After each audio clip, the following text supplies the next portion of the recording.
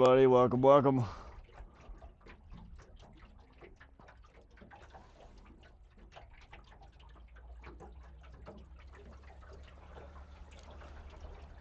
I think we're live. Let me double check. I don't see chat.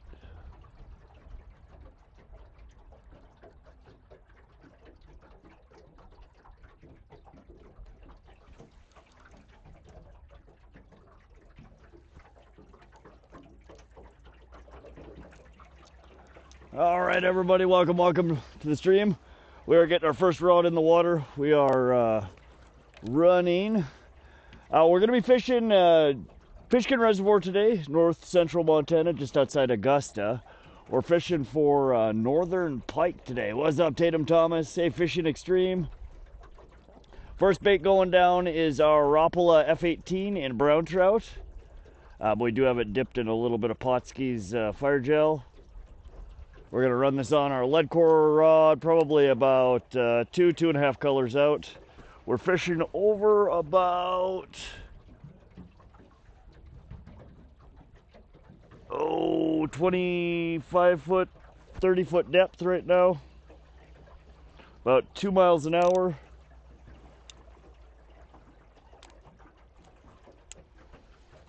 Let's get this out.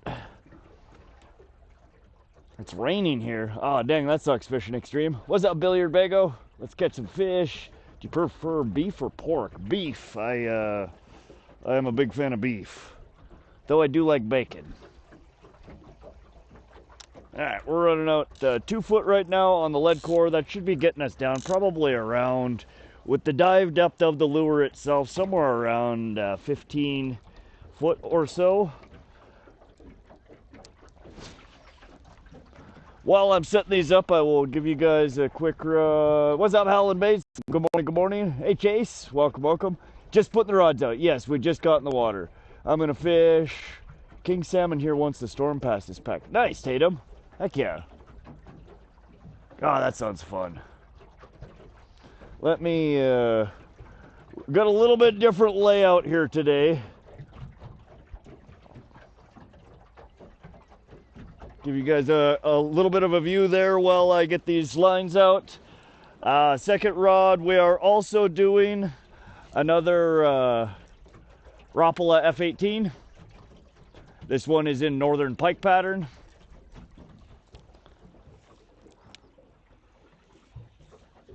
Let you guys take a look at the map and the down scan there.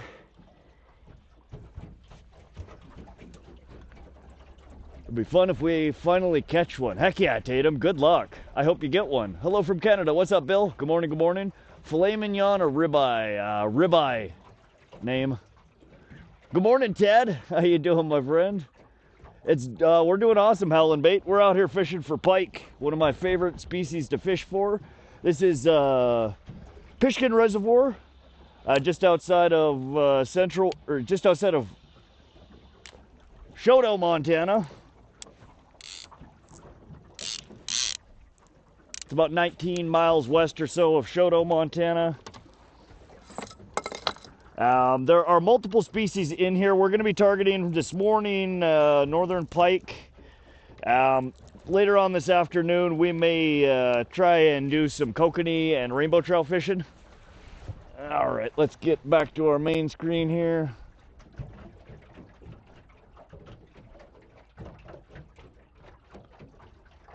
Our luck might be saving up for the tournament tomorrow and Saturday. Oh, do they have a tournament there at Peck tomorrow?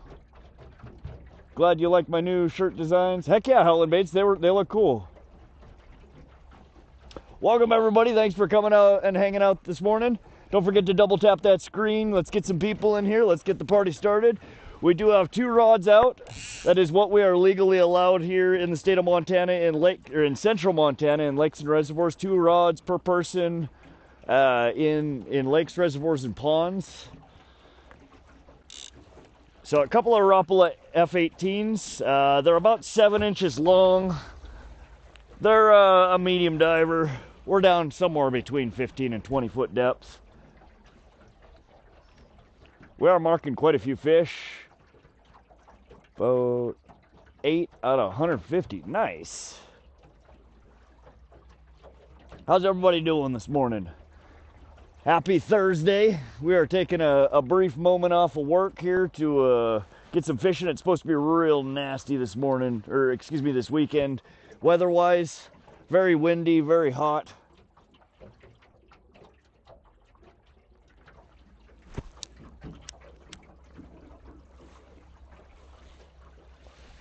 We are running a little bit of a new layout here today. This is, again, with the Moblin encoder. We're not running straight through the YouTube app today.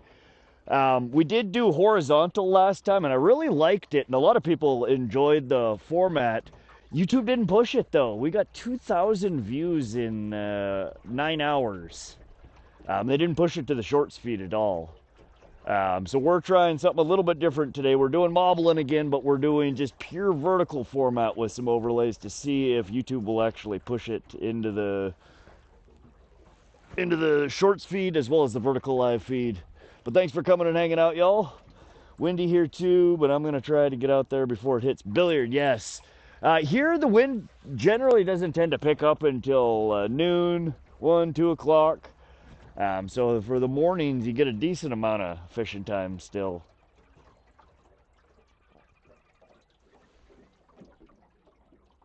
But we are just on our Lowrance Recon, our trolling motor. Man, there are lots of stuff deep. We're actually going to run this out a little bit further. All right, 2.5 colors, 75 foot, and this other one we're gonna run 90 foot. 3 colors.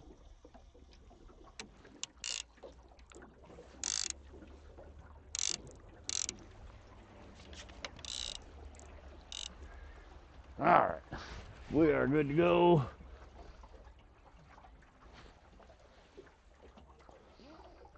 The team meeting at 5. Nice, Tatum. 2 people per boat.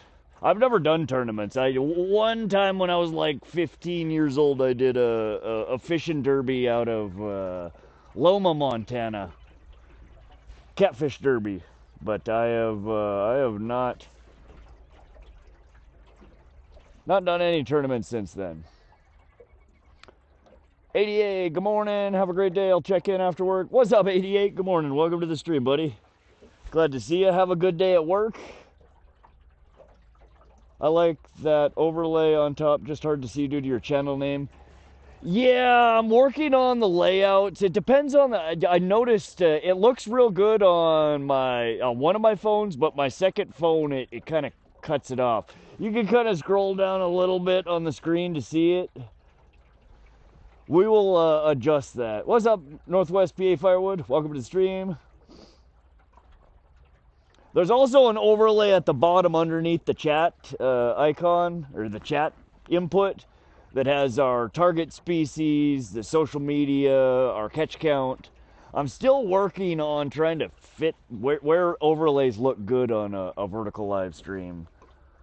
But we are experimenting.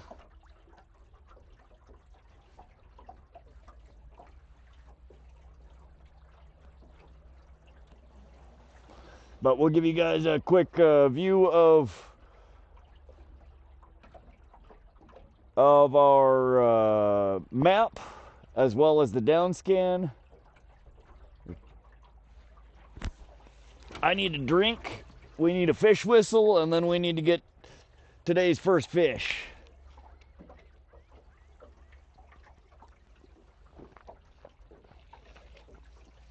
Name, what do you serve with ribeye?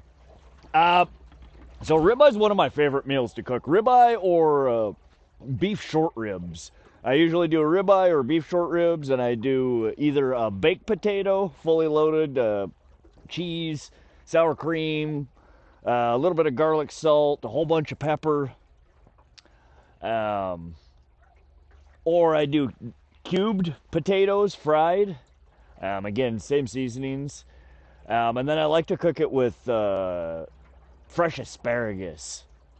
I throw those in aluminum foil on the grill and grill them in butter and garlic with a little squeeze of lemon or lime. Grill those until they're just mush. No fries? Not usually, no. I do usually have potatoes, but it's usually a baked potato or cubed potatoes.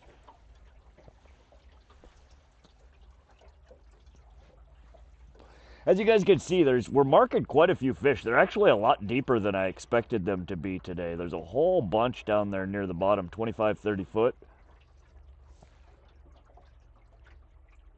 We might have to bust out our reef runners here. Well, I'm here, coffee's brewing. That should be all you need to start the great day. Heck yeah. Good morning, Anon. How you doing, buddy?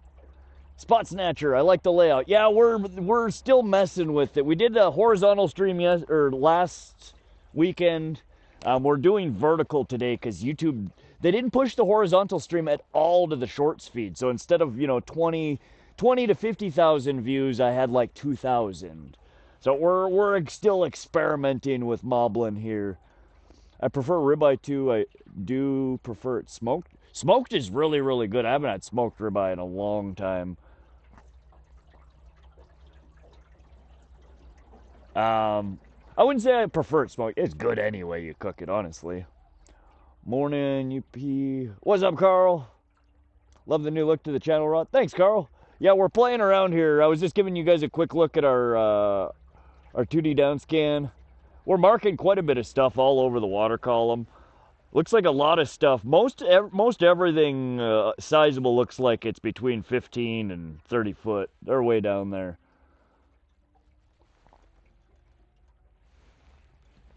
Let me bust open our chat window here, or our stream.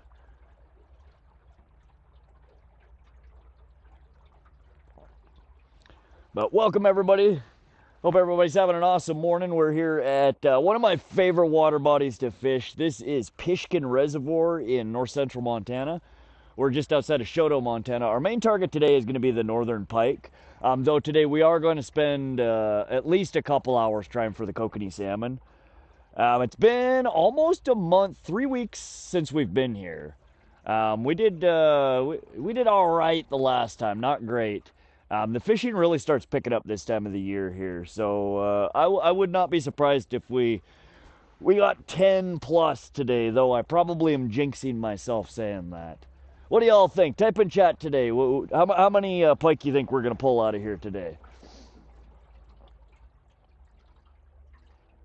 But yeah, ribeye's really, really good. If you've never tried them, try short ribs. They're like the fat cut short ribs. They take forever to cook. They're kind of a pain in the butt to learn how to cook. But they are absolutely amazing. Such good flavor. If you guys have not done so already, double tap that screen. Let's, it costs you nothing. It helps the channel. It helps get some people in here. But thanks for tuning in this Thursday morning. We're going to be here for a marathon stream if weather permits and we don't have any issues with the boat. We'll be here sun up to sundown. Going after northern pike, kokanee salmon, rainbow trout, and yellow perch. Pike number is not enough. 6 pike today, 15, like 5. So we get 5, 6, and 15. All right. I don't know. The most we've ever pulled out of here in a day with 2 pulls is 33. That's how many we landed. We lost 2 for every one we caught, though. So this is a water body. When the bite is good, you can realistically put 100 pike in the boat. The limit is 10 for them. Normally we keep a handful a season. They're one of my favorite to eat.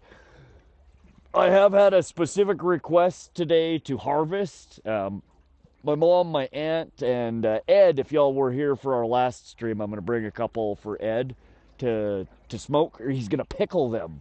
Ed's going to make me some pickled pike, y'all.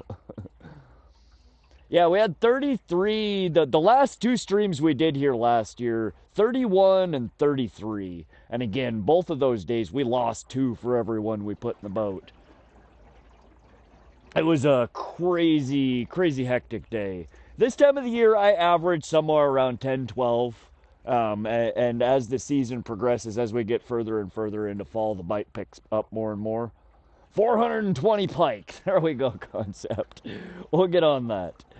Your beef ribs can be cooked sort of juicy and tender, but somehow I prefer pork loin smoked and marinated. Pork is good. I've never really... I will be honest. My parents used to cook pork chops when I was a kid, and I frickin' hated them. I never liked their pork chops. I love ham, like a Christmas ham, you know, salted ham. I love bacon. I love pulled pork, but I've never like had a pork chop that I was like, damn, that's so good. I need another one of those. Just not really my thing.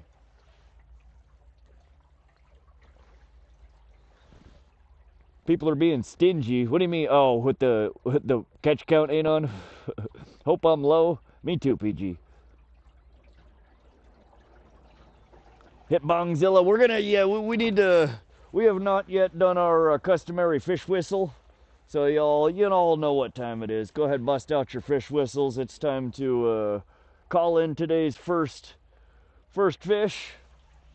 We have Montana milkshake, or excuse me, huckleberry milkshake. Our old was the Montana huckleberry, and she's toast.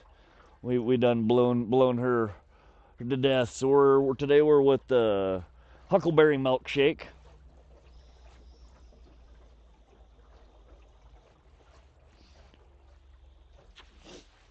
Yeah, pork chop's not a fan. Best pork chop I ever ate was off a hog I'd slaughtered and processed. Nice, Carl. Hit that thumbs up, people. Let's go, Les. How you doing this morning, Les? Good to see you. Kid Fine, how many pound is your biggest pike? Just over 22 pounds, 42 inches, kid. Sounds like you might be overcooking your pork. I've never cooked a pork chop. My parents always cooked it. They breaded it and then they cooked it to death.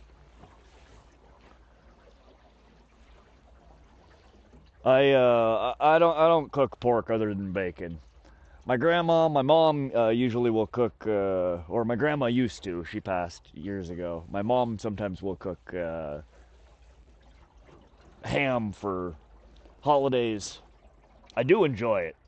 That shit's good.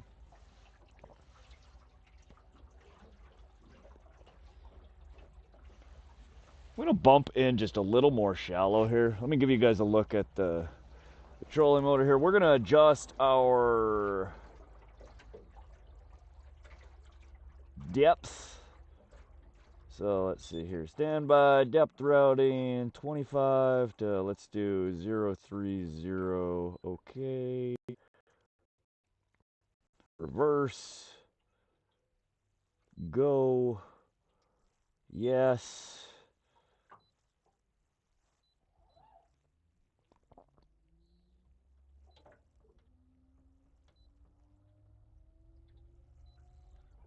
All right, trolling motor. So the autopilot gets a little funky if you're not on path when you start it. There we go. We're gonna bump our speed up to, let's do just under 2 miles an hour. Now let's do just over 2 miles an hour. All right, there we go. So we got some good marks at 10 foot, 15 foot. A bigger one, it looks like going down at 25 foot.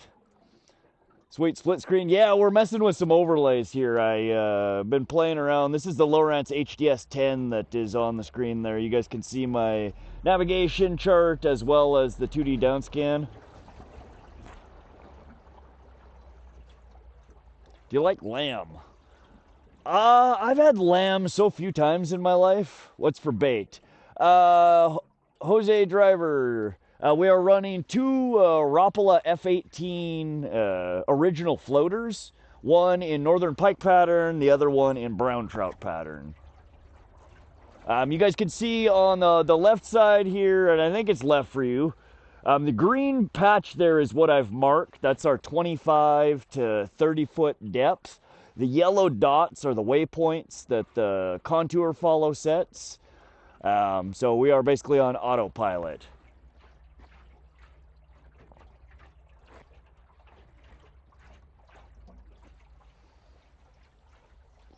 Checking in from Helena. What's up, Ed the Mailman? Everybody drop a dub in chat for Ed. He was on stream last week with us. Have you caught any breakfast yet? I'm having chicken waffles at Steve's. Ed, we've been in the water for about 15 minutes now. We have not yet had a bite. We're just getting our dive depth set. We're scoping out to see where the fish look like they're at. I see a streaker coming up. I love being able to see the sonar.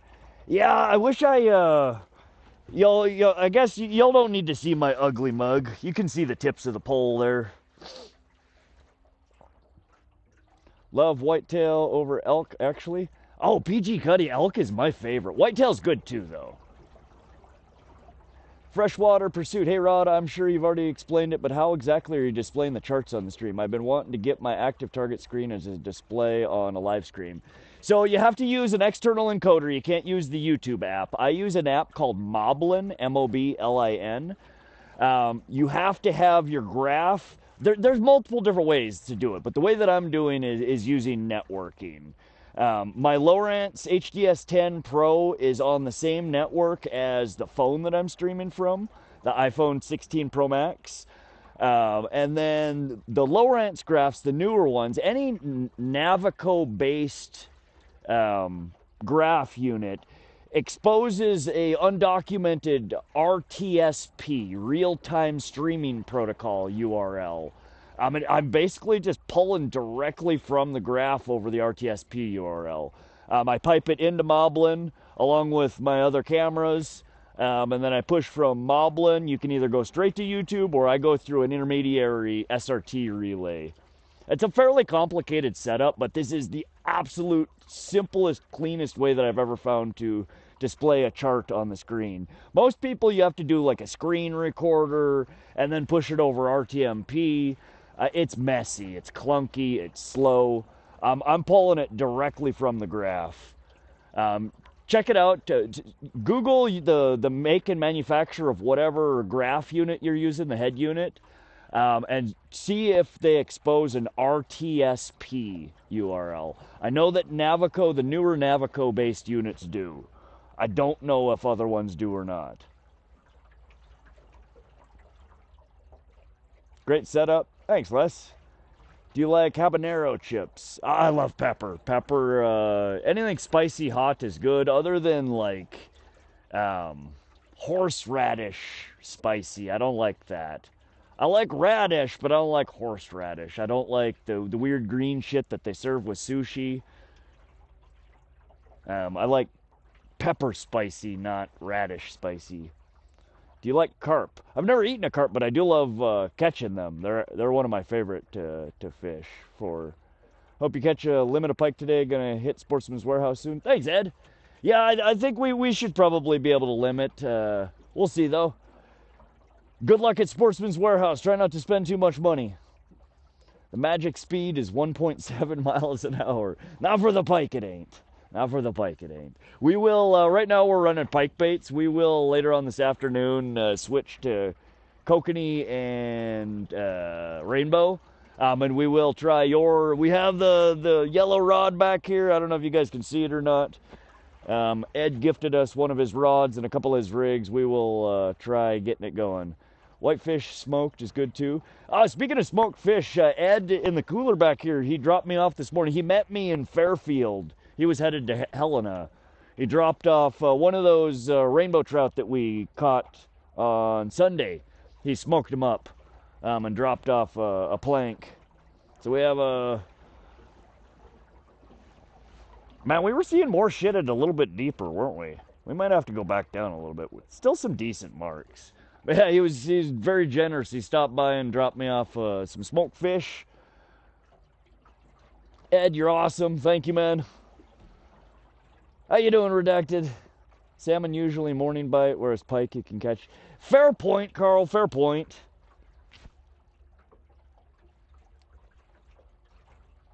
All right, we're gonna switch back to the main screen here. We'll cycle back. We'll let you guys see the down scan and graph from time to time. But welcome everybody. Thanks for coming and hanging out this morning. We are at Pishkun Reservoir. We're out here trying to smack some pike around today. Other species that we may target today are Kokanee salmon, rainbow trout, and yellow perch. We're getting rained out here today, man. Yeah, it's supposed to get A little windy this afternoon, 15 to 17 mile an hour gusts is what I was looking at past 2 p.m. But it's only supposed to be for a few hours. That sucks though, redacted. HBO, help a brother out. Right, Ed. Sheriff Monkey, welcome to the stream. We've been in the water for 20 minutes now. We have not yet had a bite.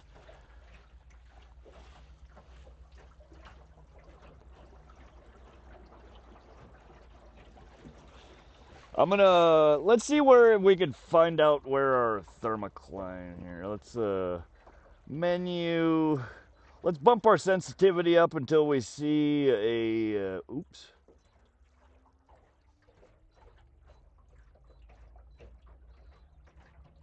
All right, no Thermocline. Either that or it's deeper than 25 foot, which it makes sense. It probably is deeper than 25 foot. Those are some good fish, though. We're good marks at 15 foot. Another good mark at 25 foot.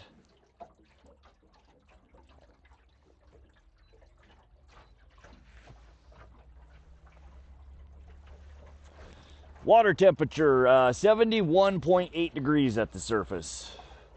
So just over 70. Posted some giant trout pics on the community page. Nice, Brian. I briefly scanned through there last night before I started packing up the boat.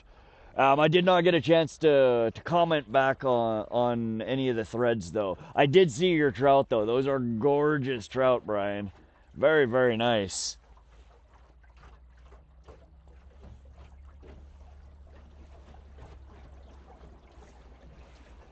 All right, I'm going to adjust. We're going to bring this guy back up to 60 foot. The other one is at 90 foot. So we're out 2 colors on this one, 3 colors on the other. We're running 2 Rapala F18 original floaters. This one is in Northern Pike. The other one is in brown trout. And this time of the year, I was looking through my previous year catches. The Rapala F18 is what really was hitting on this time of the year last year for me. So that's what we're starting with today.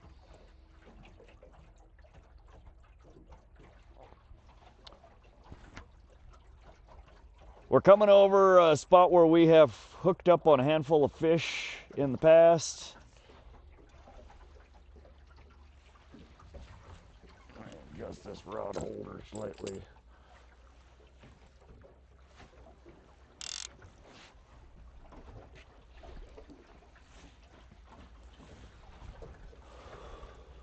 What's up, BTB Outdoors? Morning, chat. Brian, nice fish, and after my own heart. Man after my own heart. Yeah, I have not yet busted out the rainbow trout that you guys check it out. As we pan around here, we got an absolutely gorgeous sunrise coming up here.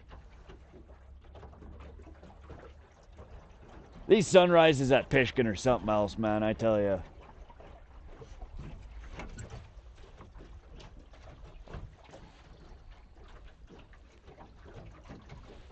All right, we need to... Nah, we're still marking. We'll be all right. The one brown my son got was 22 and a half. 21 and a half. Man, that is huge. My biggest brown is just under 7 pounds, and that thing was fat. I've never caught that caliber of trout, a 20-plus trout of any species.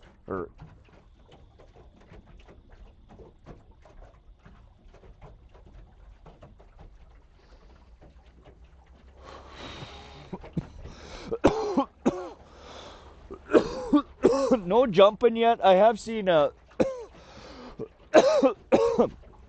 handful of fish surface, nipping bugs off the surface. Nothing sizable though. Oh, that sunrise is so pretty, y'all. Good morning, Hammy D. Welcome, welcome. It's on your page. Carl wanted to see it. Okay. Yeah, y'all who post the pictures of the fish and stuff on my community page, y'all catch some freaking nice fish. Making me jealous over here.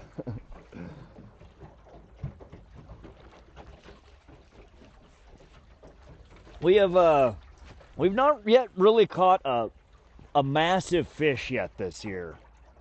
Hopefully today's the day. Hi from England. What are you fishing for? Hey Charlie, our main target is northern pike. We're fishing a couple of medium diamond crankbaits on lead core right now. Rapala F18, they're about 7 inches. A stick bait, minnow bait. A lot of people call them different things. One in northern pike pattern and the other one in brown trout pattern.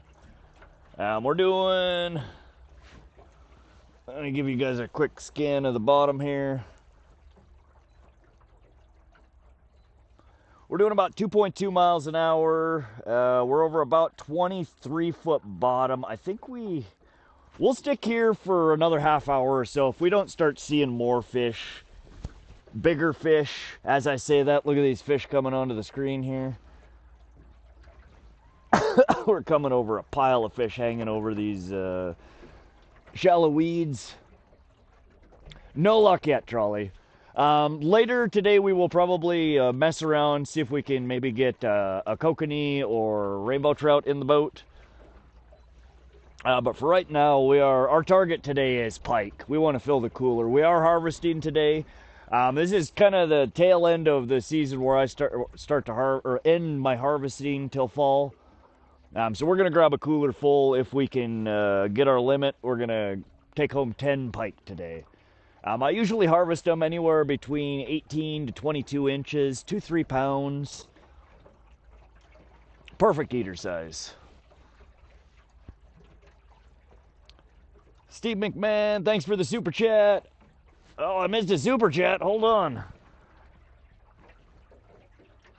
Let's go, Steve, with a 1999 super chat. Good morning, my friend. Beautiful sunrise. Isn't it pretty? I was just saying how much I absolutely love Pishkun sunrises here. I'm a sunrise kind of guy anyway. I love them, but something about these sunrises here at Pishkun. I love how the water line almost meets the sky. There's just that thin band, and they always have those purples and pinks and oranges and...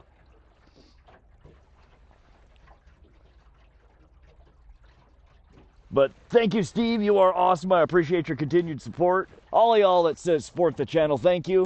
You help make this possible. Starlink Mini is every damn few months they seem to raise the price on it. It's currently $185 a month to broadcast our streams out here. We run the Starlink Mini with DeWalt batteries to power it. We have a custom hot swappable battery system that I built. But thank you for your continued support. It does help pay for the Starlink so we can stream out here. There's no cell signal anywhere out here where we stream. Miss landscape mode, but understand YouTube sucks for pushing live feed. Yeah, so last week was a test. I loved the layout of it, but they didn't push it at all to the shorts feed. It goes to the vertical live feed and browse.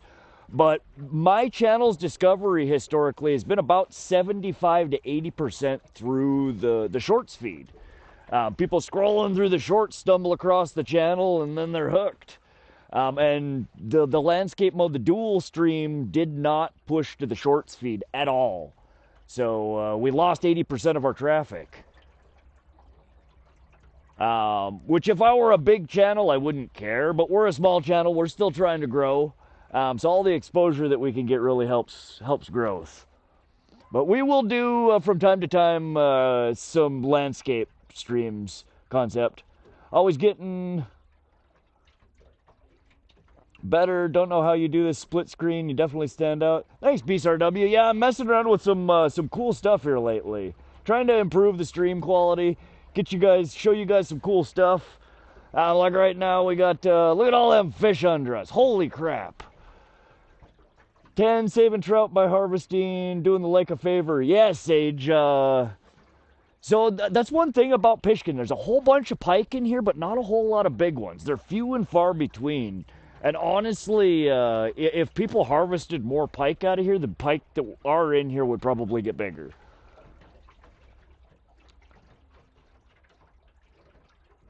At least that guy who kept saying fish on is gone. Oh, they always come through. If you would choose, which bourbon, hold on a second, would you pick up? I don't drink bourbon at all, name. Lots of good fishing Upper Peninsula. Who said $49.99? Who did that? Hold on a second. Redacted with the $49.99 Starlink funds. Let's go. Thank you, Redacted. I appreciate you, my friend. Are you running Starlink on your boat? Or did you not get it yet? I know that you've posted some content from the boat. Why is the camera backwards? What do you mean? Is it backwards? You know what tastes good on pike? Tomato, basil, and olive. That does sound really good, Fishing Extreme. I'm missing some chats here. What's up, CK Little John? Biggest 12-pound steelhead. Oh, I like this. Knowledge of man, he knows his shit. How you doing? I'm doing awesome, CK Little. We are still trying to get our first bite of the day here. We're gonna tease one rod while we wait here. See if we can coax something in. Hello, chat. Looks different from last stream I was in. Yeah, CK. So last stream you were in, it was a horizontal mode. I'm experimenting with some different layouts for the stream here, trying to see what YouTube will push, what they won't. The horizontal stream. Look at that sunrise, y'all. The horizontal stream was absolutely fantastic layout-wise. I really, really liked it, being able to show you guys, you know, a big wide screen of the boat, have overlays and not have them cramp everywhere. But unfortunately, YouTube just didn't push it. I'm not a big enough channel. So we are trying vertical now, but the switched sides, yes, so because this is how it actually looks. You guys are looking at the port side of my boat, the left side. This is a left-hand reel.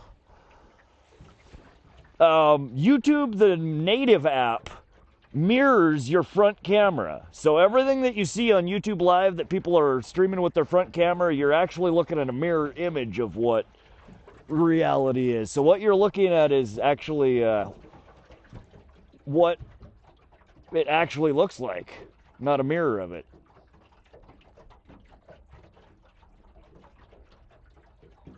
Hello, Rod. Great format. Yeah, running. Thank you, Kitty Kayak Dangler. Yeah, we're messing around. We're trying some new stuff. I appreciate the feedback. If there's anything you guys don't like about it or any suggestions, feel free to drop a comment in the live stream below. And in fact, if you're rewatching this, drop a comment below. Let me know. Let me know if you're enjoying the stream. If you like the new format. Let me know where you're watching from. We have very few comments in our replays of the live streams. It'd be awesome if we could get some more action in there. How long you been doing this and where'd you get started? Pat, I've been fishing all my life. I've been fishing in the boat here. I've had this boat for about 5 years. We started streaming on YouTube about a year ago. A little over a year ago. Be sure to subscribe and turn on notifications. Heck yeah. Otherwise, I would not have known you were live. Love the charts overlay. Thanks, Katie Kayak Dangler. Yeah, I would love to be able to keep it on the whole time, but it's a damn shame to cover up this sunrise over here. We'll turn it on and off periodically here. We've been in the water for about 34 minutes. We have not yet had a. As I see that, there's a fish on. I said, we have not yet had a bzzz. All right, y'all. First fish of the day on our, I believe this is our northern pike patterned Rapala F18. Look at that.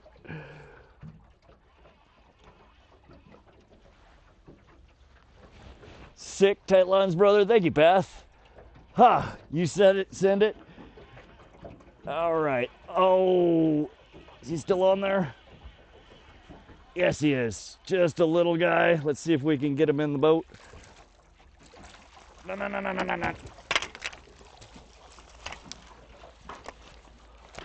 Landed. First fish of the day. We got northern pike number 1.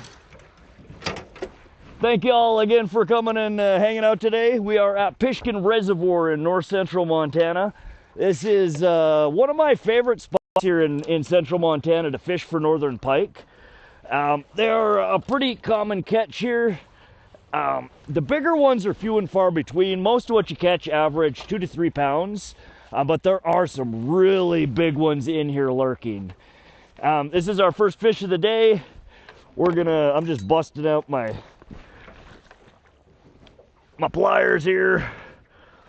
Be very careful unhooking pike. Oh, that's another thing. I'm gonna get my GoPro on and we're gonna do some FPV shot. Oh, shoot. He unhooked himself, y'all.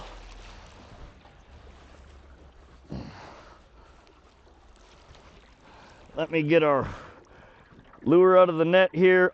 I lied, this was not our northern pike pattern. This was our brown trout. So that's what we just got off of. It's a Rapala F18 original floater. They're a balsa bait, so they float. About 7 inches. And this time of the year, these are quite productive here at Pishkun.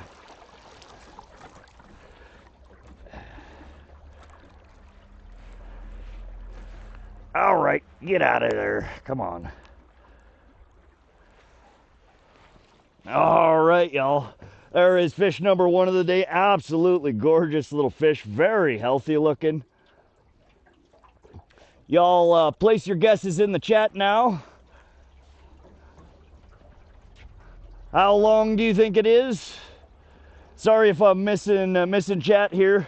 Let's get her on the bump board real quick. Get a measurement on this guy. Oh. Place your guesses in the chat right now. How long do you think it is? Some of y'all are pretty good. All right.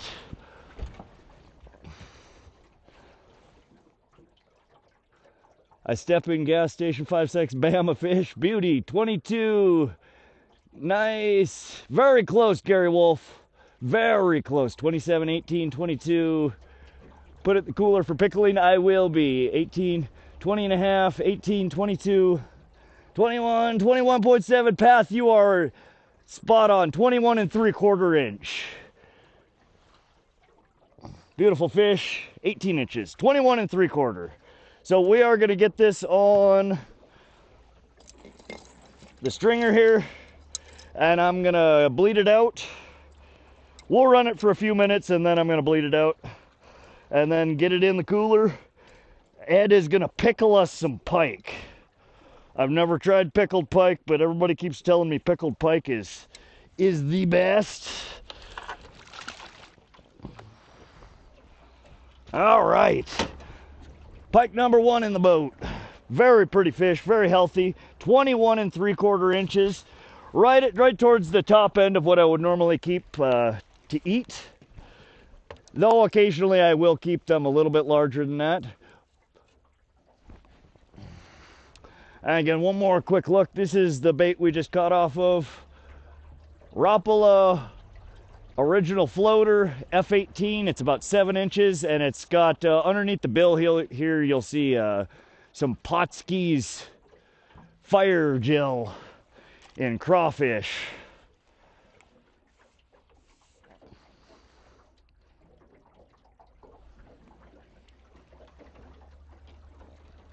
I was over about 25-foot bottom. We were doing right around 2.2, 2.3 miles an hour.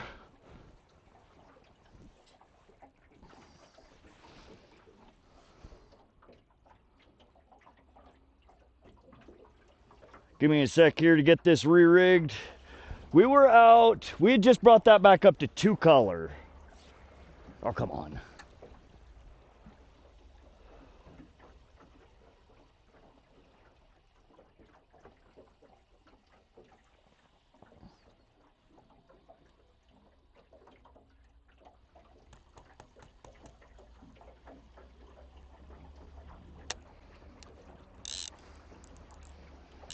That was a good one, though. I'm like, we haven't had any slam the pole right as I was saying, we haven't had any fish yet. All right, so we have that one out 2 colors. The pike is out 3 colors.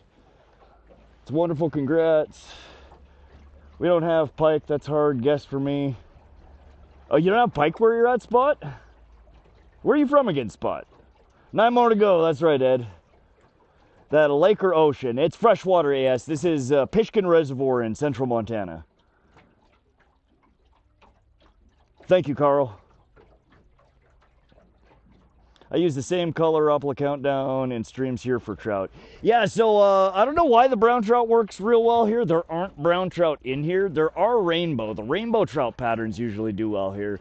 Rainbow trout, yellow perch, and pike are probably my 3 most popular realistic style baits that I run. And these Rapala F18s, the pike love them. You can run them upwards of 3.5 miles an hour and they still keep good action. They don't roll on you. And they have decent action all the way down to like 1.7, 1.8. Faster is better though with them. Anytime around North Georgia. Okay, Georgia. You really don't have pike in Georgia. Huh. Do you have pickerel? Zander? Or rainbow native to America? I believe so, AS. Yeah, there's some native trout here in Montana. Is there more than 2 genders? Rob, we're here to talk about fish, not whatever the fuck. Whoa, fish off a zone! Let's go! Fish number 2 of the day. Let's mark that guy on the map. This one is on our pike pattern.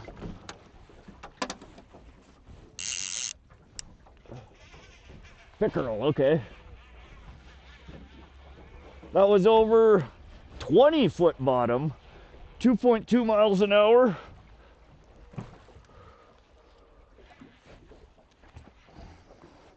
Trying to work him around this other line.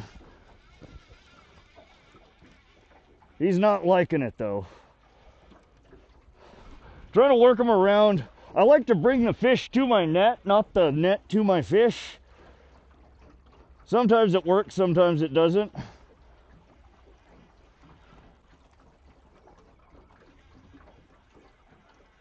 Slow and steady. Once they hit the top of the water, you'll want to kind of bring them in. This one is looks to be maybe a little bigger than the last one.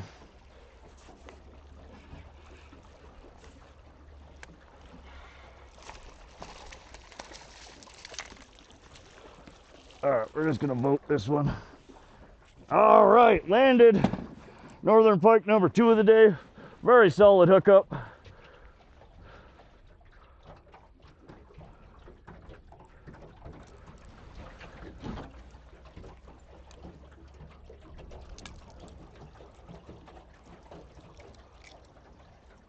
So that was our northern pike. Rapala F18. We're gonna get this guy on the bump board. Looks a little bit bigger than the last one, though still good eater size. 23-inch. Yes, that's called fishing. Oh, I'm having a blast in this sunrise. What more can you ask for, y'all? Double tap that screen if you have not already. I hope you guys are enjoying the stream. Let's get this guy on the bump board here real quick. And I think we're gonna throw this one on fish brain as well.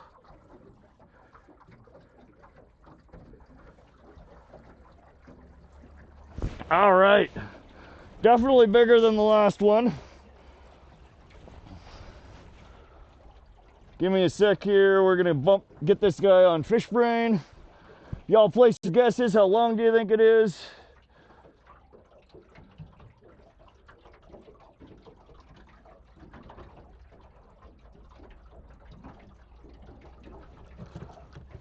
All right. See if we can get this awesome sunrise in the picture here.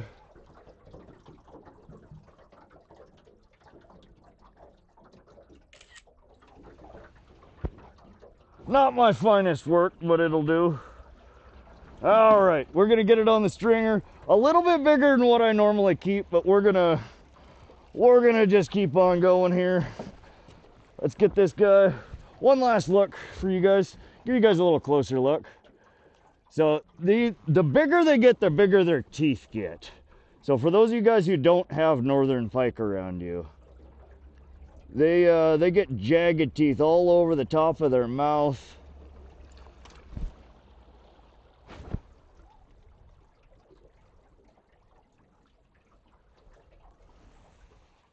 All right, I'm gonna get it on the stringer, and then I'll get to y'all's guesses.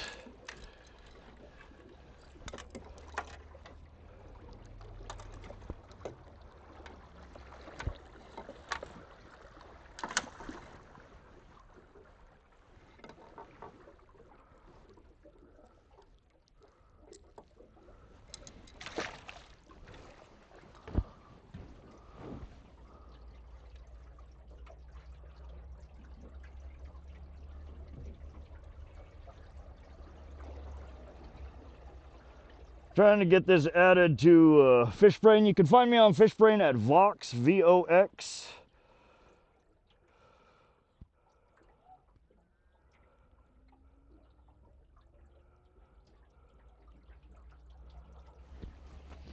All right, it's dead. It's going in the cooler. Nice one, bro. Congrats. Thank you. Fish on. Let's go. 23, a little bit bigger. Nice one. What you got? Add catch northern pike. Looks like a pike pattern. That one, yes, was not an adolescent. That one was a more normal marbly pike pattern, Justin. 23, close. Justin, 23 and a half. Ding, ding, ding. Justin got it. 24.2. A lot of very close guesses, y'all. Tiny ones will shred you like mincemeat. Pull that lip down 3/4 inch. Teeth on the side, sharp as razors. Yeah, we'll give you guys a closer look on the next one. 23.5.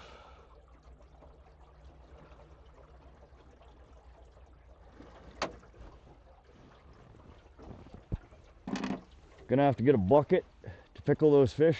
Pile them up, sir. We will, based upon how the morning's starting here, we might get our limit.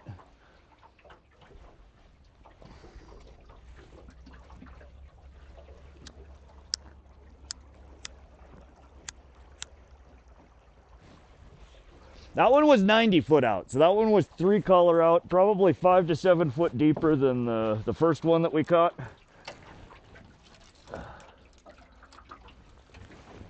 And again, that was off of our Rapala F18 northern pike pattern. I do take off the top hook. They come with 3 hooks. They are an absolute nightmare to get out of the pike as well as the net with all 3 hooks on there. So I experimented between taking off the top one, the back one, the middle one, and leaving the last 2 on it seems to be, creates the best hook sets. And I lose less fish. Yeah, those are a mess to try and get out of the net when they have all 3 on there. Didn't know we were doing fractions, or I would have guessed the first one too. Justin. Done with my second guessing. I've been 1/4 inch off on both times. Gorgeous fish. A lot of you all are getting real close on them. Steve McMahon, when that line starts whirling, then there's more exciting. Oh, hell yeah. Every time I hear that drag scream, my heart just starts racing. I love it. We're 2 for 2 so far, y'all.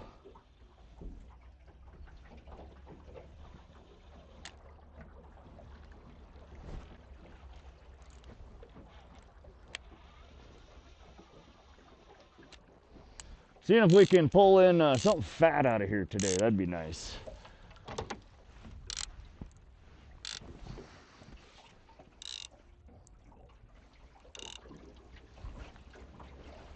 But thank you all for coming and hanging out today. We are at Pishkun Reservoir in north central Montana. We have 2 pike in the boat so far. We've been on the water for about 50 minutes. Get her done, bro. Heck yeah, Steve. How's your day treating you, Steve? Always good to see you in here, buddy. 418 pike to go. Concepts, he's down here. We are going to get 420 pike today, according to Concept.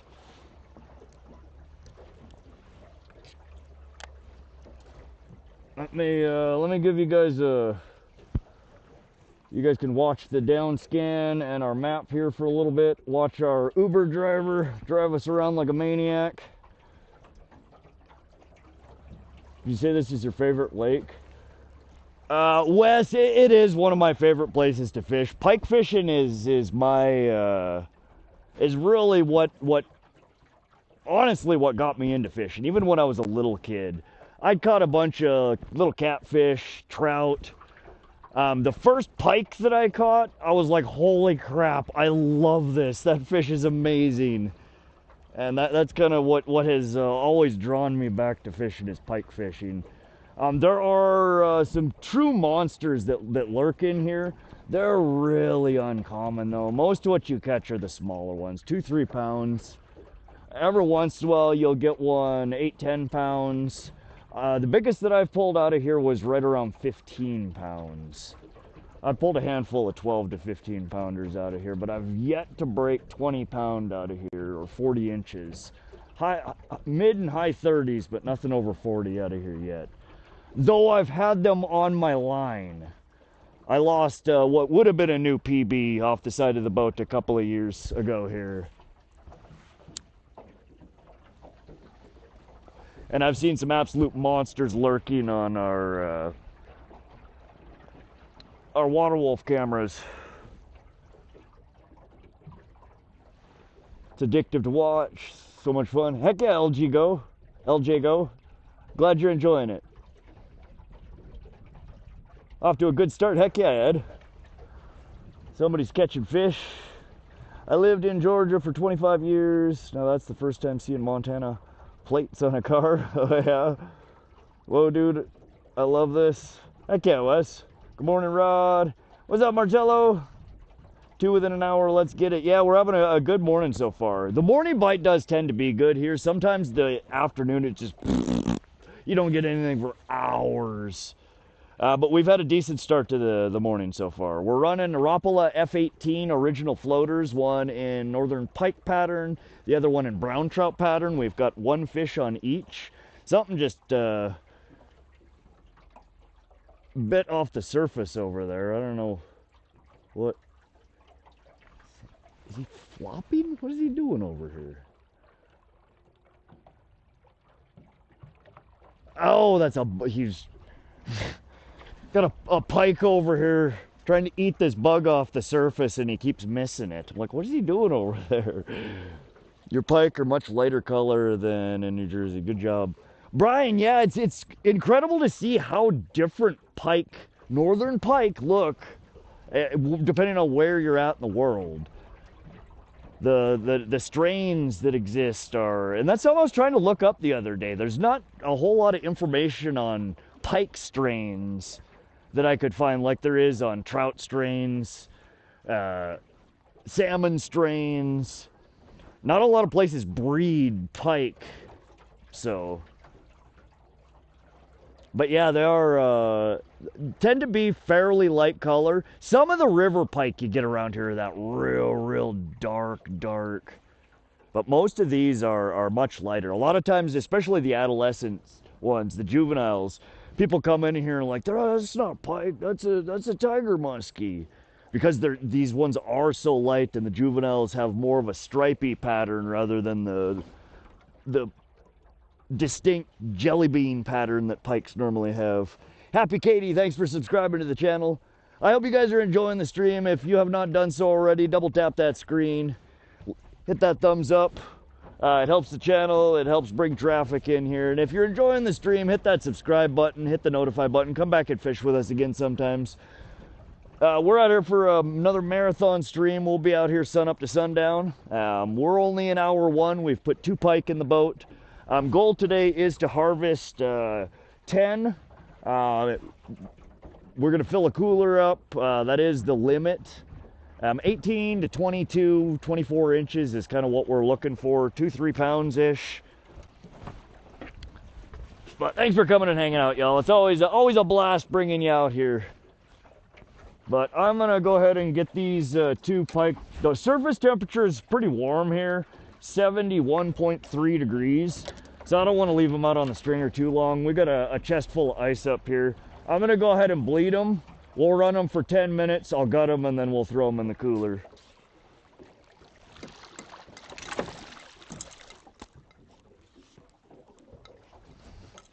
I don't know if you guys can see these or not. Those are the two we got so far. Oop. He just got water all over in my boat.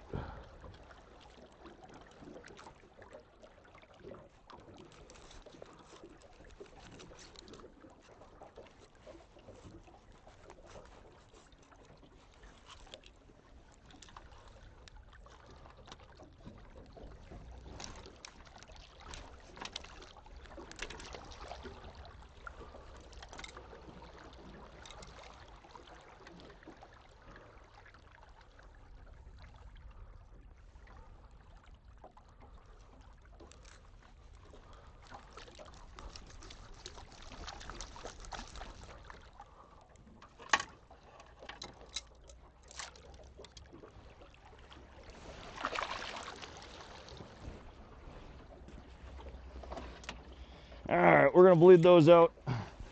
We will get them in the cooler. Two nice fish. Heck yeah, Wes. Shallower. They live. The darker. Please double tap that screen and subscribe. Heck yeah, Ted. Les with the fire.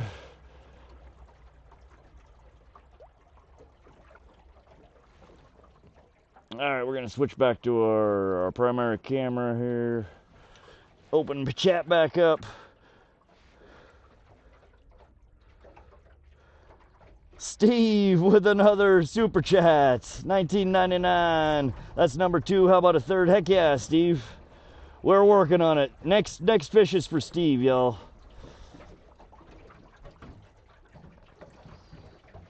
Graph on the far right of the screen, is that a scope or something? Yeah, so that's called an A scope. It's kind of cut off. You guys don't get to see the whole thing.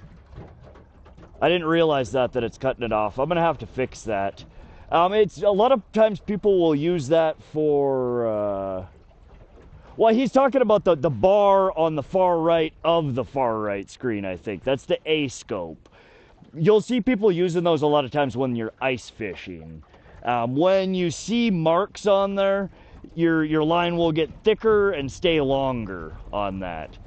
So it helps you judge the size of the fish. You'll see as the little blips go by that's just kind of a pip on the A scope. They come and they go. But when you get bigger marks, you'll get a more sustained mark on the A scope. It'll get bigger and last longer, and then it'll go away. So for the whole time your cone is going over it, that A scope widens and then shrinks.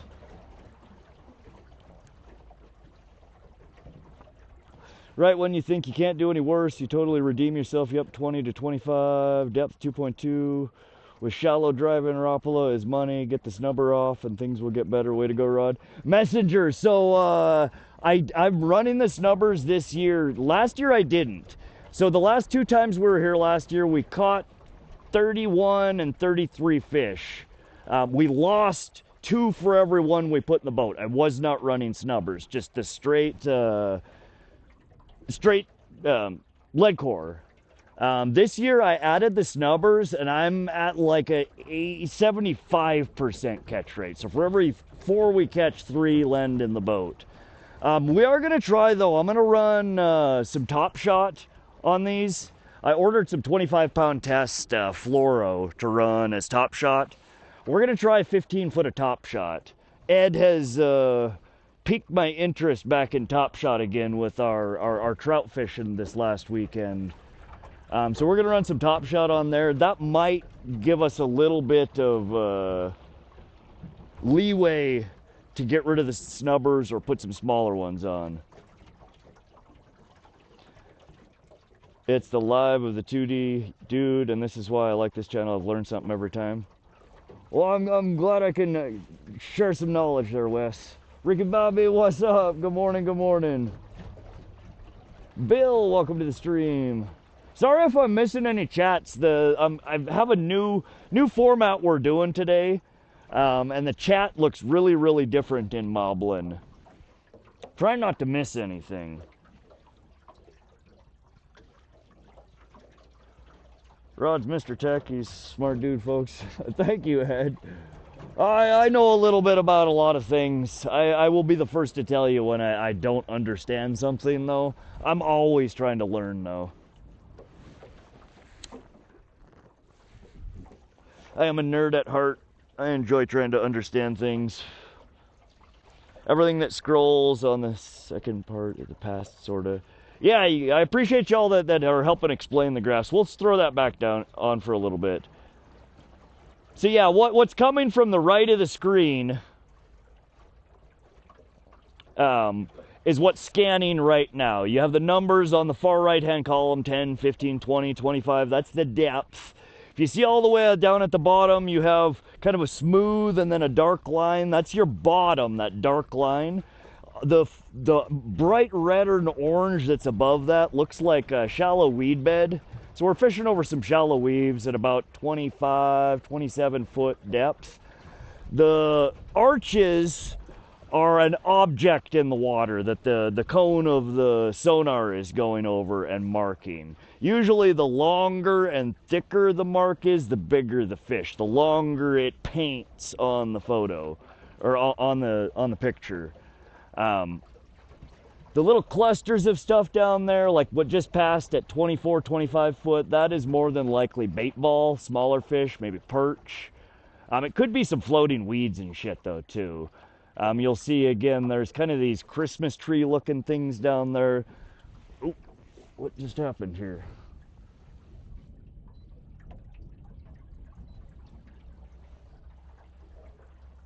All right, we're not gonna do autopilot around this weird little that curve there. Autopilot gets crazy, but right now we're over a whole bunch of fish, a bunch of bait fish. We are in an absolute pile of fish right now. There's probably some bigger ones in there. In fact, there are closer to the top, it looks like. Extra stretch helps, even if it's only 15 foot. That's what I was thinking, Sage. Brighter colors or harder objects, more dense. Yes. All right, so we're kind of gonna skip past this. Man, this would be a good spot to come back and jig. I think a lot of that is perch.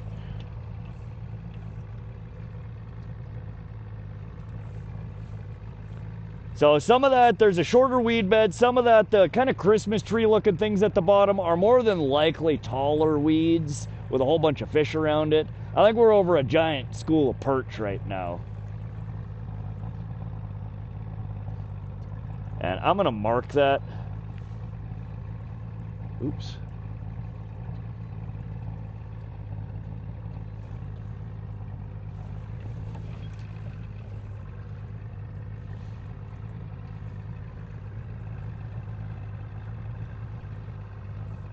I do also, you'll see on the 2D scan, there's going to be some fish icons. That's a Lowrance feature called Fish ID.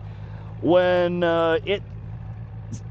it identifies a fish, it'll plaster a little fish icon over it. Sometimes I like it, sometimes I don't. There we go, there's the A-scope. Seems like it's not accurate a lot of the times. Yeah, the bait is gonna look like jumbly, fuzzy masses rather than distinct marks.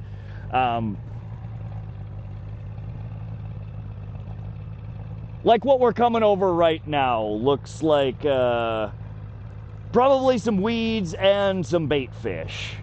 And again, there's where the bait fish are is usually a good spot to fish. Run your patterns past and around them. Where there's bait fish, there's usually predator fish that are following.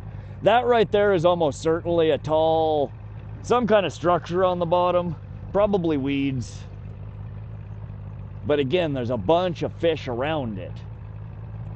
Can turn fish ID off. Yeah, Spot, I've been experimenting with it with the new HDS 10 Pro. It doesn't seem as bad as the old transducer that I had. This transducer seems a little bit more accurate, a little bit better.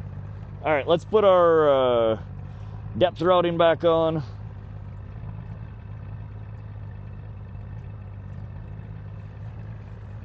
Look at all of them fish down there. So we're gonna keep going with our outboard until we get one of those yellow dots, like right there. Now we have it right in front of us.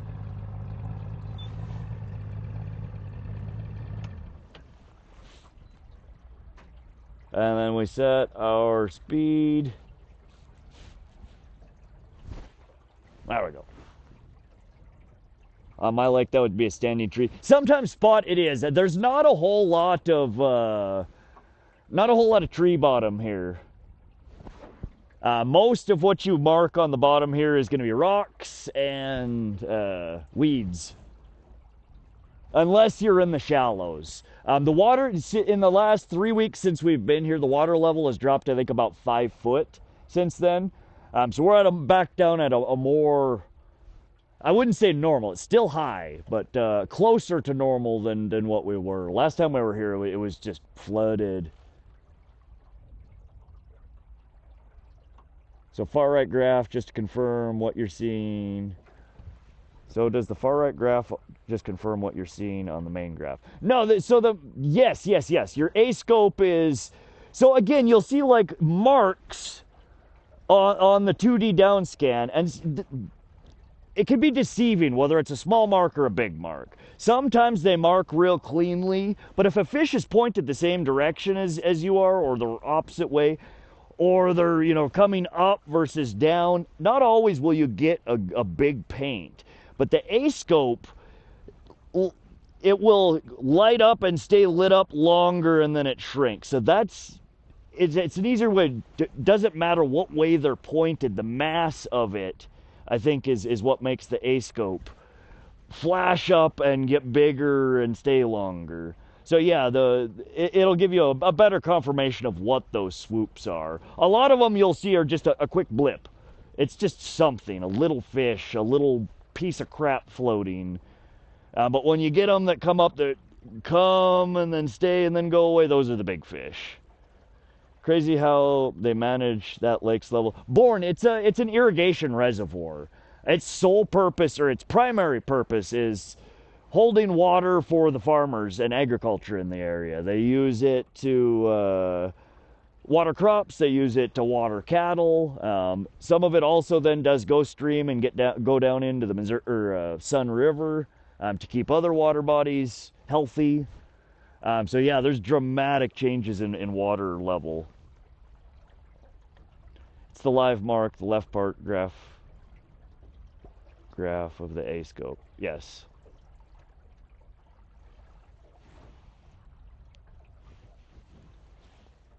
Let me turn that off. Edge of the cone. All right, we're gonna bump it back to full screen here.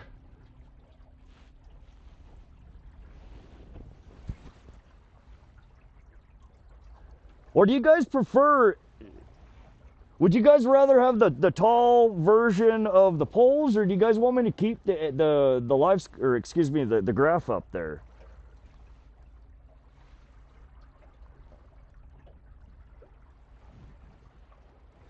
We can do it either way. I've just been kind of flipping back and forth.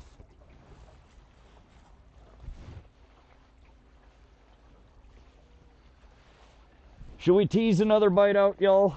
I've been looking for my lighter for like 5 minutes to light my, we're not even gonna do that. I'm gonna light a new cigarette. That was way too much effort to get 2 drags off of a stump. What's up, Danucci?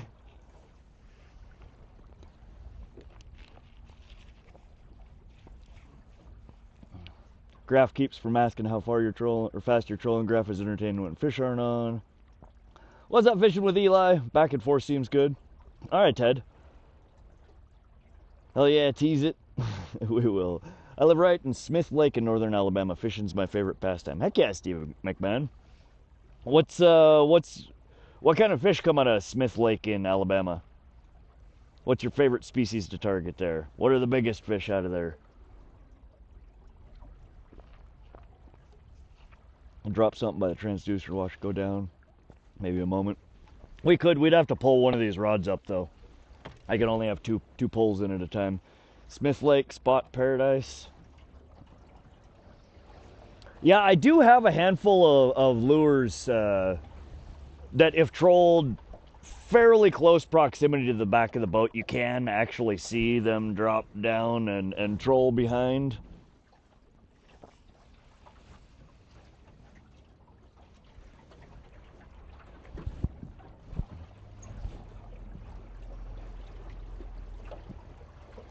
We're gonna go up a little bit further, and then I think, you know what? Screw it. Let's do a full lap around the lake. Let's see if our Uber driver can make it one time around without running us into anything. You could sound with a sinker, no?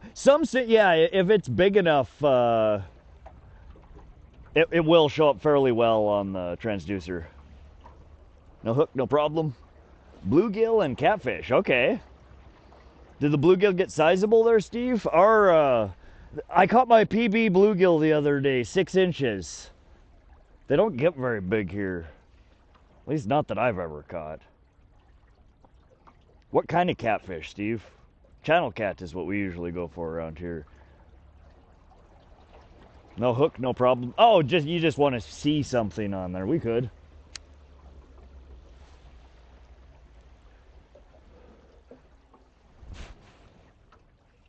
Skillet sized. Dang. Smith Lake is full of spotted bass.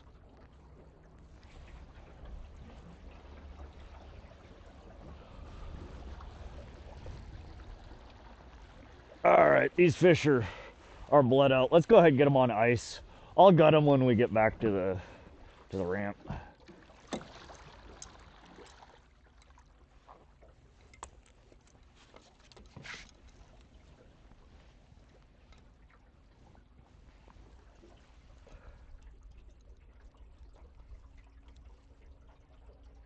Ouch.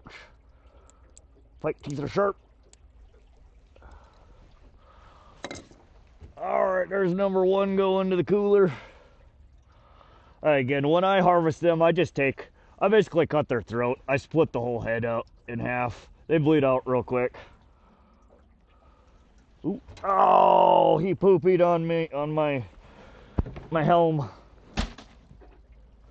Damn it. Man, I'm trying to show you guys the pike and he let loose on my helm.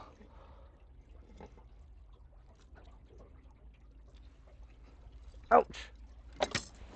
Pike teeth are sharp. There's number 2 that we're throwing in the cooler.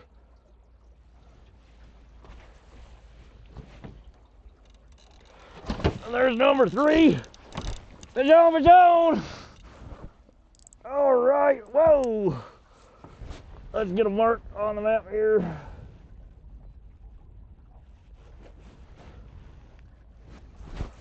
All right. Get you guys back to the front camera here. What's up, Justin? Caught a big bluegill, spotted bass. That was 2.2 feet. Excuse me. 2.2 miles an hour over 25-foot bottom. That one was 2 colors out, and I believe this is our brown trout pattern. Hate it when that happens, right, Bill? Just let loose. All over my helm, all over one of my charge ports. Just going slow and steady.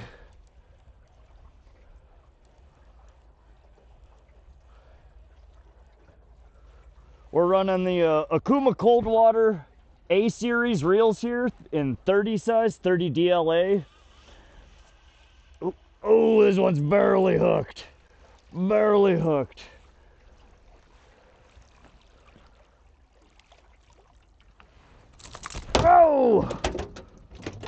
in the boat, and we cut a rod. All right. It was one hook left in him. Oh, get over here. Technically, this one was a foul hook. It did not have a hook in its mouth. So we are going to let her go. There will be more. We're going to get this one back in the water, being as it jumped out. 417 to go, almost there. That's right, Concept. So hold on, we're gonna do poo-poo duty here real quick. When Ed was on the boat over last weekend, he smacked one of the trout in the head and it let loose eggs all over on the floor in my boat. And he's like, "You got any bread?" And I'm like, "I think I do somewhere." I found my hamburger buns, so we're gonna take a page out of Ed's book here and use, being as I don't have any toilet paper or paper towels, gross, handy, we're gonna do a cleanup on aisle poo with a hamburger bun. Somebody TikTok that. There's your tip of the day. Oh God, that stinks. Yeah, that's nasty. Who's hungry? Get that bait out there first. Yeah, I know. We'll feed the Pishkun wildlife some poo-poo bread. All right. So that was again our brown trout pattern Rapala F18 original floater. They're about 7 inches long. I take the front hook off just for ease of use. Underneath the bill here is some Potski's fire gel. That's fish number 2 on this one. We've caught 1 on the other, the pike pattern. Let me fix my counter. My counter was getting wonky there. There we go.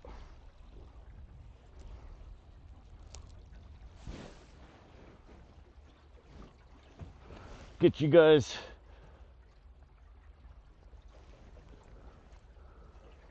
real shit sandwich right ahead.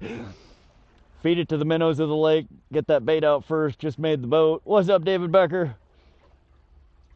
Yeah, he barely made it in the boat. Take those shitty silver tables off and put stronger Kamakatsu on. These are owner hooks on here, I think.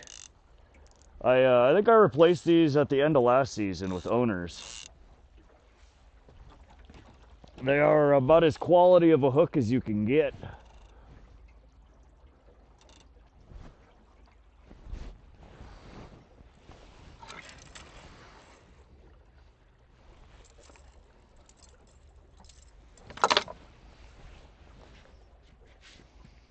Ah, this shit's slippery.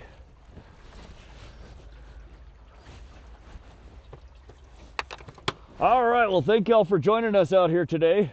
We are marking some interesting fish down there. Definitely some weeds. Some of it's got to be weeds. Some of it is fish, though.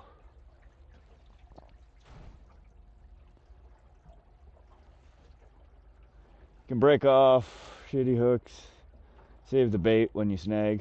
Sage, yes, absolutely. Yeah, that's one of the first things that I normally do when I buy a lure is check the strength of the hook, what kind of hooks and rings it has on it, and if they look crappy, I will usually swap them out. Owner's a great hook. Yes, I switch any of my trebles that I put back on cranks are owner.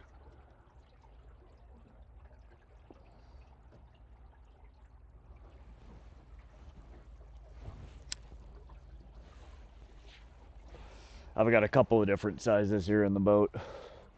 What's up, buddy Morris? Man, look at all that crap we're over.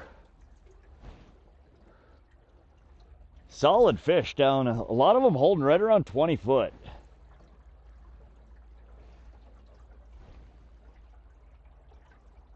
Those are some crazy marks, right? But you can see that everything's, for the most part, pushed down to that 20 plus foot mark. Some a little bit shallower.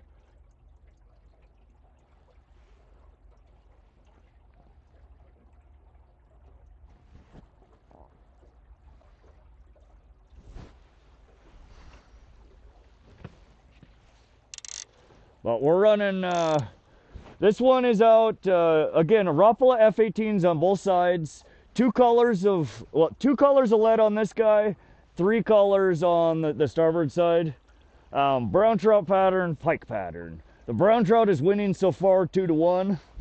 The pike pattern usually does pretty well here. In fact, this pike has been bit so many damn times that I've had to epoxy it back together. The balsa wood is fairly soft, and the front hook on it, the eyelet, has split the balsa twice now, and I've had to glue it back together. Thermocline? You think that's what we're looking at, Mike? Thermocline? I don't know. We tried, I tried adjusting the sensitivity out. Or well, we're looking at fish at or near the thermocline. Maybe that's what you meant. But that's not the thermocline itself. Do you journal the moon phase along with your catches? JV Joe, I really should get better about doing that. I try to post a handful of catches from every trip on Fishbrain, and I kind of use that as my fish journal. It tags the location, the temperature, the winds, the moon phase, what lure I used, all that stuff. Steve McMahon with a 1999 Super Chat. Third fish. I'm loving this. Heck yeah. Thank you, Steve. Yeah, it's been a fairly decent morning so far. We've been on the water for almost 90 minutes now. We just put third fish in the boat. We got 2 in the cooler. That last one, technically it was not a legal fish to keep. When it came into the boat, the only hook that was in it was behind its eye. One was in the lip, I'm sure, at some point, and it just thrashed its way out. But technically a snagged fish is not a legal fish to harvest here in the state of Montana, unless you have a tag and you are fishing for sturgeon, or certain water bodies at the end of the year allow snagging of Kokanee salmon. Snagging season is not open right now, and pike are not snaggable. So, wait, do you think those are fish down there? Some of it is, yeah, I'm sure. Some of it, I don't think all of that is fish. But you can see on the A-scope that it is staying fairly decent. That might be fish. I'm not an expert at reading these graphs, but the individual swoops between those masses definitely do look like fish. My interpretation of what I'm looking at right now is fish, bigger fish mixed in with some smaller bait balls, and probably some floating weeds and debris in there as well. But a lot of that is bait fish, I think. We're allowed to keep foul hooked as long as it's not on purpose. Interesting spot.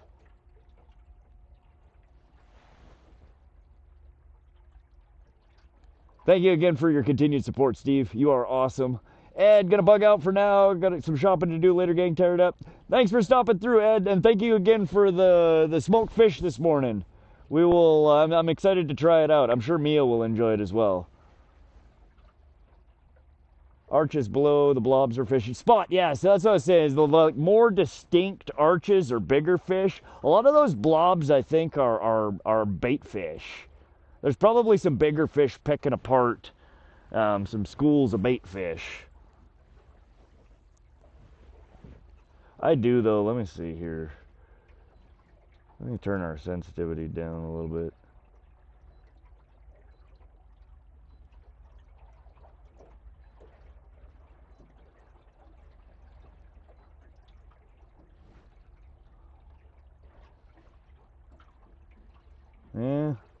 That's what looks good to me.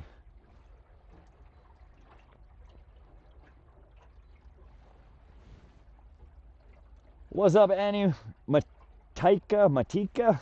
How you doing, Annie? Welcome to the stream.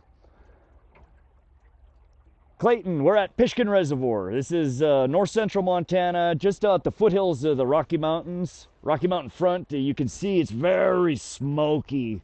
All this, that is not a cloud in the background, that's all smoke. But we have the Rocky Mountain front, the Continental Divide. To the west of us, to the east of us, is a small town called Choteau, Montana. We're out here in the middle of nowhere streaming using our Starlink Mini. This is one of my favorite spots to come and fish for northern pike. There are also really fat Kokanee salmon and rainbow trout in here as well. Lots of yellow perch also. Yes, I've got 30 years looking at those screens. Your interpretation is correct. Thank you, Spot. Yeah, I'm always a little... Sometimes I gotta look at it and think about it for a little bit. Play with the buttons a little bit, see, make sure it is what I think it is.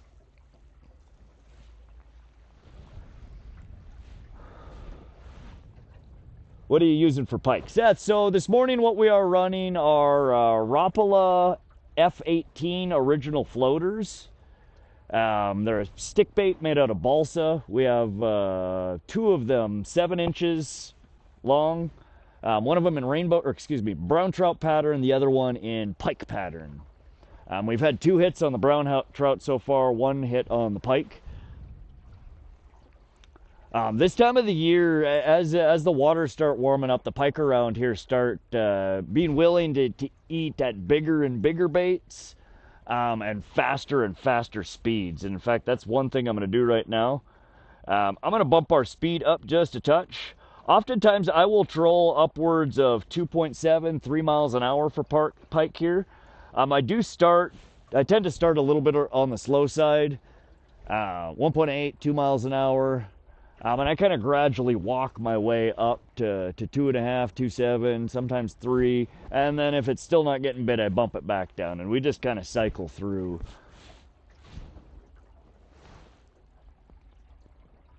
What are you using for pike? Smoke is better today in Billings. Praying lots of rain. Yeah, it's rough here. I don't smell it. It doesn't bother me. It's just thick. You can barely see the damn mountains in the background there. It just looks like we're in a cloud.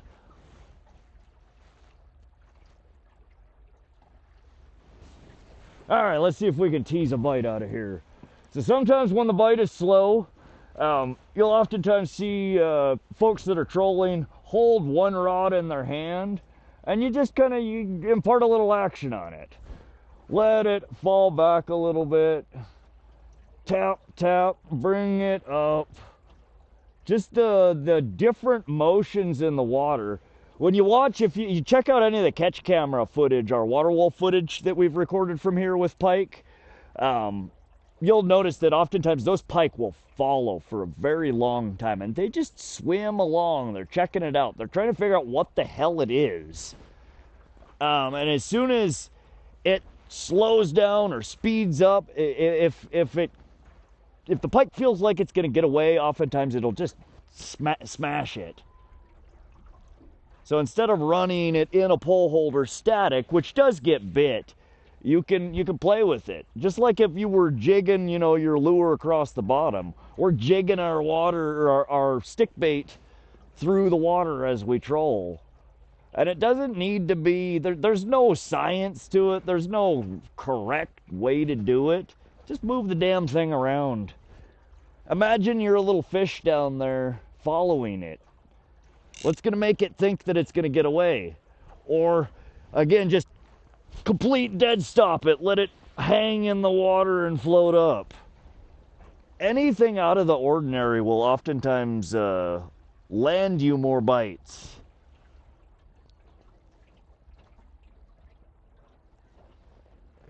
Rusty, that's a weird question, man. We've had too much rain here. It was dry all day yesterday for a change. Dang. Yeah, we've had very little rain here this last week. We went from super monsoon season straight into deathly hot.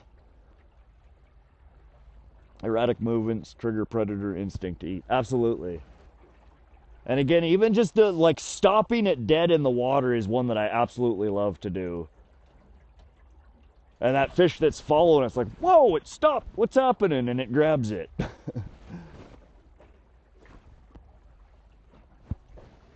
But these Rapala F-18s, the original floaters, have been really, really productive bait for me here this time of the year.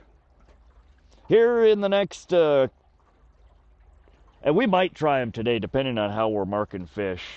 The Reef Runner 800s are also excellent.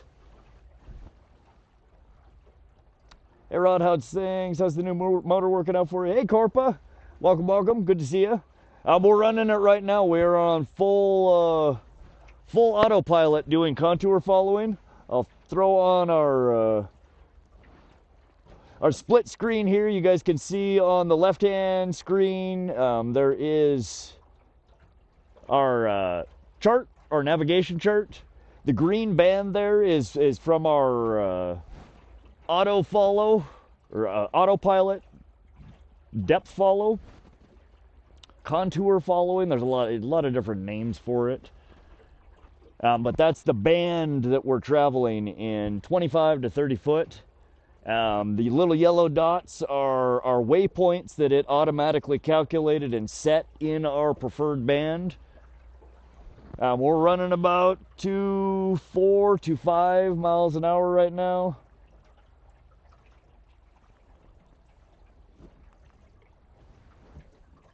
But yeah, I'm loving it. I'm still learning it. It still confuses the hell out of me half the time when I'm trying to play with it, but I'm getting better. Oh, we just got smacked.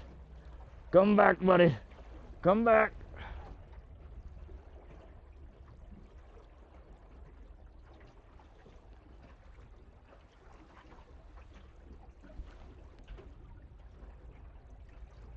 Was a swing and a miss. We're out about 2 colors on this one, a little bit more than 2 colors.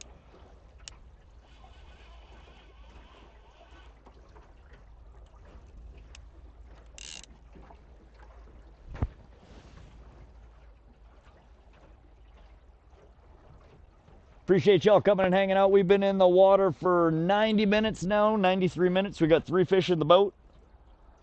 We are almost making, we still have about a mile or so to go, and then we will be at our 1 full lap around the eastern portion of the lake or reservoir.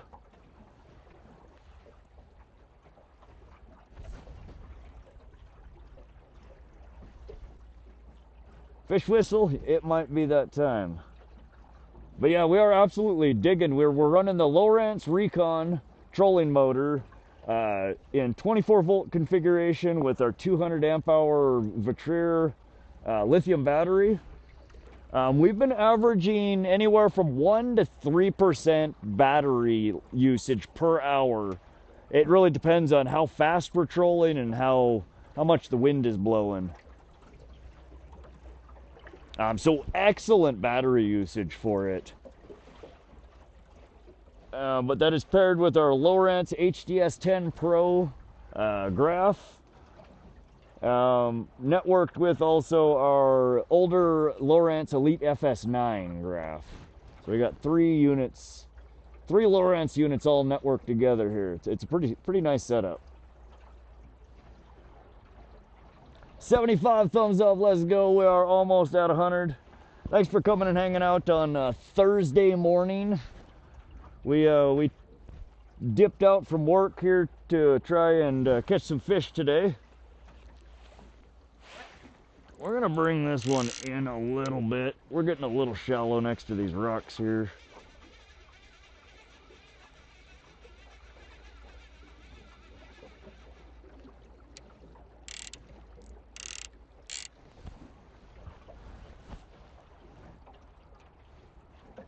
She's bringing us up a little shallow here.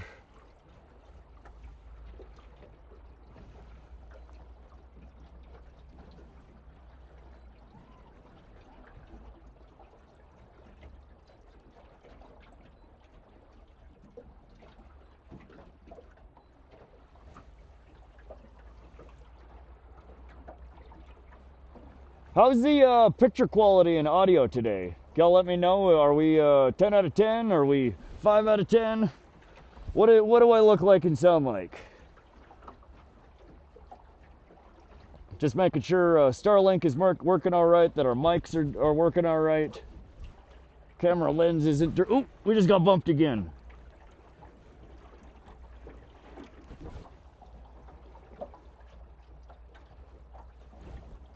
Ten out of 10. Nice concept. Roger, welcome to the stream. No choppiness, no jitteriness. Do we look professional yet? You know we aren't, but do we look professional? Do we look good?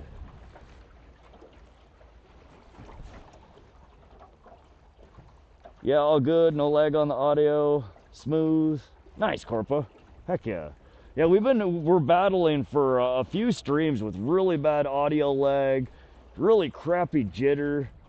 That's why I switched. I'm running through an external encoder. It was the YouTube app. It was just misbehaving. Something changed in the YouTube app or something changed in Starlink that was just making the YouTube app run like crap on it.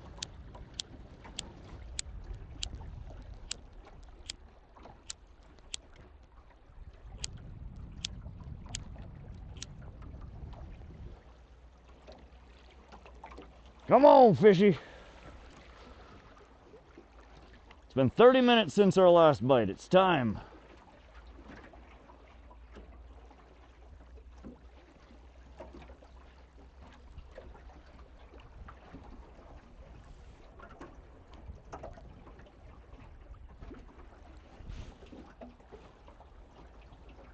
Not marking as many fish over here. We were definitely marking more on the southern side of the reservoir.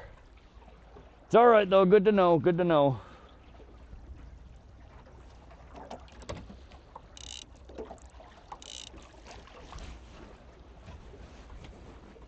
Good morning, Dave James. Bro, for up here in Montana, live streaming from a boat is pretty insane. Awesome setup. Thanks, Concept. I'm always working, trying to improve, trying to make it more entertaining, and above all, higher quality. I know how hard it is to watch a stream that's got bunk audio or you know, it's choppy, grainy video. So we're experimenting here to try and get it the best quality that we can, and again, bring things in like the down scan, live overlays with the temperature data, speed data.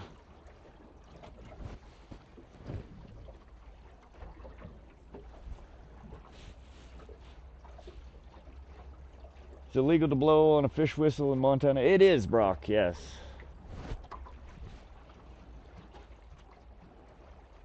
Yeah, we passed recreational use laws here in Montana, I think 2022 or 2023.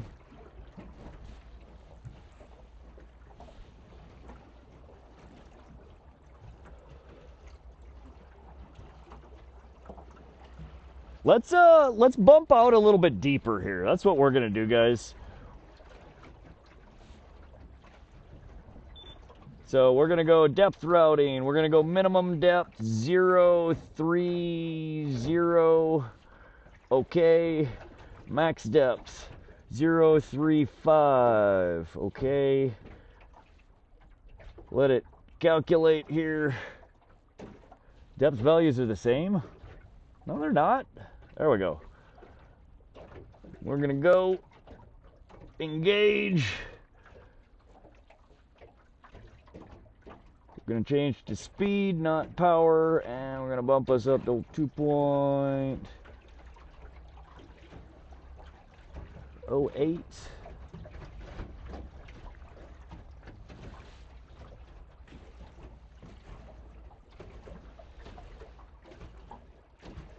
What's up, Barrel? We're at Pishkun Reservoir in north central Montana.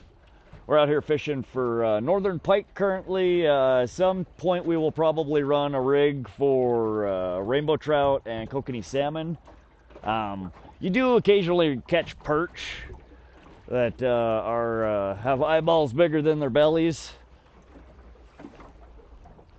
But main target right now is northern pike.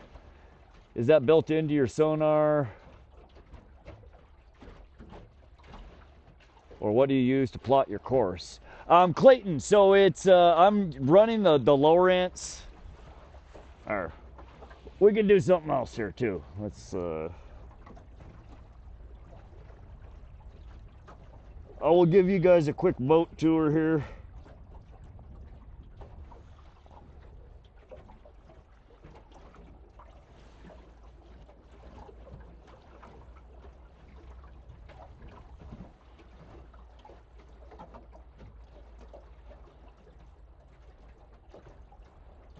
Oh, why not? Why won't you connect? iPhone 16 SRT stream.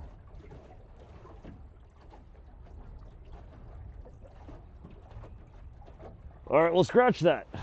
I will just explain it to you. So I'm running, the graph itself won't do it. The graph can control it, or it can control it from the little dongle here. I can control it with the Lowrance app, but it's easiest just to do it on the graph. I'm sitting right here, staring right at it. But I'm able to do that with the Lowrance Recon trolling motor networked with the Lowrance HDS10 Pro graph unit.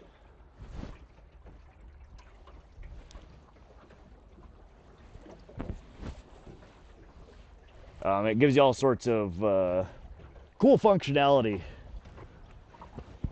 Good fishing, legal fish whistle. I need to move my ass out of Utah and into Montana. That's right, Brock. Take us up on the poop deck, Captain. Yeah, I need to troubleshoot this other Moblin install on my phone here.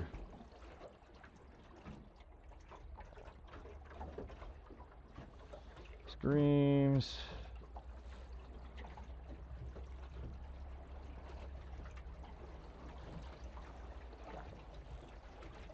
Video. It was working last night when I was playing with it. Why won't you work now? Bit rate looks fine. Key interval's fine. Adaptive resolution.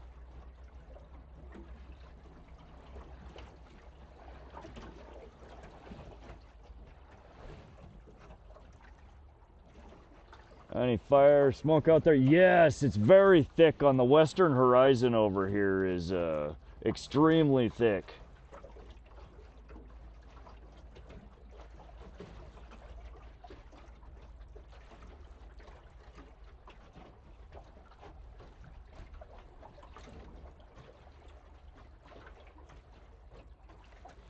POSIX error code operation canceled.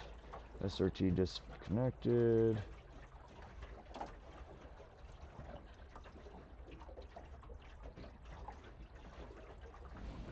I don't know why I love Montana. I couldn't live anywhere else. I've lived all over the states. I always end up back in Montana.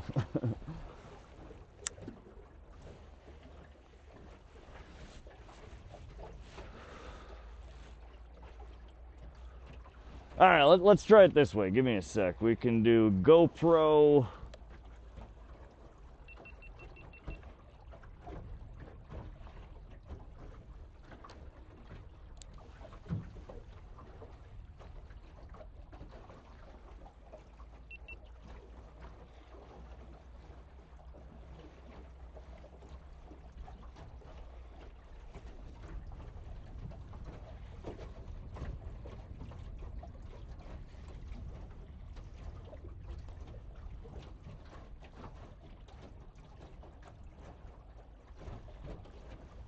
Why aren't we live? RTMP GoPro connected.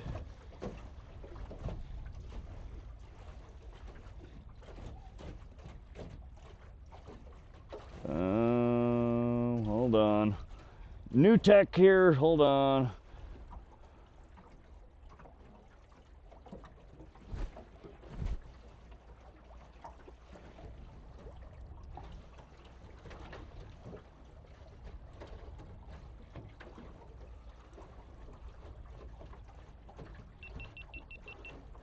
Try this again.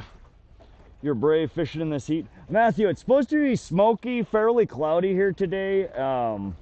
I think max heat is supposed to be in the mid to high 80s here, though we will see.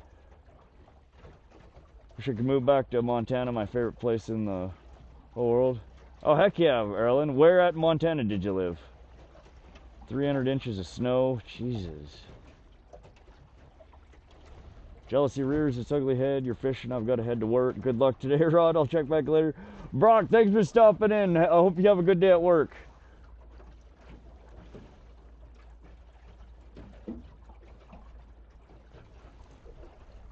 That's what it was. I turned on the wrong damn camera.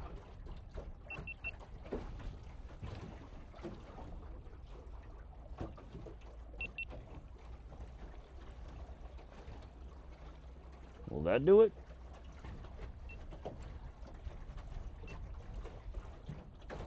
Alright, it says we're live. Connection lost. Reconnecting.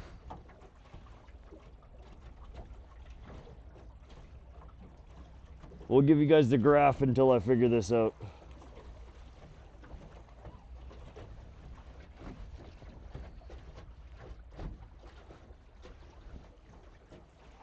Have to have a period in front of the command. Yeah, so RodBot can recognize commands even if they're malformed. Sometimes, usually. Flathead Lake area, okay. That is such a beautiful area. I can understand why you miss it. How does that weather thing work? .w with the zip code. Just like Carl did above. I live in Great Falls. Nice, Matthew. That's right, I remember you from the previous stream, Matthew.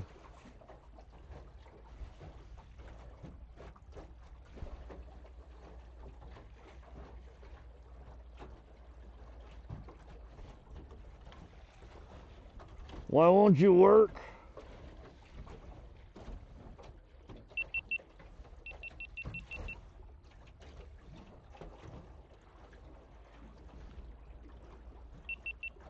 My uncle can't fish in the heat. Yeah, it's tough.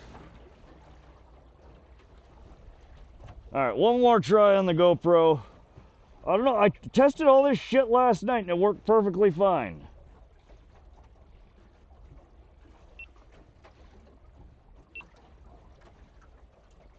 Now it doesn't want to do what it's supposed to. Connection lost.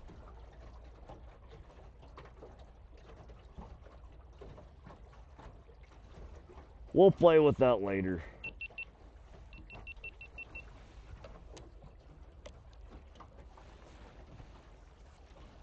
Alright, well thank y'all for coming and hanging out and chatting with us today. Fishing. We are at Pishkun Reservoir here in north central Montana. Out here fishing for pike currently. We will at some point in time throw down a rig for possibly some rainbow trout or Kokanee salmon.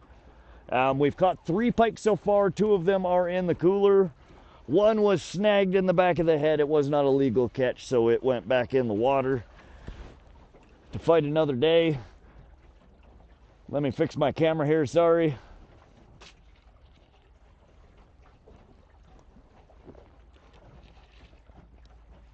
Fish Whistle King, by the way, we need to get together, do some mountain creek fishing. That sounds fun, Matthew. I was just talking with Ed about that earlier. I've never caught a brook trout before.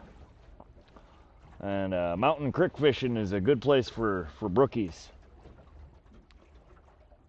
Wes, you can just type .fc for forecast. You don't have to type the whole thing out.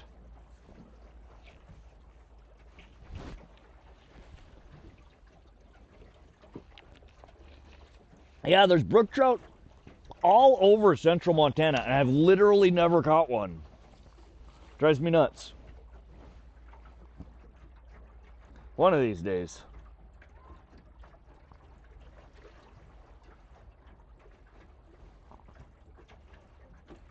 Brooks are the native to Georgia.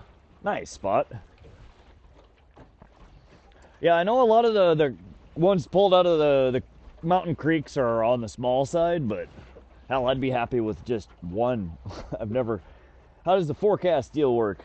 You just like this, just type .fc and either a city or a state, city and state, or a zip code. So, and if you don't put anything on it and you just do just FC, it'll give you the forecast for where we're at or this general area right now. High in 95, according to that one. That's warmer than the forecast I was reading earlier. Max wind 16, sunrise 6, sunset 9:07.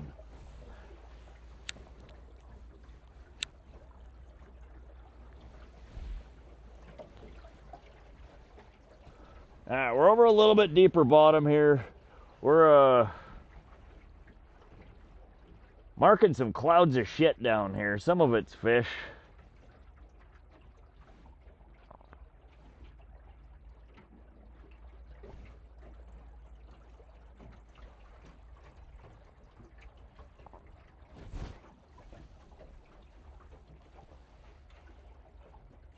Wes, you have to type .w space and then the zip code. How many fish did you catch today? Kobo, we've caught 3 so far. 3 northern pike. Biggest has been 23.5 inches. 2 of them are in the cooler. One of them got set free because it had a hook in the back of the head instead of the mouth. We are going to harvest 10 today. We're going to limit out if we can get back into them. We haven't had a bite in a minute here. We're on the wrong side of the reservoir right now, I think. All of our bites came on the southwest and east. Haven't had so much here on the north.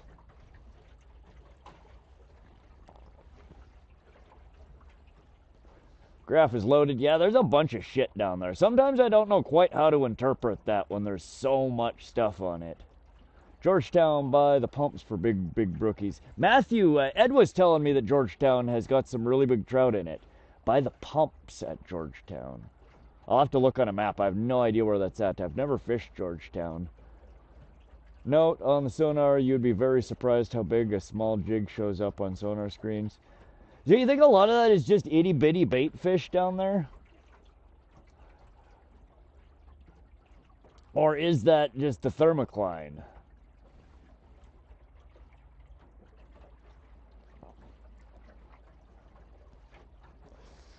I think it's both. I think we got the Thermocline and some bait fish hanging around the Thermocline.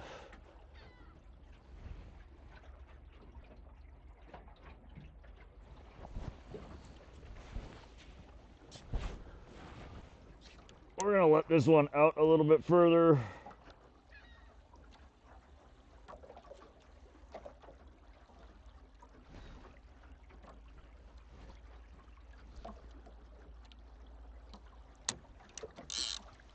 Always keep adjusting. If you're not getting bit, change something. Your speed, your depth, your lure. Play with things. Note on the encoder, I suspect the separate encoder has larger buffer letting you get away with latency inconsistencies. Justin, yes, it does. So I set a 2-second buffer on the encoder to allow it to absorb more of the inconsistencies of the signal, the bit rate jumping around from Starlink. And also, you're able to set a cap on your bit rate. So like right now, I'm testing today with a little bit higher. We ran last stream with 6. Right now we're running at 7. It seems to be working. You're live. We are, Steven. Welcome, welcome. Is there any walleye fishing over there? Not at this water body, but there are really good. The state record comes from Holter, which is about an hour drive from here. There's really good walleye fishing at Lake Francis, which is about an hour from here. Excellent walleye fishing at Tiber, which is probably about an hour from here. Clearwater Lake in Sealy, I caught 2-pound hook-jawed brookie. Good Lord! Really, Matthew? From the bank or from a boat? Fish around Thermocline. Okay, Spot.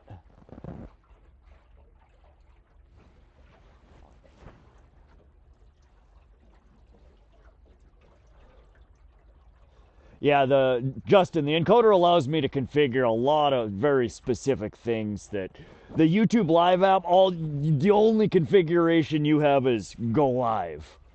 And if whatever you're sending doesn't jive with whatever the YouTube encoder is looking for perfectly, you get bullshit.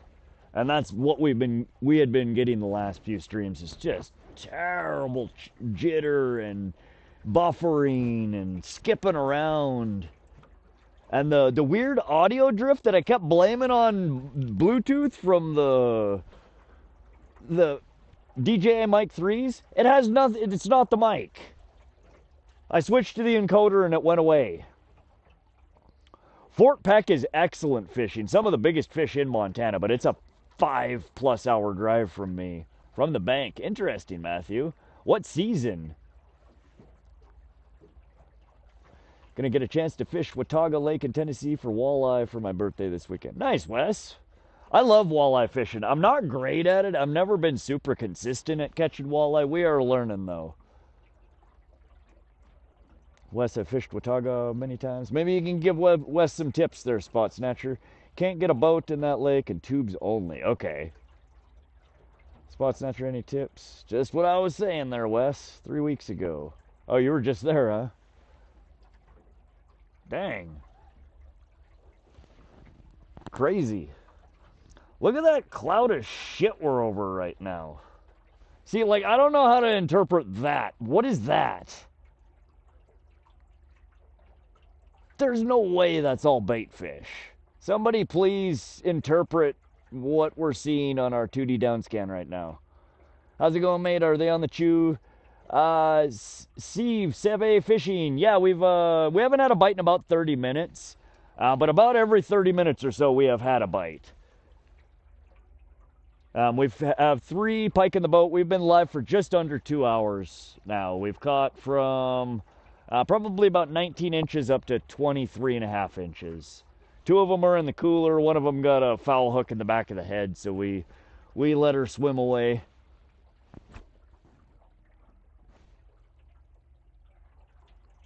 Rocks.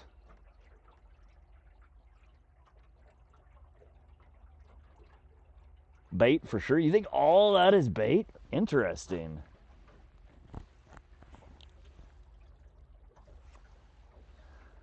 I mean, Thermocline and some bullshit.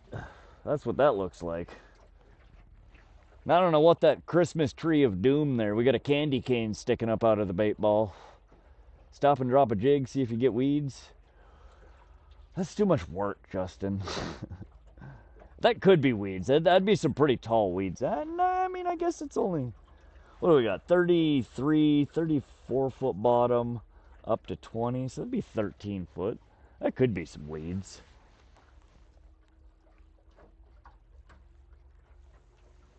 I think it's just a Thermocline. 3/8 ounce jig heads, hooks, jig body, and a worm catch walleyes. Turn down the gain. We already did once, Evans. Let's we could turn down again. Are you talking about the sensitivity when you say gain?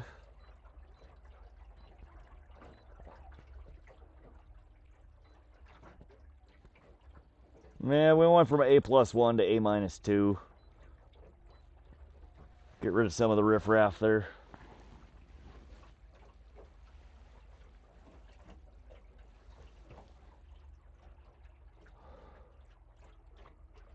Sensitivity, yeah. Yeah, so we just bumped it down a little bit. It's not quite as cloudy, but yeah, it's still a ton of shit.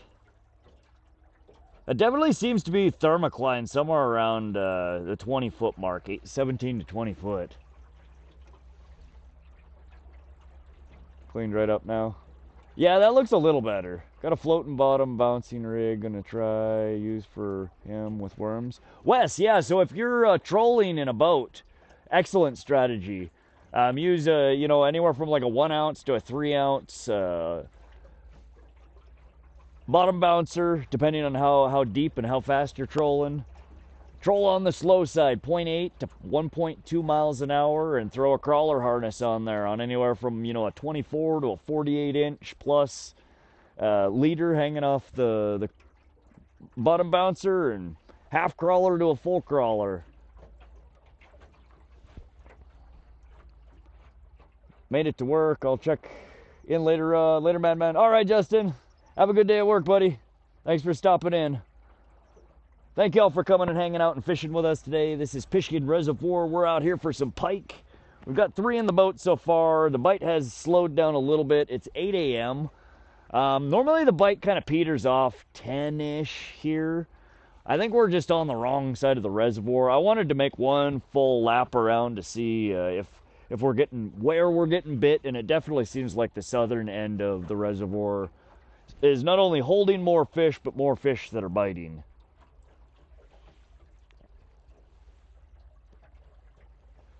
It's the difference between chirping at a frequency and just leaving it at a frequency. So Wes, this is the first chirp transducer that I've had.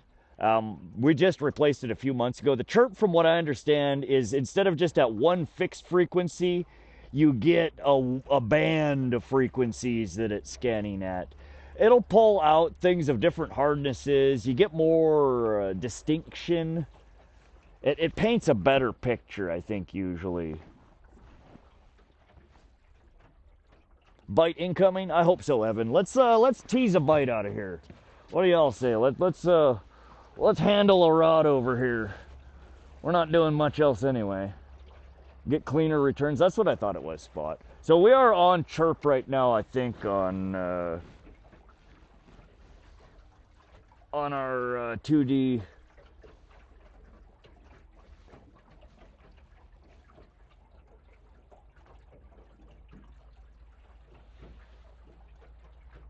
What hertz AI your transducer can switch to? Let's see here. We have 200K, 83K, high chirp, and mid chirp. I don't know. We can, let's see what 83 looks like. We're not in super deep water. I think 200K is probably better for the water that we're in. But that's what 83 looks like.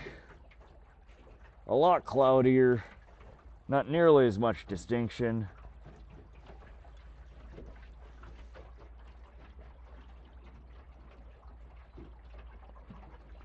We'll go on a high chirp.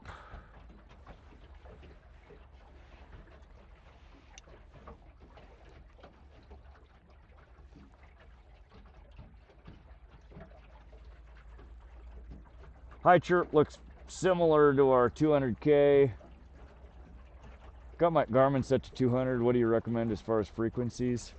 It depends on the depth and the clarity of the water. I don't know enough about it to really give you good direction on it, other than just switch it up while you're going and see what looks the best to you.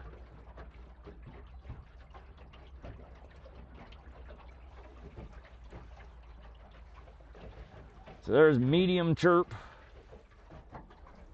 I think out of all of them, the high chirp or the 200K looks the best. Trying to get AI to follow commands as it... Oh, XTE. I don't know why it pops that one up every once in a while. Gets a little confused.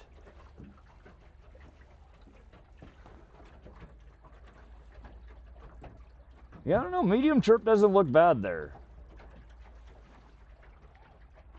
We're getting some clear marks there, it looks like, rather than just the clouds. Just a different transducer. I don't know why you're barking at me with this XTE crap, but knock it off.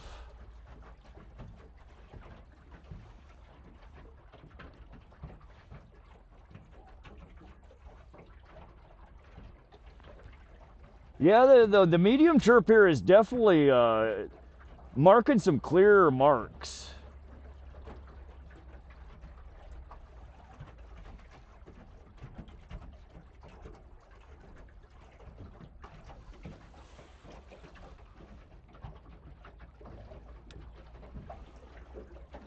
We're gonna let this spool out a little bit. We're gonna play a little bit here.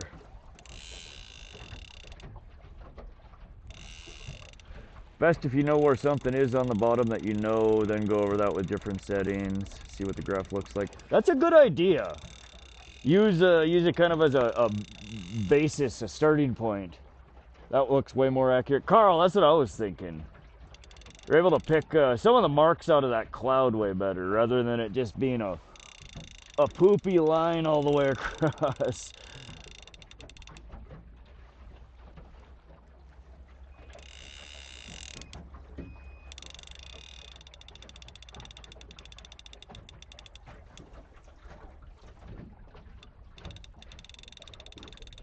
Yes, that's better. Yeah, that's our medium chirp setting. And we could try playing with our sensitivity now too. Why are you barking at me? I'm curious if the changing the sonar setting there is what's causing our autopilot to tweak.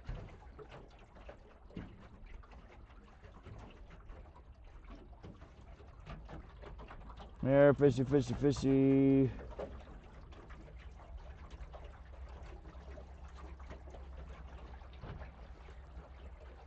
Definitely better. Well, I'm glad you all concur. That was what I was thinking.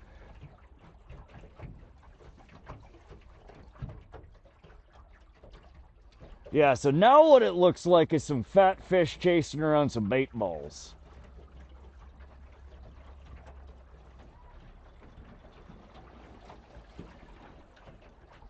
I live in Granite Falls, so it's like an hour and a half from me. Nice, Wes. There's bait. Yeah, I see some much more distinct marks in and around the bait balls there.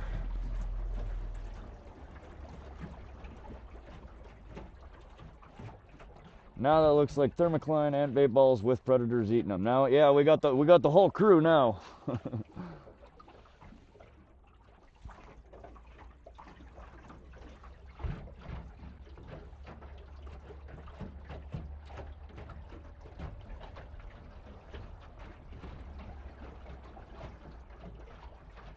Good job, Rod. Thank you, Carl. Thank you.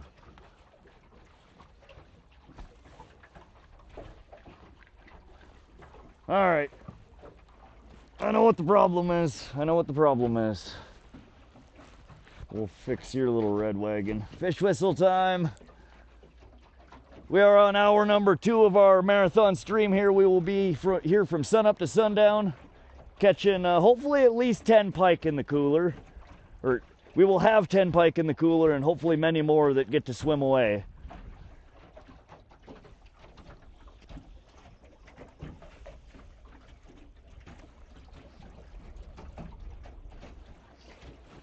It's supposed to get a little toasty today, a little windy.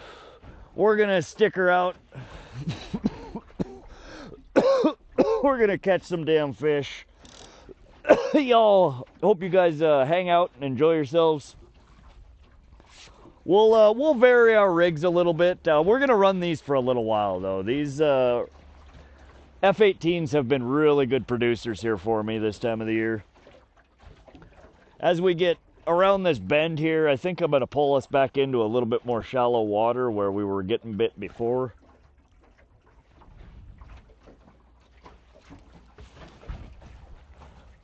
But I appreciate those thumbs up. What do we got? 86. We are so close to 100. If y'all have not done so already, double tap that screen. Let's get some thumbs up going. It costs you nothing. It helps out the channel. If you are enjoying the stream, you like fishing, you like marathon streams, you like boats, you like water, hit that subscribe button. Come back and fish with us again sometime. We usually try to stream at least 1 to 3 times a week. Typically they are marathon streams, anywhere from 10, 12, 15 plus hours. While we do often fish out of the boat, we do also do some bank fishing from lakes, rivers, ponds, streams. Is there a way to set deviation limits and steering correct limits on auto? Carl, so there are, you have basically like they call it boat scale. And it's basically the sensitivity of your trolling motor, how much it reacts, how much power it gives you when it's trying to navigate you between points. We have it from the default 0 to a -2 right now. I think it's still a little bit. Look at those freaking marks. Good Lord. See, but they're not marking up real fat. Like that one that's painting right now on the top, marked for a while on the A-scope. But most of that, the cloudy stuff, are just little blips. But yeah, so I think that the boat scale impacts a lot of your sensitivity, how much it's reacting, how crazy its turns are. There is also, you have to, what the hell is it? Calibrate the trolling motor when you first get it. And I don't know if my calibration might be a little bit off. It is fairly erratic sometimes, though. Good to see you out fishing. Heck yeah, Roy. Good to see you in here. How you doing today, Roy? How are you, Positrack? You like grizzly wrestling? Positrack, speaking of grizzlies, Ed from, I don't know if you were here on Sunday's stream. I think you might have stopped through. He met me in Fairfield on the way here today. He was going out of town and he had smoked some of the fish that we caught on Sunday. And wanted to bring me some smoked fish. Thank you again, Ed. You are awesome. But he said that he was going to meet me at the turnoff for Pishkun and got tired of waiting for me. So he's like, where the hell are you? And I told him I was almost to Fairfield. So he drove over to Fairfield, but he got there. He's like, man, you're lucky I like you. I almost ran over a goddamn grizzly bear coming out here. He said a grizzly jumped into the road about 1.5 miles outside of Shodo. And he said he thought he almost hit a buffalo. Just big, big grizzly. Guessing no feed from Moblin. Shame because the stream looks good. This is... I don't know. Our numbers are a little low. We were up at 75 or so. I don't... It seems low. I haven't looked at our live metrics. I don't think it shows your audience split until later.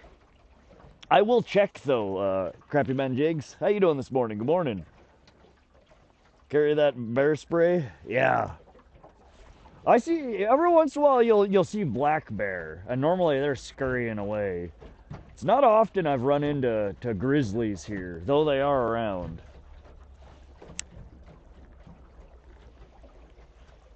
Sorry, did you hear your answer? Which bourbon would you pick up if you had the choice? I'm not a liquor drinker, and if I do drink liquor, it's rum. I'll occasionally have a martini, Mexican martinis. I've only one place has ever served one that I actually liked. So that one's kind of iffy for me. Vodka mixed with pomegranate or orange juice sometimes. But normally I'll drink rum and Coke or yeah, rum and Coke usually. Or I'll drink beer and Clamato juice. Lead spray. You carry bear spray? Not on the boat, I don't. In my camping gear, I do have a bottle of bear spray.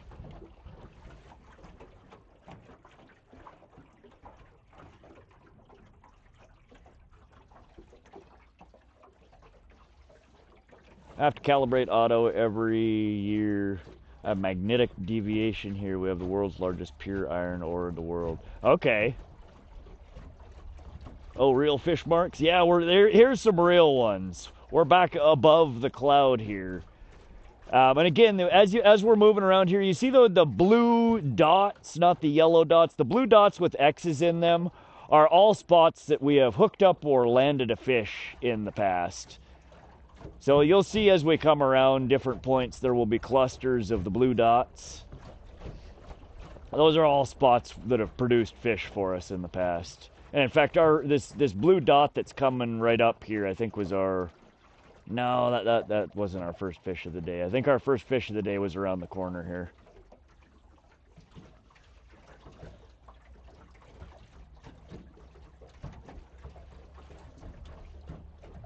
That stuff just seasons you for the bear, right, Matthew? So you think that's grass or Thermocline? I think most of that is Thermocline, around 25, 27 foot there. There are some bait balls hanging out above it, but yeah, we've been marking fairly steadily down about 25, 27, a mass of shit. I'm fairly certain that's the Thermocline. We did just switch to a different, we switched to medium CHIRP, which I normally don't run. I normally just toggle back and forth between 200K and 83K. We switched through to high CHIRP and to medium CHIRP, and medium CHIRP was actually producing more clear marks, it looks like, for the depth that we're at and water clarity. That graph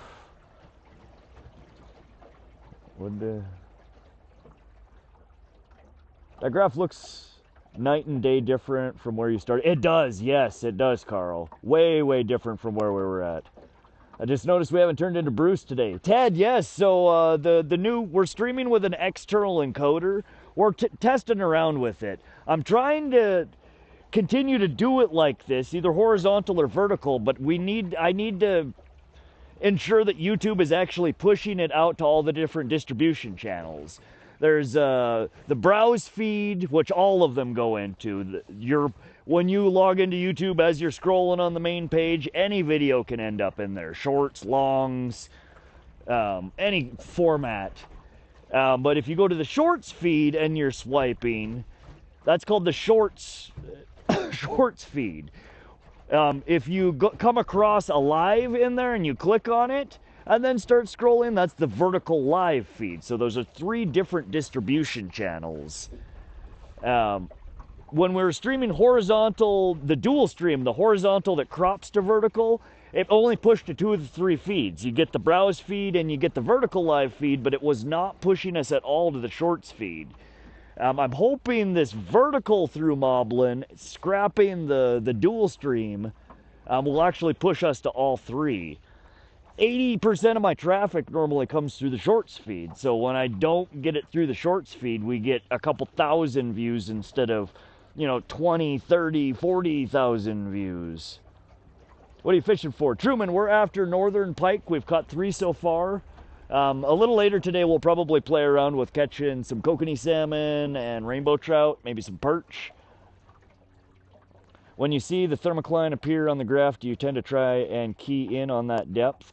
Oftentimes, yes. A good place to target, especially if you're after Kokanee or fish that are more temperature sensitive. Fishing within 5 foot or so above the Thermocline is typically a really good place to start. Some species aren't really all that temperature sensitive. Rainbow trout oftentimes will live in the top, 5 to 15 foot of the water, sometimes 20 foot. You'll catch them deeper than that, but they spend a lot of time way up near the surface. Pike could be anywhere. This time of the year, the temperatures are starting to push them a little bit deeper, though. Where are you at today? Pishkun Reservoir, Tommy.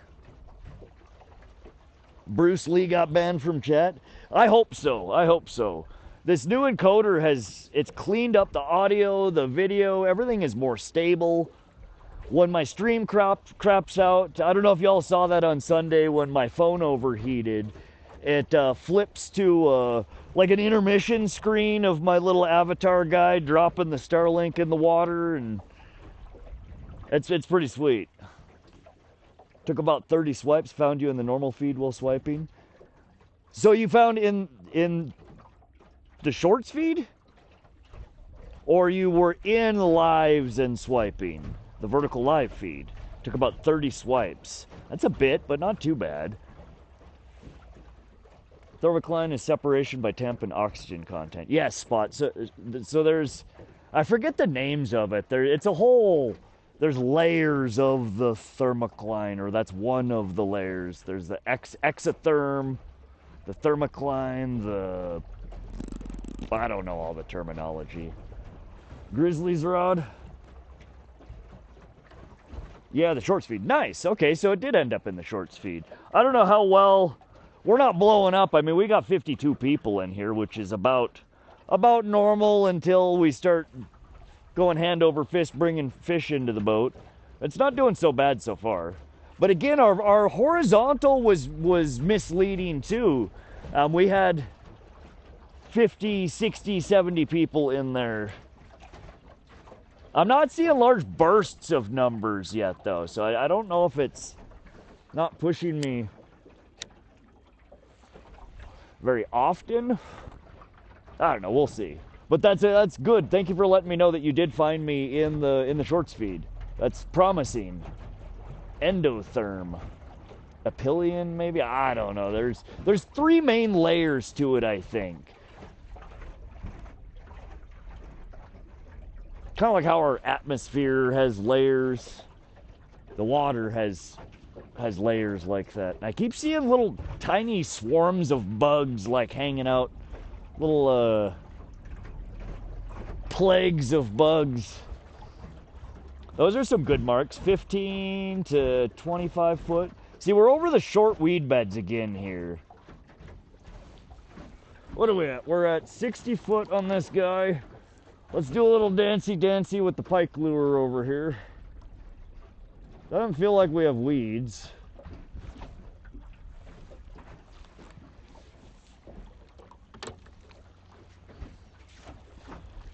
Just doing a weed check. These crankbaits, they have a wobble to them. Normally, if you're fouled up with something, you don't feel the wobble. It doesn't feel right. And if it doesn't feel right, give her a few brisk jerks and let it back. Oftentimes, you can make it shed any weeds that are on there. This one feels all right. What's our speed? 2.2, 2.3. Just got on. You doing any good today? Hey, Tyler Clark. Yeah, we've had three pikes so far. We've been live a little over 2 hours, so the bite's not super great. But we've put 3 fish in the boat so far. 2 of them are in the cooler.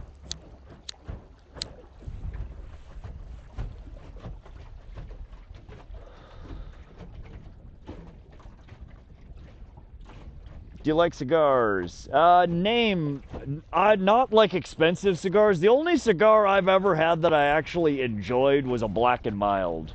And they're one of those cheap ass cigars. I've tried more expensive cigars. They're all so harsh. I don't know. I've not tried a lot of cigars though, to be perfectly honest. Whenever the water cools at night and sinks, it makes the water on top, mixes with the water on top, oxygenates the water until the thermocline. There's that weird XTE popping up again.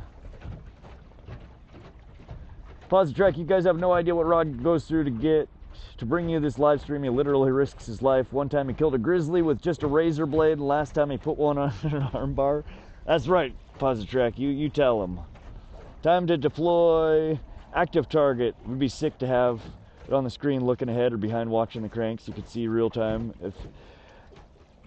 I might have to do that because I think networked in with the Lowrance, if I got one of the Lowrance active target units, we probably could do an overlay of active target behind the boat as we're trolling. That would be interesting. That's not quite, I'm still looking into trying to figure out how to run an underwater camera, a lure camera. The one that I have right now won't do it. I need one of the wired units. But I'm looking at possibly picking one of those up to troll with it so we can broadcast an actual live picture of our lure on the overlay. That'd be sweet to have a lure overlay of each lure running behind the boat.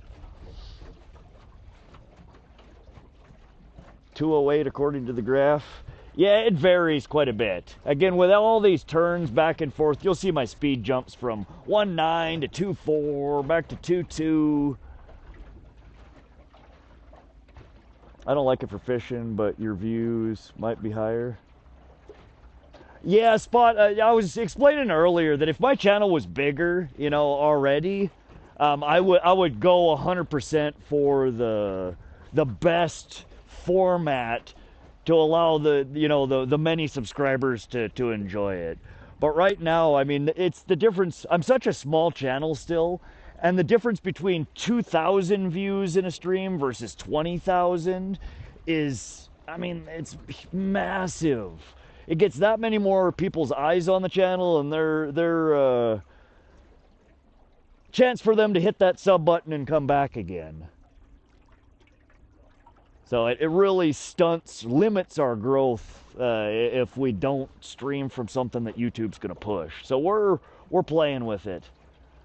Ted, I'm going to catch up a few hours, sleep, catch up. Oh, all right, Ted. Thanks for coming to hang out. We'll be here. We're going to be here till sundown. Go take a nap. We'll catch you some fish. I know a few guys that only like backwoods. Hopefully they don't get expensive. You ever fish any dead baits for the northerns up there? Tyler, if I've tried a couple of times trolling with dead baits. I've never been successful with it. I did last year get, they're called deadheads or something like that. It's basically a crankbait lip with a helmet that you put over the head of a dead bait, and then you peg through the side. And it basically puts a crankbait lip bill on a dead fish so it stays in the water straight instead of spinning. That's always been my problem. When I try and troll with them, they tumble. And while you can get bit like that, a more natural presentation I think would get bit way more often. The screen layout on this is excellent, Rod. I personally like the split screen with the radar engineer type stuff. Well, I'm glad you like it. I think it brings a different perspective in. You guys can see what I'm looking at or what I should be paying attention to. And while I'm reading chat, I can actually kind of see on the chat screen too what's happening, rather than me having to look at a bunch of different screens. But we switch back and forth between full camera view, and I let you guys poke at the down scan here every once in a while. Maybe get back to 20 foot. You caught them there. Sage, yeah, we might bump back in. While we are marking them out here, they're not, as I said, look at these, look at these marks. Those are hard to pass up. Look at these marks.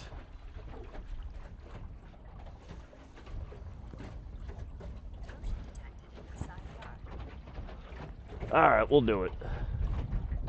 After we make this turn here, I will try and adjust our depth.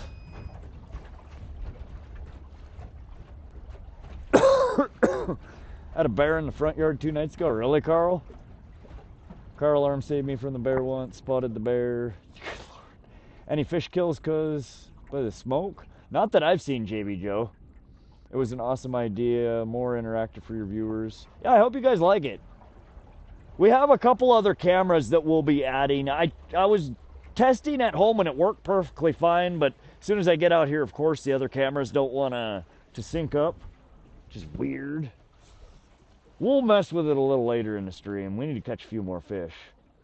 Never seen them. I tried them, though. We kill the northerns on Flathead Lake, on Peamouth, and hot dogs through the Delta. Tyler, so yeah, when I'm bank fishing... Whoa! There we go! The dome is on! There we go! As I was just threatening to change our location here. Doesn't feel like a real big one, but we got another fish on. Slow and steady. Good marks, good marks. For old schoolers like me, it's natural to see graph. We were out much further on this one, 120 foot versus 60 on the other. Which makes sense, we're in deeper water. We probably should be fishing deeper, huh? 75 foot. I should slow our troll down here a little bit, but that's far away. 60 foot. I don't know if you guys will be able to see him on the scan or not as we drag him in. Maybe. I'm never looking at my graph when I haul them in. 23 foot. She's above the surface. When they get to the surface, hold your rod up high. Keep them out of the water. they tend to thrash less.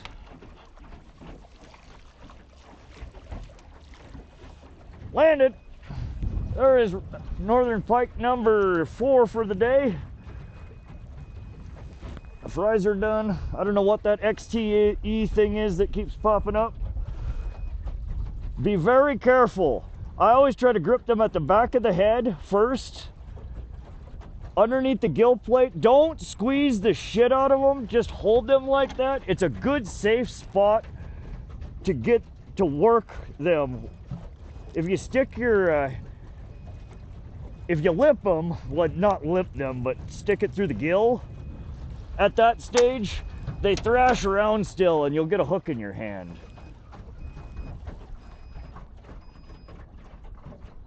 All right. All right, place your guesses. Let's see here, front camera. Why is XTE popping up? Very pretty fish. You can see this one is still has a lot of the juvenile coloring, the more bars in it, but it is starting to break up into the beans. On fish keeping, of course. Place your guesses. What's the length?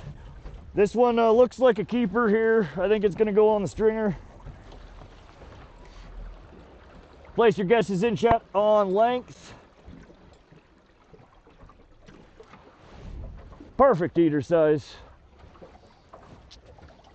Give you guys one last look at it. In fact, we'll throw this one on Fish Brain. No, this is small. We'll just get this one on the stringer. Give you guys a look at the teeth there. This is just a little guy. The bigger these things get, the bigger these teeth get. Look at inside there.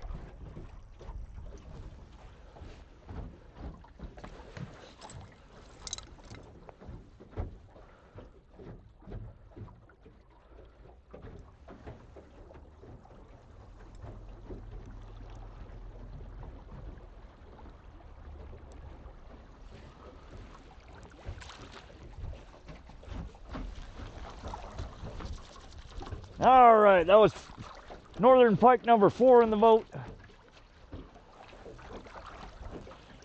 That one is also on the stringer. That was on our, that's number 3 on this one actually. Our brown trout, Rapala F18 size. It's about 7 inches. It's a balsa, medium diving crankbait. Floating, so when you stop, instead of it sinking, it floats up to the top. Great to run in shallow and medium depth water. Again, we're running it on lead core line, so we can get it down to whatever depth we want. We're gonna give it a fresh dab of the Potski's crawfish fire gel here. Super simple. You don't have to do this. I think it does help a little bit. I just take the jar and I take the bill. And you don't need a whole bunch on there, but just give her a little dipsy-do.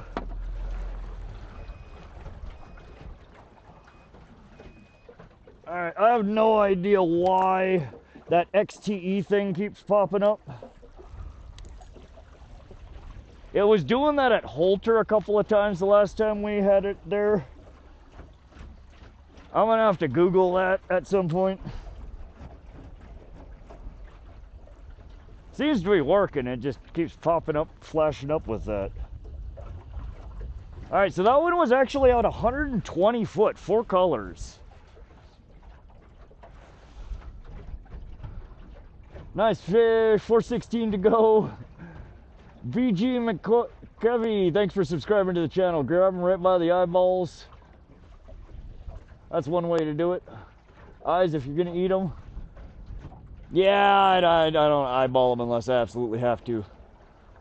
Length of the snot rocket, 23, 22 and a half. Nick, you got it absolutely right. 20, no, you did not. That is not right. My brain's not working. Let's keep going here. 19.75, 21, 21, so close. Length. As soon as you said my name to reply, you hooked up. It's all your fault, Tyler. It's all your fault. This layout seems perfect because it's not taking much of the screen. You can see all the fish in action. My autopilot will go goofy in wind and waves while trolling. Don't do it on plane or traveling speed. Coil lanyard so you don't lose your pole. Yes, it is, Steven. We have it leashed. I've lost 2 trolling rods in the last 2 years. Whoa, we are out way deeper than what I was meaning to. Oops. I meant to do 4 colors, not 5.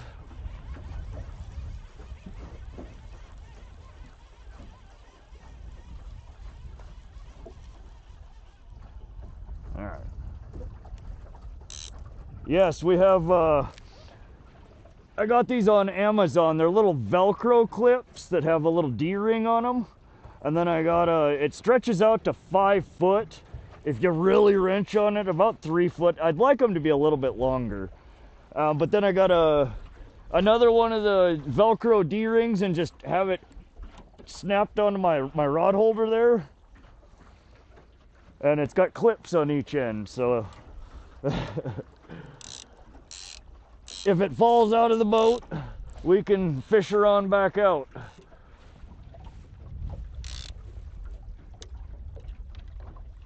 All right, we're gonna try letting our other rod out a little bit more.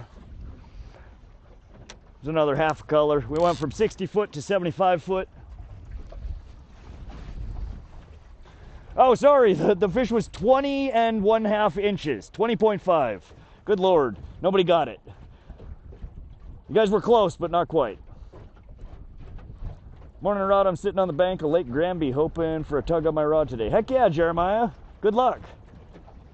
We just put our 4th fish in the boat, 3rd on the stringer. What was the length? 20.5 inches. I need to get some of those. He's not telling us for dramatic. Right, Carl. Just the build up. No, I totally spaced it. I started talking about the damn leashes. Split screen has disappeared. I don't know if you're using a program. Yeah, I switched back to the main screen to give you guys a better look at the fish. You guys prefer the split screen, huh? My ugly mug and the pole tips can hide behind the chat here.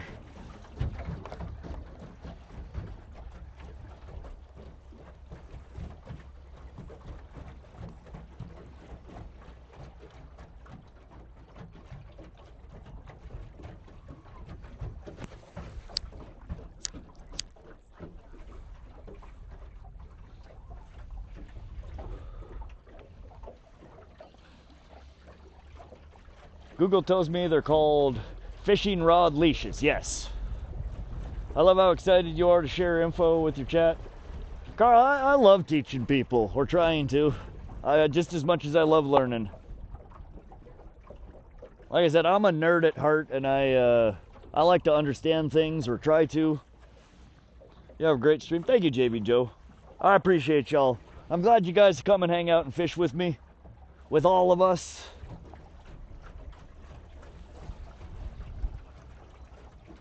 Well, it stopped barking that XTE crap at me. Seemed like the last pass around, too, it was beeping over there. I wonder if there is a magnetic anomaly over there or something.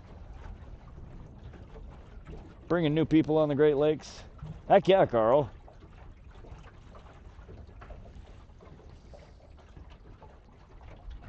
One of these days. 98 thumbs up. We're almost there. Are there 2 people in here that are like, I don't know if I like this guy? Just double tap on the screen. Clicky, clicky.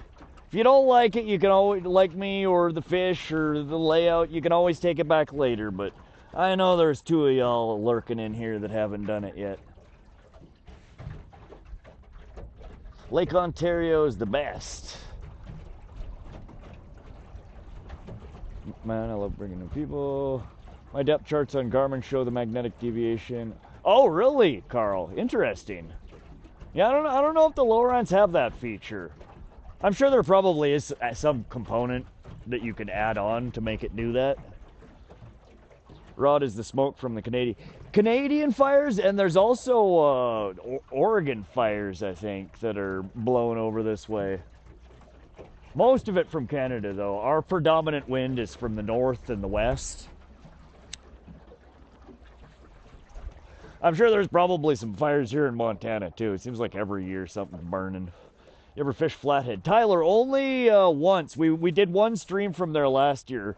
We went and camped there, fished a full day the first day, caught 2 lake trout, and I think a couple other odds and ends.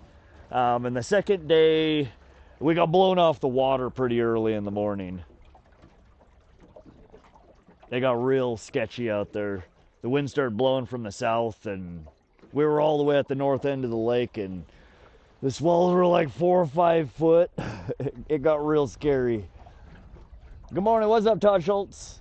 Little PP said hi. Welcome to the stream. Milo best. I like the new view with the screens. Nice, Milo. I'm glad you like the new layout. We're testing. We did a horizontal or a dual format stream last week. That's you send one horizontal, so like a widescreen, to YouTube, and then they crop it in the center and they distribute the appropriate version to people. But they didn't push it very well, so we're trying just a vertical stream with the layout or with the overlays today to see if YouTube will actually push it to people. 5-foot swells are pretty common here. I would imagine so. When you guys have a predominantly southern wind there, it looks like, for at least a part of the day. And yeah, we're in a little 16-foot flat bottom aluminum John boat, and I felt like we were in an Arctic storm. Like, there were waves crashing over the side of the boat, and there's like 15 people at the boat ramp ahead of us. I'm like, we're gonna die out here, y'all. We still had fishing poles out. I caught my first northern pike minnow while we were trying not to die in the scary well, or swells. Do you have a bilge pump with hose on alligator clips just in case? Spot snatch. I do have a 1,100 gallon per hour. So I've one medium-sized bilge pump in the back. The reality is it with a boat this small, a couple of rogue waves and you're swamped. That's where hopefully you have enough foam in your boat that if you do get fully swamped that you don't actually sink. At this point, I don't know if that's the case with this boat. I did add, when I added the flooring in the center here, I added some closed cell pink foam. But I think probably, I don't know if there was an original bench in here. There might not have been. I think it's got all the original foam. Been there, brother, scary. My boss, from my POV, you can see your whole fishing experience, but I agree for the viewers. Realistic experience, I would go full screen from the fish on point of the portion of the stream. Yeah, so that's what I would try to do, and I'm working on functionality for the bot. So the mods in the chat room will be able to dynamically change the camera views. So when I pick up the pole and start wrenching on it, somebody in chat can, do a .cam 1 or .cam whatever, a name for it, main, and it'll, or, sometimes I'll be wearing the FPV, the GoPro on me, and you guys can switch to that perspective. We're working on it. I'm slowly, as I get time away from, my day job and fishing and editing videos, I tweak. I think we need to change our speed here, you guys. We're not getting bit. Appreciate the gift there, little PP. With the 6.7, let's go. Yeah, we don't want to have to call Montana 911 for rod, right? Buzz track. How's the water level? I'll be there camping in a few weeks. Brett, so in the last week, they've let 5 feet of water. So a week ago, it was at basically plumb full, a little bit high, 17 foot above zero. In the last week, they've let 5 foot of water out. It's still good. It's actually much higher than it was almost all year last year. I would imagine if you're going to be here next week, the water level should be more than fine. You never know when they're going to do water letouts here, though. So look at those marks down there. We're just through piles of shit right now. Hello. What do you want from me? I'm gonna bring this into 90 foot. Well, we'll go 100. Oh. I think we just got tapped there.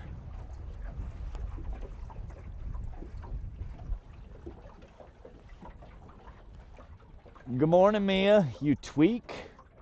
What do you mean, you tweak? You talking shit? Rod, any scupper valves attached to the stern of the boat? Scupper, that's the ones that close, JV Joe? Forgive me, I don't know all the correct terminology. Scupper. I don't know if you guys can see it or not. There's a little, right where my finger's kind of pointed down here, there's the white plastic. I just mounted it to the back of the hull, and then I cut the hole through to put my bilge through there. And it does have I put a closing valve on it, but that's the only penetration through the back of the boat. We don't have any other holes other than that. Whoa, we just had something surface right next to the boat. Oh shit, it was our fish. I gotta bleed him out, I forgot. Hold on a second, let me finish the last couple of Are you catching them at all? Dave, 4 so far. She meant, oh, okay, she was talking to Carl. You may be running into them, they're so thick. Right, we might have just smacked into something. I think this end of the lake usually has a ton of perch on it. I would imagine that's what a lot of that is perch. All right, let me bleed this guy out real quick so we can get it in the cooler.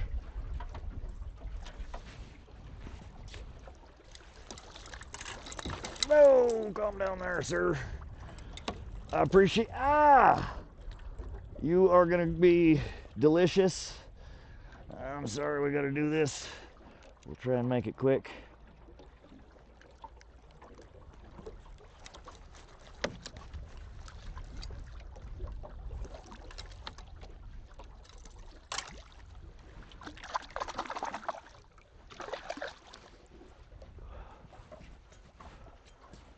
All right, got him bleeding out. Somebody remind me in like 10 minutes to throw that in the cooler so we don't drag it around all day. Trout or pike? Dave, 4 northern pike so far. One of them we released, 2 of them are in the cooler, one of them's on the stringer.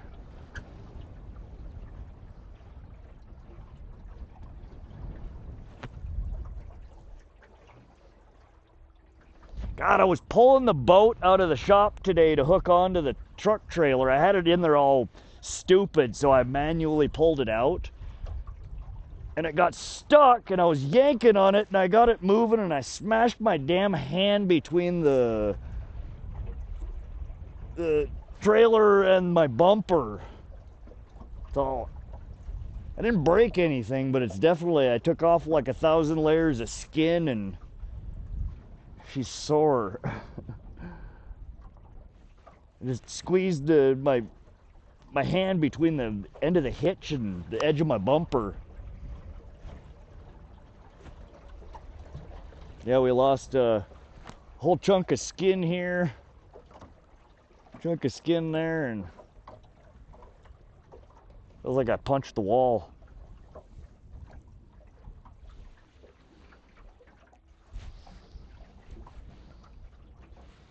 All right, we're doing all right so far. I don't know why none of these fish want to bite.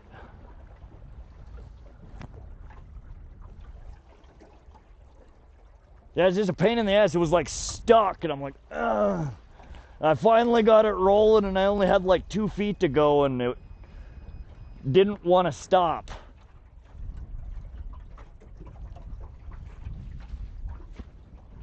Skin grows back. Hair doesn't. All right. Feels better when it's cold too, yeah. Nah, I'm all right. It's just stiff. It's sore. Every time I go to grab for something, I'm quickly reminded that I'm a retard. And I need to be more careful.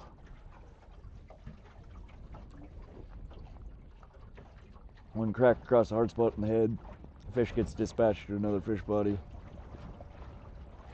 Thanks for making it painless. Hope you feel better. Don't punch walls. Yeah, I need to... I had a little thumper on here. And at some point in time, I was cleaning out the boat, and I apparently didn't put it back in the boat.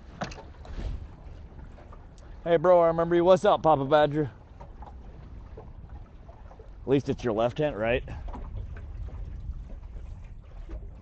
I love that you guys can actually, that my right is your right, my left is your left. That is one of the, I think, best things we've solved with the encoder here. I hope YouTube is actually pushing this to the short stream. I don't know that they are, though. Hey, bro, where are you fishing at? Paul, we're in central Montana. This is Pishkun Reservoir. Back of a knife does it. That works, too. I do have a fairly large. We will thump the next one. Seat pedestal makes a good bonker. Fair point. Yeah, no, I mean, we got our heavy pliers here. I could probably use those. Or the back of my, I have a big old ugly stick fillet knife. Between one of these two.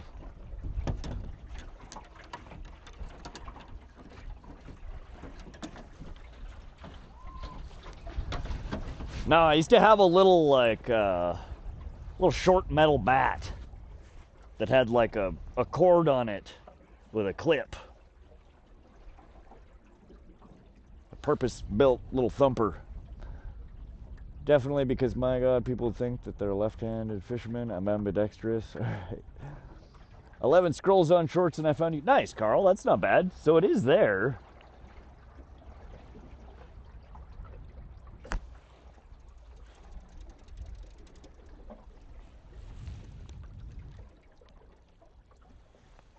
Come on, fishy, fishy. Tire checker for semis. That could work.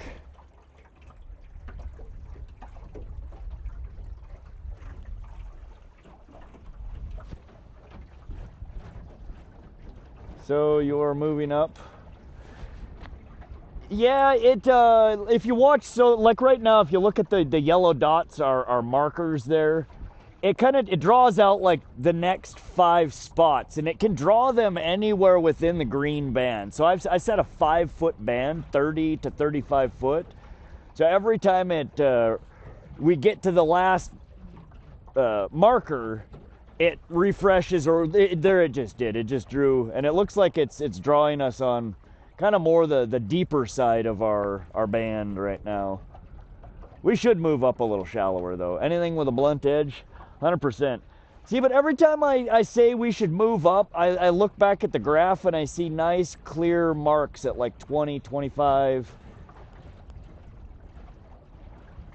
So hard to move when we're right on top of them, but they aren't actually biting, so I don't know. I'm gonna let it spin us around here. One more popular long-term fishing streamers from what I've observed. Oh, I'm still a really, really small channel. Pause the track. But I'm glad y'all come and hang out. We are slowly growing. We're having an absolute blast every time we come out here and stream. Today we're out here harvesting some fish. Most of the time you guys see me doing catch and release. And we will almost certainly be releasing some today. Especially if we get 10 in the cooler.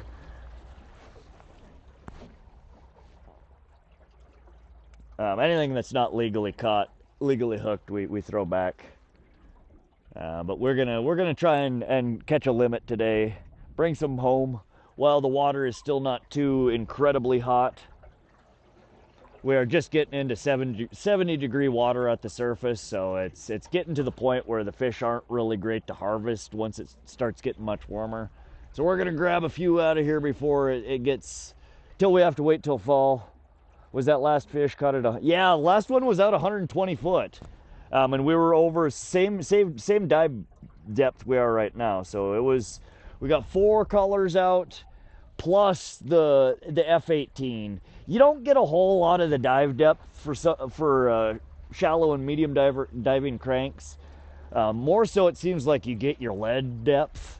So we're probably somewhere between 20 and 25 foot depth just on the lead. And then the lure itself might add a few more feet.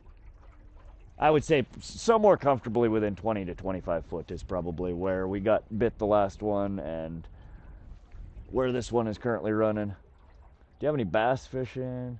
Quite a few guns. We do a little bit of bass fishing. There's a local pond, a couple of local ponds near me that have largemouth bass in them. They don't get super big, but we do pond fishing for them. The Missouri River, when we go down a few times of the year for catfish or for sturgeon, smallmouth bass is a bycatch down there. And there are some really nice smallies in there. But bass is not a species that we have a whole lot of around here, so it's not one that I target often. Caught a big rainbow throw and a daredevil spoon last fall. Back channel, south side of the lake. Really, Brett? Back channel, south side of the lake with a daredevil. You caught a rainbow here. There are so many pike in here. It's so uncommon to catch the trout or the salmon that are in here. So you went through the middle canal area and you're just in one of these back areas, or were you all the way over on the west side?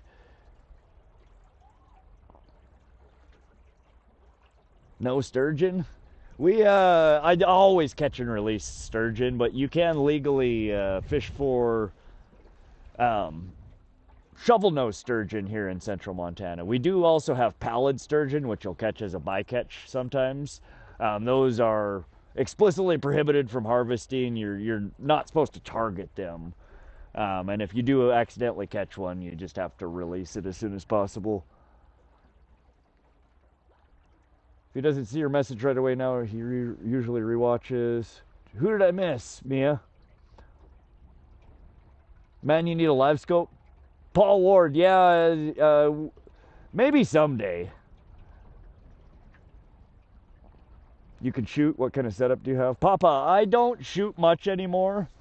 I do have a Kimber 1911 36 special. 30 special. Oh, excuse me. Over here eating bugs. Tasty. 30 super. That's what it is. But I don't own a rifle anymore.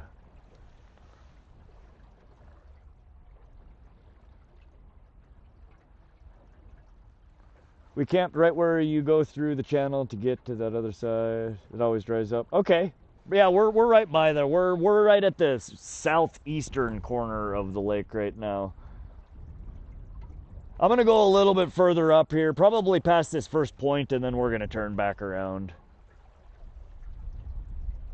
High dollar pistol. It's a nice gun. I need to bring it to the gunsmith. There's something wrong with it. The last few times that I've had it out shooting, it's just jamming at least once per clip. Driving me nuts. And I've dinked around with it, and I can't figure out what the hell's making it jam.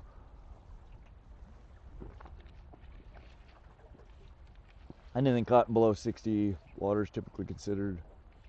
Yes, Positrack. So again, we're pulling these from at or below the Thermocline. Water temperature, we haven't run the fish hawk down, but I would guess it's probably in the... Where we're pulling these from is probably mid to upper 50s.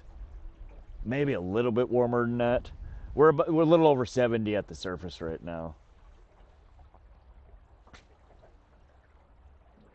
1893 Winchester 3030 with a 3-digit seal. Nice.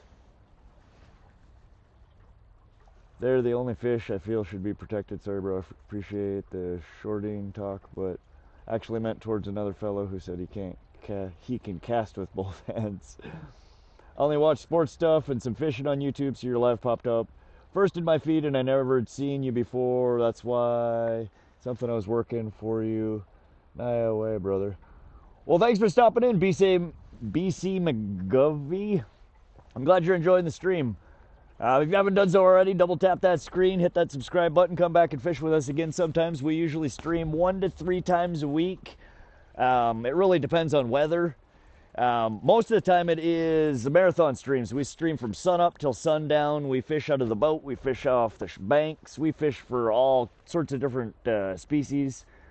Kimber's a good pew-pew. It's a nice gun. I just need to figure out what the hell's wrong with it. Does the water tip affect all fish, or is it certain species? What do you mean, the water tip?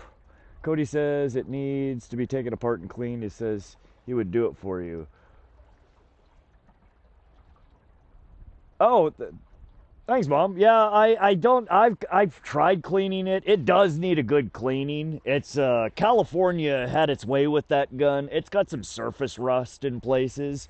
Really disappointing, but that's the California humidity. I didn't take as good a care of it as I should have. But yeah, I'll let him look at it. He probably would be able to figure out. That or he'll break it. Whoa, fish on, fish on! I forgot to turn on the clicker. Oh my Lord, this one feels bigger. Definitely bigger. That's been yanking. I was like, what is that sound? All right, this one feels like fish of the day so far. That or we got him hooked in the side of the freaking head or something. Yeah, we got him hooked weird. He's already at the top of the water. What do we got this guy hooked in the back? Why does he feel so big? All right, we're gonna mark that spot. We're gonna slow our speed down a little bit because something is funky hooked with this one. He feels huge, but normally that means that they're hooked in the freaking belly or back of the head. He's coming in weird though. I think we got him hooked in the back of the damn head or like the dorsal fin.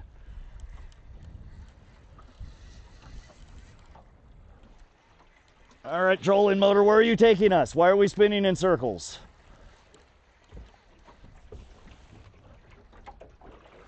All right. Good, bigger sized and the back of the head, I think. Whoa, he's pissed. Yeah, I think we got a double whammy here, guys. A bigger fish and foul hooked in the back of the head.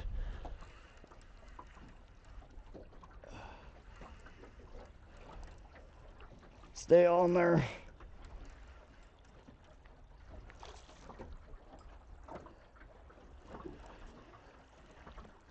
Yeah, this is a nice fish. This is bigger than an eater size. And it's not a fair catch. Yeah, a little bit bigger.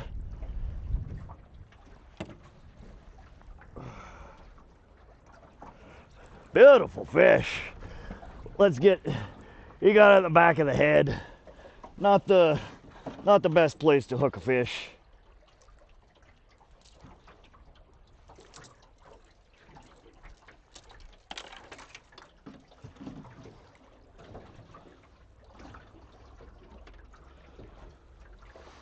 All right, you guys. This is the biggest fish of the day so far. Place your guesses on length.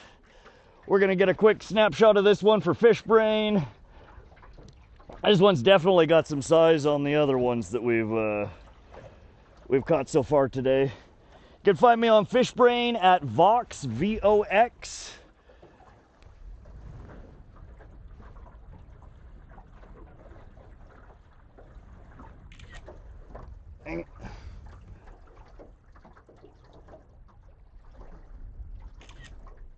There we go.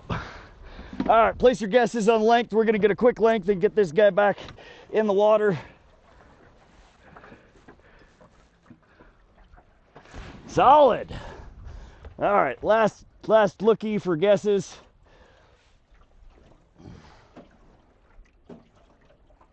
Let's get him back in. You want to torpedo him down. Get him, whoa, or just let it flop. Never mind. They never let me do a good demonstration on that. All right. After you land this fish, put on a stringer and cooler.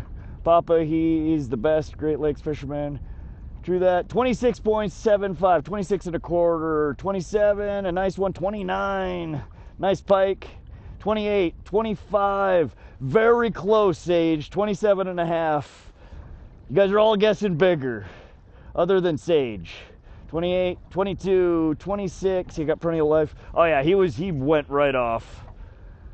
Hey Rod, checking on my lunch, how we doing? That was number 5 we just landed. 27, 25.5, so close. 27.5, it was 25 and a quarter. Just a little bit over 25. Solid fish. That again was number, man, we need to take the pike bait off. That was number 4 on our brown trout. Then again, I don't know if it's because we're running this one deeper. Let's try running our other one at the same depth. This is our Rapala F18 Rapala. I've heard people pronounce it 9 billion different ways. Don't hate me. Let's get our speed bump back up. I can't read the damn screen. 208, 22. That should be good. 415 to go. 24 and a half. It was 25 and a quarter. Nice fish. Let's finish Rapala. Rapala. Okay. So I was pronouncing it right. Rapala. Or Rapala. Rapala. Rapala.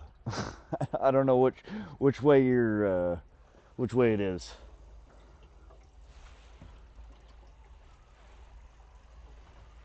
That was a good one. That was bigger than what I typically will keep, even if it was a legal size, or even if it was a legal catch.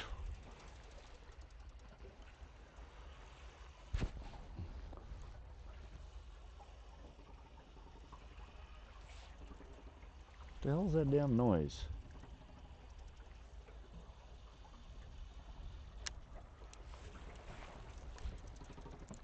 Hold on.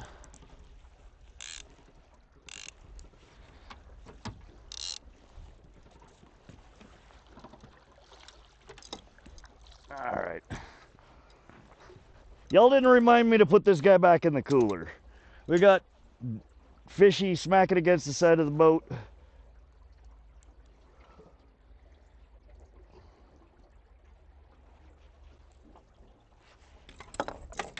All right, so that was the third eater that we just took off the stringer. I'm throwing her in the cooler. It has been bled.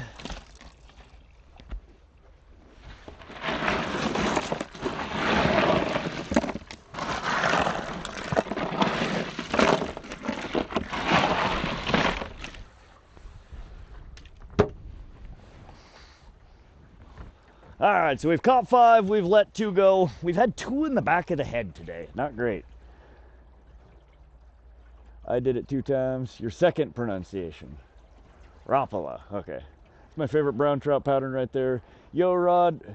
What's up, dude? How's it going? Hey, Key. We're doing awesome. We've got five pike landed so far. We've been streaming for 3 hours now, so 5 fish in 3 hours. We've lost 0 fish. I know I just jinxed myself. We're going to lose the next 5. It's rapping DMX. I speak a little Finnish. Spot I know. You read it twice. Pause the track. Is that the musical version? Cent gold coin. Let's go, Bill. Thank you. Appreciate y'all. Thank you for coming and hanging out and fishing. Hope your head is okay. Want to see my rod? Void. Was there supposed to be something wrong with my head? Do I not remember hurting my head? You mean my hand? Please buy me a MetaQuest. I have no idea what that even is, Gavin. Good morning. Those might be a school of Kokanee. You think so, Bill? It could be. I think the Kokanee are probably over a little deeper water, though. We haven't been over really true deep basin here yet. You said you got 2 in the back of your head? Oh, not my head. We've caught 2 pike, but they were foul hooked. The one hook slipped out of its mouth, and the only hook that ended up holding was the one that was in the back of his head, not his mouth. Or he's being a jerk. Maybe. Drop heads rig. Spot, we could do that here in a little bit. Let's experiment. Let's let out our other line here a little bit further. I just want to see if it's depth or what.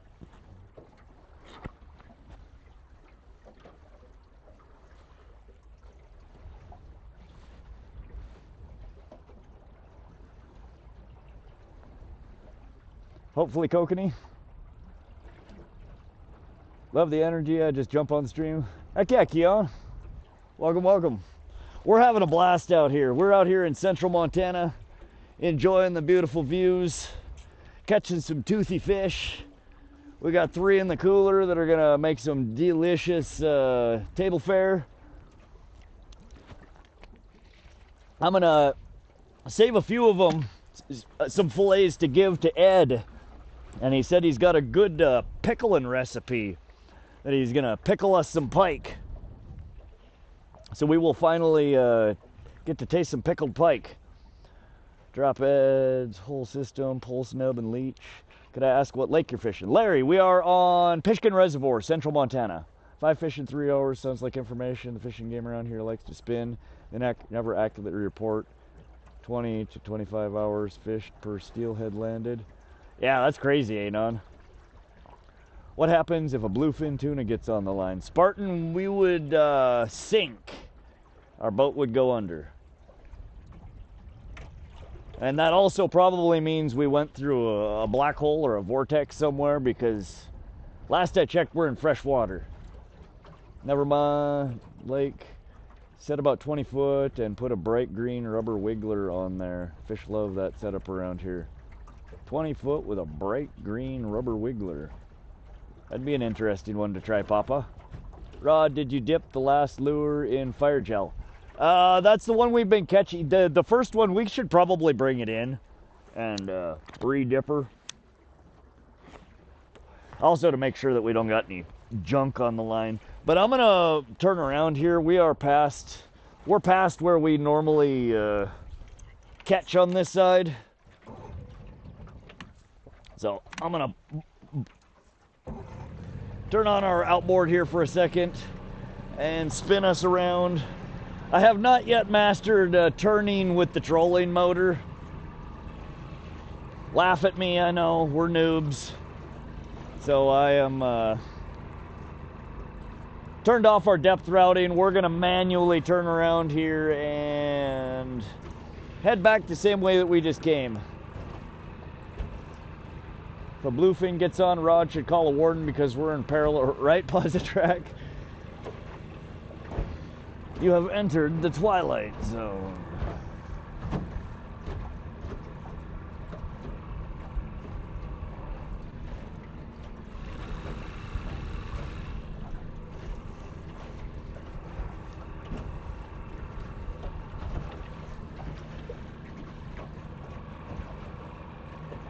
Would be a lake record? It would be, Spot.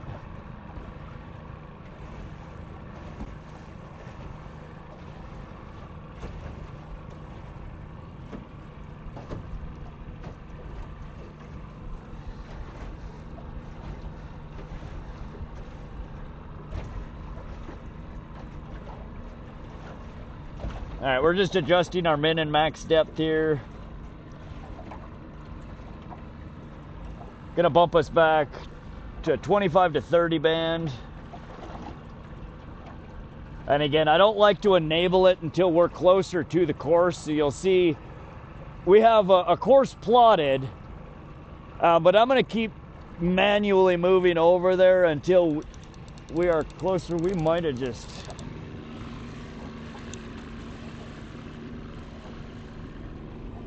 I think we just had a swing and a miss there.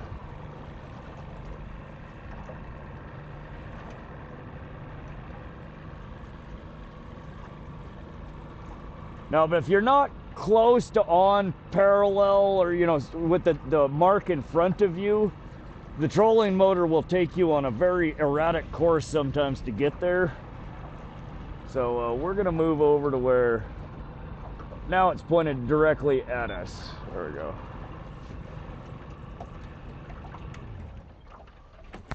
And then we're gonna change it from motor percent to speed.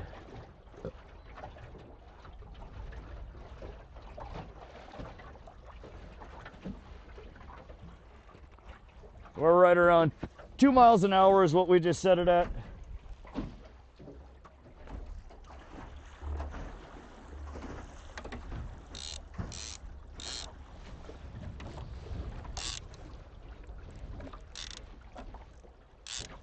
All right.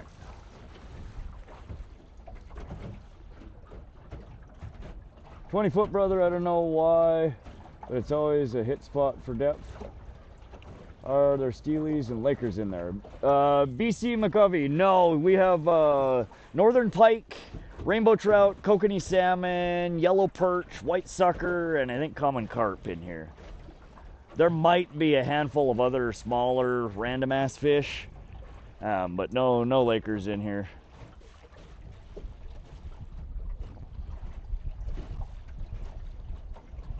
Rod, money bass, Latin bass assassin. I don't know if I've seen money bass. I've seen Latin bass assassin. That dude streams a lot. I don't know if he's been streaming as much lately, but God, last year, every day that man was on his boat. Killing it. Rod's okay as well, I guess. We're all right. Papa, are you saying Rod has a chance today at a tuna? If so, I'm not missing a minute. All right, pause the track. We're catching a tuna or a grizzly bear. One of the two. Stay tuned, folks. The tuna, I wish. That'd be something to watch.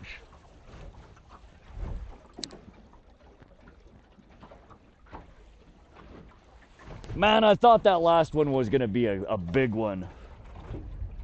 Goddamn foul hook fish feels so big.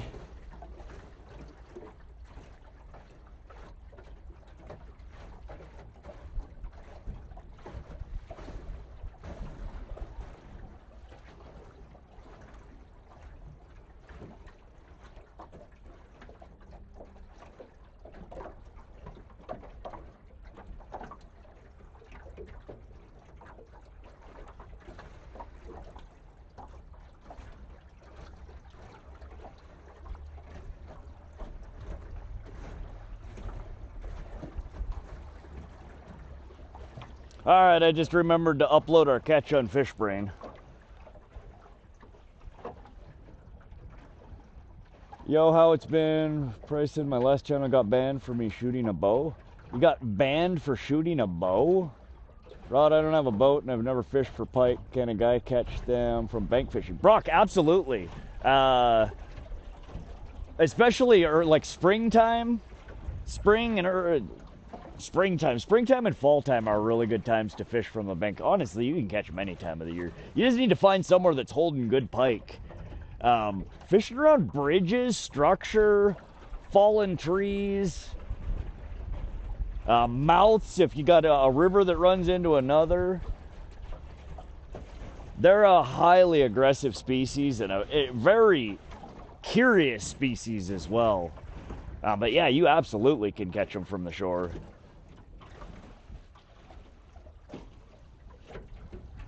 Nice pike today. Thanks, K-Hud. We're hoping for bigger. Our biggest so far is 25 1/4 inches. Now, I think the biggest we've pulled out of here so far this year is 26. We still haven't pulled a real good sized one out of here yet this year. Rod does not hunt or fish for grizzly. He's purely hands-on grizzly killer. Oh yeah, gotta go hands-on. It's the only way to do it. Rod makes grizzly tap out. The trick is you let it eat you first and you fight it from the inside.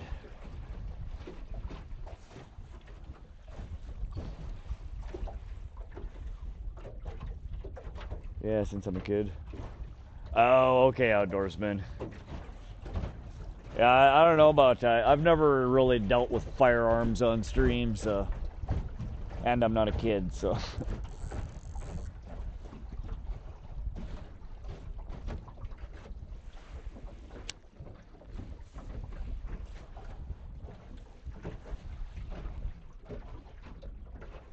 I don't know. I feel like we might be. We bumped up a little shallower here. We might have too much line out for our depth right now. We're running at 29 foot. Triangle choke. Rod is holding rod. Should get a show and call it Rod on Rods. I was gonna make a second channel to stream like when I'm out working in my shop or my garage, doing shit on my tractor or, you know, DIY stuff around my house. I was gonna call it Rod's Garage, but apparently somebody already came up with that name, so.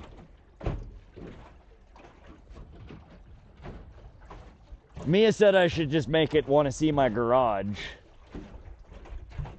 But that one doesn't have quite the same ring to it as Want to See My Rod. Maybe he should troll a baby seal. Make sure he's got no great whites in there. We did, we will run at some point in time today our saltwater squids that SoCal sent over. We've caught a couple of good pike off those out of here.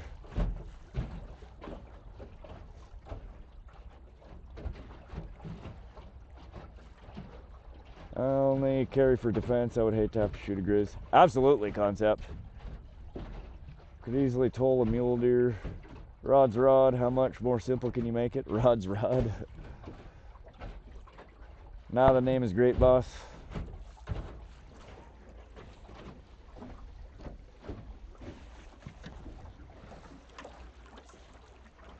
All right, this point we're coming up here that you'll see, it's kind of a shallow sloping point. Later in the season, this has been one of my most productive points on this water body. There are some days you can run past back and forth on like a 100, 200 yard pattern and catch every pass. They just hold over here. It hasn't been too hot yet this year though.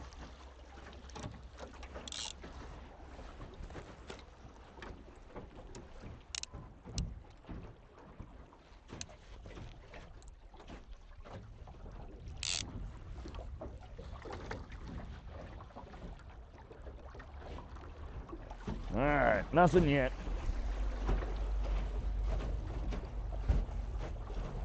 So you're like, what the hell was that, trolling motor? What are you doing here? Why are we bahaing through the lake right now? Whoa! Alright, stop it! Stop! Stop!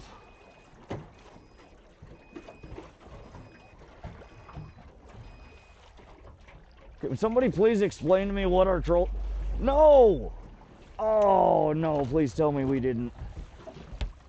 Oh, good. Yeah, I don't know what the hell that just was, but that's not how we're supposed to go through here.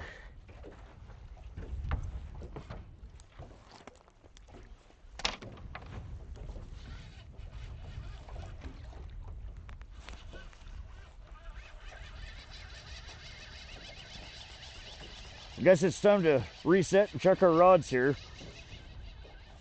Can somebody explain to me what the hell just happened there? Autopilot. Come on, Lowrance. What was that? Well, there's some grass down there, guys. We found some salad.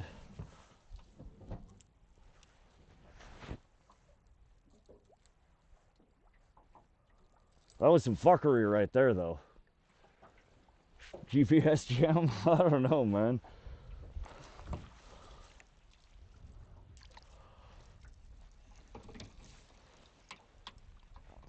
AI went rogue there. Tried to assassinate us.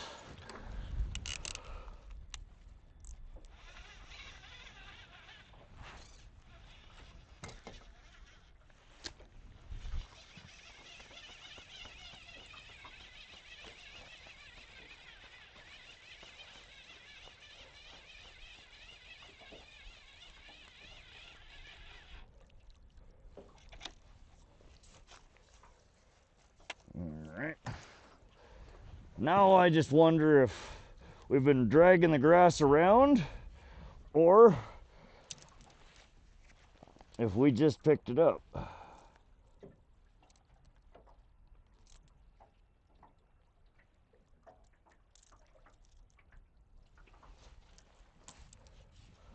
All right, either way, we are gonna, we're gonna get these redosed here. Magnetic full flip, solar flare, I don't know. I was looking at real estate and whitefish.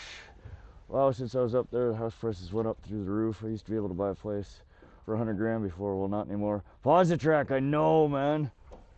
Real estate here in Montana, a lot of it has gone through the roof, especially in the more like touristy areas. And whitefish being so close to Whitefish Lake and Flathead, it's one of those areas that's really blown up. So we're gonna put some fresh Potskie's fire gel in crawfish on there.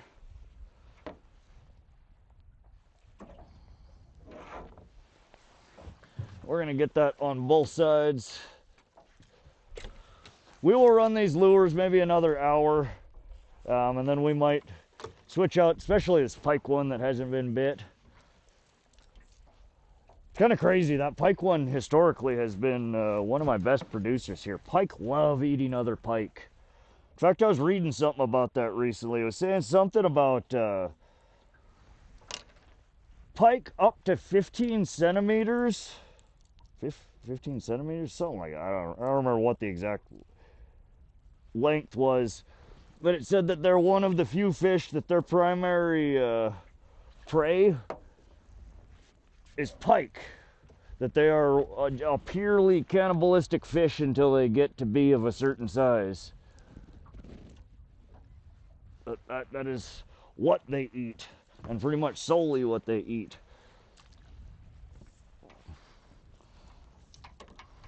All right, both rigs are back and ready to go out. Let's I don't know what the hell just happened there, but we're gonna try this again. More than double since 2018, sounds about right. Trolling odor is 800 years old, fully automated by me. The good thing is I don't go around in circles unless I pop a. We trolled, the trolling motor is brand new to the stream. We've been running it for like 3 months or so. The old, I don't know how well you guys can see in the back here. The outboard back here is a 1984 Johnson Evinrude two-stroke with a jet foot. And for the first 4 years that I trolled this boat around, that's what we trolled with, is my old jet. And I do still dump it on from time to time to basically run as a kicker. But yeah, the autopilot is usually pretty good.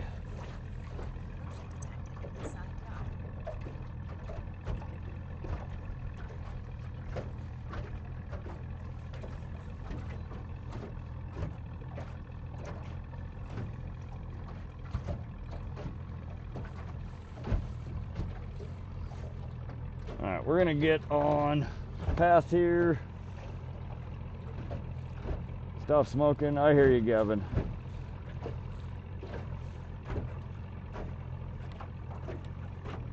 Whitefish was a nice little town 15 to 20 years ago. A bunch of yuppie buying up the culture. Yeah, there's a lot of that. Well, and that means you have an addiction. You realize you're gonna die. I know, Gavin. I know. I appreciate you, buddy. I'm an adult. I take full responsibility for my bad choices. It is an addiction, unfortunately.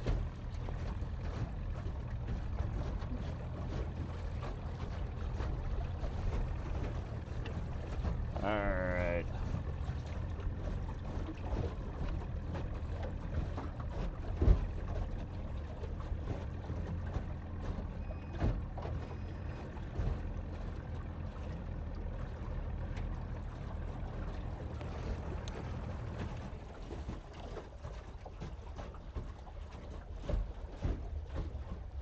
All right.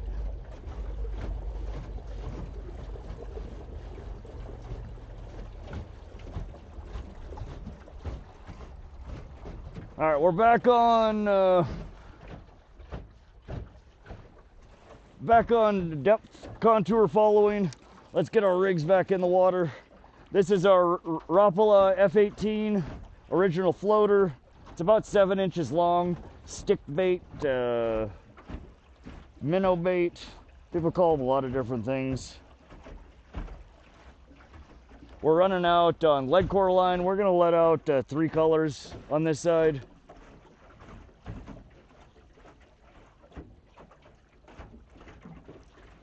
We just moved up a little shallower, so we're gonna run it a little shallower. I hear a boat somewhere.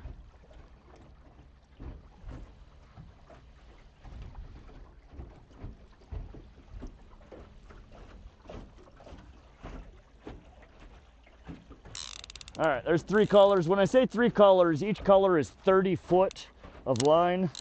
This is lead core line, so it's basically a braided shell with lead, like pencil lead, but soft, inside of the braided line. And the more line you let out, the deeper it dives. It's basically like an inline sinker. Your line is the sinker. So we have 3 colors out. For each color, every 30 foot you let out, you get about 5 to 7 foot of dive depth. So 3 colors out gets us anywhere from 15 to 19 foot of dive depth. Plus a little bit more for the crankbait itself. We're somewhere around 20 to 25 foot depth with this guy, I would imagine. Let's get our second rod out.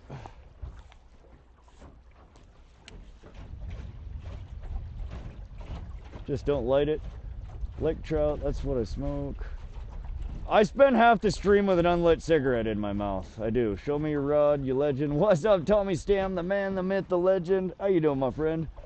Welcome, welcome. Always a pleasure to see you in here, buddy. I limit mine to 1 in the morning, 1 after dinner. Took a few years. Vic, that is awesome. I really, really wish I could convince my brain that that's sufficient. Addiction is a scary thing. Literally, you got a cigarette burning in your mouth and your brain is telling you to pull the pack out and light another one. Like, what is that? Rod smokes the healthiest cigarette available. Yeah, we're smoking the non-GMO organic.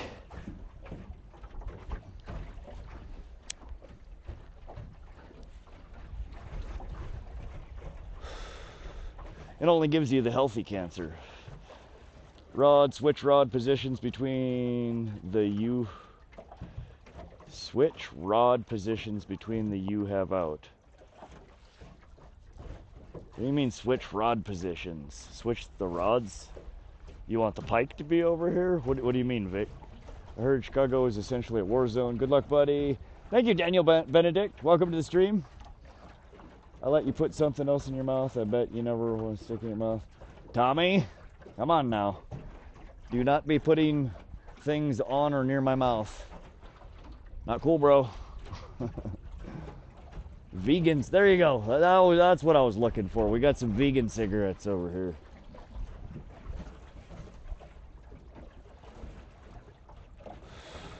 Pencil is graphite. Well, I'm not. Carl, you know what I mean. I'm trying to describe a core inside of an outer sheath, like a pencil lead. I didn't mean literally the graphite from a pencil.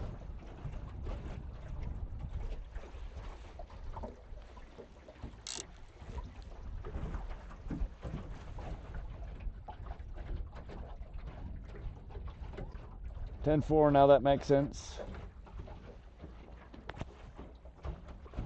Some good marks here.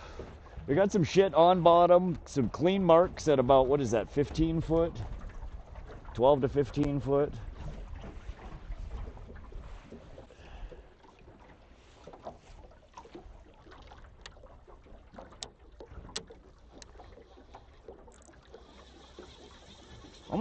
This second rod over here, I'm bringing in much shallower. I'm gonna put one at 2 colors. So we're at more like 10 to 12 foot, right in that band of shallower ones. Hello, Rod, good morning. What's up? Finding joy on this journey? Welcome, welcome. Walking into the garage when I heard it, I took out of context. Oh, okay. Rod is multitasking. I can only do 19 things at once. 20, just, that's the hard limit. I'm going out tomorrow rod fishing for sharks from the beach. Nice. What kind of sharks do you catch around there? I've fished a little bit in the ocean. We never did catch a shark. I caught all sorts of crazy stuff though.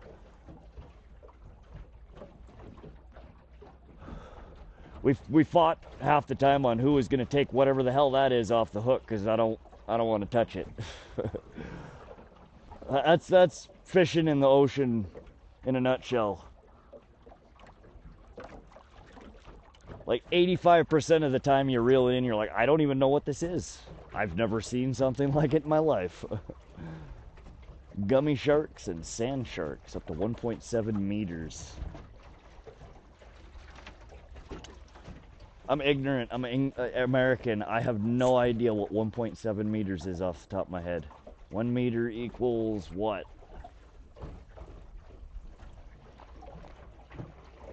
Two and a half feet? No. No, meters less than. They don't teach us this shit in school in America. Or if they did, I wasn't paying attention. It's like the size of your rod. Okay. Dang. 3 3/4. Yeah, I never remember conversions.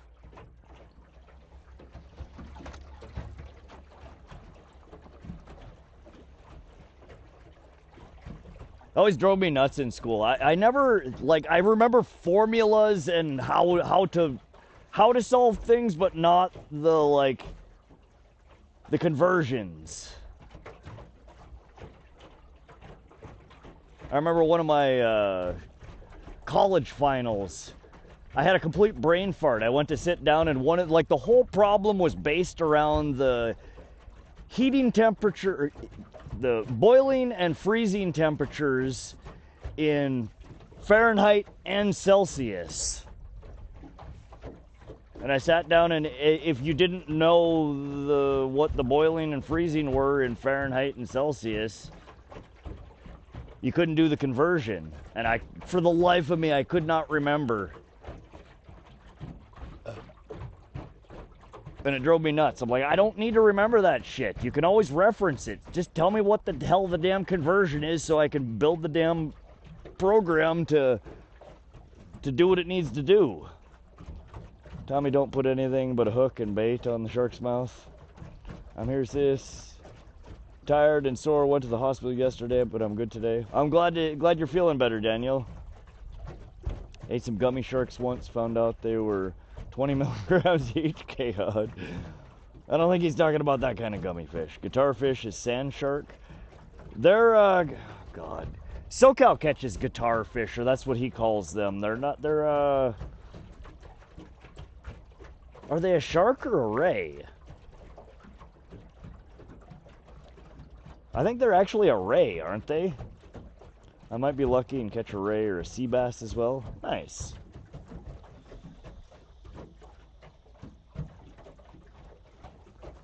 .6, 35-degree offset.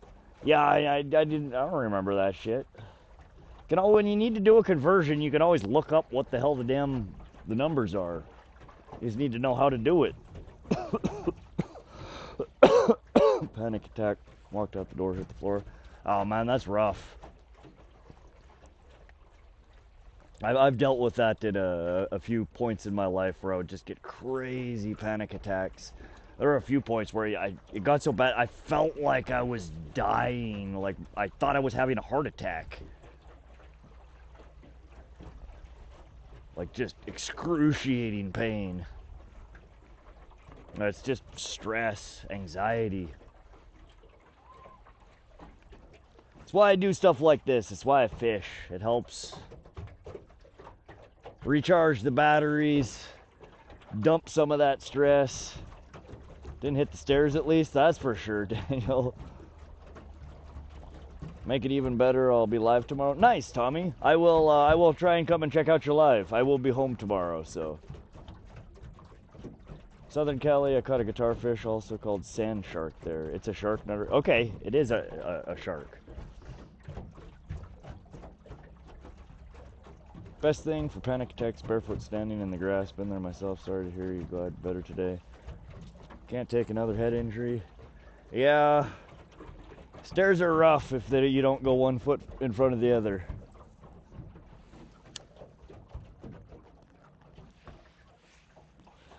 Do you need to program a plot into the contour trolling motor?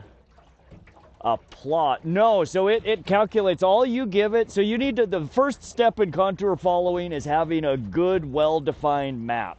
Whatever contour you're trying to follow, you got to have nice clean passes on both sides of it. The less clear the map is, the weirder the shit it does. Like what just happened over there might be because we might need to make a few more passes around that area. It might have some complicated contour lines over there, and the trolling motor just gets confused. So the first step is getting a good map drawn, and the CMAP Genesis social maps that are on here, you can record in 1 foot intervals, so you can make nice clean maps. It just takes some prerequisite, some work ahead of time. But then all you do is you type in, so you see the green band there. What I've done is I've set a minimum depth of 25 foot and a maximum depth of 35 foot. And you'll see I'm hands off. I'm not doing anything. The green is those borders, 25 and 30 foot. The red is the margins of the borders. Sorry, let me get rid of that now. And as we're going here, it just automatically, we just got smacked on our rod back here. Swing and a miss. It calculates and charts a course for you somewhere within that band. I've noticed oftentimes it'll, if you start on the shallow side, it kind of keeps you on the shallow side. If you start on the deeper side, it kind of keeps you on the deeper side. Every once in a while, though, you'll see it'll shift us from shallow to deeper. It just creates, I think it'll do minimum band of 3 foot. So you can do quite tight follows. The last pike was biggest. 25 and a quarter. Fish on! Fish on, fish on! That one, we might have had our drag a little tight there. We're marking it on the map. There we go. We are going, what? We're over 25 foot bottom. 2.2 miles an hour. This one was our shallow rod, 2 colors back. This will be pike number 6 if we can boat it.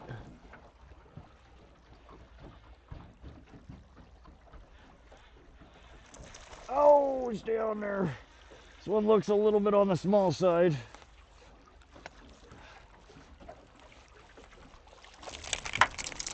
Oh, knock it off. Yeah, that might be a keeper. All right, you guys, there's our hit on our northern pike, Rapala F18. Trying to get my finger underneath its gill plate here. It is not cooperating. There we go. Like to get a good handle on it, again, from behind the gills. Try not to squeeze it to death. Be gentle if you can, getting the hooks out. Ooh.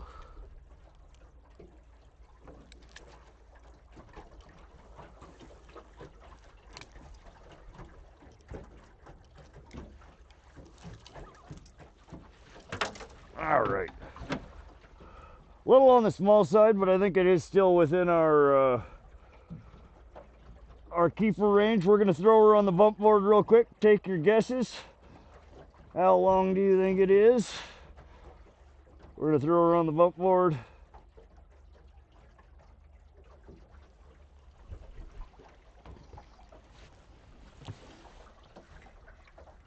Oh yeah. One more chance to take a guess here.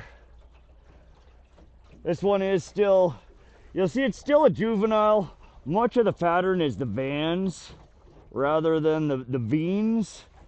So the juveniles tend to show more of a kind of a tiger musky pattern rather than a pike. You'll see up at the front there that it's starting to change into the veins. Those bands start breaking up and you get the more distinct, well-known northern pike pattern. 20 inch, 19, 18 inch, 3/4. Try a shadow wrap. We could try a shadow wrap. Nice little pike there. 21, 20, so close, JV Joe. 19.3, 19 1/4, 22, 20 centimeters. Beautiful pike. 17, 18, 19 and 7/16, 14, 20. So close. So many of you guys guessing 20 are almost right on. 20 1/4 inches. Perfect eater size. Probably just under 2 pounds. This one is going to go on a stringer. We'll run it out there for a few minutes before I bleed it. Another beautiful, beautiful fish.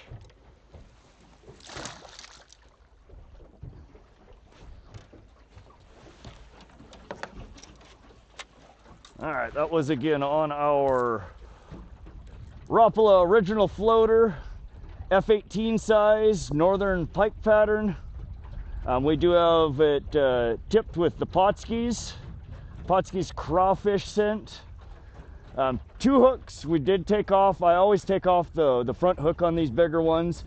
After years of wrestling these damn things out of the net, I just know more, and out of the fish. 3 hooks is excessive. And I found my landing ratio didn't really decrease at all or that much. And I spend a lot less time trying to get them out of the damn net and out of the fish.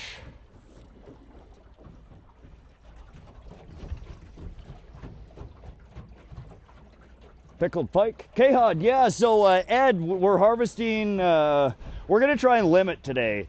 My aunt wanted some, I want some. I think my mom is out of pike.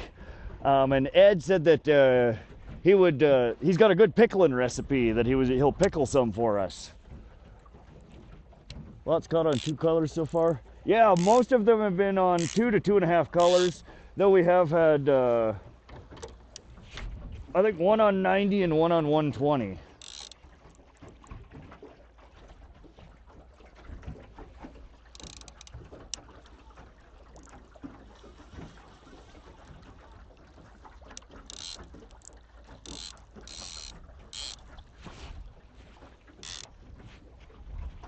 All right, 414 to go.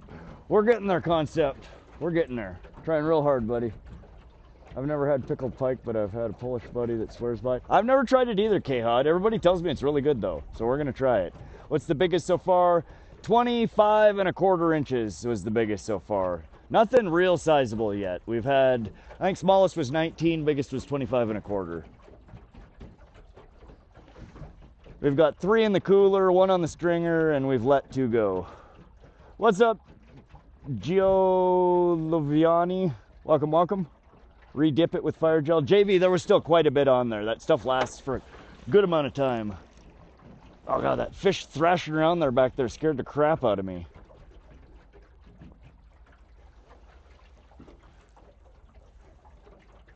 What's the limit for pike? 10 in this water body. 10 per person per day. We've been out here just under 4 hours, 3 hours and 49 minutes. We've caught, what, 5 or 6? I think that was 6, wasn't it? So we got 3, 1, that's 4, and then we've let 2 go, yeah, 6. Yes, yes, Carl, thank you.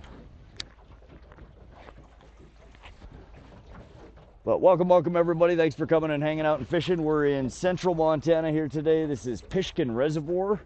It's a pretty small reservoir. It's, I think, about 900 acres in total size.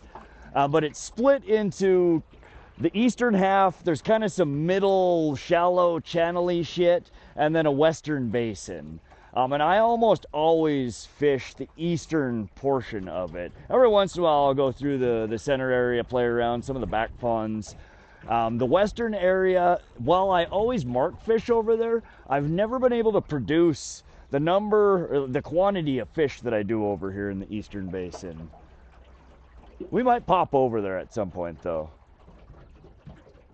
10 per person per day, how many are in there. Damn. K-Hod, there's a ton in here. And the reason, again, you see most of these that I'm pulling out are like 2-3 pound range. Perfect eaters. But again, almost all of them are juveniles. There are bigger ones in here, but there's so many pike in here. I think that the quality of this fishery, the size of the fish that it produces, would go up significantly if more people actually harvested pike out of here.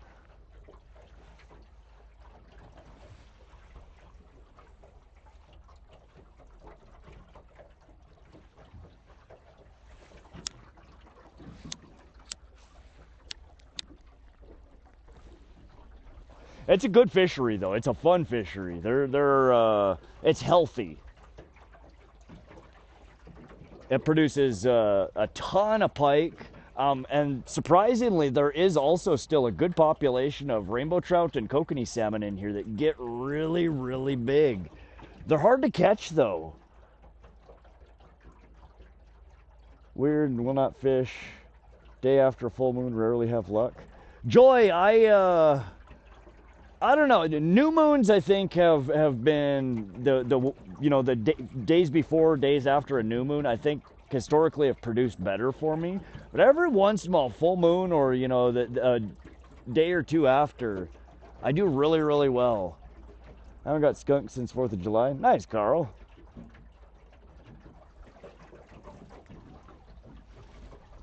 All right, we're over. Let me throw back on our down scan for you guys to look at. My ugly mug isn't all that exciting to stare at.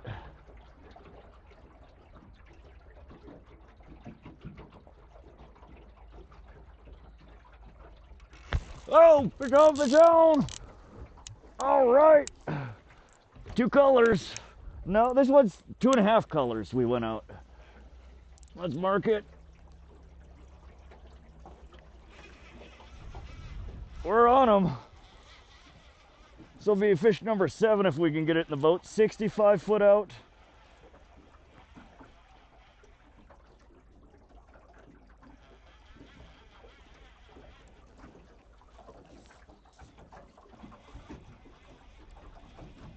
$45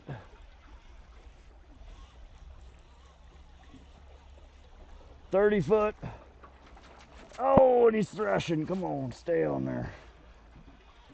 Yeah, these snubbers, I think, definitely help with the thrashing on these pike. Our landing ratio has gotten way better since we started using those.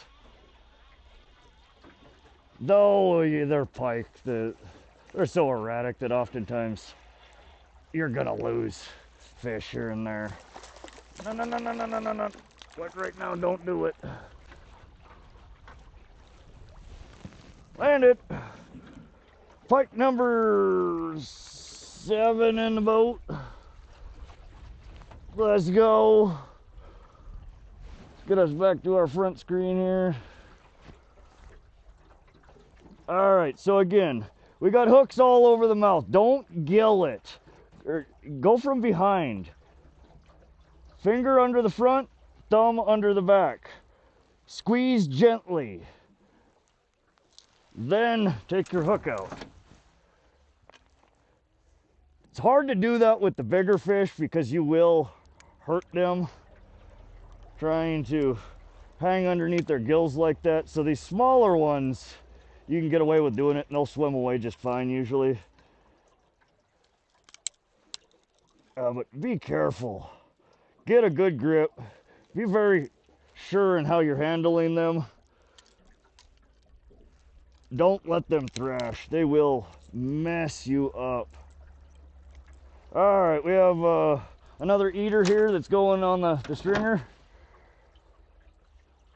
This one looks maybe a little bit bigger than the last one. We're gonna get another, we're gonna add one on fish brain here.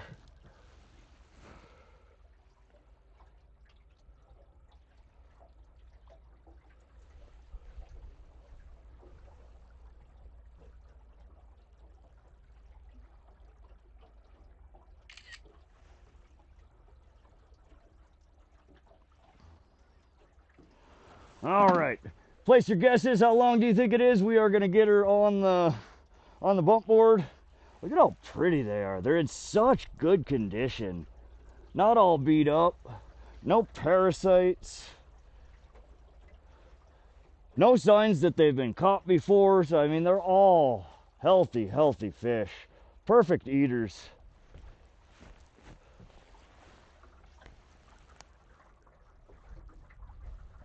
All right.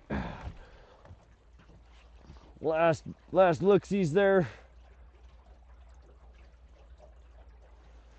I'm gonna get this guy on the stringer. Oh, this one's still pissed. I know, we got you a friend.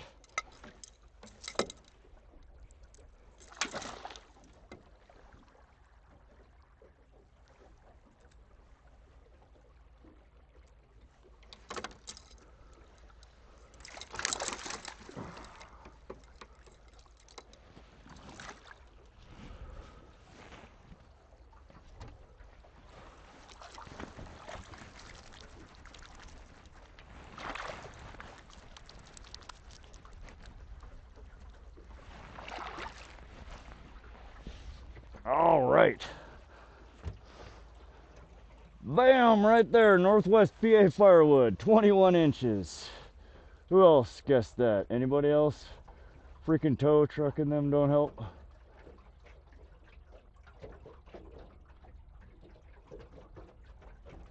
Yeah, 21 inches, just a tiny bit over. Northwest PA got it. Very good guesses, y'all. Love that phone case. Use those big ass tapes for backups. Yeah, my cassette tape. All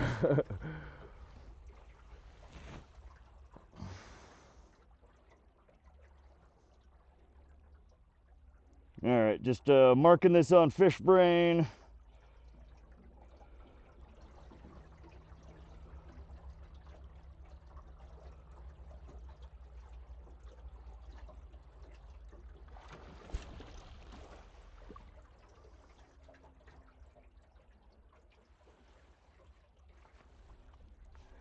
Yeah, the pike, when they start fighting, I relax and I just let them tug. The moment they stop, you start your reel back in, and you'll find that 9 times out of 10, if you keep constant, steady pressure on them, they just barrel roll in the water. They glitch. They don't fight. They don't do nothing. Every once in a while, they'll come back out of it and they'll fight, and you just ease on it, let them fight, and then when they stop, start pulling them back in again. Don't do the up and reel. Every time you yank on it, you have a chance of losing them. Every time you relax on it to drop your rod back down, you have a chance to lose it. So just slow and steady.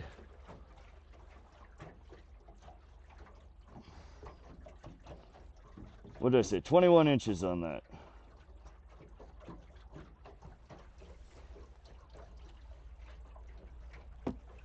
"21 inches on the dot, just a tiny sliver over. I would call it 21 over 21 and a quarter.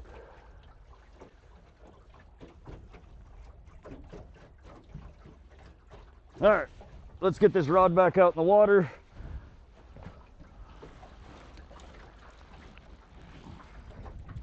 So that's 2 in a row now on our pike. And again, it's still got a healthy glob on the front there. This stuff lasts for a decent amount of time.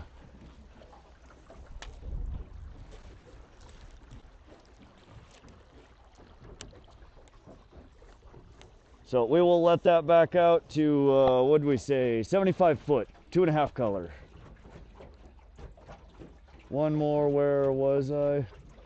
Keon, I don't know where you were. Why are you asking us? We know where we were. We don't know where you were.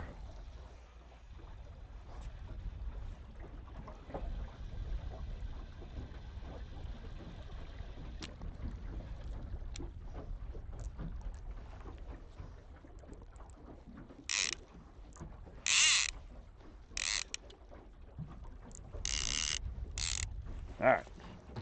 2.5 colors out. Pike lure redeployed. We're 3 colors out on this one.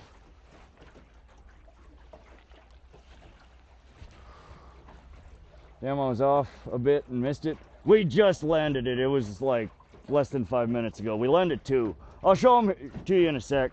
In fact, I should probably bleed those so we can get them in the cooler.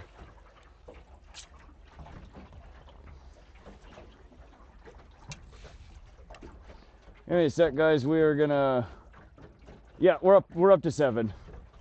Let me bonk these and bleed them.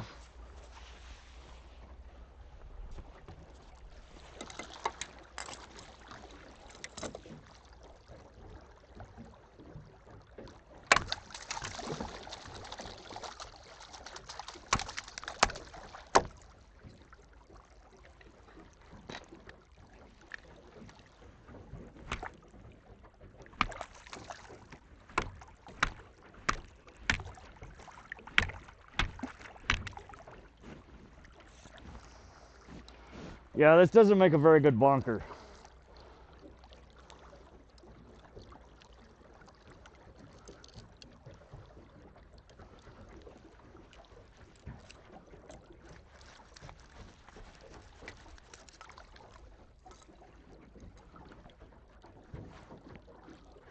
Oh, this one's eating. This one's full of little fish. Interesting. There are schools of some itty bitty little bait fish down there. I don't know what these are. I got to take a closer look at them.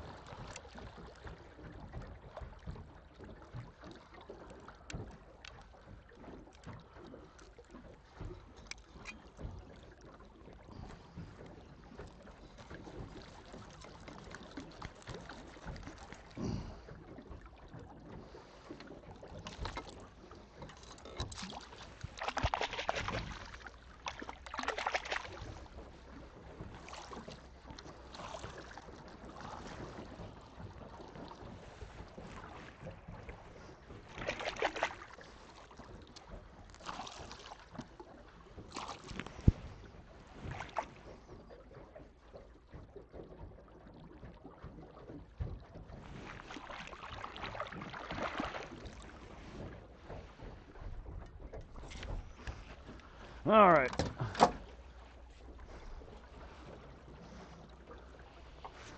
So that last one we caught had a couple of fish right in its throat.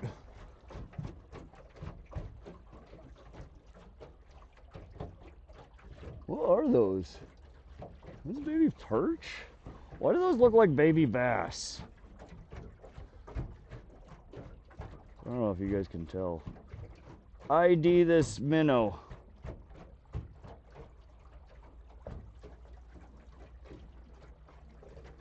Oop. And another little one too.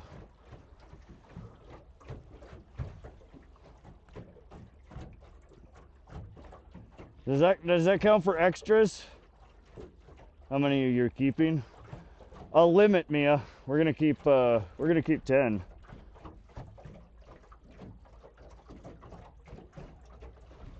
Easy there, trolling motor. Those have gotta be baby perch. That or one of the weird other fish. There's no way, there's no bass in here. There's no way. They do look like bass though, don't they?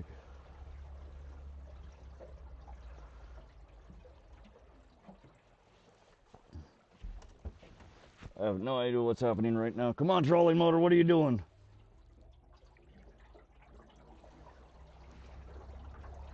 Yeah, these tight turns it doesn't do well on.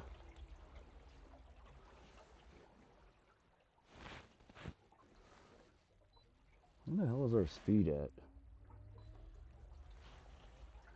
Hope you're doing good. Hey, Glowman, we're doing awesome. What's up, ML Rides? Do I remember you? Yeah, what's up? Welcome back.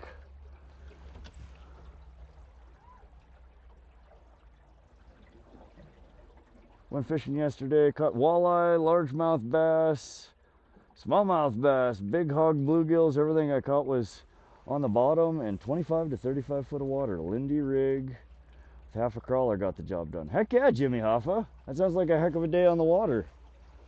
Love good multi-species days like that. Good day when rod is streaming. Heck yeah, Bloppy. It is for me, I know. I enjoy it. We've got 7 fish. We've been on the water for 4 hours. We're doing all right.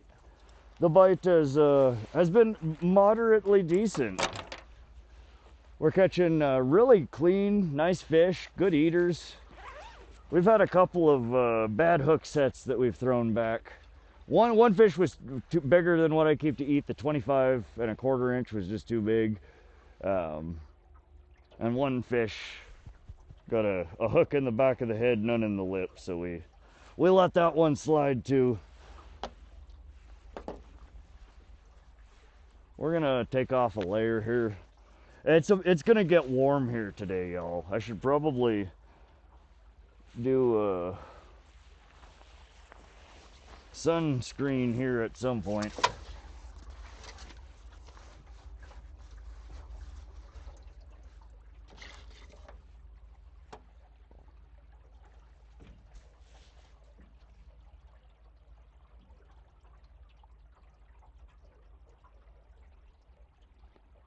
Look like perch. That's what I thought, Northwest. And first glance it was like bass, but then it's like there's no bass in here. What else could it be? And I think it's a little perch. We don't have bass in this water as far as I know. See lots of fish on the graph. How many of them have you caught so far? Lake Erie Lee, we've got 7 landed so far. 3 in the cooler, 2 on the stringer, and 2 swam off. Are the pike stocked? No, they're not stocked in here. I forget the history of this water body. I want to say it was like the 1930s or 40s. Somewhere between the 30s and the 50s. Pike was, I think, illegally introduced into this water body. They do stock rainbow trout, Kokanee salmon in here, but no, the pike are just they're healthy, they're thriving here. You would have to kill the whole water body to get rid of the pike out of here. What's been the hot lure and setup so far? Same lure, the Rapala F18 original floater, the 7-inch, the big one. Brown trout has produced the most so far, but the last 2 have came off of our pike colored one. Same lure. I just looked. I remember that last year when I was here this time of the year, I did really well and looked to see what lure it was on, and it was these exact same 2 lures. And yet again, they are producing. We're a little later in the year than last time than when I used them last year, but right around now is when they start transitioning, it seems, around here from preferring the shorter, stubbier, shad style patterns to the longer minnow, stick bait patterns. And pike pattern always does well here, pike and perch. For whatever reason, the brown trout does really well here too. There aren't brown trouts in here, but the pike sure do love them. Remember you telling about going to Florida? ML rides, yeah. A lot of that on the graph are not fish. It's actually bug hatches rising to the surface to their new life. Oh, I always forget about the bug hatches, Jimmy. How do you... I mean, is there a real good way to tell other than just looking to see is it attached to bottom versus floating over bottom? I always forget bug hatches, though. Yeah, I struggle sometimes interpreting what I am seeing on the down scan. 95% of the time when I'm looking at my screens, I'm looking at my contours. I look more for structure and depth than I do for fish. It's always nice seeing when there's fish down there, and it's especially helpful if you're jigging, stopping and jigging. But trolling, you're covering so much water. It's nice to see where you should be targeting up and down, but it's not like, oh, I see a fish on there. Okay, I'm gonna catch it on my right rod over here like that. No. Except for the people that have the forward-facing sonar pointed backwards. Crappy Man Jigs was in here earlier saying that that's the next upgrade I need to do on my boat. I don't know, maybe. I'm thinking maybe downrigger. As much as I don't know. I'm kicking around the idea of adding one downrigger to the boat.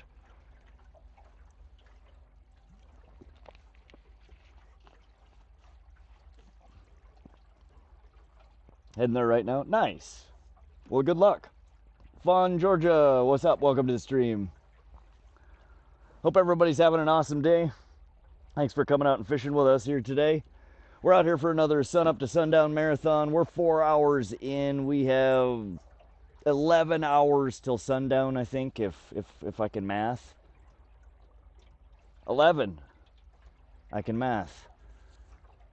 So we're going to be out here a bit longer. So get comfy, get your drinks, get your smokes, get your chips, whatever it is you need to get. We are going to catch some fish. We're running 2 Rapala F18 original floaters out the back. They're a medium diving crankbait. They're made out of balsa, so they're a floating bait. When you stop or slow down, they tend to rise in the water column rather than sink. They have a really kind of a slow, wide waggle to them. They run fairly well at slower speeds, 1.8, 1.9. I run them and they do quite well all the way up to 2.5, 2.7. Hot tip rod, Rapala, Husky jerks are plastic and are much more durable than original floaters. Also some unique colors. HJ12, HJ14 do really good for pike. Thanks for the tip, Justin. I do have a handful of Husky jerks in. Whoa, what is happening right now? Trolling motor, why? It's like it just forgets where it is for a moment. It's like, oh, shit, gonna pull over here. All right, we're good, Yeah, I have a handful of Husky jerks. I've not run them a lot. And yeah, they're definitely way more durable than the balsa. It's just something about these original floaters. There's a few week, maybe a month period here where, for whatever reason, these baits hit way better than everything else that I've tried. And then they kind of fade. They don't hit real well anymore. That's when I start switching to the Reef Runner 800 styles, the Wally divers, kind of the swoopy, deeper divers. That and the Berkeley dredgers. What are we running? 2 miles an hour. Trolling motor and teacup ride mode, right? That's basically what happened earlier. It tried to go full teacup mode on us. I luckily was able to kill the motor before it sucked up our frickin' lead line. But our pole was 100%, our line was wrapped around the trolling motor. It spun us in a frickin', well over a 180.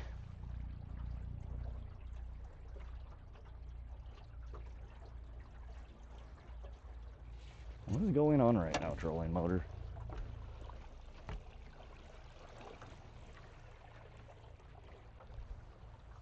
All right, I think we're going to go up a little bit further here and then turn around. After we turn around, somebody remind me to put those pike in the cooler. They've been dragging around for a few here. Good marks.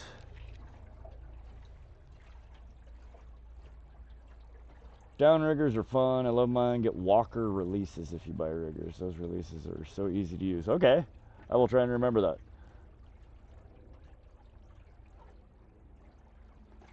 Justin, I'll have to dig out my my box that has the Husky jerks in. I don't recall what size they are. I think they're maybe not the biggest, but up towards the bigger end. Always a good day when rod's on the water. Let's get them. What's up, Scuba? Welcome. We've landed 7 pike so far. We are batting 1,000, y'all. We've got 7 bites, 7 hookups, and 7 fish in the boat. One was a foul hook that we let go. Actually, 2 of them were foul hooks that we let go. But based upon how they were hooked, they were hooked in the mouth. It just came out. Questionable. A lot of people would keep them. I don't. There's so many in here. But today we are harvesting. We have 3 in the cooler, 2 on the stringer, and we've let 2 go so far. Definitely upgrade the downrigger release. It's a lot of bug hatches. Is that when they're going straight up like that? That's more going to be bug hatches versus the swoops or the clouds? After you mentioned that, that's what made me start thinking, is the angle, you know, the angle of the dangle there might tell you a lot about what it is. Because that doesn't, I mean, that doesn't make sense for those bottle rockets there, little red rockets to be, to fish. Yes, okay. Interesting. I will have to try and log that one in the old cabasa here.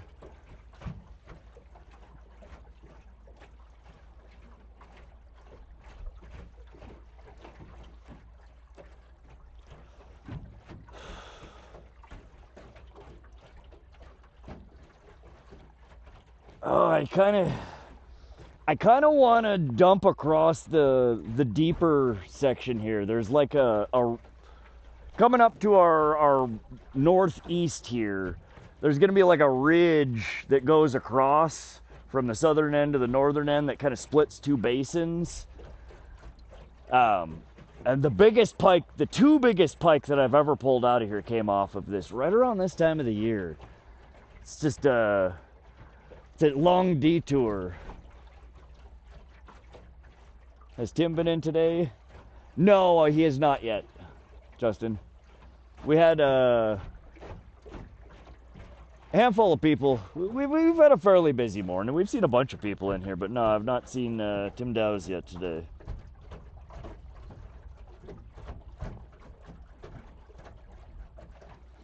Appreciate those thumbs up, y'all. Thank you for coming and hanging out. If you haven't done so already, double tap that screen. It is free.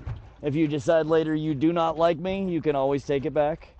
But it does help the channel, and it helps bring some more people in here that can come hang out and tell us what the hell we're looking at here.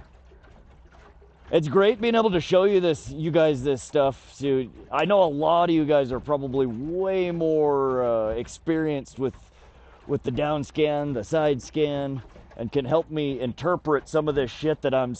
Oftentimes when I look at the down scan and side scan, I just scratch my head. I'm like, what the actual F am I looking at right now? Like, that can't all be fish.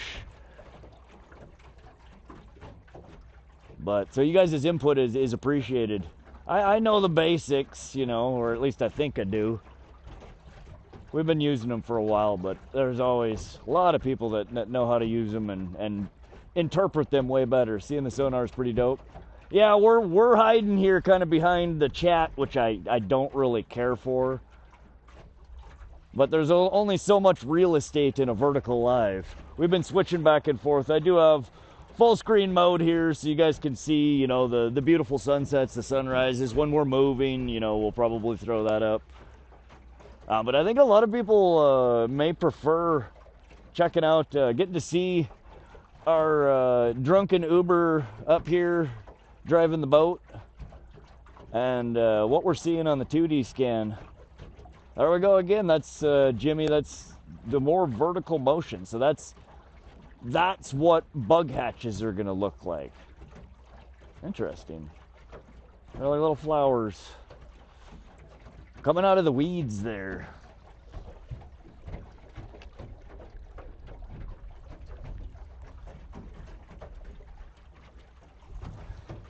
Yeah, I'll have to set up a handful more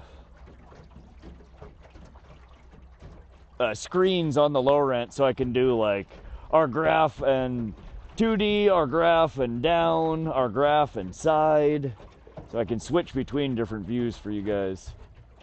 Need to adjust zoom, only show 10 foot down. Jimmy, so yeah, I think you were trying to explain how to do that before.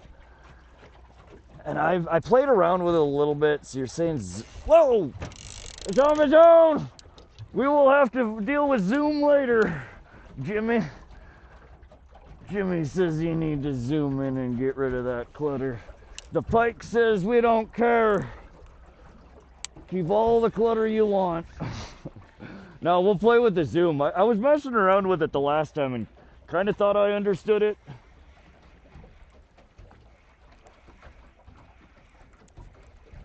All right.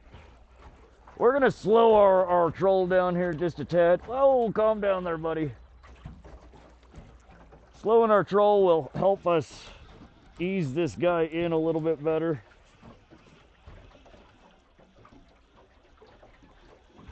Oh. We're about 30 foot. Oh, he's down there, down there.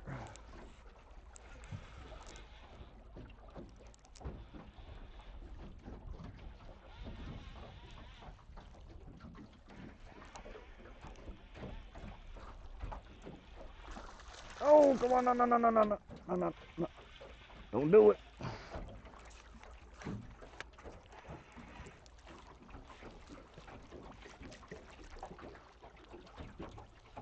All right, pike number 8 landed. Let's go.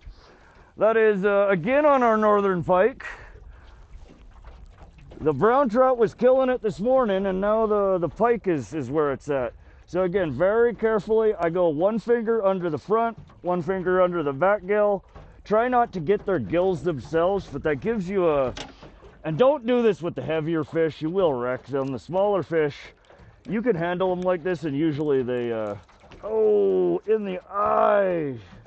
Dang, bro, I didn't see that. Ouch. Oh, that hurts just looking at it. Don't bleed all over. All right, get your... Once you've got the hooks out, then transition. Go underneath. Don't go over the gill plates, go under the gill plates. One finger. Oh, or not. We'll demonstrate how to drop it instead. 2 fingers, 1 finger. And then pinch on the other side. Place your guesses. We'll give you guys a good look at this one.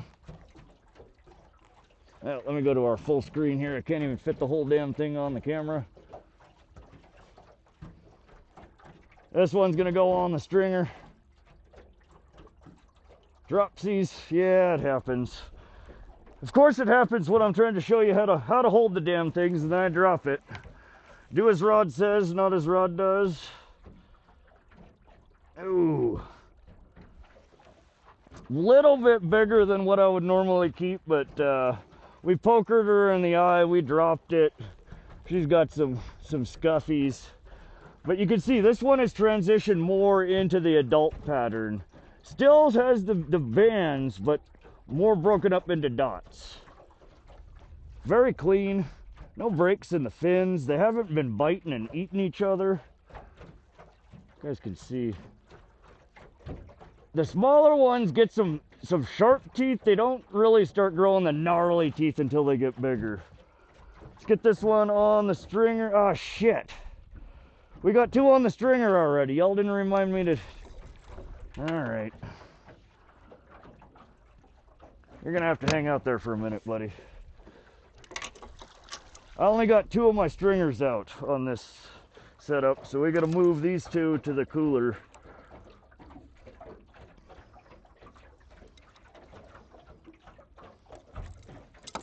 All right, this one's going in the cooler.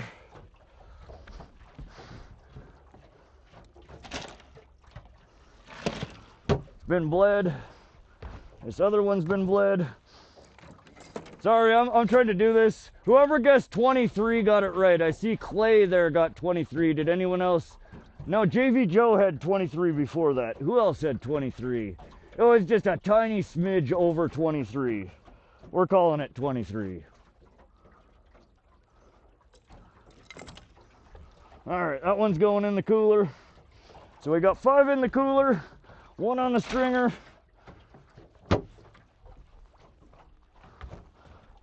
We're getting 1 on the stringer. All right, knock it off.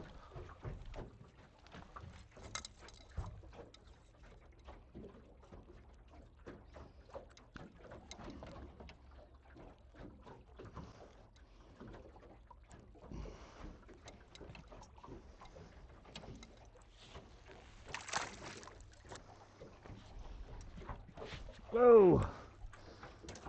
Slimy, slippery. All right, well, I think we're gonna redose this with our pot skis. What do you do with the pike? We're gonna eat them. What was that, number 8? I think we've got 5 in the cooler, 1 on the stringer. The limit here is 10.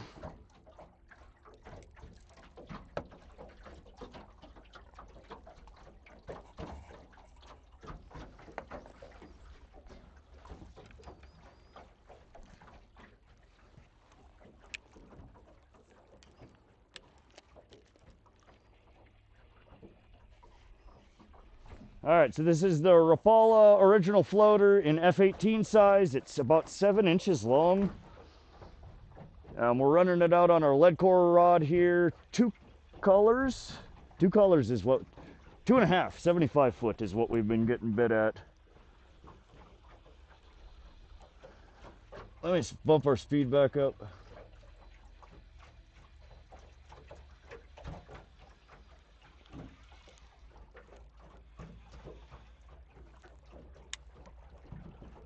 But yeah, the pike, we bleed them out, we gut them. We take off all the skin. You don't want to cook a pike with skin on like a lot of people do with trout. When you're skinning them, make sure you leave a little bit of meat on the skin. The darker red meat, you don't, it's very fishy tasting. It contains a lot of the heavy metals and toxins that are in that the fish collect over time. It's what makes it taste strong, one of the things. And they make really nice, clean, white fillets.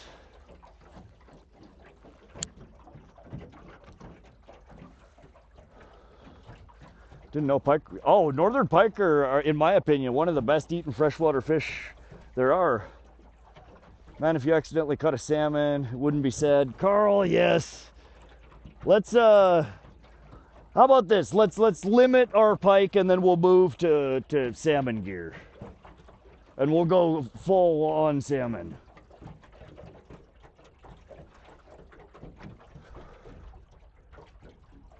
Okeechobee dropping in. What's up, SWC Florida?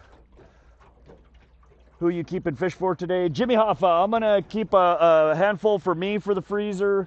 Some for my mom, some for my aunt, and Ed that was in here last Sunday on our stream that was catching all the fish. He smoked some of the trout and brought it to me this morning. And I'm going to give him some of the pike that we catch here today, and he's going to pickle them. We're going to try pickled pike.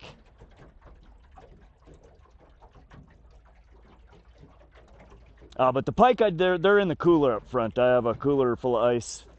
Well, a quarter full of ice. I probably should have brought another bag or 2 of ice in there. Pike is the chicken breast of fish. It's delicious. It really is. As long as it's prepared properly, they're really good eating.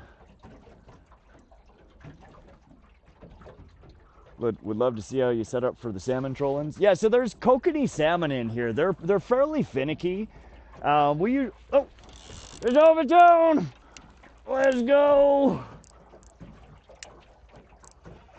That was a good bite.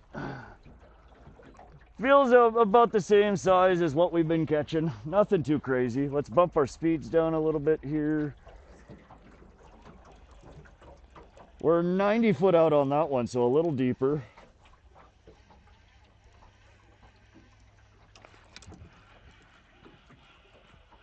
And again, just slow and steady. They're not fighting. They're just back there glitching.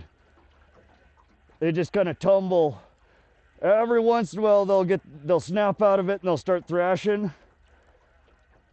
And when they do, you want to hold pressure on it, but just let them fight, and then they'll stop again, and they'll do right what they're doing right there. They're just tumbling. Once he gets towards the back of the boat and sees it, he'll snap out of it, he'll start thrashing again.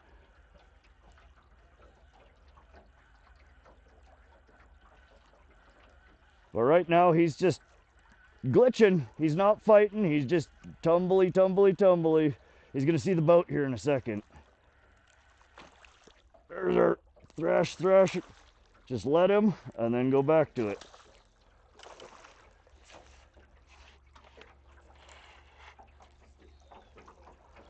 Finally, another one on our brown trout over here. It's been a while. Oh, off he came. Very careful with them. Don't hold them close to your body when you're boating them.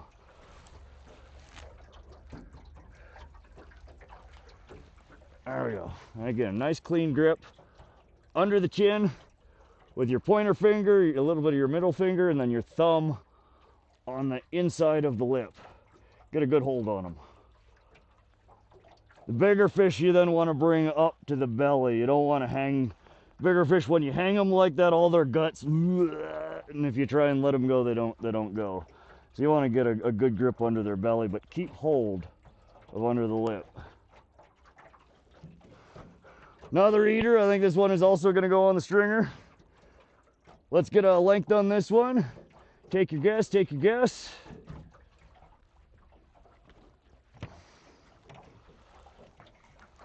All right. Woo, bigger than I thought. Take your guess. We're gonna get a picture for Fish Brain on this one. If you guys want to find me on Fish Brain, you can find me at Vox, V-O-X. We don't post every catch on there, but I do post usually first catch of the day or more interesting catches.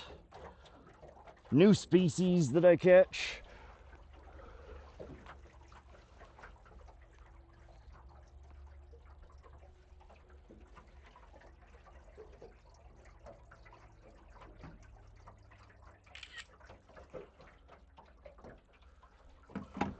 All right. You ever bass fish? Samuel, sometimes. Man, you're doing well. Maybe stick to the pike. Justin. Yeah, we're doing real well. Little hammer handle. 20, 23 and a half, so close. 24, 23 and a half, little hammer handle, 24 and a quarter. Have you ever been bass fishing? Yes, Samuel. Well, we've done a little bit of bass fishing. JV Joe 23 and 0.75, 19. Now, 23 and just a, maybe 23 and an eighth.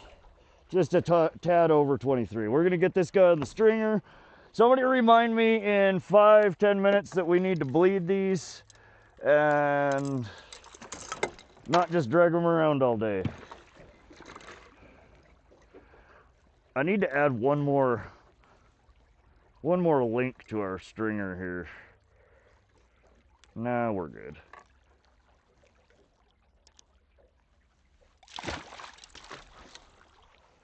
All right.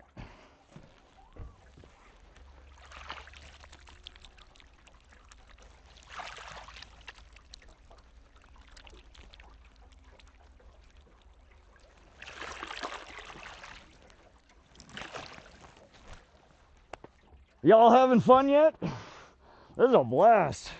Bite's actually pretty good today. We're actually on the northwestern corner of the water body right now. Again, fishing 25 to 30 foot band with our autopilot. 2 to 3 colors back on lead. And our Rapala F18s. Brown trout and pike pattern. They have been producing all morning, and looks like this is one of these days that it might produce all day long as well. Oh, I love it when the fishing is good.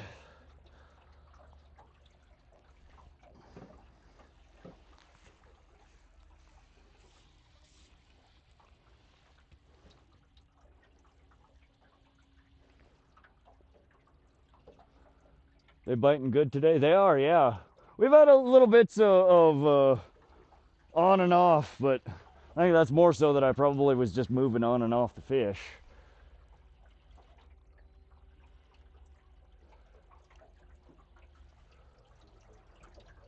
What's up, SoCal?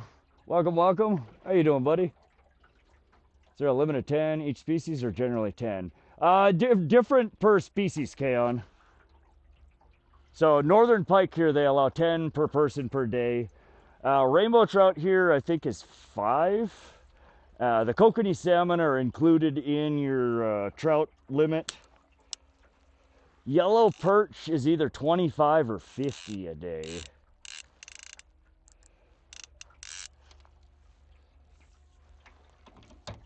So it depends, it differs by species and it differs by water body. You always got to read the regulations. You missed 9 pike. Is the limit 10? I did read that. Good day for pike today. Heck yeah. Missed 9 pike. Yeah, we've caught 9. We've got 5 in the cooler, 2 on the stringer, and we've let 2 go.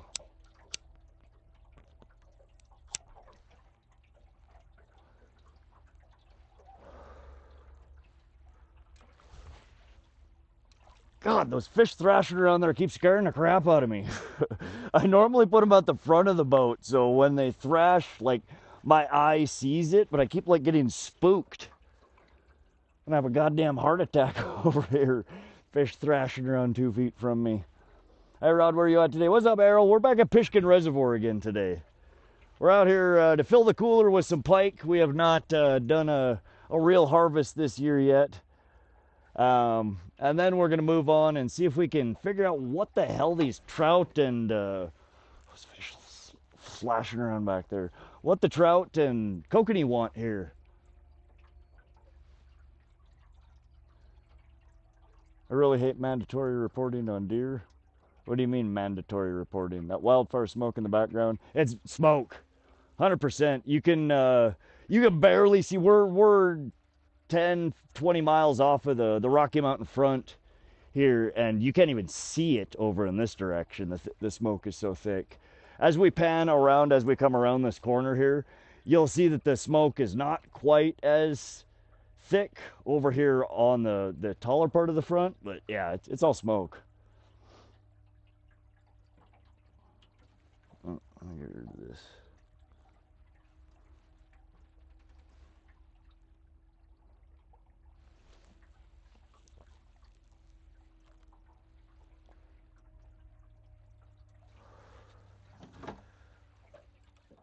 All right, we are gonna bleed these so we can get them in the cooler.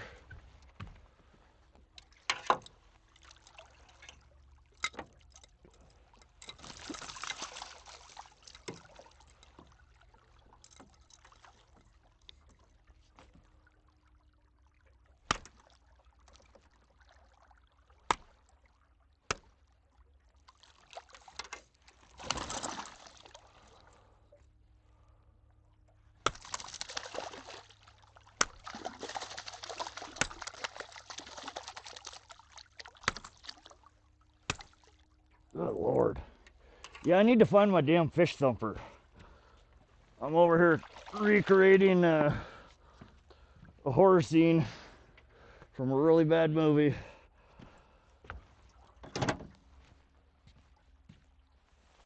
All right.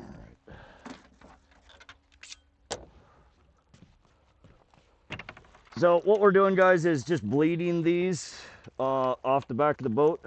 I run them for 10 minutes or so. That's usually enough to get the bulk of the blood out of their body. And then they go straight to the cooler on ice.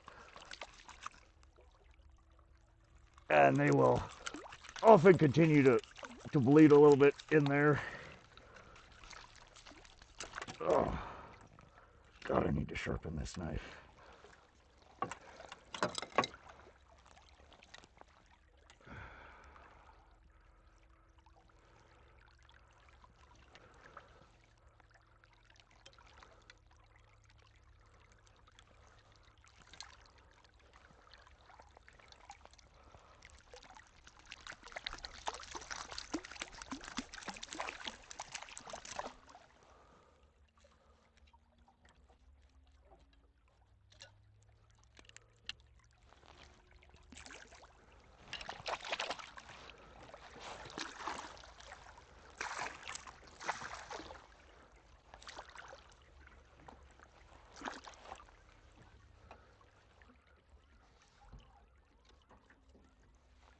All right, we are almost back in front of the boat ramps.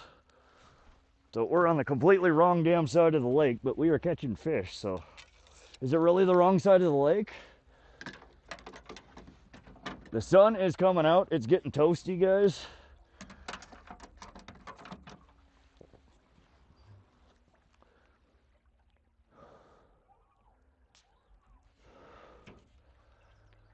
Whew. Hope you guys are having fun. You guys have heat wave in a few hours. Yes, it's going to get toasty here. Oh, I missed a bunch of chat. Mandatory reporting requirements here, whether harvested deer or not. Oh, okay. I see what you mean. Been good, just dealing with triple digits. That's miserable, SoCal. Trout want you to keep pike fishing, Justin. Michigan only had mandatory reporting for bears. Now it's turkey, deer, bear. Oh, God. Yeah, that's a pain in the butt.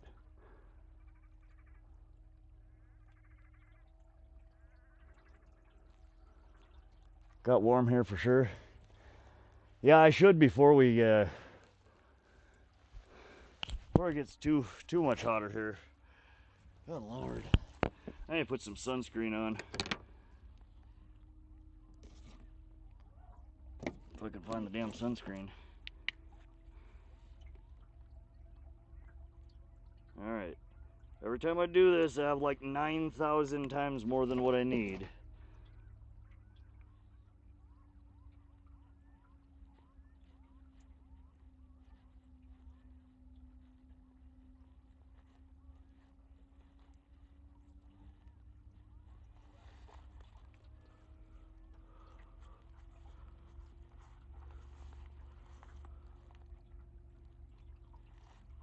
Alright. Now that we've thoroughly covered ourselves in suntan lotion, no fish are ever going to bite these rods again. We can get back to doing what we were doing.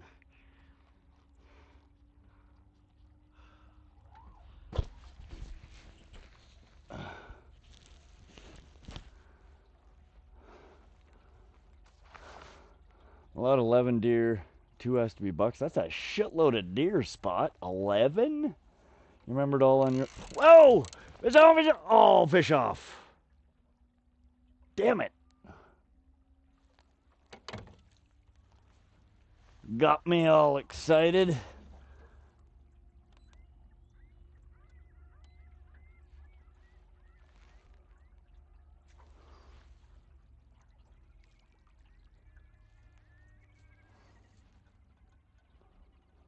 $10, $2.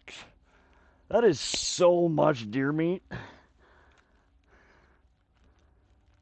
you have like 3 chest freezers that you buy every year to put all that in? Good Lord.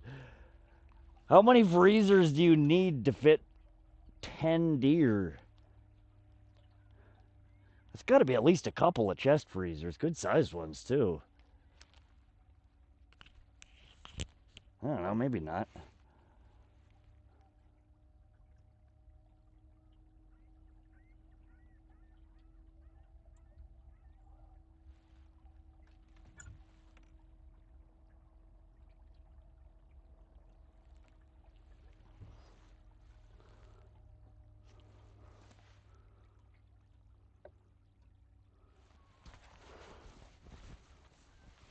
Alright, it's about to get toasty here. I can feel it.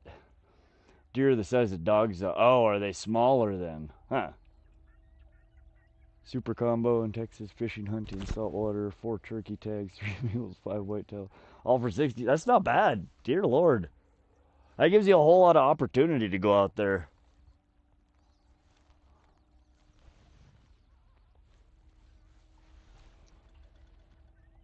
I don't harvest but 2.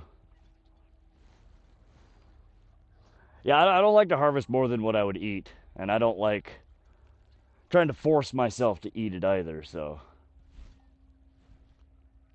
Today we're harvesting a bunch because, again, it's one of the last days till fall that the water's going to be cool enough to really harvest them and not have them blah.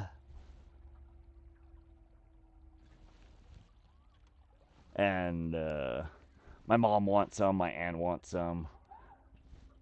We're out in the freezer at home, and I'm gonna have Ed's gonna pickle some for us. Deer are rarity here, less than 3% of hunters. San Diego are successful. That's such crazy odds, SoCal.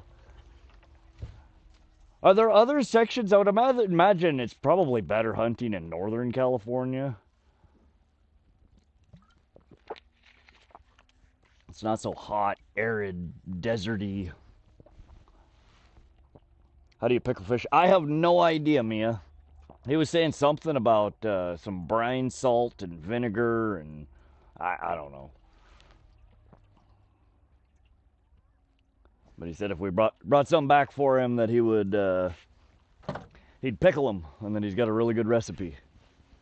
We have a whole. I haven't busted into it yet, but in the back cooler back here, I have a whole plank of one of the trout that we caught from Sunday's stream. He smoked up and brought to me this morning.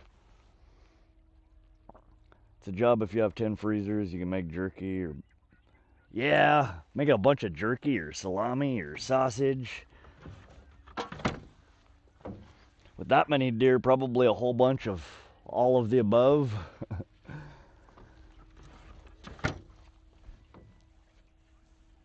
Northern California does have better hunting, but only 2 tags allowed. Okay.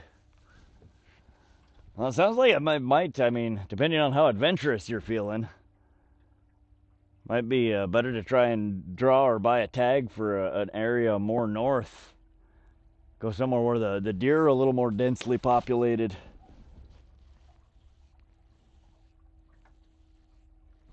It's not my guy, but I don't know about you guys, but I can fit a whole moose in my chest freezer after it's been processed. Dang, Eskimo. How big of a chest freezer do you have? I don't think we're all talking about the same size of chest freezer here. How many dead bodies can you fit in yours? I'm talking about like maybe a maybe a 6 to 8 dead body or I don't know. I guess my grandma used to have a massive chest freezer. You could probably fit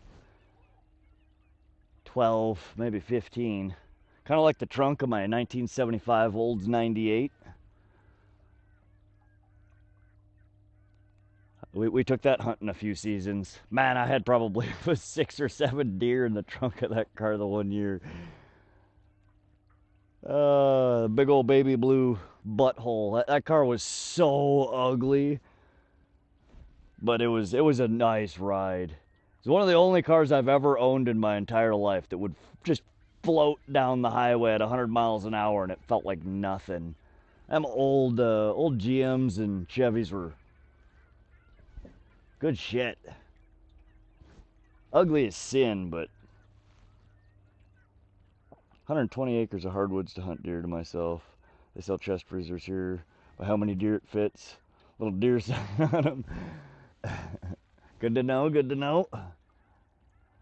Alright, I think we should turn... Well, no, we'll go up a little further here. Sometimes I do get... Oh. Wait a second. No. I thought it was cutting us across the basin here.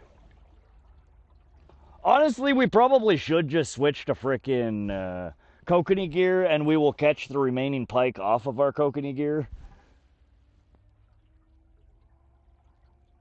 I don't know, we're not at the right depth for Kokanee, though. There's no way these Kokanee are sitting at 25, 30 foot bottom. We're marking some damn good fish right here, though. This looks real nice. Let's taunt and tease them a little bit here, see if we can finesse a bite out. So num num num. Ringing the dinner bell.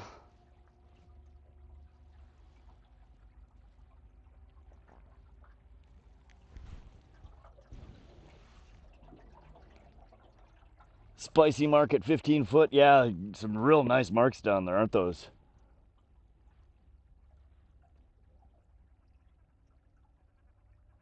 First car was a 71 Impala. You could fit the entire neighborhood in the trunk. Hell yeah. 70 GMC 4x4 1-ton step side. 4-speed with a 400 small block. My favorite truck of all time. That's a nice truck, man. Man, that graph is showing so much chara on the bottom. Carpet grass, schools of minnows. Bug hatches. I love that graph. I can read it super easy. Yeah, this mid chirp that we switched it to is kind of money. It's a whole new view. I normally just toggle between 200K and the 83K. We tried the high chirp, and that kind of looked like muddy butthole, and then we switched to the medium chirp here, and it's similar to the 200K, but way more defined. Not so much junk and crap in between.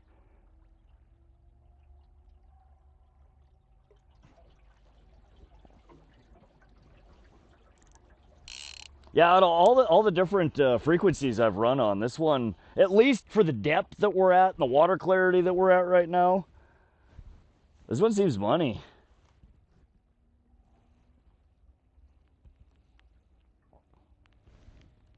This is the Lowrance HDS 10 Pro, and we got it packaged with they sell like 4 or 5 different packages of the damn thing, and they all have different transducers. This is the all-in-one or 3-in-1 HD transducer. And they have like a HD Pro or HD something or else that supposedly adds fish ID to your side scan, which could be interesting because half the time, well, like 98% of the time I don't even look at the side scan.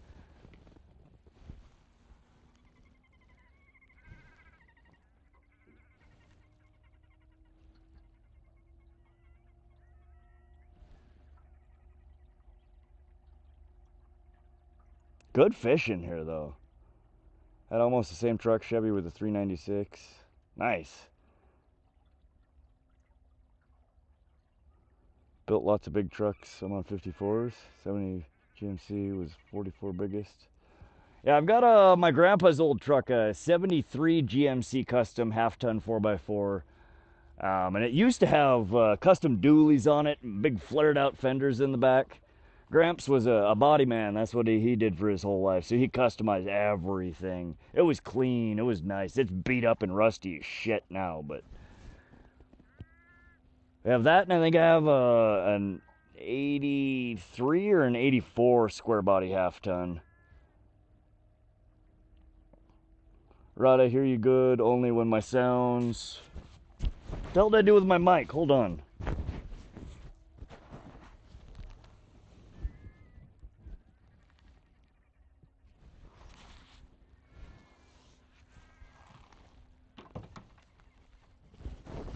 Oh, there we go. Sorry.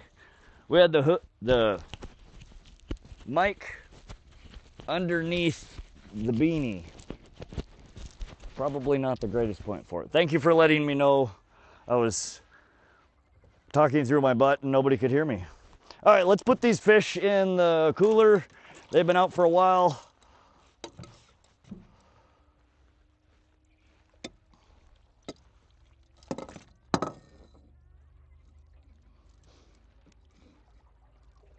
And we really should turn around here. I don't know what the hell I'm doing all the way over on this side.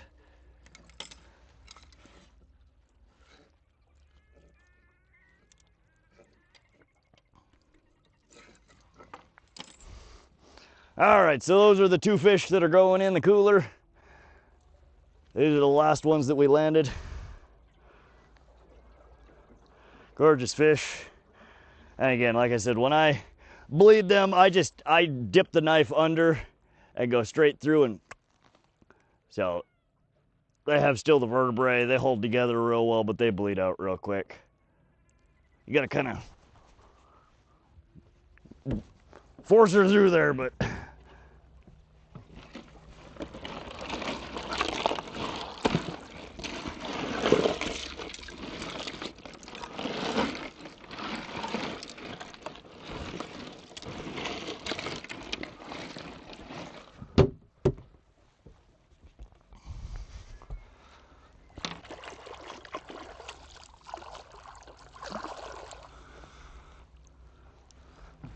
what do we got? Is that 7 or 8 in the cooler? I think it's 7. Oh, fish on, fish on! Whoa! Rod almost flipped his ass out of the boat. All right, let's mark that. What are we doing? Slow. 2 miles an hour over 22-foot bottom.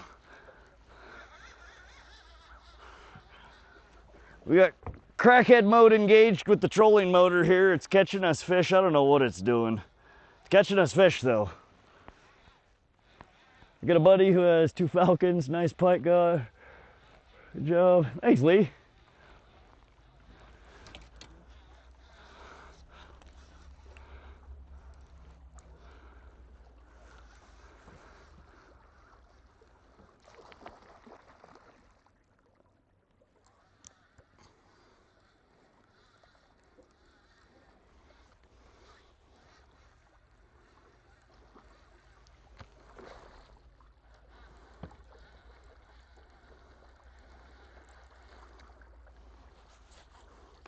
Another one on the pike. I don't think it matters what color they are. They all catch fish here. All right, landed. What is that, pike number 10 of the day?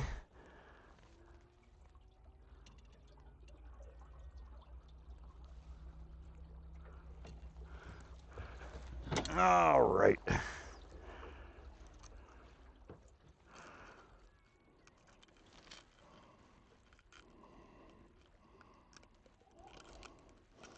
If we had kept all of them, this would be our limit right here.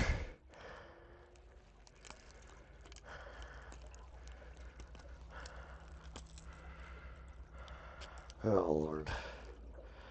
Sorry, buddy. Oh, I hate treble hooks. Oh, yeah, this one. 8 deep. All right. Get a good look at that one. Very pretty. Again, they're all just immaculate. No dents, no dings, no scratches. These puppies are showroom condition till we get our hands on them.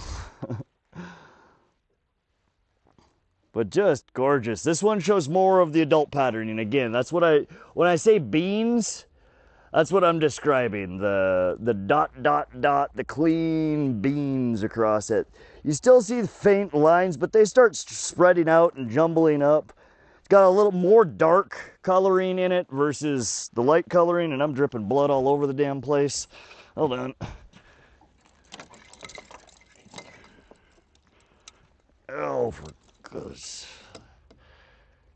All right, that one is bleeding like a stuck pig over here, so we're not gonna get a measurement on that one. She's just gonna go straight in the water.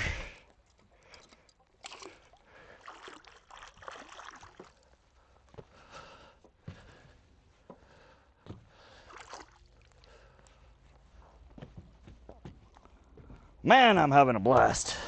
Good day on the water. Absolutely clean fish. Nice catch. Thanks, Wes. Just over 20. Yeah, that one was probably right around 20. We didn't get a measurement. After we bleed it, maybe we'll measure it. That again was on our northern pike.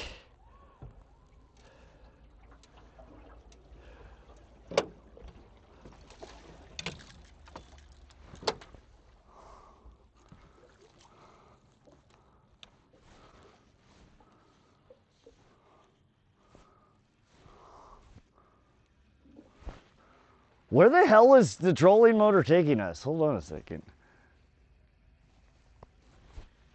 Oh, okay. I was confused for a second.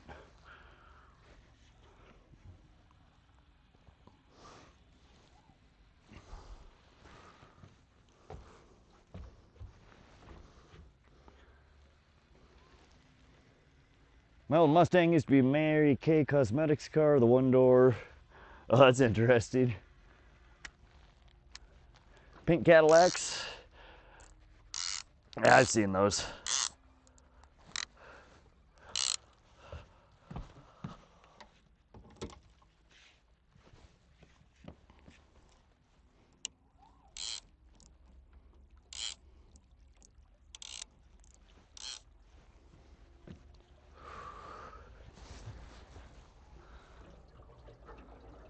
Never question the trolling motor, just allow the trolling motor guts to take you to the fish, right? Live outdoors. It tried to murder us earlier.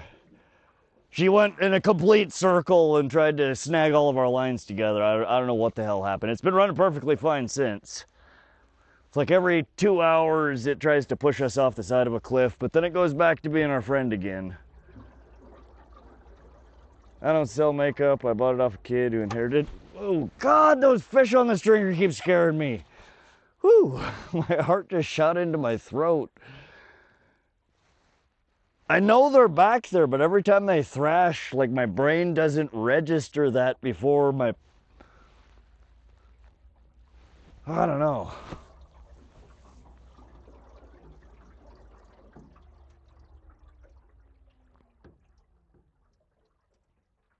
Is that number 9 or number 10?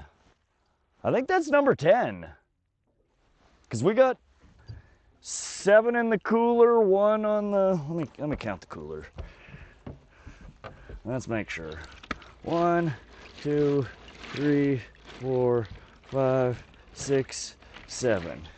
Yes, there's 7 in the cooler, 1 on the stringer, which would make number 8 for our limit, and then we've let 2 go. So we've caught 10 today, not 9. Did the trolling motor hit the fish whistle and get into the Mountain Dew? Maybe, Viking, I don't know, man. The fish whistle has been mysteriously looking a little low without my my participation, so there is a good chance. Well, I hope you guys are enjoying the stream. With this smoke in the... But that's kind of what I was talking about earlier. I don't know how well you guys can see that. You guys see how smoky it is in the background there? You could just barely make out the outline of the Rocky Mountains. It's just thick.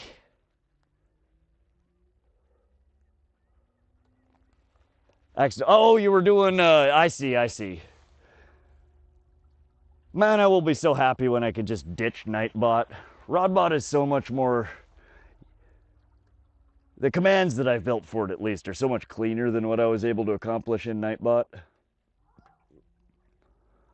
Normal female trolling motor behavior, love your... and try to kill you, right? Y'all have been watching what it's doing to us here. That's what that left top panel is. The green band is our autopilot, our depth follow band. We've defined it as 25 to 30 foot. The red are your gutters. That's where it's supposed to keep you within. And the yellow dots are the course that it sets for you. And every once in a while, it just tweaks, and it's like, I'm going to spin 19 times around this waypoint before I go through it. Hold on. It's like, holy shit, no, don't do that. Smoke is made for some beautiful midnight rides home. Oh, yeah, you are absolutely right, John. That is like the only benefit of all the smoke. The sunrises and sunsets have been freaking incredible.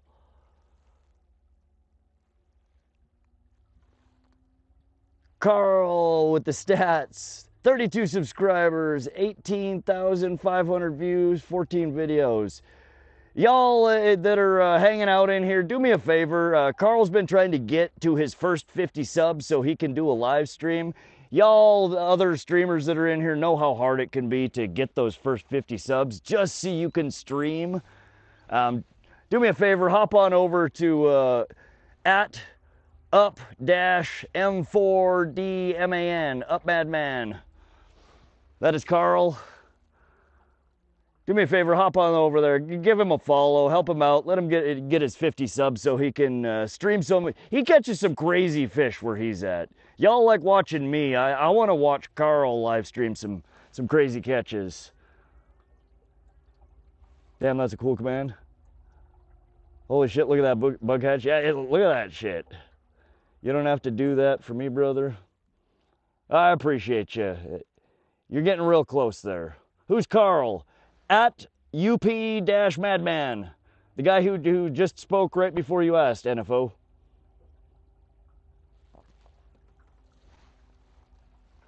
He's the loud guy that's always in here that catches some really nice fish. Let's, goddamn bugs.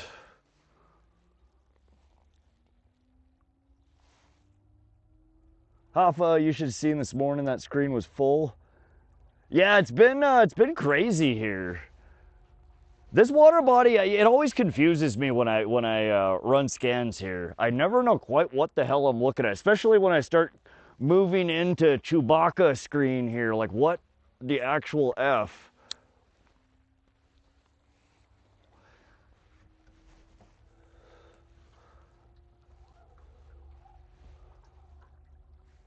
Oh, let's just cut through the damn basin over here and see what's over here. We're gonna bump off the contour follow.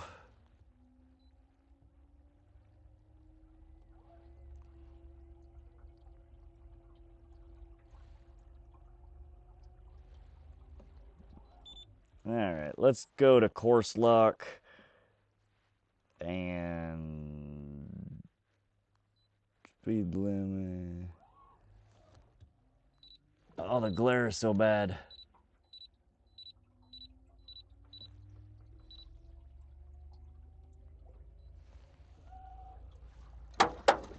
Calm down.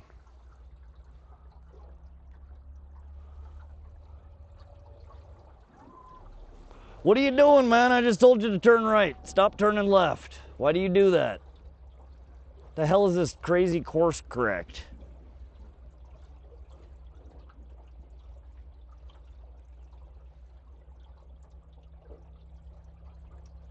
Don't do it. I knew you were going to do that. I don't know why you do that. I still don't. We haven't broken this pony yet. She's still real wild. Wants to do what she wants to do. Come on. That way. Beep, beep, beep, beep, beep. No, don't do it. It does that. I pan it over and it starts going that way and it goes like 10, 15 seconds and it's like, nah, I like that way better. I have to like baby step it over that way so it doesn't do that massive correction. Huge bug hatches mixed with schools of minnows by thousands. Well, so we have, the last pike that we caught was full, his whole gaw was full of these itty bitty little minnows.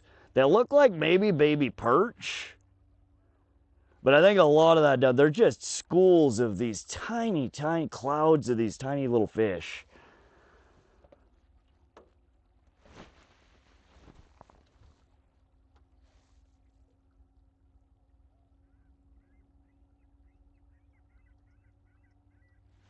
But we're gonna, let's zoom out here and see what we're looking at.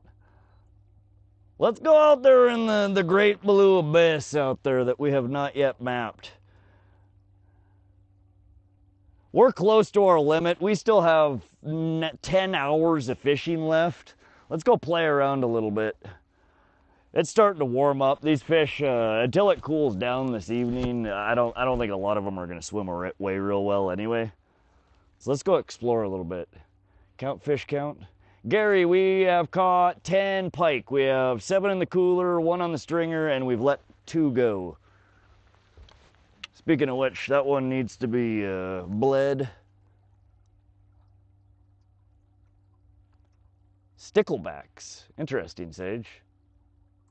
Last time I went fishing, I snagged a shiner and caught a smallmouth bass. Nice, Flaming.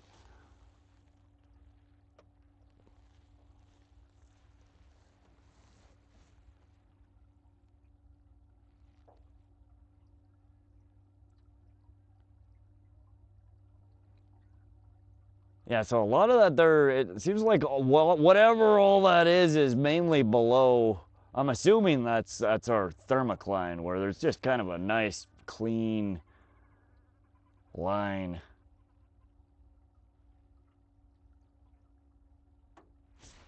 Dang, I figured the Thermocline would be deeper out in deeper water, but I guess it holds the same. What's the big window in the cloud?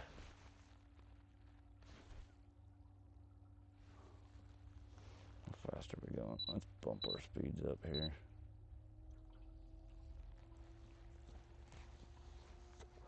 All right, let's take off, let's do 1 salmon rod for the hell of it.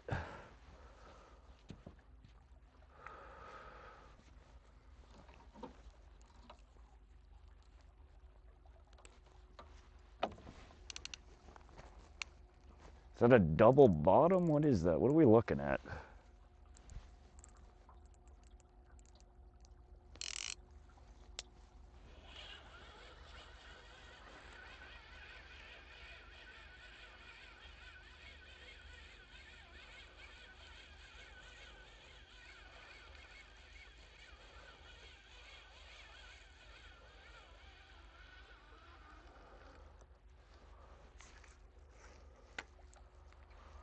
All right, so we are bringing in our Rapala F18 in brown trout pattern. Ouch.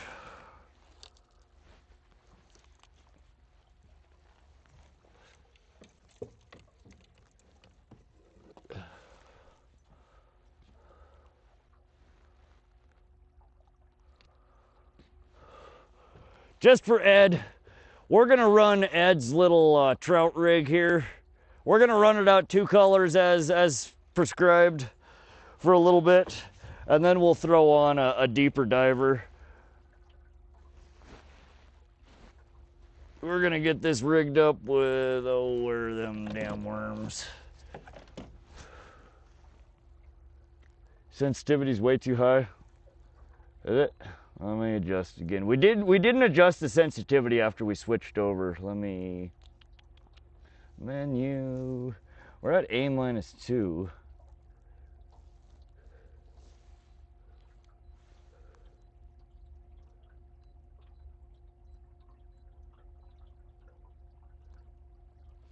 I don't know. It doesn't really clean it up. It just kills everything.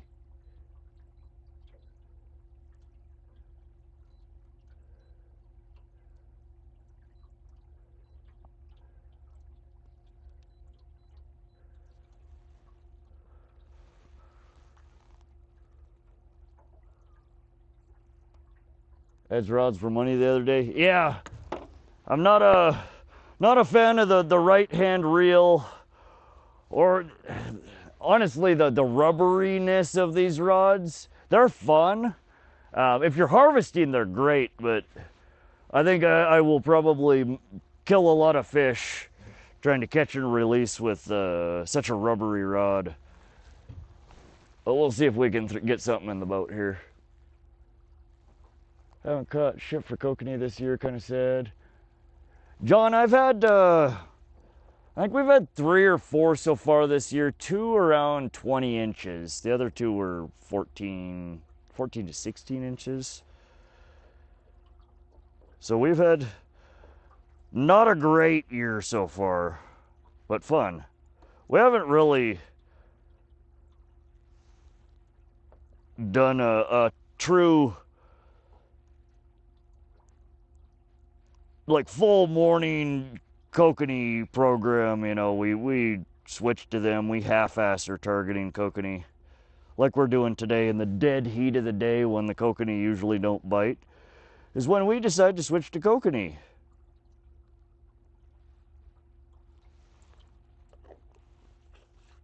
Fancy that, huh? All right. So this is Ed the Mailman's black leech spinner tipped with a gulp nightcrawler. Use a fishhawk. Yeah, we should drop the fishhawk down. We haven't done that yet. I was waiting until we get a little deeper out in the basin here. Oh, come on. I have a feeling we're going to get bit off here. He ties his stuff up with 12-pound fluoro, which is not what I would typically run in pike-infested waters.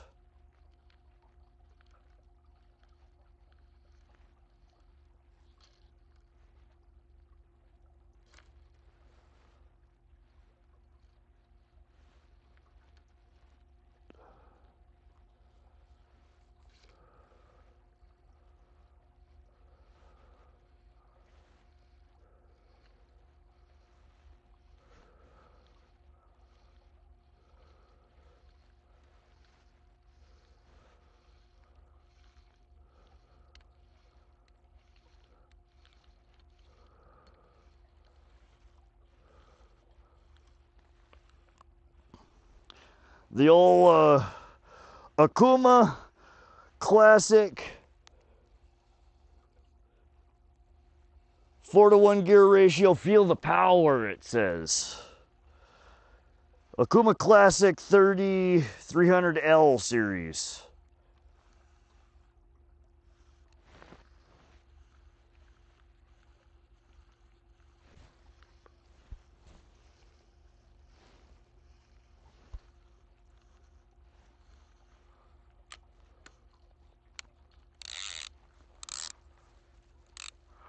All right.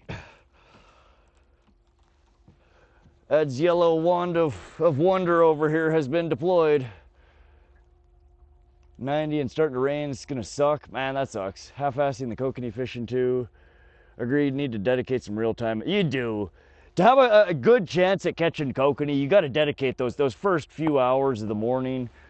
Right before, right at daybreak. You gotta get the depth that they're at and just run them. Switch through lures until you find something that bites at the depth that they're hanging at. Akuma Matata, yes, spot. Fish at 72 feet. Yeah, I'm not even looking here. We got marks at, we're marking definitely some bigger fish out here. We're trying to get into the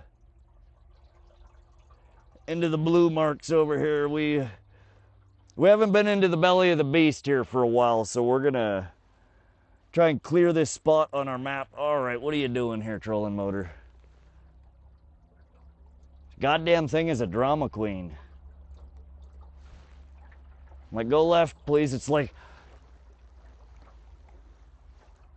I mean, just a little. Come on, bro.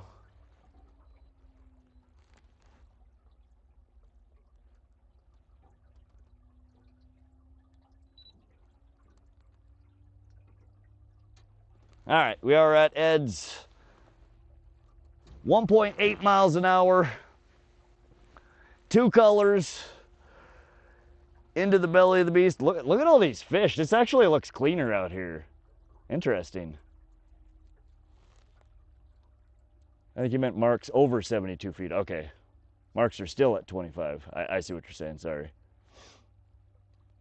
Sakuma Magdas are bad. I just got barb one a week or so ago. I don't think I've tried the Magdas. Those don't look like bug hatches to me up top. No, they don't.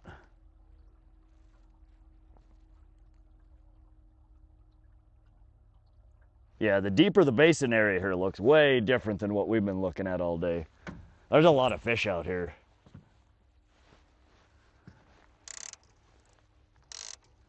All right, we're gonna bleed this guy that's on the stringer.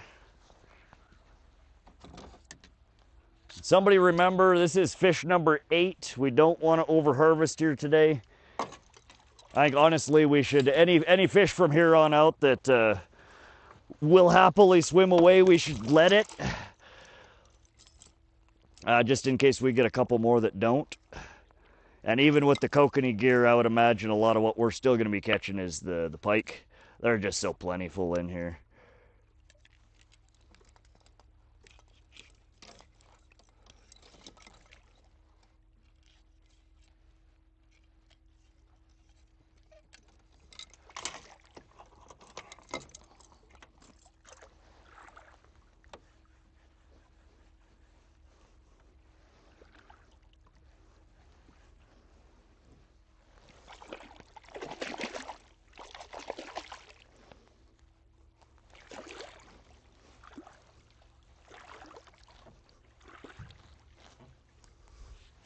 All right, she's bleeding out.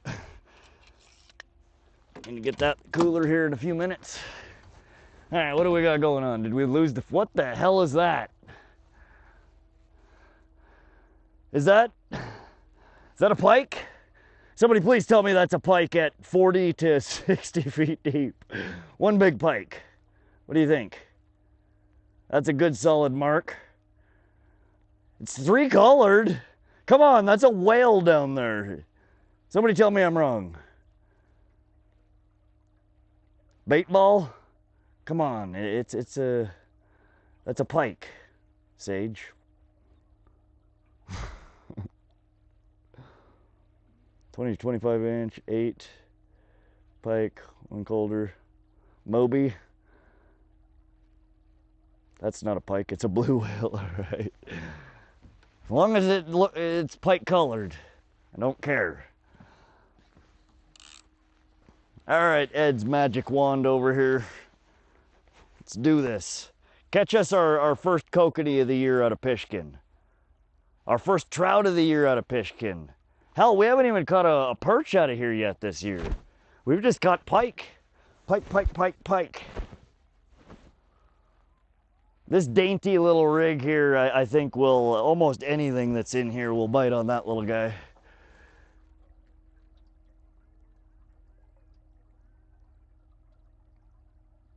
Come on, let me dream here, Jimmy. You're killing me. It's a pike. That's the pike we've been after. That is the Pishkun monster. It's the size of Nessie. Bought more fishing and hunting stuff in Helena. Nice, Ed. We just deployed the old yellow wonder here. We got your rod running. We've got 7 pike in the cooler, 1 on the stringer. We're switching from pike right now to at least 1 rod to target trout or kokanee. We're checking out some of the deeper water here. School of guitar fish, maybe. It's the bluefin. It could be scuba. It's about what tuna is. It really, SoCal? Ed, what did you pick up at Sportsman's Warehouse? Those are tuna. Throw the squid. We will, 1 more fish on the Rapala F18. Those, they produce so well here. They really do. When they start biting on stick bait styles, these floaters are some of the best. 1 of everything they had. That's me usually. Nice mark at 22 there. Yeah, let's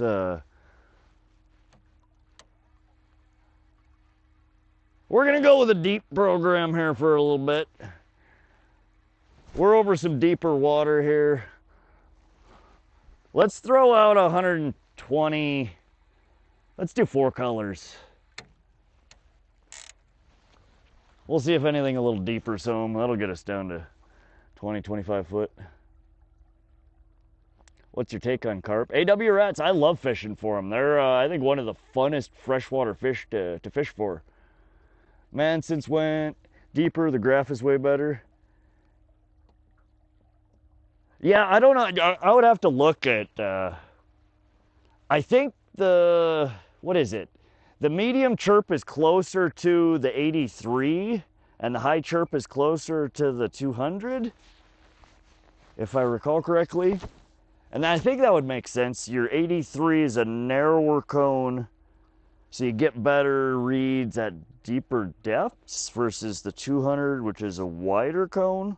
Somebody correct me if I'm wrong there. Am I ass backwards? I think that's the way that it goes.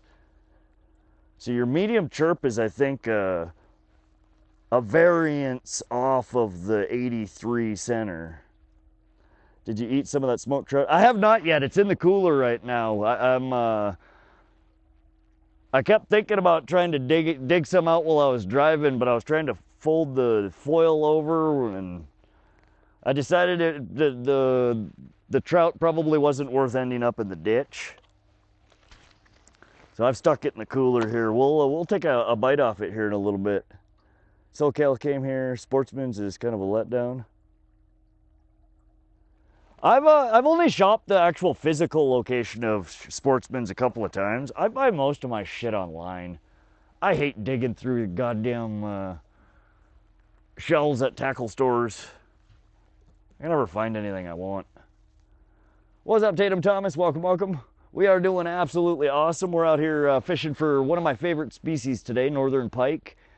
We've had a fairly productive day. We've just kind of switched gears. We are almost at our limit for the day, and we still have 9 hours of fishing left, 8.5 hours of fishing. So we don't want to limit out and then potentially have to keep one over limit. So we just switched. We're coming out into the basin area here where I have not yet finished the map. You guys can see there's a big blue area here that we're going through.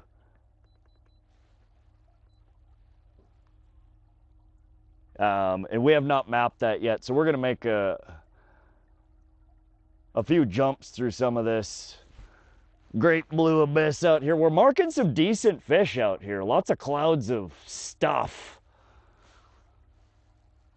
Some big fish, some bait fish, some bugs, probably some random bullshit and weeds. You never know. Get all my stuff, Tackle Warehouse, 1 to 2 days. Tackle Warehouse is good sometimes. Turner Outdoors. I don't know if I've bought from there or not. Cabela's over here is too crazy on their prices. Everywhere else is 20 to 30% cheaper.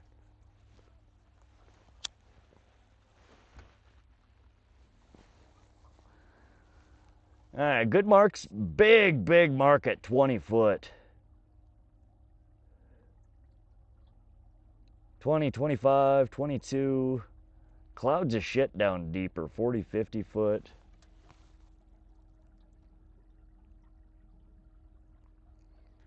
I see Spark Plus wire on graph. Yes.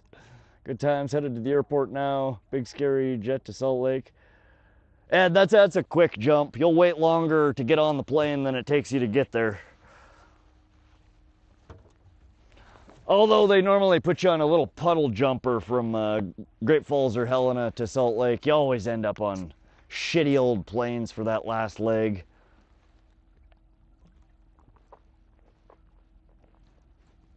Coming into Salt Lake, you come off a nice big old, Airbus.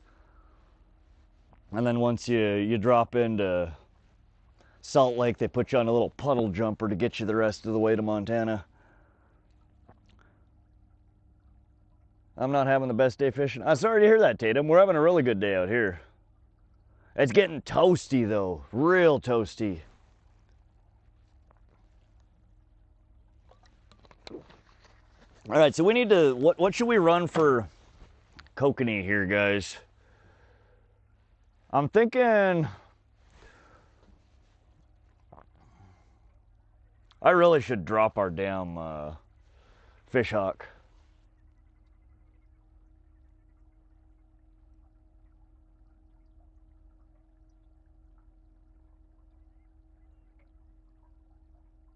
$10-minute rain, humidity through the roof. Pretty choppy, no salmon yet. Oh man, yeah, all of our wind and clouds went away, and now we got the damn blue sun out and almost dead calm out here. Pretty much the absolute worst time to catch a salmon, and that's what we're after. Can I see your rod? Big Tubbles, we are running, well, this one is a new one. This was a gifted rod. We're running this just for a little while for Ed. This is Eagle Claw Featherlight Kokanee rod. 7'6", medium light.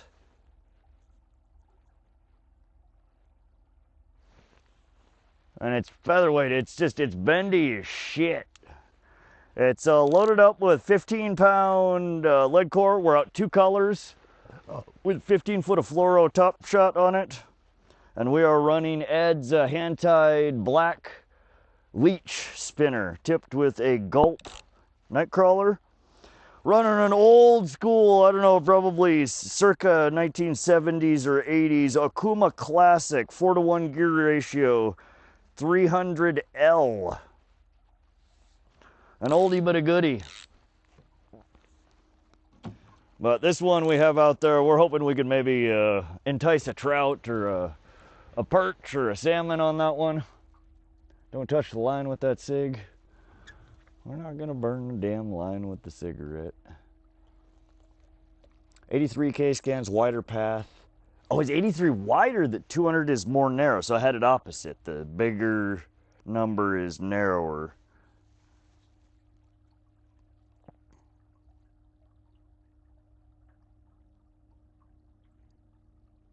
Yeah, I can never remember which way is which.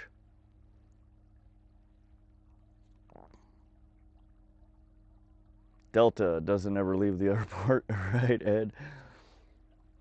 Hope you do well. Got my fingers crossed for you. Heck yeah. Go catch some. Go catch some, Tatum. Keep at 'em.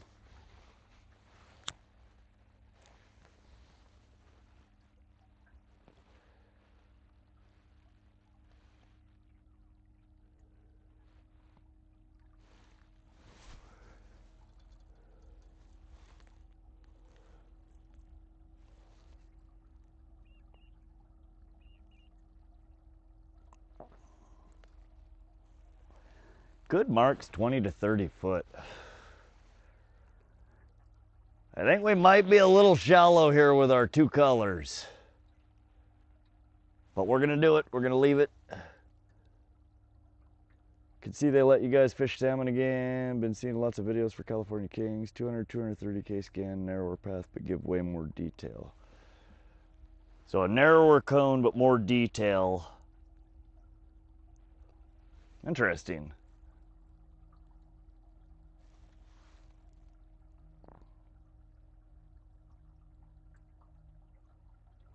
Hi, for real, you look like the freestyle fisherman. You should look him up. Michael, I will have to check him out. I've not heard of that channel.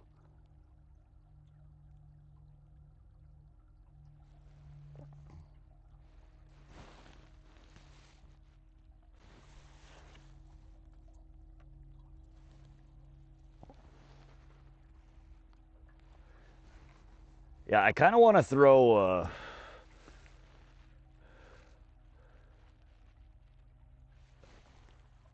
a dodger and a spinner, or a dodger and a little Kokanee cup plug. Trying to decide how deep to run her though. They're looking like that 20, 25 foot depth. We're getting consistent marks. Music, my guy. Salmon tournament last week disrupted all my spots for kings. Is that all grass at the bottom? There's so much glare. I think a lot of that is weeds.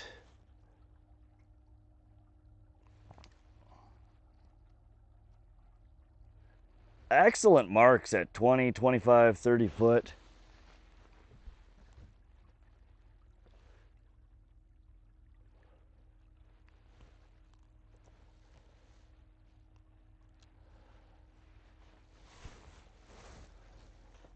I don't think most of that is pike though. I think a lot of that is trout and kokanee. Yeah, I would agree. It looks like water foil.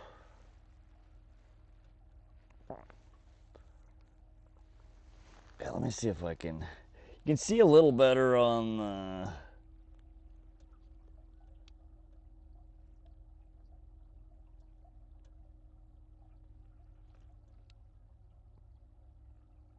Oh, damn it.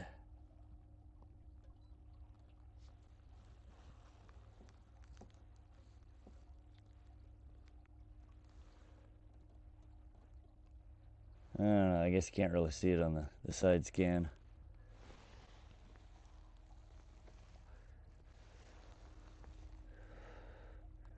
You see clouds below the boat. There's a pretty uninteresting bottom down there. It's just a flat basin. There's not a whole lot of anything down there besides these clouds of shit. I don't think I have.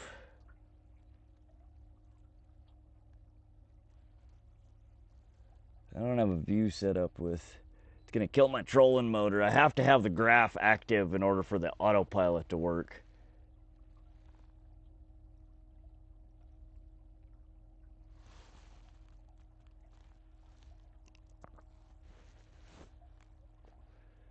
Yeah, those are definitely fish running from 20 to 30 foot.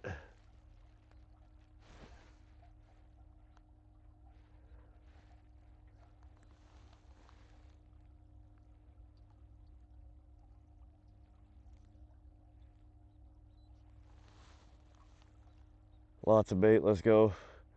Ain't ready, Marines. My brother and sister both served Army. My uncle, father was Navy. Fortunately, all the salmon here in Northern California, 11 to 12 hour drive. That's a long, oh, I like that graph. You like the darker one, Carl? Yeah, in the sun like this, it's almost easier to see the darker colors. I need a goddamn real boat. I need a boat that's got a windshield, a top. I'm like over here, like just trying to see something, anything on the graph. So much glare.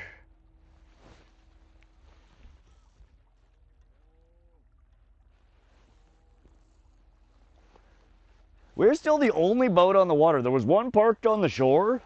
And when we were over by the boat ramp, I saw somebody with their boat back down the ramp, but I don't know if they were loading up or unloading. 10 pike, way to go, Casey. Any monsters? Thanks, Dave. Biggest so far today was 25 1/4. Smallest was around 19 inches. We've got 8 in the... We've got 7 in the cooler, soon to be 8. We'll show you the last one that we just caught. This one's been out there bleeding out, so it should be good to go in the cooler.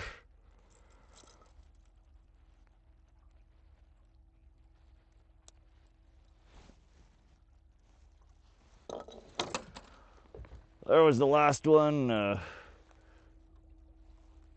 Wait, was that something coming up to the damn boat? What did I just miss there?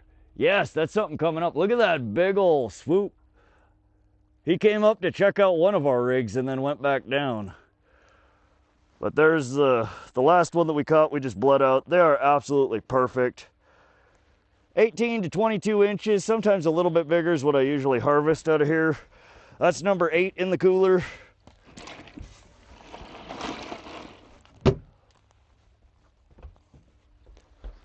Limit is 10. We kind of moved out of pike territory. I think we're more in the... Though there are sure to be some pike out here. Good Lord, look at what we're over right now. There are so many fish out here.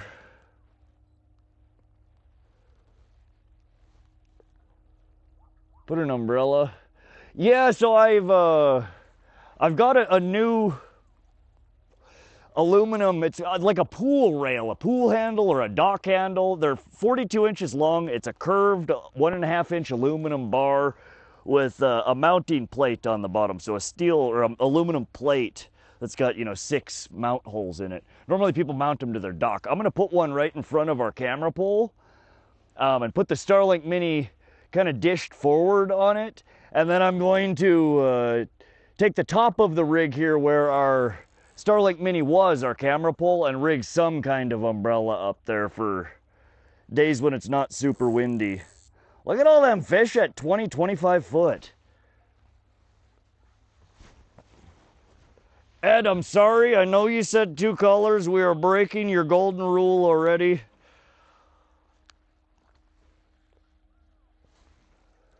There's just too many damn fish out here, Ed. We're going to do 3 colors. Sorry, Ed.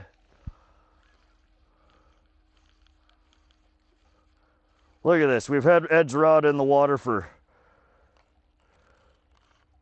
10 minutes now, 20 minutes, and we're already breaking rule number 1, 2 colors. All right, there's 3 colors. We won't go too deep.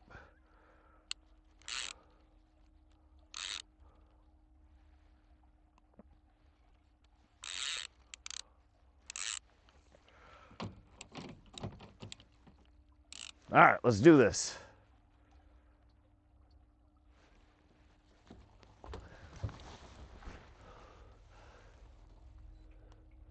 And we are gonna Titanic it over here if we don't turn.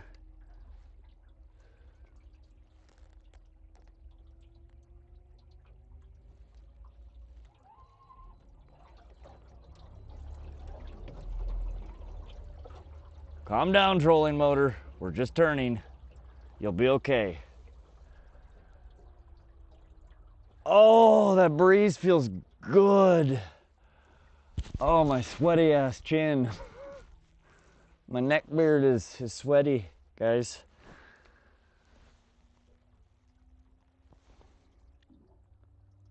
They make sunshades to help reduce glare mounted to the graphs. Yeah, so I do have one. My Lowrance Elite FS9 has it's like a canopy that comes out the top, 2 side blockers. It helps see a little bit, but it's still really glary. I couldn't find a similar one for the HDS 10 Pro.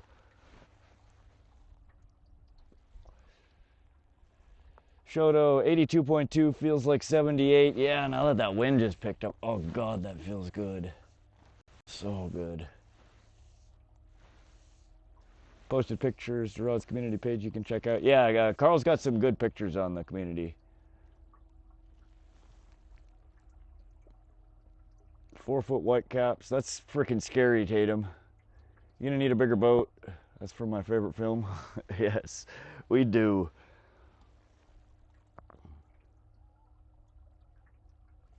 I fish Lake Superior for most of the South Shore.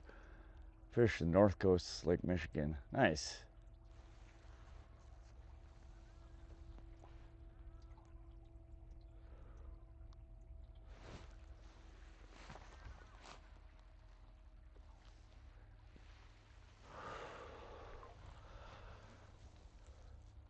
Oh, it's been a good day out here, y'all. Hope you guys are enjoying the stream. We're out here for another sundown to sunup. Sunup to sundown. Order matters. Marathon. Fishing for northern pike, kokanee salmon, rainbow trout, yellow perch. We have landed 10 northern pike so far. We just switched gears a little bit. We're moving towards targeting some kokanee and rainbow, though we do still have one rod out for pike. Oh, what the hell? Which I got poo-pooed on, y'all. Drive-by poo-pooing. And I just stuck my hand. How the hell did I get all that on my pants? I can't wipe that off with bread. Gross.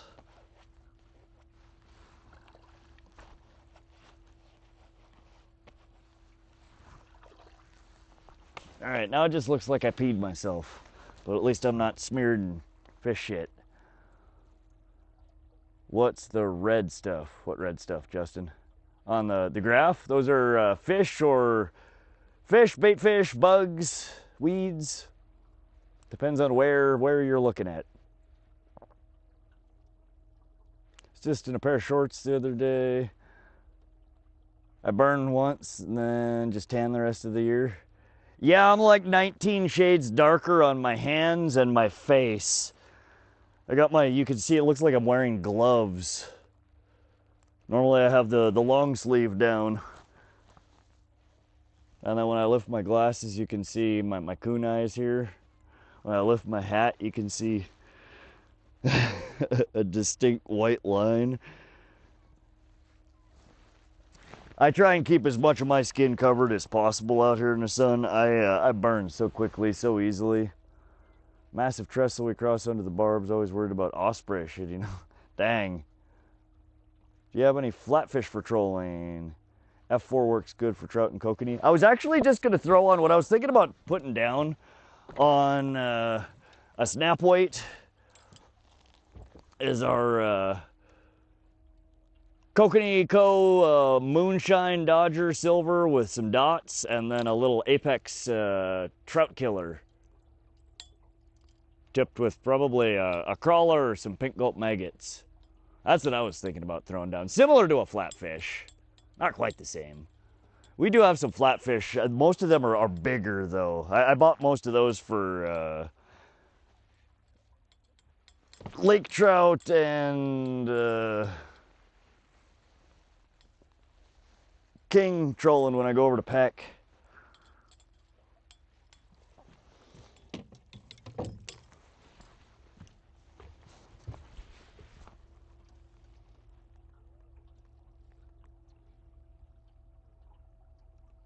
Floating in the middle.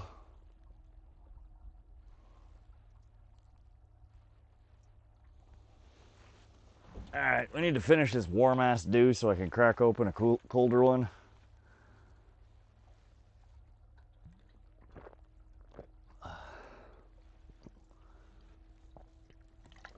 Oh, never mind, that's gross.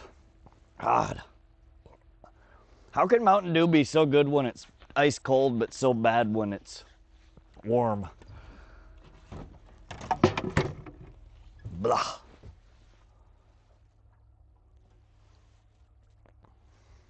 All right, where are the damn fish? Oh, I forgot to post this last fish. Pishkun.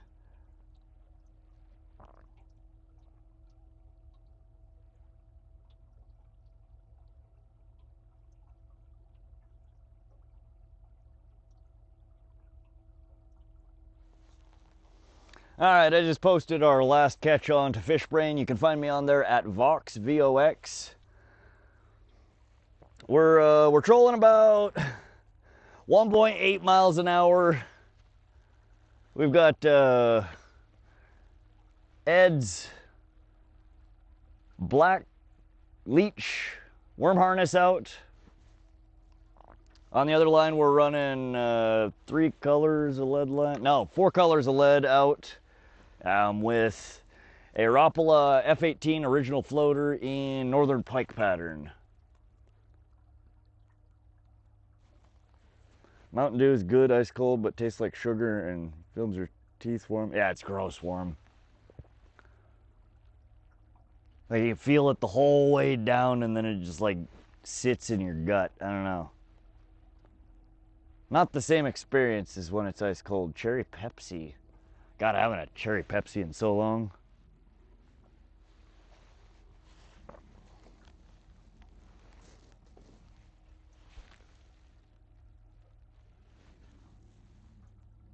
And we're just kind of meandering around here. We're not doing contour following anymore. There seem to be a large number of fish hanging out around that 20 to 30 foot band.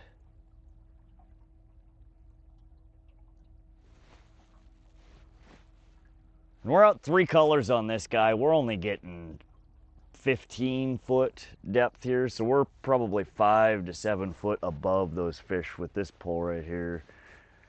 Our Rapala's down there, but I don't think most of these are pike.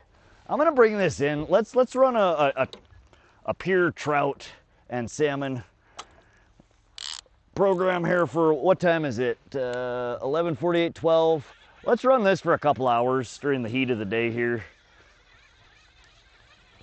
We'll fish down deeper.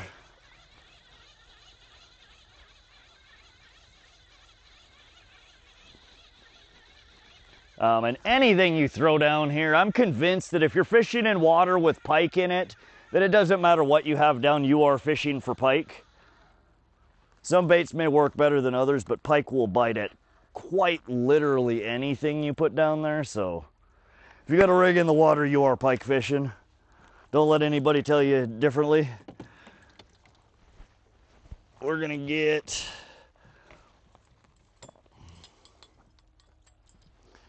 this one down a little deeper than our other rig. Let's get some pink gulp maggots on this one.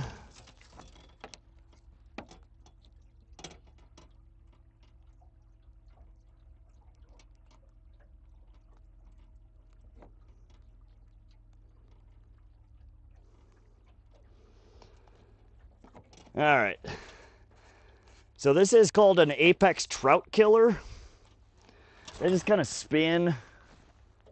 Wow, our camera's doing some funky stuff over there.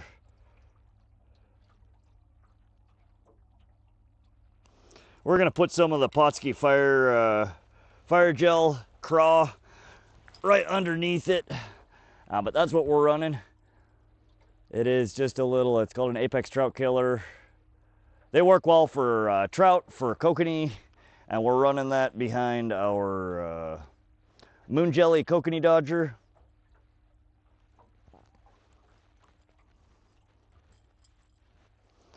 We're gonna run this out, I don't know, 50 foot or so, and throw a probably a 3-ounce snap weight on here, if I can find it. That's a 2. That's a 4.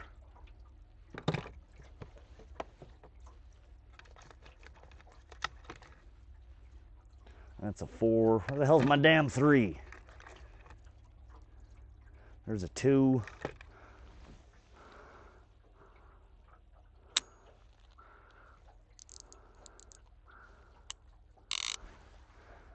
I don't know where my 3-ouncer is. So we're just gonna have to go with 4. 4 should do it. That might put us a little deep, but we'll see. So what I'm doing here is just putting it's called a snap weight or a clip weight.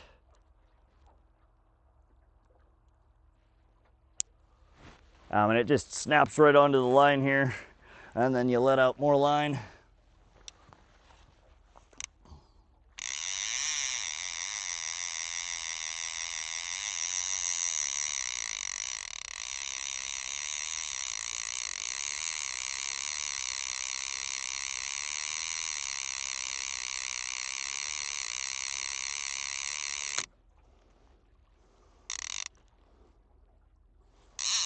All right.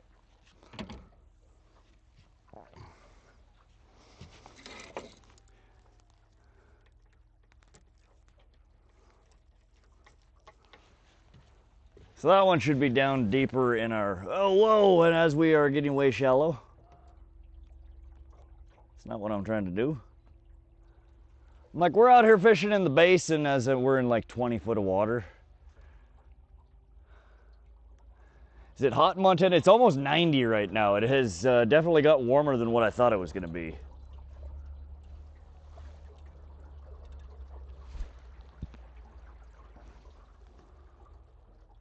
'88 North. We've caught 10 pike so far. 8 of them are in the cooler. 2 of them we've let go. Our limit for the day is 10.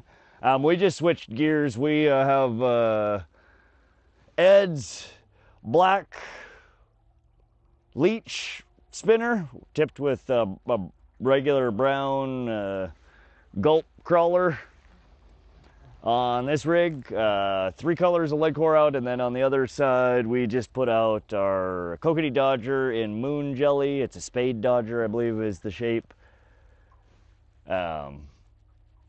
with a Apex trout killer on it with a 4-ounce snap weight. Trying to get down 20-25 foot. See if we can maybe get whatever the hell is lurking down here to come out and play. Montana shout out from Washington near Wanacott. Love your content. Hey Michael, thanks for stopping into the live. I appreciate you. Glad you're enjoying the stream and the content. We're out here today at Pishkun Reservoir in north central Montana. We've caught 10 pike so far. We're kind of taking a break on the pike and messing around seeing if we can pull in a coke or a Kokanee salmon or a trout, maybe a perch. We may pull out our final 2 pike for our limit running these other rigs.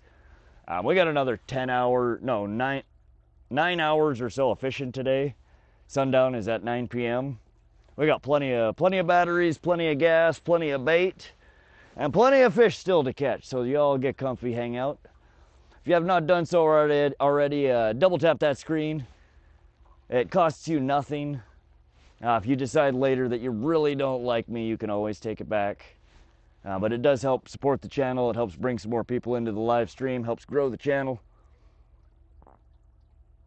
Do you still fish or just troll today? Michael, we do some jigging and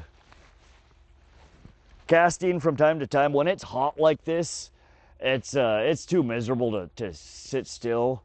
Just moving 2-3 miles an hour gets a little bit of a breeze going, helps cool me down.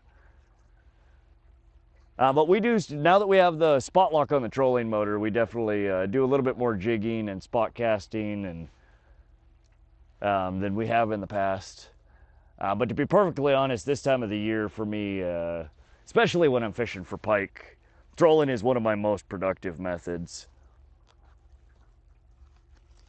What's up, it's me. How you doing, buddy? Welcome, welcome. Fucking bugs. Just get all these bug hatches that we see coming up from the bottom. We are experiencing that on topside now. We're getting these swarms of bugs coming towards the boat. Let's go, chat. Set the hook on that like button and double tap the screen like the bluegill bite. Heck yeah, Michael.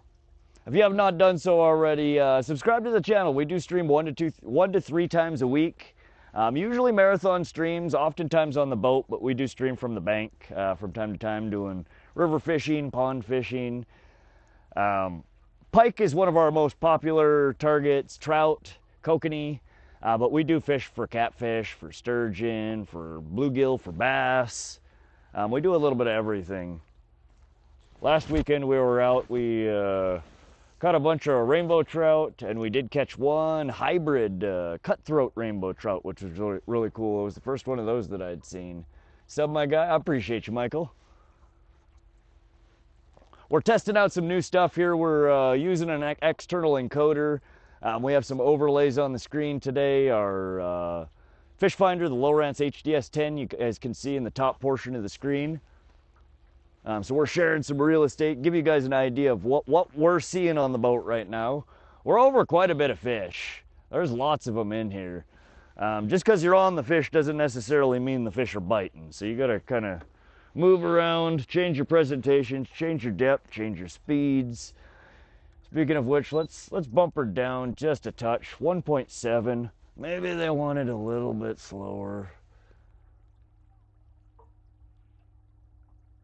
Thinking about night fishing for bass, got any ideas? I've never tried night fishing for bass. All I know is that most of the bass that I've caught have been super shallow, right near the shores. I either get them, like the split second shit hits the water, it's just that reaction bite, or like those last few cranks before you pull it out of the water that you're not even paying attention anymore. That's when my rigs get slammed by bass.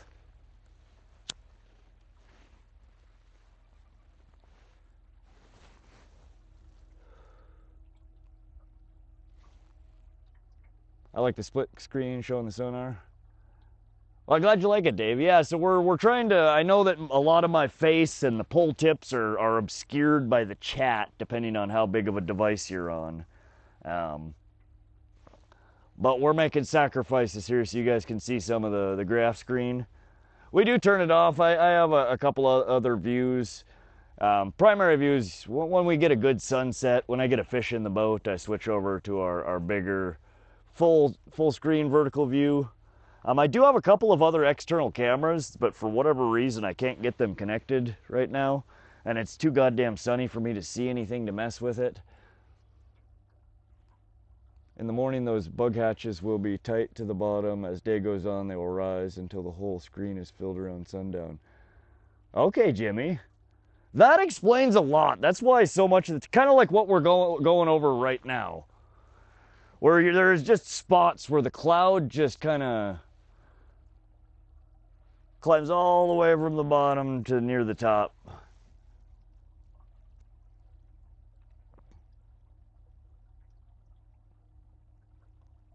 Well, we're still 10, 12, 10, 15 foot below the top.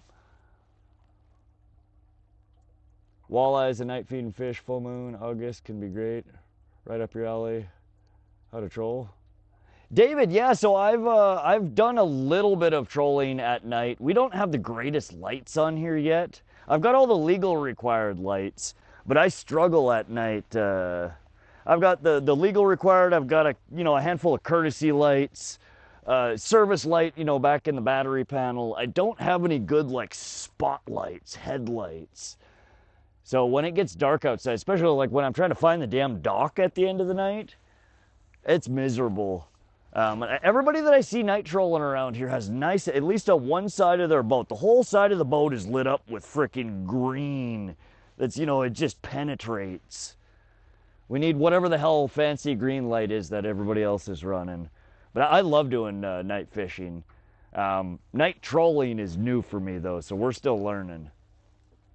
Smoking darts while fishing, what more can life offer? Heck yeah, yes. We're out here living the dream.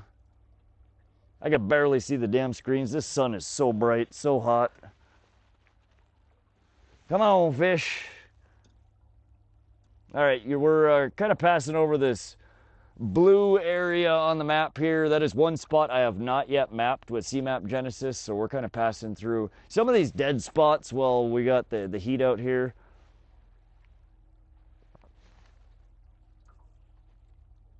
I'm honestly contemplating bumping over to the other side of the reservoir. We haven't been over there at all yet this year.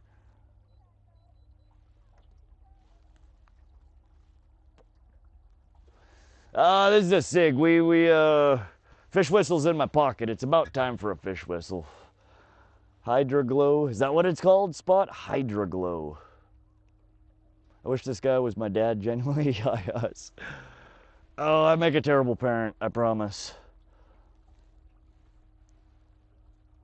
Don't need to be green. I used to hang lantern over the side of the boat.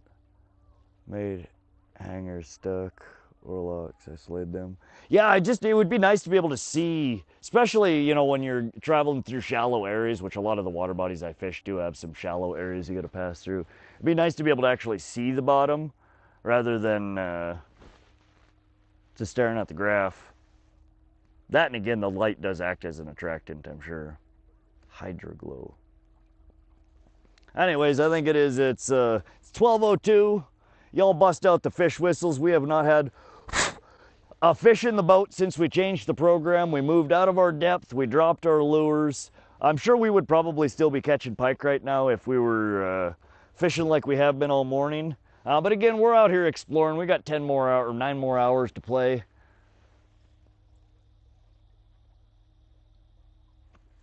Grab that fish whistle. Let's call in a fatty. We need a new species. We have not yet made it officially a multi-species day yet, so I think it's about that time.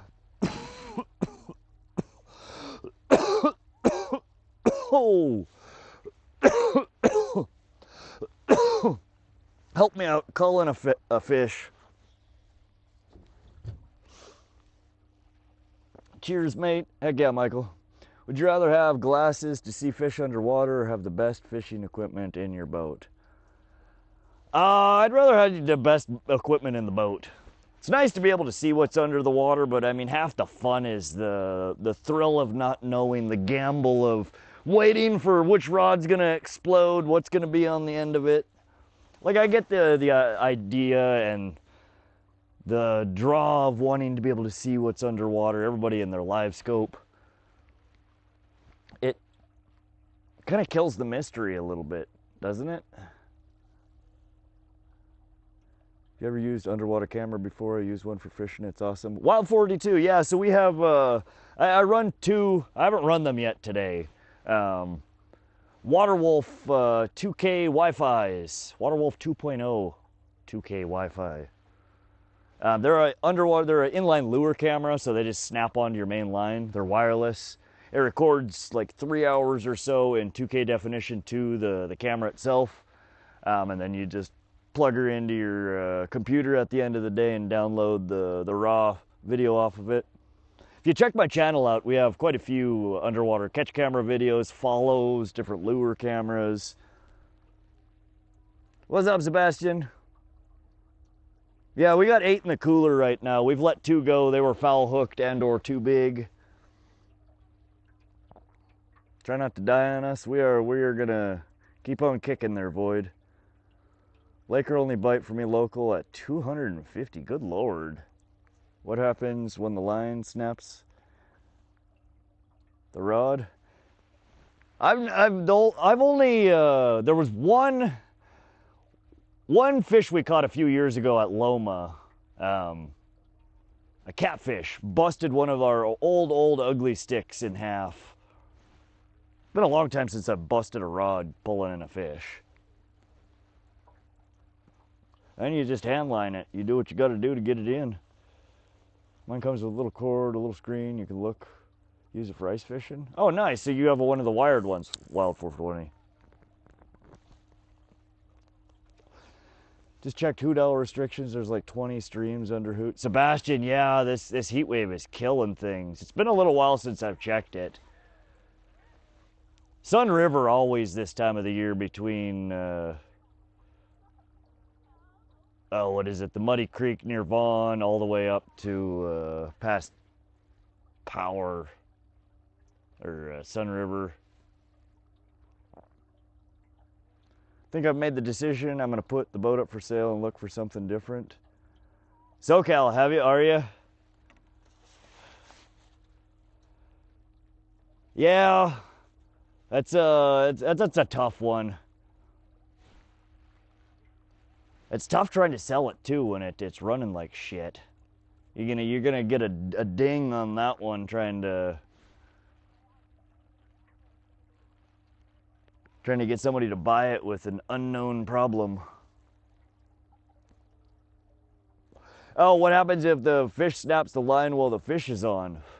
So that is one of the problems. They're like $225 cameras, so they're not cheap. It's like running a very expensive lure at the bottom.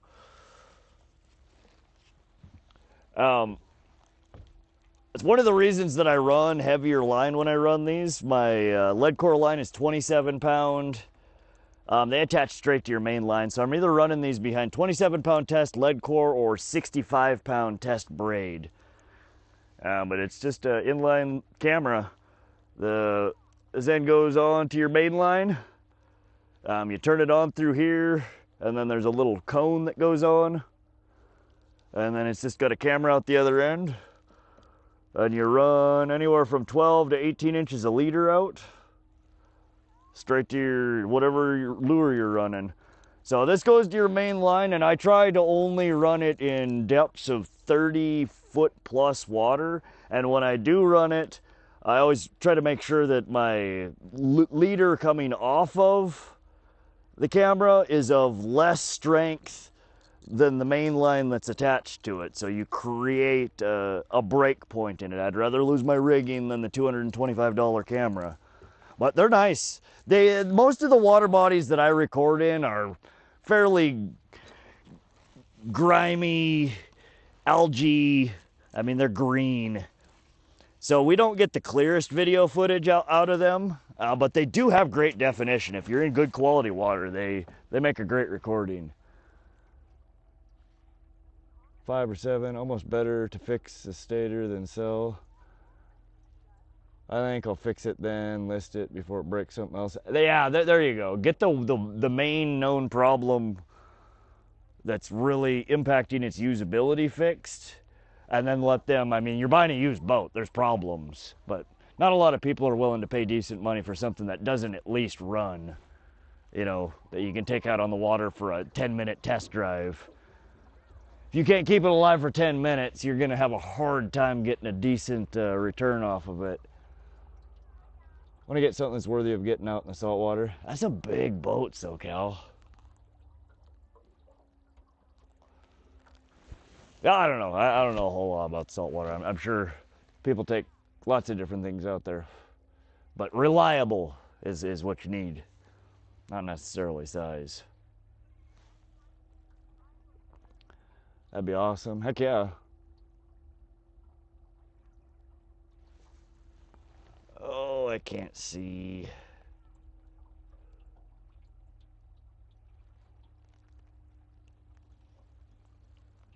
I can't even see how many people are in here. 77? Let's go. Who do we got? 155 thumbs up. Y'all are slacking today. Come on now. Just kidding. If you haven't done so already, double tap that screen. Give a thumbs up. It helps out the channel. Hope you guys are enjoying the stream. We've switched off the pike for a little bit. Probably not a bad idea, but or probably not a great idea, I should say. But it's been a long time since I've caught a damn trout out of here, and I've never actually landed one of the kokanee out of here, and they're big. I see them on the water wolf camera, the lure camera that I just showed you guys, from time to time, and they are absolutely tanks. Ed was telling me the state record kokanee used to come out of here. I never knew that. Oh, I can't read. Did it say 195? 196. Man, I really need to go get new glasses, y'all. I've been saying that for like 2 months now, haven't I? Let's go. We're almost at 200. Y'all are awesome. What do you guys think? Are any of this crap we're going over, do you think that's trout or kokanee? I think a lot of it is trout and kokanee. I don't know what the hell they want from us, though. Got a 99 maximum deep V ski boat, and it works pretty good. Deep V ski boat. How long is it, Tatum? Is that the little red and white one you posted on Discord? You're awesome. Thank you, Michael. I appreciate you. I went to the eye doctor the other day. I need eye surgery in both eyes for cataracts. Dang, man. Yeah, I don't know what's been going on with my eyes. It's been 10 years at least since I've been to the eye doctor. I know my prescription has changed, but there's a real possibility. I know that cataracts do run in my family. I don't know at what age you start developing them.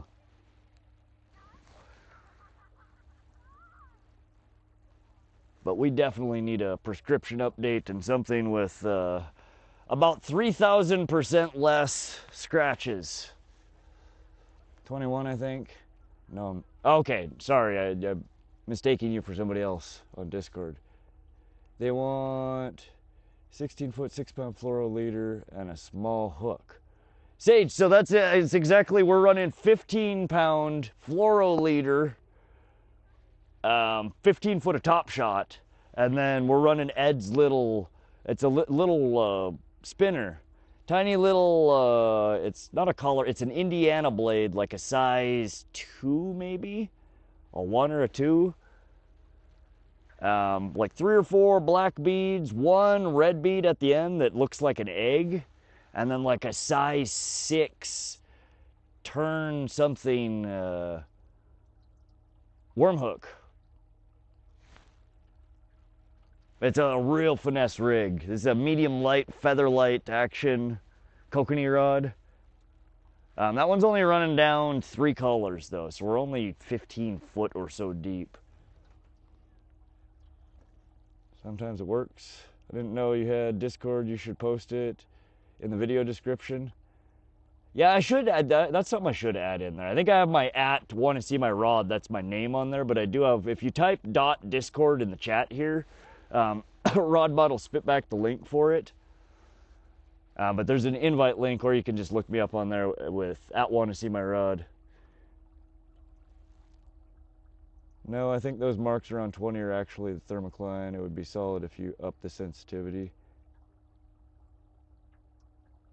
I thought somebody told me to down the sensitivity. Now you guys want it up. Make up your damn minds here. You want it hot. You want it cold. You want it just right. Let's see here. Yeah, we bumped sensitivity way down. Normally I run it at anywhere from like A+2 to A-2. Normally I don't have to really... See, and that's that auto right there. That actually doesn't look bad.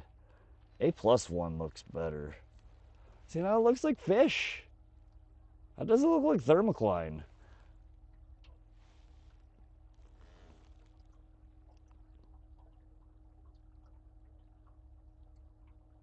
That's crazy. Just hacking up the boat.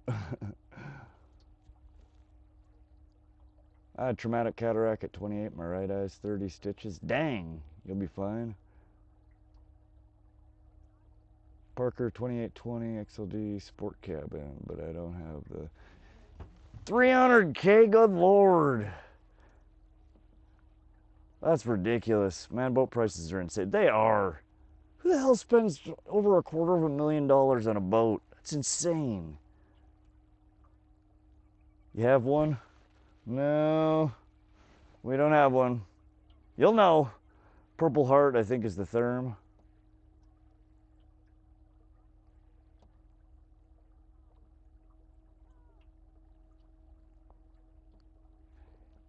Well, if you're up, sensitivity way up, that shows the Therm. Oh, you mean to look for the Thermocline? Okay, sorry, I got you now. I got you, Jimmy.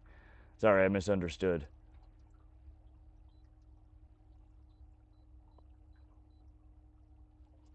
All right, so we are hideously sensitive there. I don't see a clean break. That's all. Well, I mean, 14 foot is our line. 13, 14 foot. And then you have all those dips below it, which doesn't make a whole lot of sense. Normally you're not going to have a whole bunch of fish living below the Thermocline there.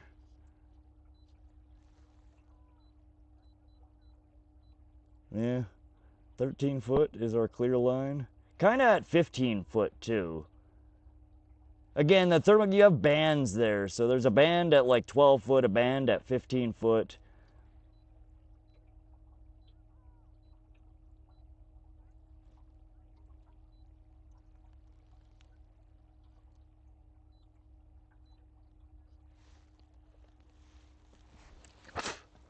I think that's bug number 3 I've eaten today.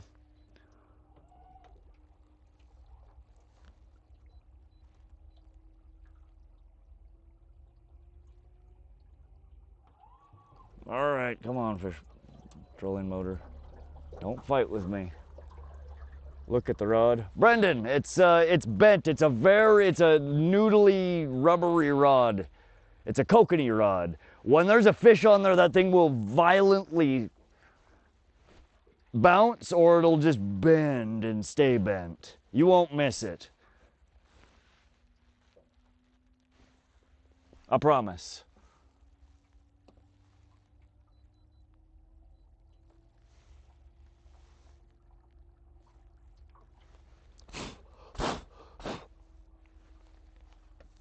We're getting deeper into the afternoon now. Those hatches are beginning. Yeah, these bugs are driving me nuts. They keep landing on me. Rod, do you have salmon rig on the back rods? JB Joe, so we are running a, oh, I don't have it handy here to show you guys another one. Yes, I do. Yes, I do. Yes, I do. We're running something really similar to this guy right here. It's a little black leech spinner. Made a local bait maker makes these. Just tipped with a piece of gulp crawler, gulp worm. And then on the other rod we have a little bit bigger presentation. It's a Apex Trout Killer in purple, tipped with 2 pink gulp maggots, and run down with a 4-ounce snap weight. It's a beautiful boat, very capable, 100 miles offshore, 295 Ks, a bit greedy. Yeah, that's just a large spend. We're getting deeper into the afternoon hatches. I read that. Too much boat for me, 54 miles offshore is my limit. You can go a lot on 6-packs for 300K. Do you have something on the yellow rod? No, there's nothing on there. It's a very, very lightweight action rod. And it's running lead core line out there, so it's always going to maintain a pretty deep bend on it. But when there's a fish on there, it will violently. It's very, very lightweight. 30 stitches in the eye is incredible. Yeah, that's a lot. Sitting here in an excavator, 73T. I would not trade you, although excavators can be fun. I burned a couple pinholes in my eye. Dang. What's up, Skipjack City? Welcome, welcome. Did you bring the fish? We lost our fish. Help.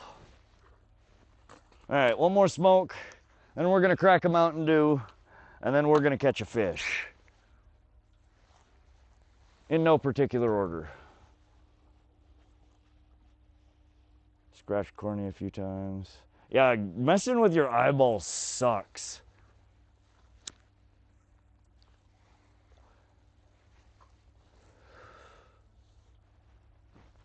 Messing up your eyeballs.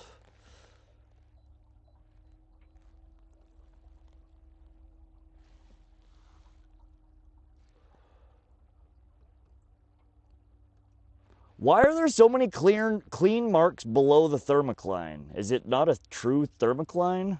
I mean, we're only over 30-foot bottom here.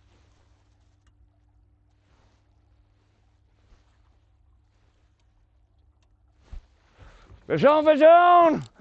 It's, oh, come on. Oh, is it still there? Is it a perch? We might have got a perch, guys. It feels, oh, this rod. We've got a fish on. It doesn't feel like a pike. Which way is tighten? Forward's tighten. There we go. Good Lord. Oh, and I just harked down a bug. What do we got? I think Ed's rod might have caught us a perch. Click her off. Oh, I don't like reeling with my right hand. Ed, I like my rods better. These are just not comfortable. So it's 3 colors. Oh, we got a fish on the other line too. Double up, double up. Let's get this guy in first. Oh, oh, he's still on there. Oh, we've made it a multi-species day, guys. Our first perch of the day. Let's go. Let's get this guy back in the water. 1 yellow perch. Let's get a quick picture on Fish Brain. Oh, before we lose that second one. Pretty good sized one. This is bigger than what I normally catch out of here. Very pretty. Yellow perch. These are really good eating. This is one of the bigger ones that I've caught in a while. It's almost eater size, but we've got a cooler full of pike. We don't need this guy. 1 yellow perch, and I think we might have lost her. Off she goes. I don't know if we still have one on that other pole or not. We might. I think we do. This was on our 4-ounce snap weight. I didn't mark those.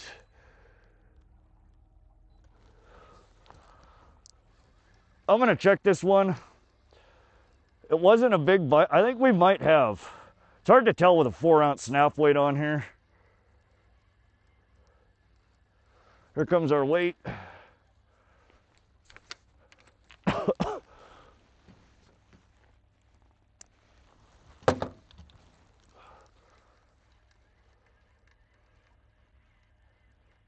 I think we got a fish on, guys. Fish on, fish on.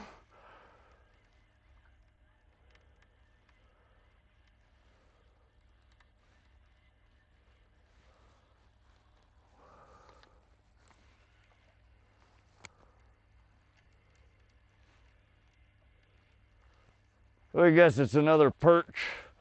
Those little things will eat anything. When you get in them and they are hungry, they will bite at shit like twice the size they are. They don't care. So interesting, we went through a cloud of them at 2 very different depths. Dang, this one looks maybe a little bit longer than the last one.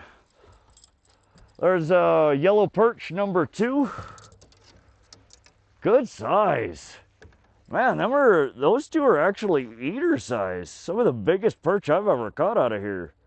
Very pretty.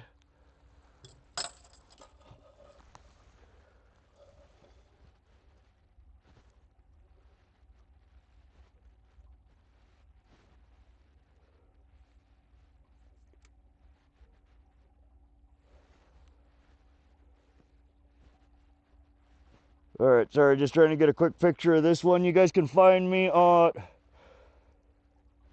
FishBrain at Vox, V-O-X. Let's get the hooks out of this guy and get him back in the water. Beautiful fish. These are of the same family of fish as walleye. I don't know if a lot of people know that. Zander and walleye. You guys, one more quick look at it. Beautiful fish. Well, we answered the question. A lot of that we're seeing down there is perch.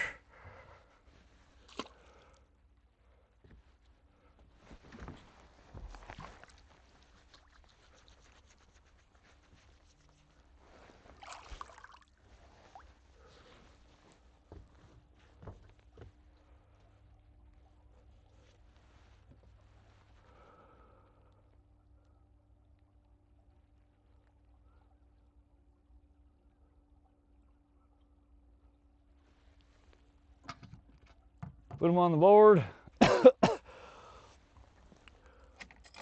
Yeah, if we catch another one, we'll throw it on the board.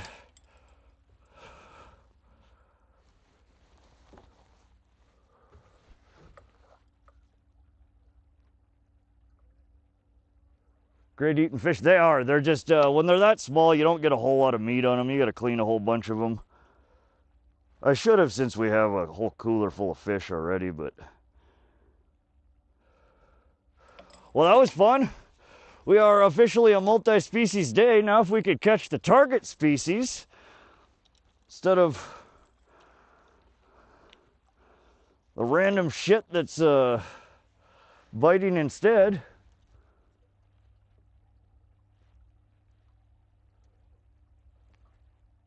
Montana State record yellow perch, 2.39 pounds, 14.375 inches.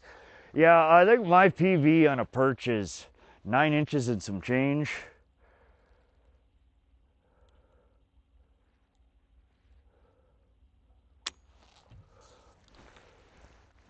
All right, let's get our snap weight on here.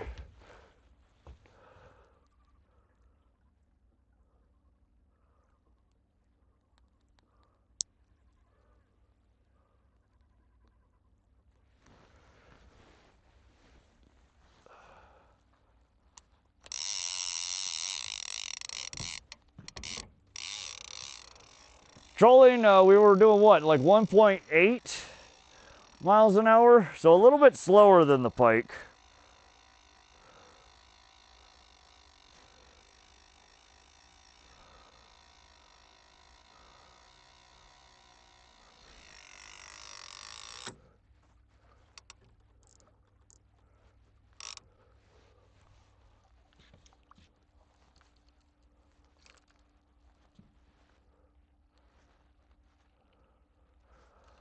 Spooling lighter weight line drives me crazy. It's so prone to rat's nest.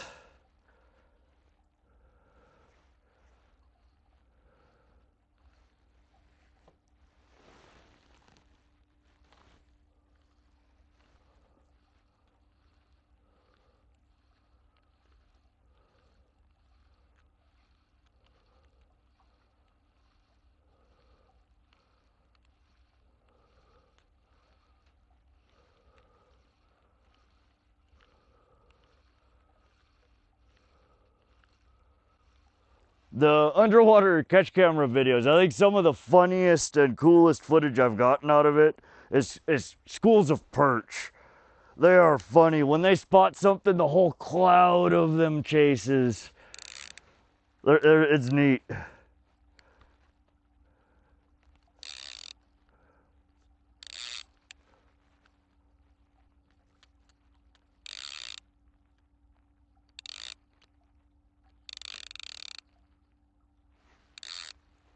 All right.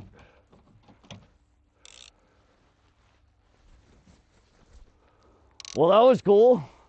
We doubled up on the perch. Sorry if I missed y'all's chat.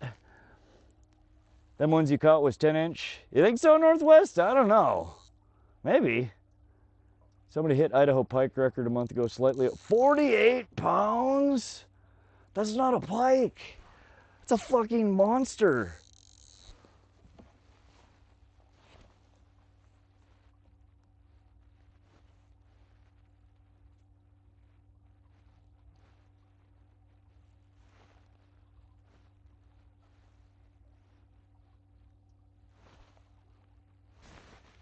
Something just jumped behind us.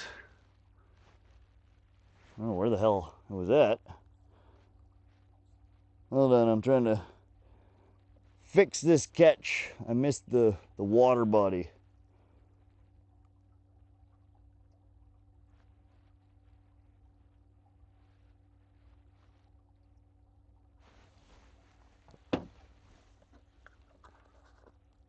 .5-inch perch. Nice, Northwest. Could those be carp you're marking? There could be, yeah. I'm almost positive there's carp and there's white sucker in here as well. Give you a follow on Fishbrain. Heck yeah, K-Hud.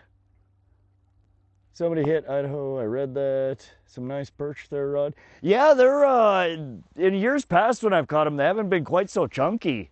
These are some of the biggest perch I've ever caught.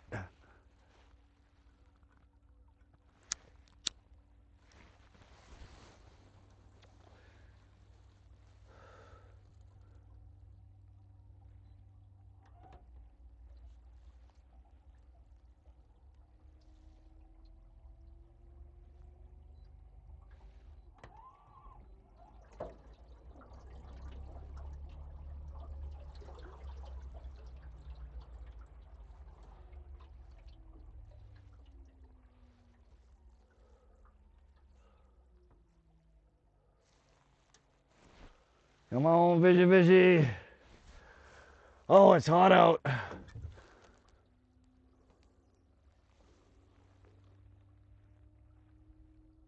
27-pound test, Suffix 832 Advanced lead core on my main line. Ed's yellow wondrous rod over here, he runs a different brand, 15-pound test.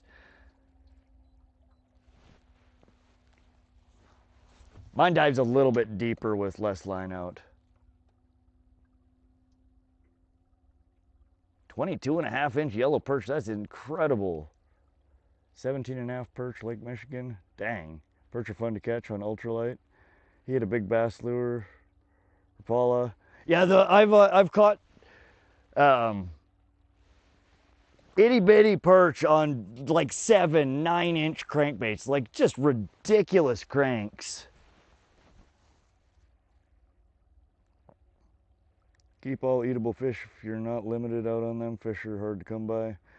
JV Joe, yeah, we're harvesting all the a limit of pike today. I should have kept those perch. Those are some of the biggest perch I've ever caught. They're so small. You get so little meat off of each one.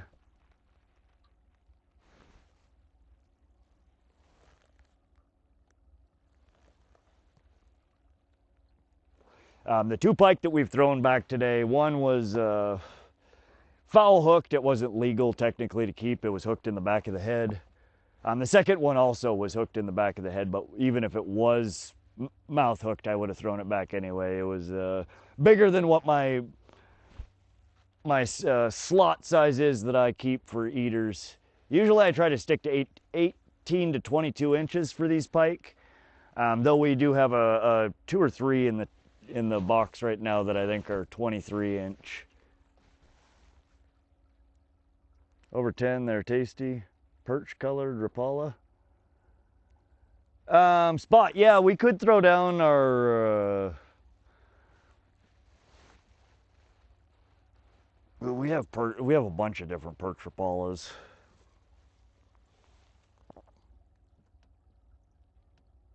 Have you got any today?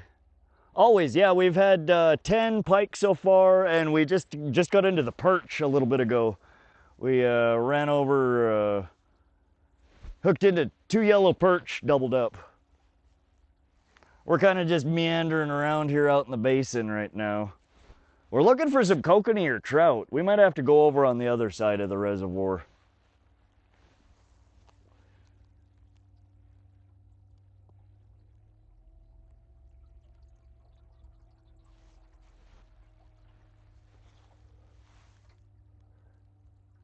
If cleaning fish anyway, why not keep them? Yeah, JV, I mean, it's a fair point.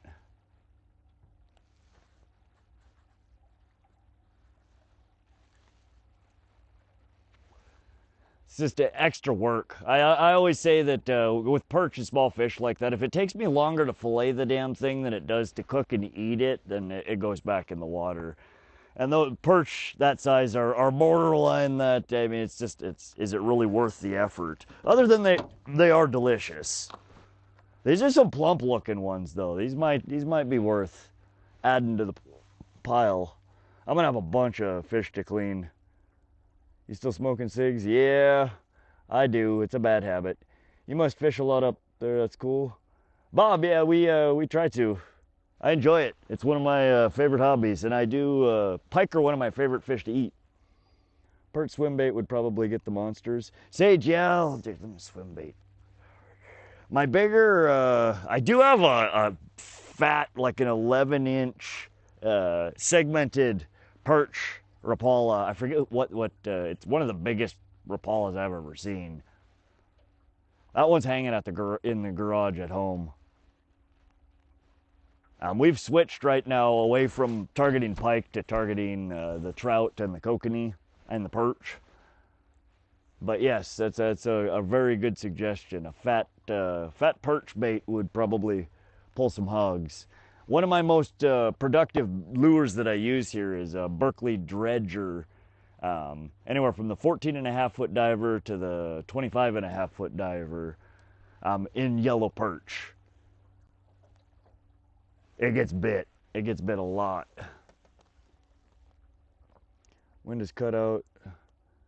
2 of the last 3 trips. Dang, that sucks. Rod, you ever troll a split lure down deep? JV Joe, what do you mean by a split lure? Like running 2 cranks at the same time? Split lure? Lots of wind and rain past couple of weeks. Carl, I know how that goes. Yeah, we get, you see the temperamental weather we have here. All right, we're gonna spin back around.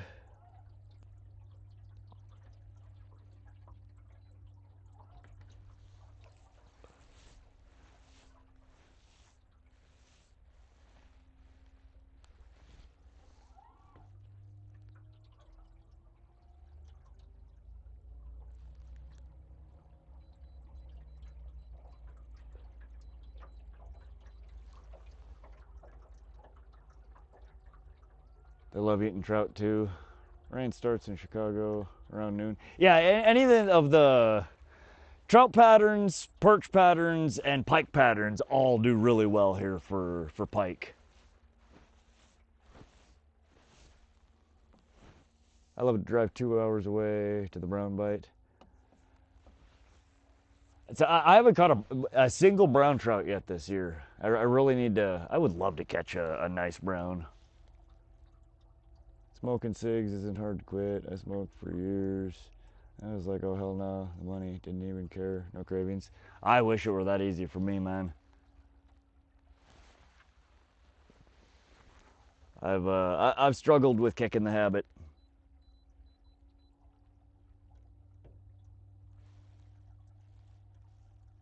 Indeed, caught a 30-inch pike, 21-inch sucker in it. Yeah, they'll go after some big stuff sometimes. We've had a couple of absolute hogs on the line here.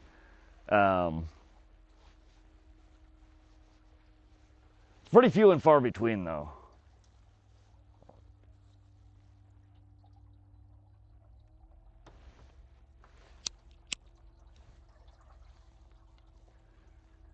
Browns, morning, shallow body, baits up top.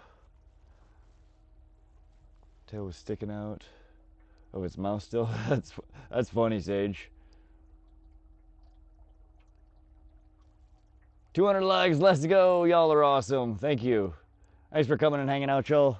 I hope you guys are enjoying the stream. Hope you guys like the new layout. Let me know. I know a lot of you. How many of you guys can actually see the top bar? So there's a top bar that probably your camera or the shape of your phone might be hiding some or all of it. It cycles through the location, the current weather, the wind, and then there's another bar below it that's just kind of debug. That's our how our bandwidth is for the stream.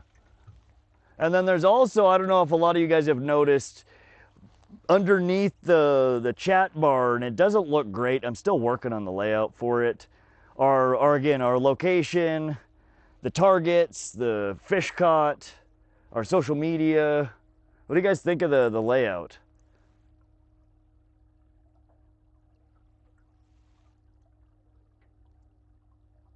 Towards your next pack. I appreciate the super chat. Who did that? The super chats don't show up on Moblin chat. So it doesn't show me who freaking sent it. I gotta pop open the actual YouTube chat. Who did it? KPEJD, the $1.99. To each their own towards your next pack. I appreciate you, KPE. One of these days, I really will seriously, hopefully, convince myself to quit. Want to see my rod is blocking the info? Is it? Damn it. Y'all should send me screenshots how it looks. Post to the community page. Somebody start a thread or something about the mobile layout for live streams. I would love to see some screenshots of what you guys are seeing on your different device types. So I can, and maybe your suggestions on how you think it could improve, where I should be putting the data, because there's more stuff that I want to overlay. I want to get a good solid foundation before we start adding a whole bunch more shit on there though. I like the new layout. Man, that graph. Isn't that tasty looking? Again, I'm kind of headed towards this area of the basin where there's just that one black line across at the blue area that we don't have marked yet. I'm recording on our others graph, and we'll upload that and get it painted for next time.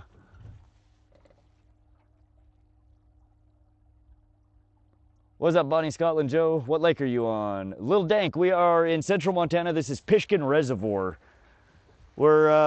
This morning we were targeting primarily northern pike. We put 10 pike over the side. We have managed, we have 8 in the cooler up front that we will be taking home to harvest. We've switched gears a little bit, targeting the rainbow trout and the kokanee to see if maybe we can snag one of them out of here, but they have not cooperated so far. While trying for them, though, we have pulled out 2 bycatch, the yellow perch. I'd rather see Rod getting more fish. There you go, Bob. Well, we got something pretty to stare at while I'm not catching fish. The only thing that I don't like is that the graph doesn't quite fill the whole upper portion, and that the text covers... I don't really care about my face. Some of you guys like looking at my ugly mug. I more care about the poles, and it kind of covers the damn rod tip, which is not my favorite. It's not bad though, I guess. But again, I'd love y'all's feedback. If you guys, if you're watching the replay of the video, go type something in the comments below. In fact, that's what you guys could do. Wait till within 24 hours after the stream ends, it's reposted. Usually I go through and try and put timestamps of the catches, the bites, any interesting action that might happen. But go ahead, drop a comment below. What do you think about the new layout? What do you think about the full screen, the graph overlay?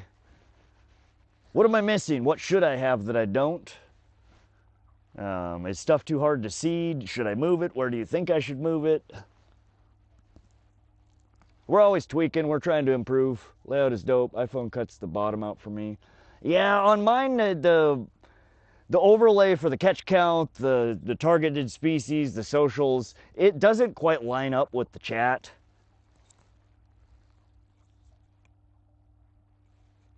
I don't know. We're still playing with it. I don't see coupons for free beer. Sorry, K-Hud. We're going to go with a blue Gatorade here. Sounded like it might hit the spot in this deathly hot... Somebody type W. It feels like it's frickin' 95 degrees right now. I am roasty toasty right now. I don't even like beer. It's okay. I enjoy a nice cold beer from time to time. I don't drink a lot of it, but I used to not like it. It's kind of an acquired taste.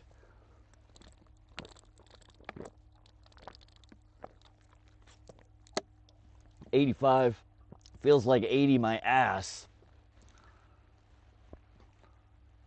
That was like 180. Sunny. Not very much humidity. Gust 5.9. We just need a breeze. That's what we need. The wind needs to pick up a little bit here and everything will be better. If you flop the top, we could get the full spot. If you flopped the top, we could get the full graph. What do you mean by that? Can you be more specific? Flopped the top? Put the graph on bottom, the camera up top? Flopped the top.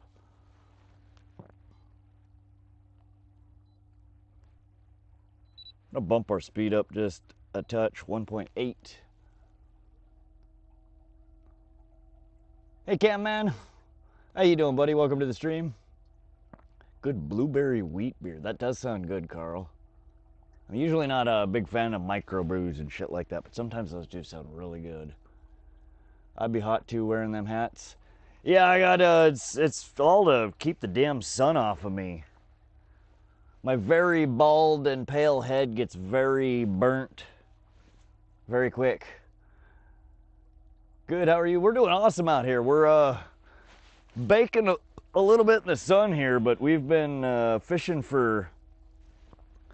We fished for pike this morning. We put 10 in the boat in about 4-5 hours. Here in the last hour, 2 hours, so we've switched over to more rainbow trout, kokanee gear. We're fishing more out in the basin area here. Trying to see if we can get something else to bite besides the pike. 10 pike and 2 yellow perch so far. Need shade and breeze. Yes, David. Got to get back in that 30 foot of water, 40 foot of water. That's where you were catching the fish. Jimmy, yeah, we should. I was looking out here in the basin to see if anything looked interesting. And again, well, it's hot as balls out here and the bite isn't great. I was mapping some of these long, unmapped basin areas. But you're right, we should hit a little bit shallower water. Tried posting a screenshot, but YouTube wants to crop it to post.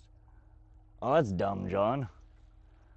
You can post on my Discord too. If you just type .discord, it'll spit out the bot will spit out a link for you to click to join my Discord.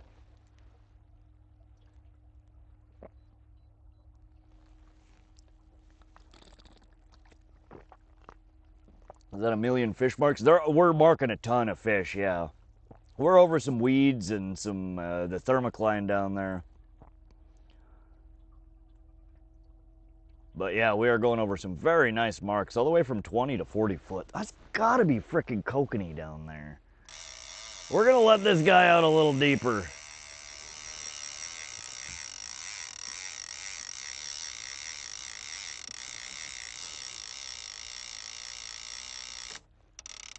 All right.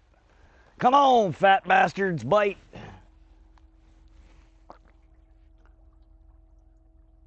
Oldest brewery in all UP, located by the shore. Oh yeah?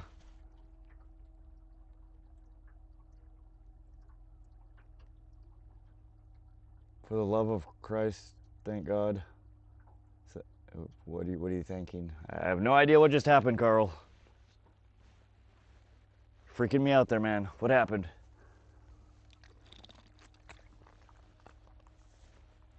All right, 12:49. We've been running these rigs for almost an hour now, I think. Once it goes past 80 degrees, my brain doesn't work very well anymore. I'm just hot. Dropping that. Yes, I dropped our Kokanee Dodger. It's like a spade, silver, and moon jelly Dodger with 3 different colored dots on it. And our, I think it's an Apex trout killer. A little flatfish, a little... Is that what you call those? I mean, it's kind of flatfish type. I think he's running demo mode to pull us right. Sorry guys, you got me. We've just been running in demo mode all day. There aren't actually any fish in here.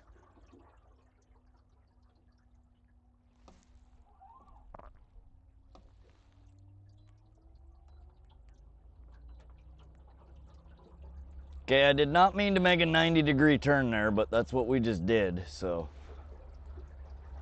My bad. Hopefully I didn't just dunk our rigs into the weeds. It's always fun to see on the catch camera when I do that. The camera just goes down into the...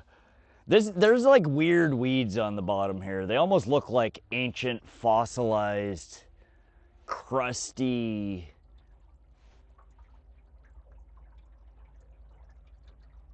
I don't know.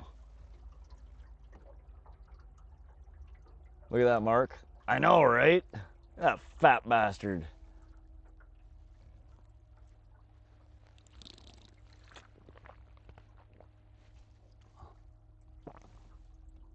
I don't know what they want from me, but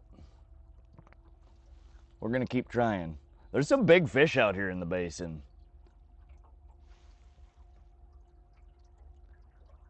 I'd have to drop jig and spoon on them. Kokanee Lake, 50 to 54 degree water depth determined by temp and feed.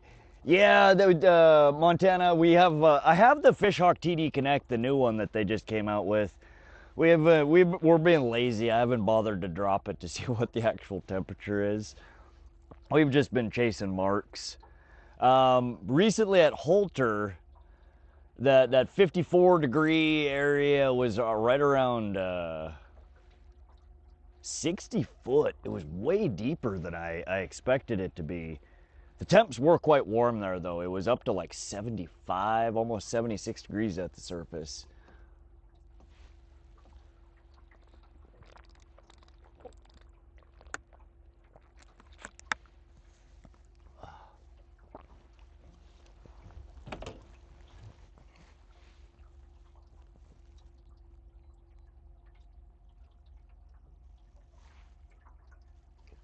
Kokanee Lake, I read that.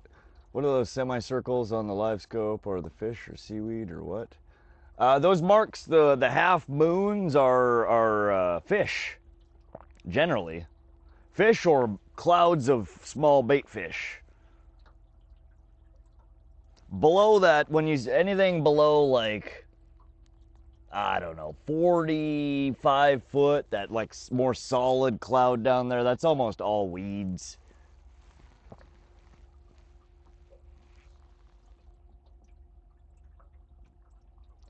So there's kind of a layer of weeds that is very depth, and it looks like some schools of some bait fish.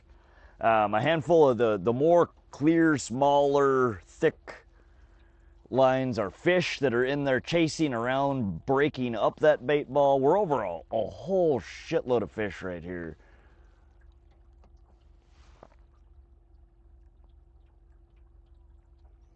Carl, we are. So instead of, there's two different ways to map on here. You can map with the CMAP Genesis, the overlay, the live overlay. It paints as you go. Or you can do a sonar log, which is what I normally do both. But I found that with as much depth that it varies every time that I come back to, like this water body. The last time that we came here, the water level was 5 feet higher. When I'm live painting over the existing map, it's fucking up every contour around it every pass that I make. I gotta make 2-3 passes every time I do that to get a nice clean contour again. Until I take that map, upload it to CMAP Genesis, and it normalizes all that. It figures out how far off of zero you are, and adjusts each new upload you do to one fixed, common depth. But when you're trying to paint over it and it's 5 foot shallower than the last time, every time I'm redrawing the contours that were already drawn, and it breaks the contour following. So we're testing it this time. At least that's what I think it's doing. Contour, it seems to be working better this time around. What's up, Rod? How you doing, that one guy fishes? We're doing awesome. We've put 10 pike over the side of the boat so far and 2 yellow perch. We're running a couple of trout / kokanee-ish rigs right now. Trying to see if we can pull species 3 or 4 out of here today. Go back over the perch spot. Yeah, we're kind of headed in that direction. We're taking one concentric circle around this blue area you guys see on the map. Trying to get another portion drawn. Every time I come here, I try and fill out spots that I've missed. Trying to make the map as complete and accurate as possible. And just kind of poking around to see what's out here in the basin. As you guys see, there is a whole bunch of crap out here in the basin. Not a lot biting out here in the basin so far, but a bunch of stuff out here. Like Moby Dick popping a boner and the rest of the... I know, right? I'm telling you, every time I'm here, I'm like, you gotta be shitting me. There's fish everywhere. Like, you can't find a spot in Pishkun that doesn't have fish. Whether they're biting or not is a completely different story, but they're everywhere. This water body is extremely healthy. Though it doesn't produce the biggest fish in general. I don't know. We're still looking.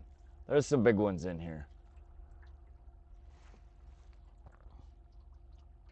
But yeah, so we are, this blue section, we're gonna come up to the top of it and kind of curve back around to the west, and then we'll head right back over where we picked up those last couple of perch. It's right back over that, in that direction.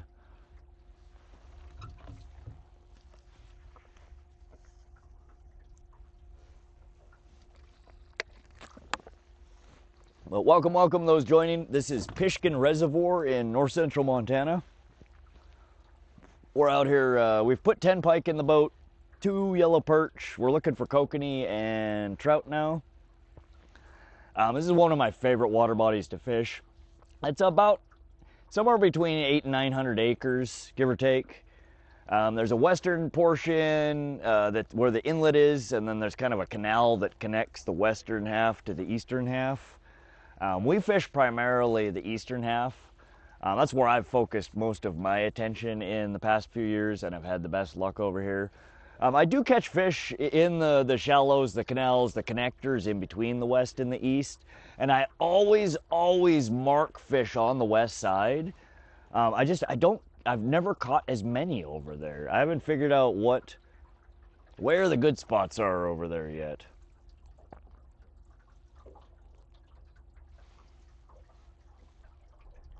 Man, I'd be so upset. I would run back and forth till I found what made them bite. Carl, I start my day with old waypoints and look for fresh marks. Should see my screen on Lake Michigan.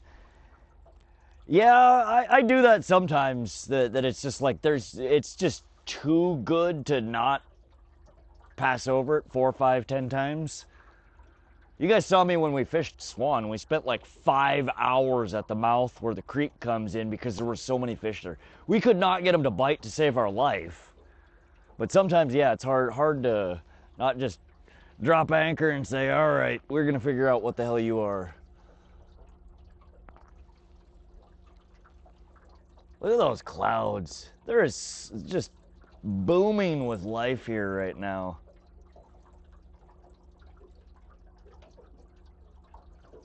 So pretty much as long as we're fishing deeper than it looks like 10, 12 foot, we should be in the fish.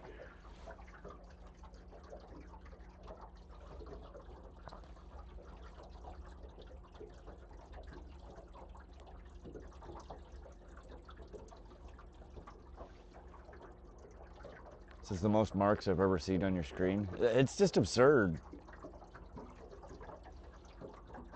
They're everywhere. They don't want our trout gear though. Come on, man. What you want from us? You want a little bit more line? We'll give you some more line.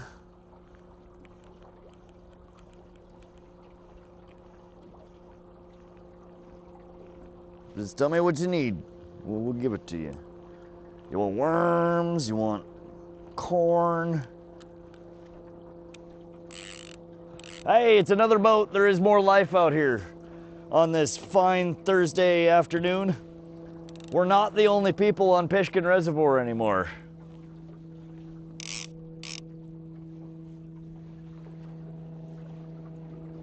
All right, I don't know what else we can do.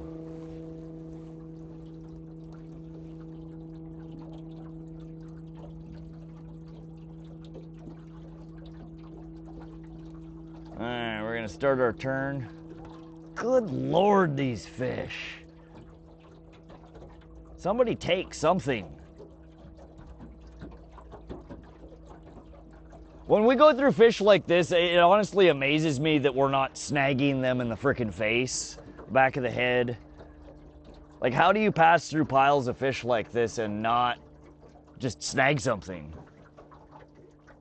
Sonar passes over fish, it gets closer at the middle of the fish and a little further, making an arc. Yes. Too far away, I'll drive an hour and a half south. 2 hours west and go down for browns. Nice.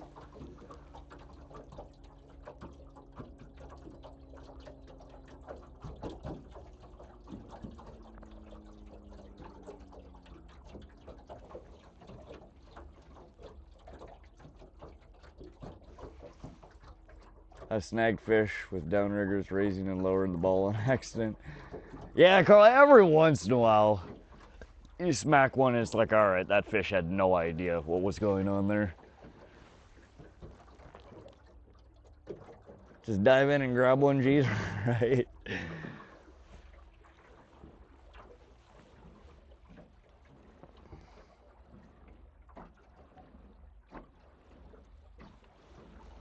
Yeah, it's a very healthy fishery. I mean, from what I can tell on the graphs, and you know, again, just the quality of the fish. You guys have seen there, almost none of these fish have had not a single mark, not a blemish, not a split fin. They are all just perfect.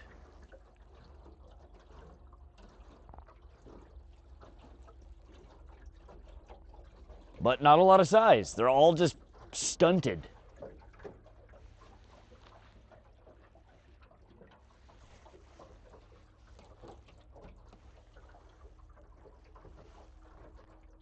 Where's little Jimmy? Little Jimmy has not yet come out to play yet today. Little Jimmy normally comes out at 4:20. Somebody remind me today. We've neglected little Jimmy we've missed like 2 out of the last 3 streams, I think, bringing Jimmy out.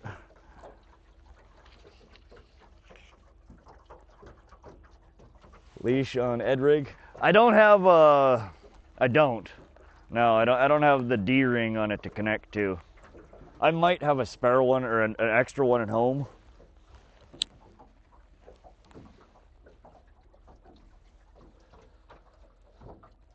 It's got nothing to grab onto.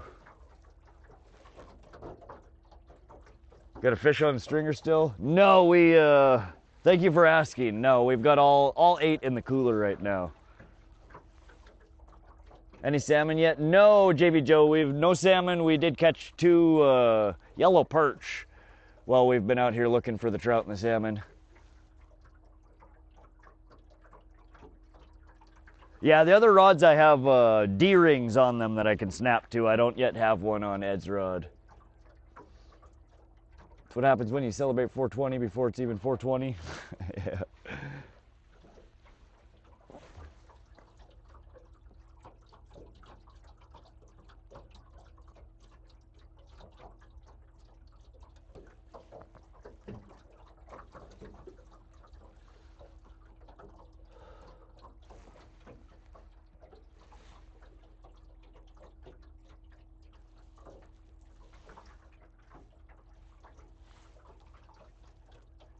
Oh, I need a boat with a roof. I'm so tired of doing this. It's ridiculous. Any old snorkel? I want somebody to come here and tell me what the hell's going on down there. It's just ridiculous over this basin. Snorkel or scuba dive, rather. That's what I meant, scuba. Somebody come scuba the shit out of here and tell me what's going on. Or a ball cap for fishing. Yeah, I need to get a... I need to get one. I used to have a giant hat collection. I don't anymore. Just beanies. Anything with a brim, yes. Aquaview. I don't know what the hell that is. That's a camera brand. Drop your cam. We could. Which rigs are we running here?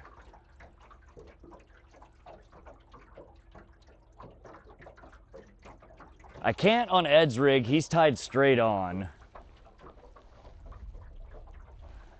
It's I've tried recording a Dodger in front of the Wolf. It blocks everything. You can't see a damn thing of what's going on. We'd have to run a different rig to run the camera. Scuba on my way. Heck yeah. Come tell us what's going on down there, Scuba. What's up, Real Texas Fishing? You need a straw hat and a bigger beard. We're working on it, Northwest. Sebastian with the blue hearts. What's up, Sebastian? Should you check for salad, or it's not that bad? Every once in a while, it does get bad here. We haven't had a whole lot so far. We've had a little bit coming up, but it's mostly our fault when we're dropping on the bottom. Underwater camera, use them. Sage, yeah, I have 2 water wolf cameras. Viewbot, hi Mr. Tumnus. What's up, Viewbot? Welcome to the stream. Saw your perch on Fishbrain, nice. Yeah, we doubled up on them. Some of the biggest perch I've ever caught out of here. Trolling too fast, you think so, Born?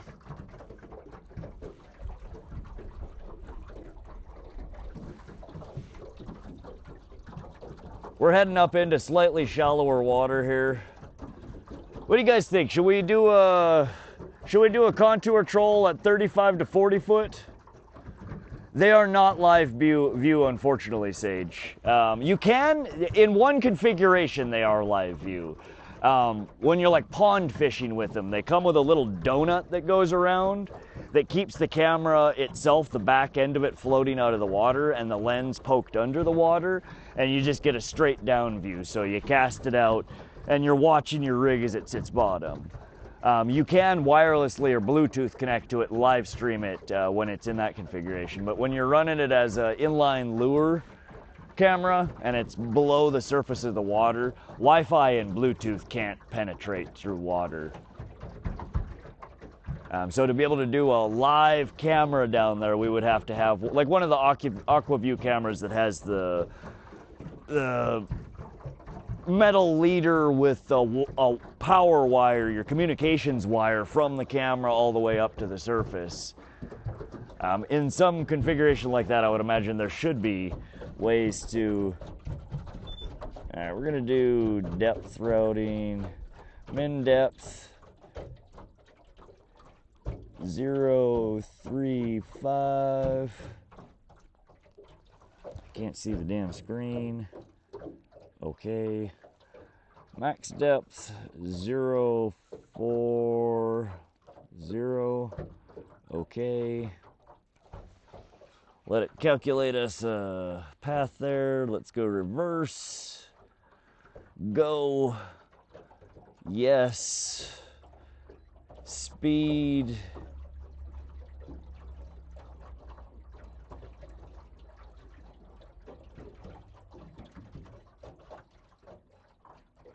All right, bumped our speeds up to 1.8 miles an hour. We have our auto follow or depth contour following on. AquaView's camera mainly used for ice. Yeah, I'm familiar with the brand. First time we heard that today, trolling too fast. I can put my AquaView camera in my pocket and read the dates on change. Oh yeah. Some guides use AquaView to see what they're marking. Interesting. Yeah, I just have the Water Wolf ones. They're wireless. I have no way to, again, see them while they're underwater. I could pull it back up and then transfer it to my phone and look at it. It's kind of a pain in the ass to do in the field. That's why I mentioned it. Fair point, fair point.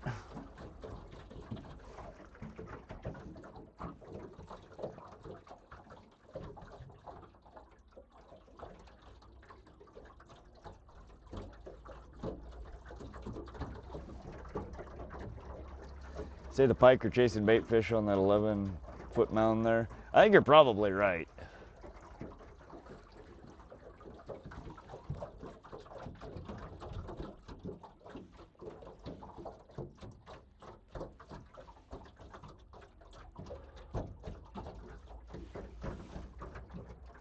Catch anything? Dare Uncle. We've had 10 northern pike so far today and 2 yellow perch.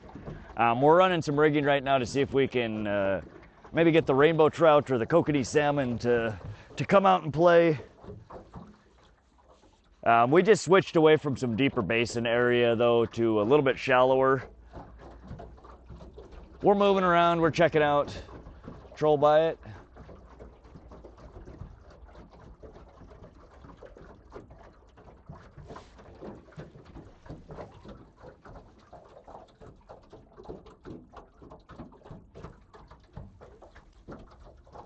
Yeah, we're running a 1 ounce snap weight, or excuse me, a 4 ounce snap weight on our Kokanee rig back there. So we can't get too shallow right now unless I pull that in a bit. We should be fine where we're at though. In fact, that's probably for the depth that we're at, we're not gonna get anything that deep. Let me swap that out for like a 2 ouncer.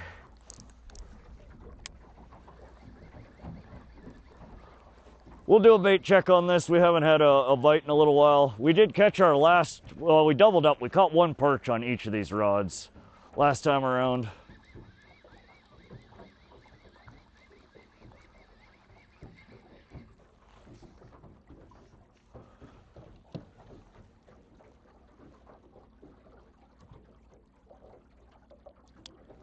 I should toss down the damn, I keep saying I'm gonna, and I haven't, the fish hawk.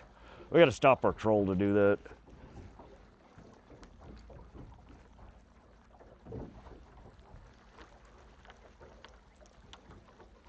Just checking bait and weeds on this guy. We look okay. Bait's good.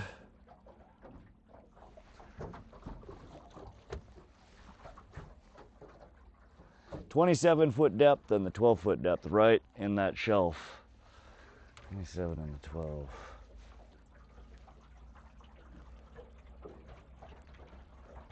So you're saying right around the shallow mound over to my east, to my right. Yeah, there's like a rocky mound. Most of the year it sticks up out of the water. Right now we're still above it.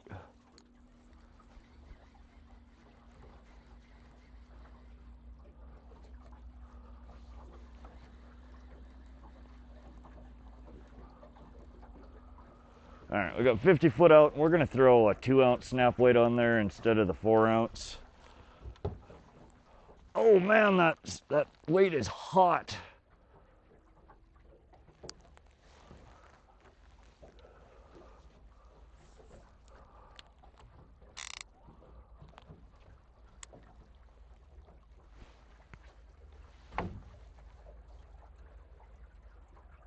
Tend to hang out, watch Rod, help maintain his channel. I appreciate you, Carl. Their ocean is lakes.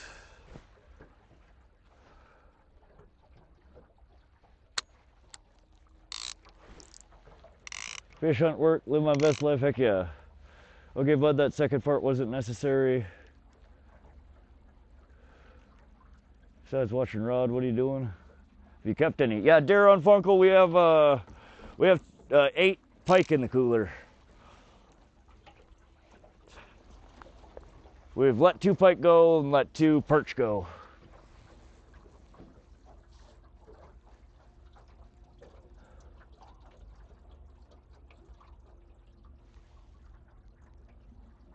That's we were getting hit pretty frequently on the pike rigs that we were running earlier. We're almost at our limit for pike, and we have a good chance of hooking up on pike with anything that we throw down.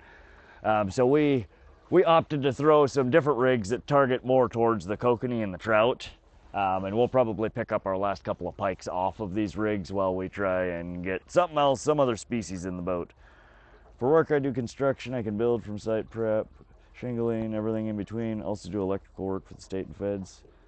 It's good work, Carl. Yeah, Chuck, if I were targeting the pike, that's exactly where I'd be, where you're describing. We're out here in a little deeper water, hoping that we could maybe find some kokanee. I don't think the kokanee are going to be up that shallow this time of the day. Pays good, that's for sure. Heck yeah. It's hard work though. So I know those individuals are fish, and what the hell are the mass in the middle? Some of that is thermocline. It's just a difference in temperature as well as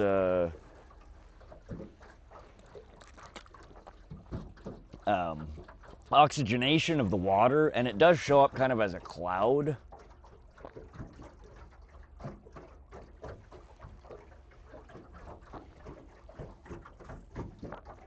We're trying to fish kind of above that massive shit right now. Professional couch sitting. Nice, Tatum. Does that pay well? I scored a job. Heck yeah, Chuck. Congrats. Mentoring and training newly certified Native American security guards on the reserves. That sounds like a decent job. Nice, Chuck. Darts and dews. Was that water? Justin, we have Gatorade.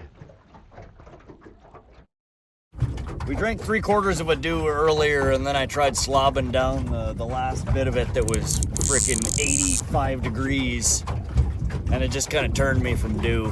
We need a little something else on the taste buds before we switch back to the dew.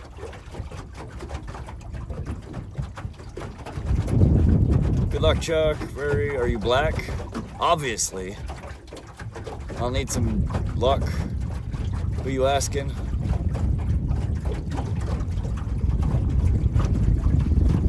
I feel like we should just be trawling a net right now instead of a lure. We could be hauling in thousands of pounds of bait fish right now.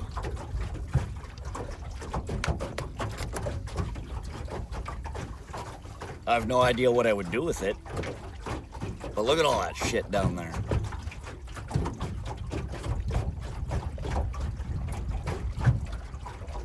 What are we over?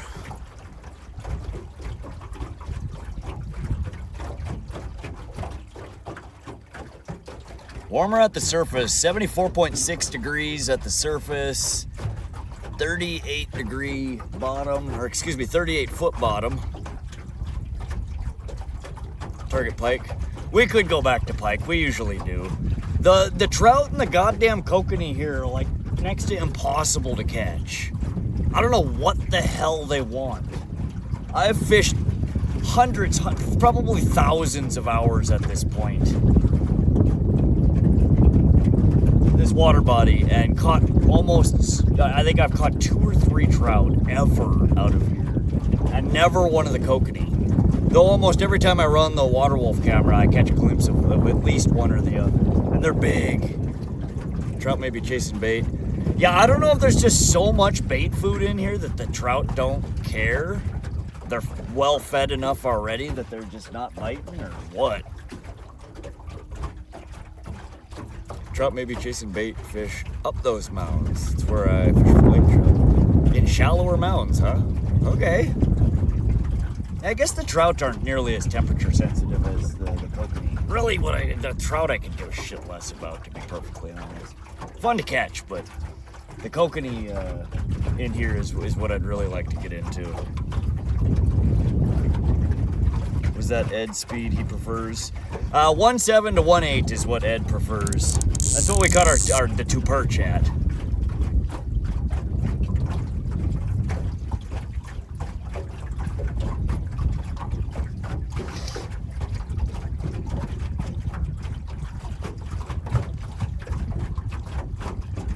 Been talking to a few people recently that have their hearts set on fork pack. Apparently they use leeches and stay in one spot and pull 20 to 30 inch king salmon off the boat. Thing to go on. Seb, that sounds so fun, man. So they're just jigging for them with leeches? Yeah, Ed he just said it's setting 3 on his old ass trolling motor, which he said is equivalent to roughly 1.7 to 1.8 miles an hour, which is what we're doing right now. Our speed varies as we turn. 1.7 right now, 1.8 right now. We bobble around. You set a median speed, and as you turn, your lures raise and lower in the water, speed up and slow down. So like right now, this is on the inside bend. Our rod is slowing, our rig is slowing down a little bit and dropping. The outside rod in comparison is speeding up a little bit and rising usually. So as you kind of turn, as our autopilot takes us in between these waypoints, we're doing small S patterns that speed up and slow down not only the boat, but our rigging in the water as well.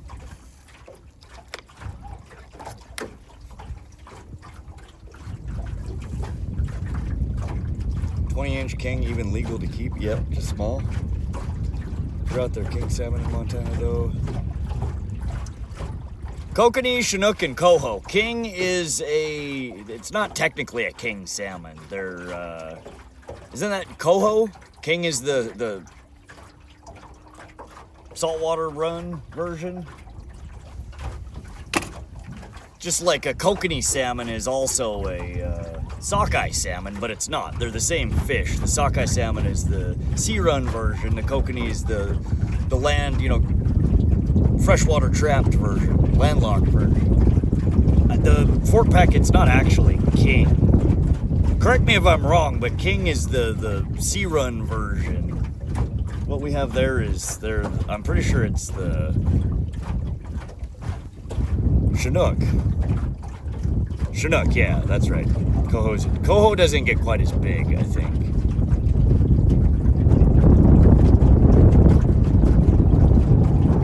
We call him king. kings in lake and Chinook in river. Okay. Interesting.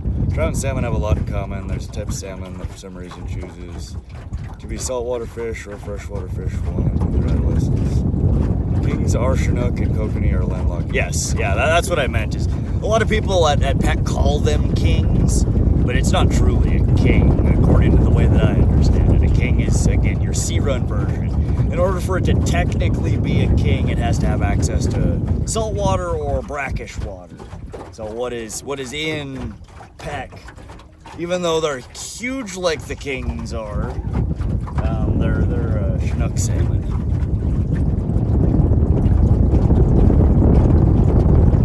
Only lived for 5 years. Okay, how's the fishing today? What's up, Rangeley? It's slowed down a little bit since we started targeting the trout and the kokanee. The pike bite was real good here. We've landed 10 pike. We switched gears, tried to see if we can. I've been trying to catch a damn kokanee out of here for like a couple of years now, and I can't get into them. So we're playing around and seeing if we can get a kokanee. What's your biggest fish you've ever caught? Draven, caught, landed, pictures, weighed, measured, 22.5 pound, 42-inch northern pike. I've had some bigger ones on the end of my line, but just they didn't make it into the net. 5-pound coho is a good coho. Shucks have to be 24-inch. Audio change, there's more ambient. Is there? Is that a good thing or a bad thing? Oh, my mic died. Thank you. It's a bad thing. Appreciate y'all. Good looking out.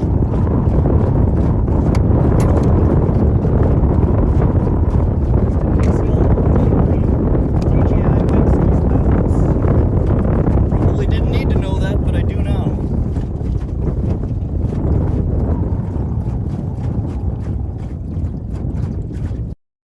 Testes, 1, 2, 3. Mike. Check. We good? Yes, my mic did die. Steelhead saltwater version. When a rainbow trout's born in a river, some individuals stay freshwater their whole lives, becoming a standard. Right. I'll go check what's happening. Other go to saltwater. Audio through phone now. You can hear wind, hill noise now. Yeah, we're back. I think we should be on much better now. All right, cool. Thanks for letting me know. Yeah, I'm a bit of a space case. Sometimes I miss it. That probably means, oh, damn it, what did I just dump in the trash?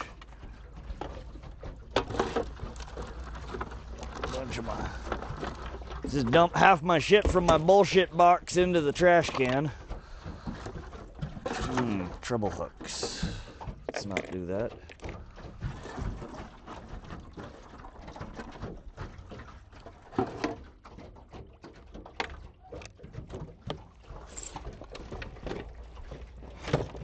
How many of y'all have a bullshit box on your boat?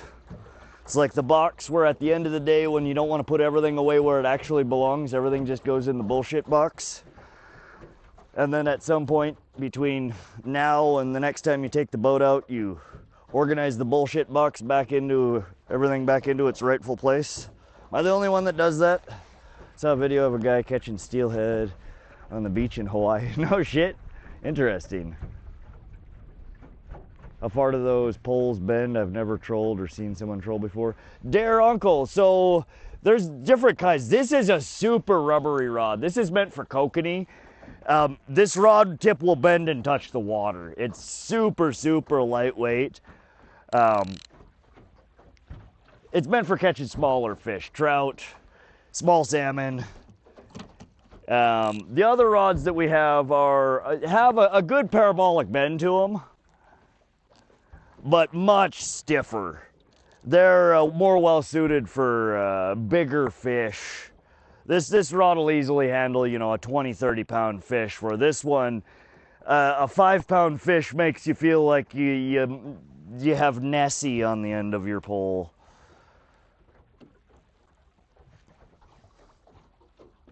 Really depends on what you're fishing for, what kind of rig you're running behind it.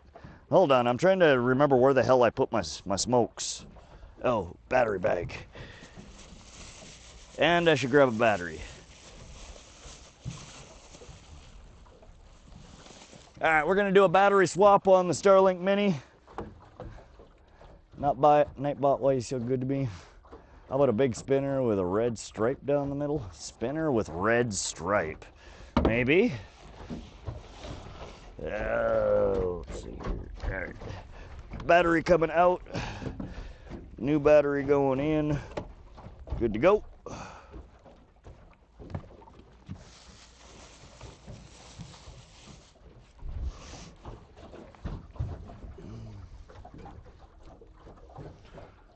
Axis deer hunting going crazy in Hawaii. Oh yeah, that's right. They have those weird little deer there. I saw a video of a guy catches deer. How often do they stock perch in that water body? I don't think they do anymore. There's a self-sustaining, just like the pike. They're once they get into a water body, they take up. I don't think they've stocked perch in here for decades, many decades.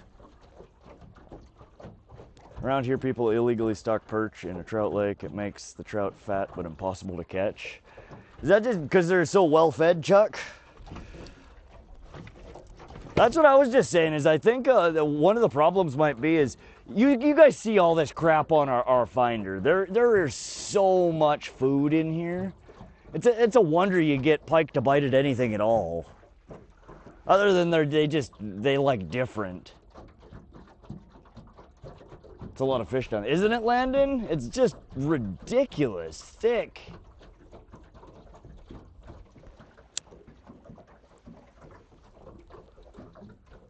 Man, I've been seeing videos of monster lakers coming out of Lake Tahoe, belly full of cutthroats. Really? Good luck trying your trout bait. Doesn't far enough before perch snags it. Yeah, that's what we've got. We've got 2 perch off of our trout and kokanee rigs so far. Most of what's down there is eating whatever the hell these are. Sebastian said the name earlier. Sticklebacks? Brook sticklebacks, maybe? There's just clouds of these little guys down there. That's what came out of the throat of one of the pike that's in the cooler. There was a whole gob of them.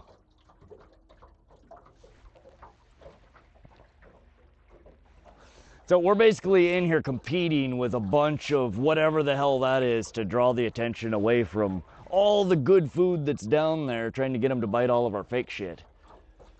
Yeah, the guy charters for Lakers to try to save millions of dollars in stock cutties every year. Makes sense.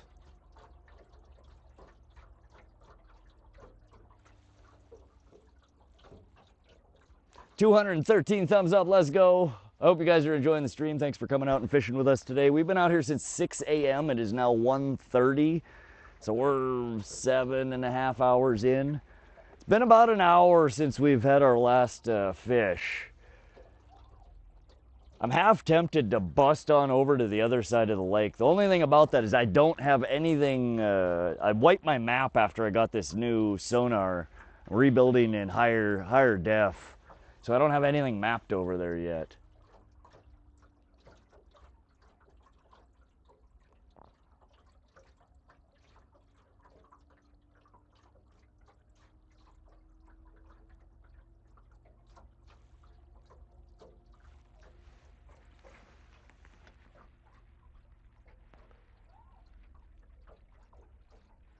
Come on, fishy, fishy, fishy. There's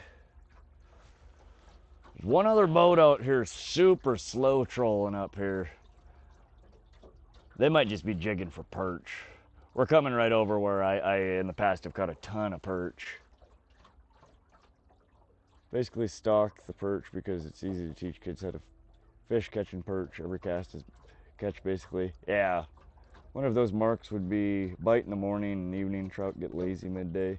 Yeah, right now, and oftentimes this water body's like this, even for the pike. You get a good, 3, 4, 5 hours sometimes in the morning where the bite's real hot. And then once that sun hits, mid-sky and there's no clouds, the bite just shuts off. Comes back 6, 7 o'clock, as that sun is starting to go back down at a lower angle. Oftentimes this time of the day, I move up into the shallower ponds and do a little bit of casting. But right now we're kind of exploring.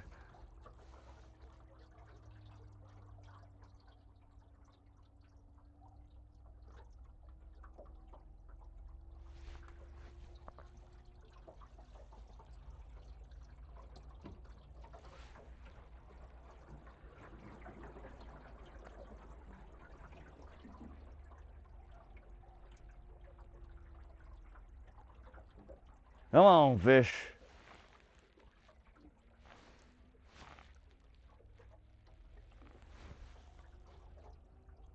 Brook stickleback. Just looked it up. Yeah, I think that's what it is. Thank you, Sage.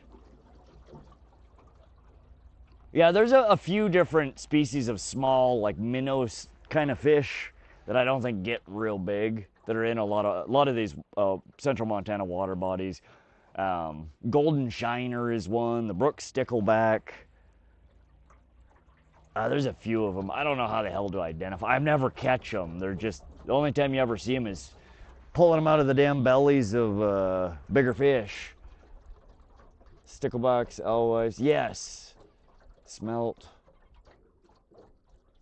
I think the alewives is another one that I think is in here. I don't know that we have smelt. We might. Snake spit one out, stickleback. It was alive, so I threw it back. Yeah, these ones that I pulled out of the pike were dead already.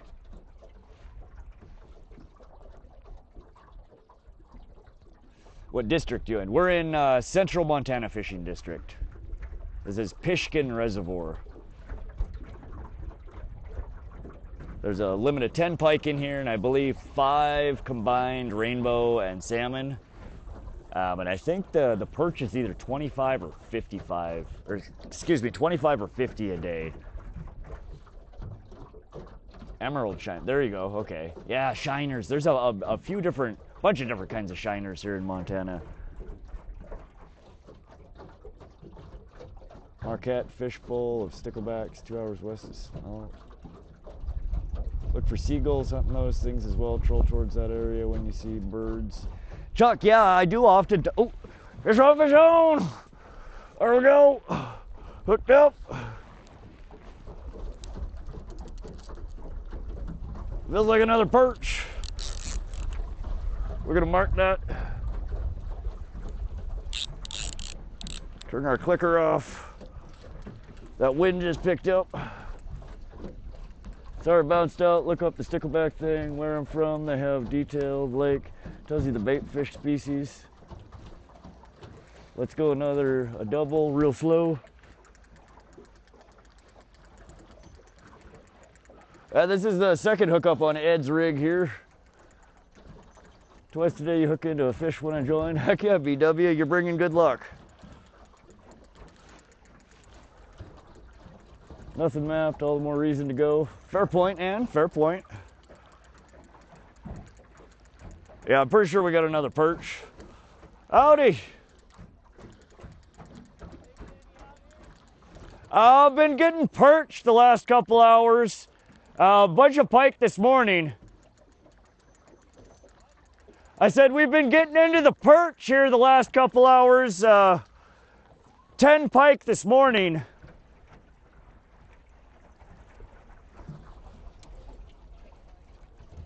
Heck yeah. There you guys go.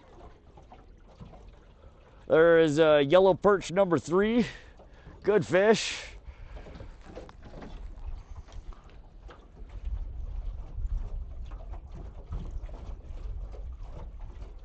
You got to be careful with these. Their top fins are very pointy, very pokey. Well, you guys saw it. Now it went back in. Sorry we didn't get you guys a closer look. But there's fish number 2 on Ed's magical yellow rod here. Not the trout, but we are catching some perch. I thought I saw something smack at our other rod over there, but I think we missed it. That wind has definitely started picking up. Feels nice. Maybe that's what we needed to get the fish biting here.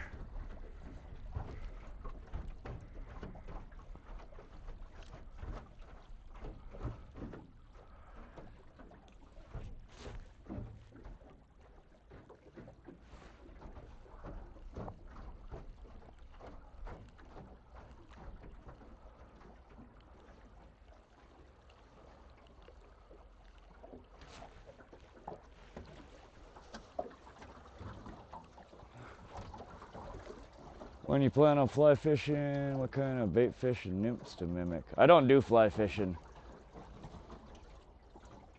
Kaboom! Thank you, Carl. The gill plates, spines always, yeah, they're so goddamn sharp too. Can get fish poisoning from barbs on fish. Yeah, they fester. They get gnarly.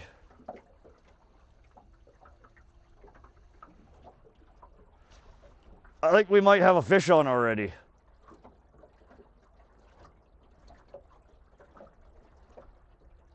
I think we just got smacked, guys, trying to get the line back out.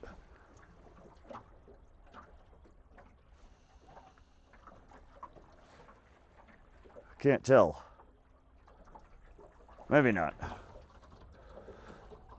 Looks like the bite's been pretty good. Yeah, Bill, it's been a good morning. We targeted pike this morning. We switched to some trout and rainbow gear an hour and a half ago. We haven't caught any trout or kokanee, but we have pulled in three perch since we switched over. We might have a fish on here right now. I'm not. These perch bites are so tiny. Maybe not. All right, we're good.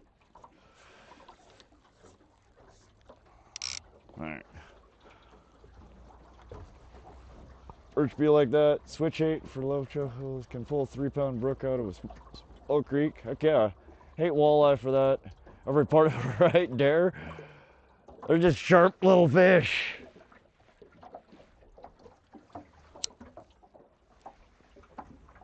Yeah, it did feel like we got smacked on that one as we were letting it down, but it wasn't a clear hit.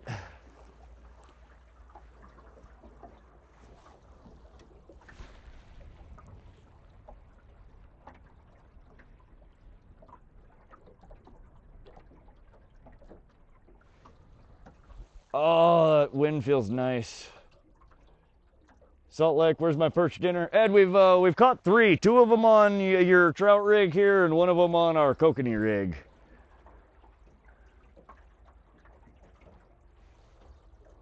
Biggest crawdad you ever caught? Seb, oh man, we've caught some fat frickin' craw. I had no idea them things got so big. They're pretty few and far between to catch the big ones, but I don't know. Like head to tail, maybe. I don't know.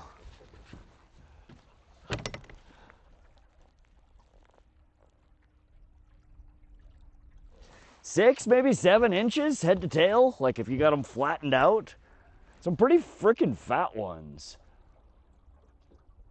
That lightning strike was close, lost power, cell phone, and internet. Dang, Carl. Yellow Pole crew, heck yeah, Ed.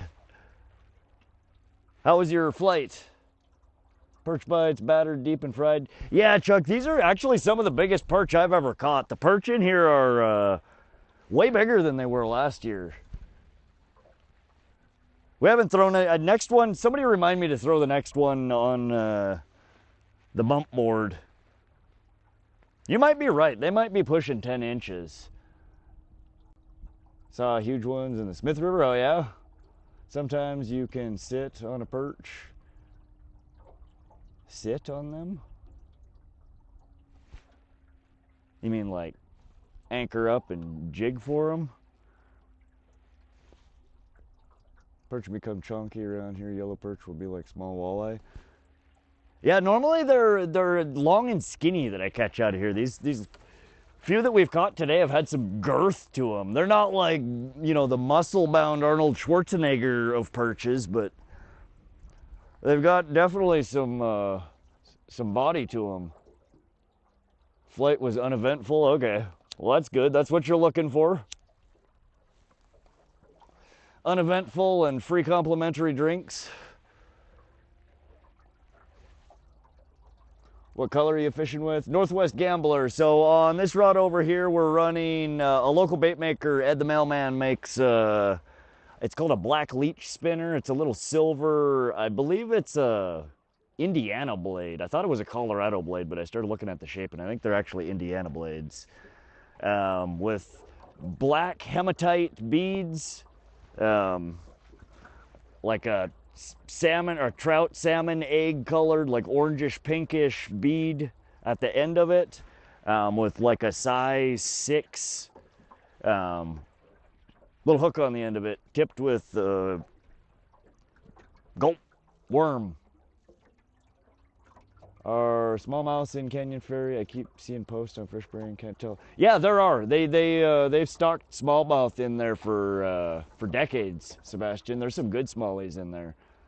I've never got into them, but I've the fishing report, or excuse me, the surveys show them, the stocking reports show them, and I've heard some stories of people catching some chunky ones out of there. But the rig on the other side, we're running a Kokanee Dodger. It's a spade Dodger made by Kokanee Company, something like that. Silver with moonshine, UV, with like 3 UV dots on it, followed by a Apex trout killer. They're like a little flat fish, a little potato chip, little plastic lure with a hook on the end, and those are tipped with pink gulp maggots. That one we have out 2 ounce snap weight on it. This one we're out. Ed, you're gonna kill us. I broke the cardinal rule. We went 3 colors. We weren't getting bit at 2 colors. We started picking up the perch at 3 colors. Doing good with that chartreuse color at that depth. Okay. My cousin was like, this is a walleye. I said, no, you caught a perch. Chunky one, huh? Sweet, maybe I'll go out there.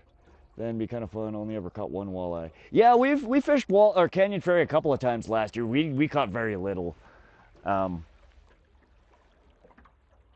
There's big fish in there though. Big walleye, big pike, big trout, big smallies, big perch. It's just such a big damn water body that I didn't know where the hell to start. The first day that we streamed there, I didn't have Starlink yet. We were trying to stream on cell signal, and there was like maybe a half-mile radius around the Silos boat launch that had solid enough signal that I could stream. It was terrible quality, but I could stream. The second time that we fished there, I think we launched out of Silos as well, and I did have Starlink. We ended up catching a few very small walleye, a few very small trout. Any fish? Anthony Lester, we've caught 10 pike and 2 yellow perch so far. We're still trying for kokanee and trout.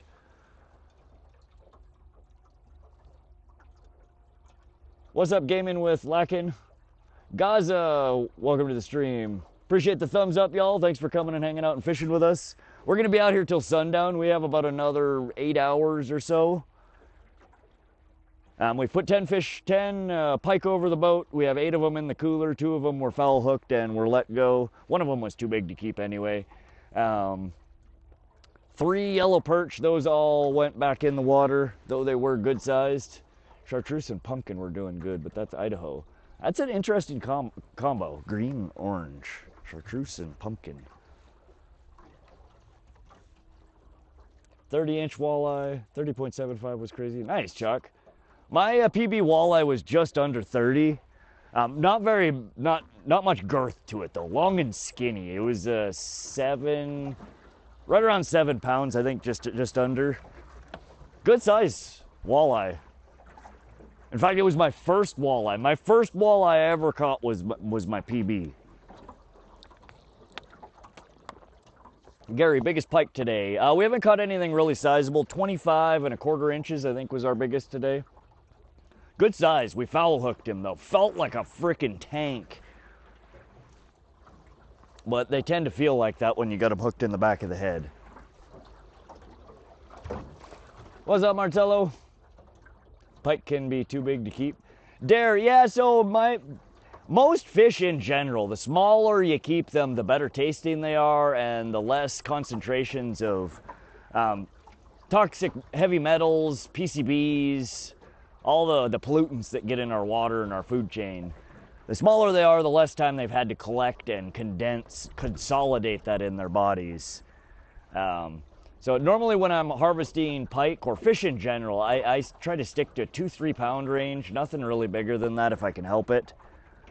18 to 22, sometimes up to 24 inches, depending on how fat they are. So yeah, there's the bigger ones, you can still eat them. A lot of people do, and a lot of people don't mind. They tend to be a little more fishy tasting. The texture on them isn't as good as the younger ones, and again, they're not as healthy for you. Which doesn't matter, if you're only eating them infrequently, it's not a big deal, but if you're a big fish eater, you should really pay attention to making sure you don't eat too many big fish. Northwest Gambler, I'm on lunch, so if you switch up colors today, I'll try and listen. I don't have good reception at this job site. Yeah, we can, here in a little bit, try something different. In fact, we should probably pull up. We'll leave Ed's rig down. It's cut 2 to our 1 on the other side. Let's put something else behind a Dodger down there. Got to try for the first long walleye during the fall time. They fatten up like a bear before winter. Okay, Chuck. So that's the time to get them when they're big. Fattening up like pigs before winter. We might have something right there. Or not. That might have been weeds. That was a interesting fold over.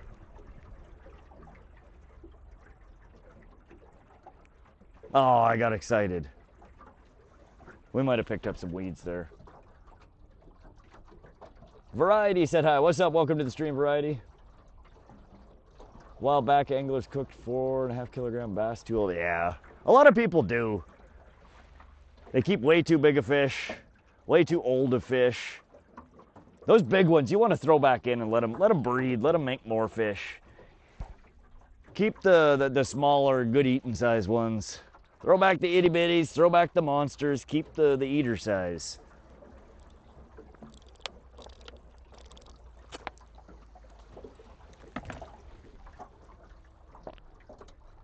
I don't even eat any fish. I just target big fish, other gill other people. I'm not a big fish eater, rather a steak. El Dabo, I much prefer red meat over fish most days, but I do enjoy fish. Fish is good when it's prepared well. I don't eat a whole lot of it.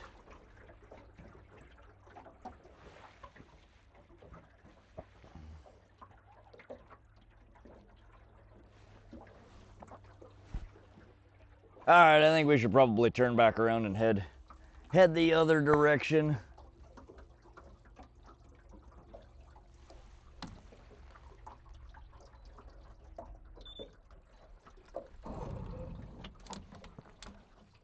Am I tripping? How did you read that? Read what? I read it very quickly. Oh, so I'm reading the chat, the Moblin, the encoder app that I use, picks up chat and posts it there. So even if you deleted it here in the YouTube app, it was already picked up before the encoder, or excuse me, picked up before you deleted it, and the encoder that I'm running doesn't abide by the deletes. Walleye doesn't have a fishy taste if fresh and processed properly. Yep. Walleye is real good eating too. Walleye and northern pike are probably my top 2. I do like a smaller channel cat is really good eating too. Sometimes those really hit the spot. Go east to the 11 and 21 shelf. We're heading west.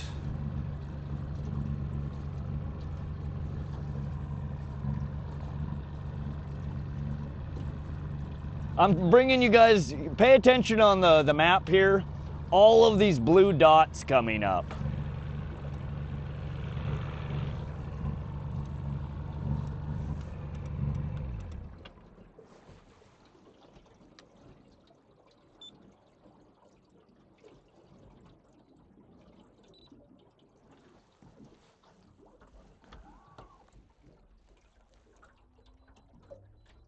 It's coming up here in a little bit, but look at this cloud, just this absolute cluster of fish that I've caught in the past.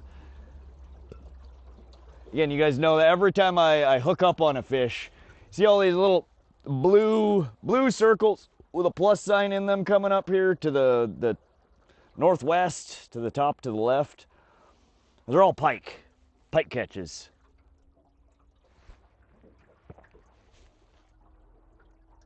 Fishy smell or taste isn't what bothers me. It's how soft and light the meat is. Doesn't fill me up. El Dabo, yeah, sometimes the texture can really be off-putting. That's one thing, again, about a lot of the age of the fish, as well as how cold the water is when you harvest it, and how well you keep it cool until it hits, you know, the plate, will impact greatly the consistency, the hardness, the squishiness. Pike tend to be, if they're harvested at a good size, you know, 18 to 24 inches, and out of good cold water, you know, 60 degree or less. Nice white, very firm flesh, great consistency, and very, very mild tasting. I haven't had pike in a long time. When I caught 16-pound, 20-pound pike, kept them along with others my friend caught. Yeah, those are way too big to eat. You can eat them, but they're gross compared to the smaller ones. Bright and panko and add texture. Heck yeah, Sage. That's good stuff. All right, so we're moving into that cloud.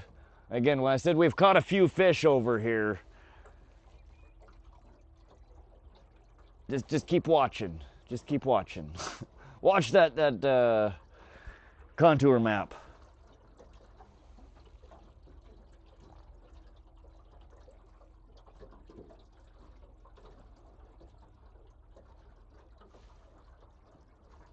Nightbot needs to count the smoked trout in the cooler. Had one smoked trout. Somebody add it to the catch count. One smoked trout. Ed delivered it fresh this morning. In fact, let's bust out a little piece. I got a drink out of there a little bit ago and smelled it.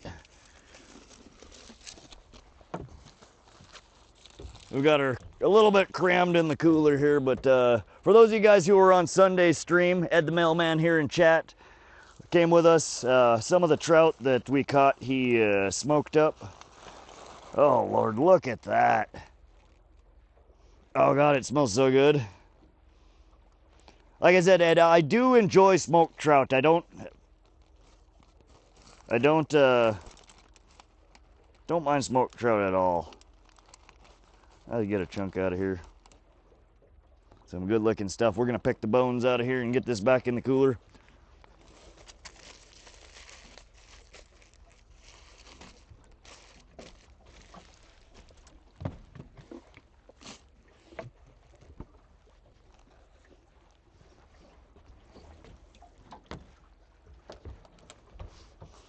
Alright, we got a few bones.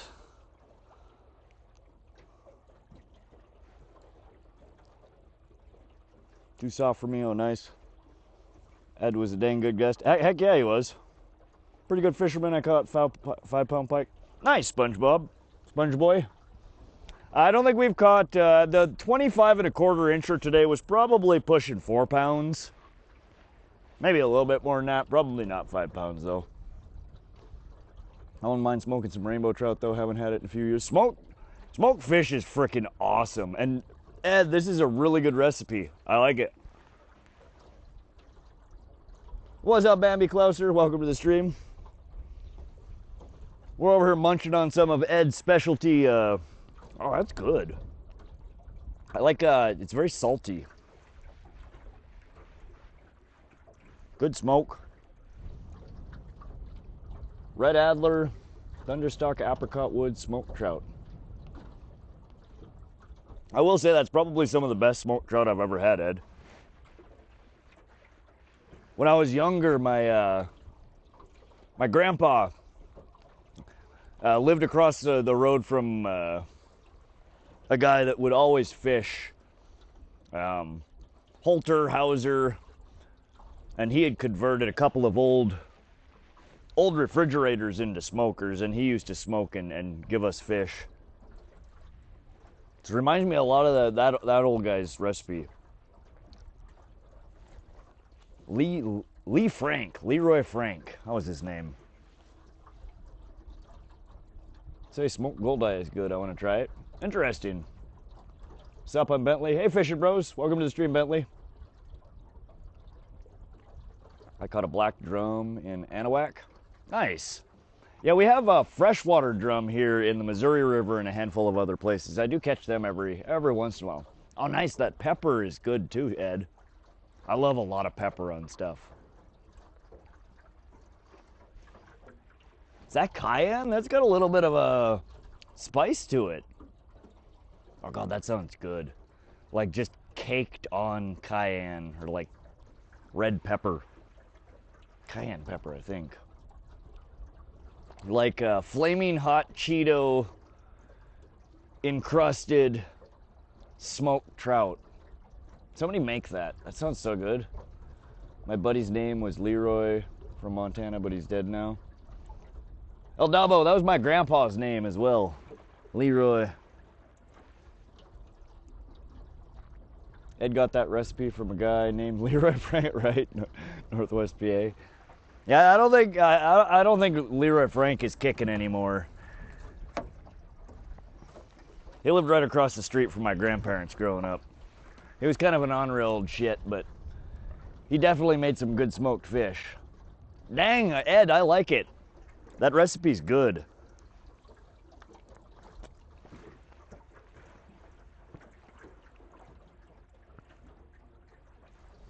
We'll have to save some kokanee to have you smoke with that. If we could ever get into them here. Everyone named Leroy in Montana. Hey, my middle name, I'm named after my grandpa, Lee. I didn't get the Leroy, but I got the Lee. Leroy Jenkins, right? Are you using croaker as bait? Sponge Boy. No, so we have, on the rod in front of you, it is Ed the Mailman's custom black leech spinner tipped with a gulp crawler. They're stinky little worms. Pinch off about half of it and just trail it off the hook. That one's run, I believe we're out 2 colors right now. No, we're out 3 colors, I think. On the other rod, we're running a Kokanee Company Dodger Silver Moonshine with 3 dots on it. I think there's like pink, blue, and green. And behind that, we're going to change that one, in fact. I think we should put something else on there. We're running currently, though, an Apex trout killer. It's a little like potato chip plastic, flatfish looking lure tipped with pink gulp maggots. And that one's on a 2-ounce snap weight. Secret ingredient is pineapple juice. Interesting. Grilled walleye catfish with a good amount of seasoning coated with butter. Oh, that sounds good too, fishing bros. Man, y'all always got me thinking about food. I guess we are. That's kind of what we're doing here, is getting food.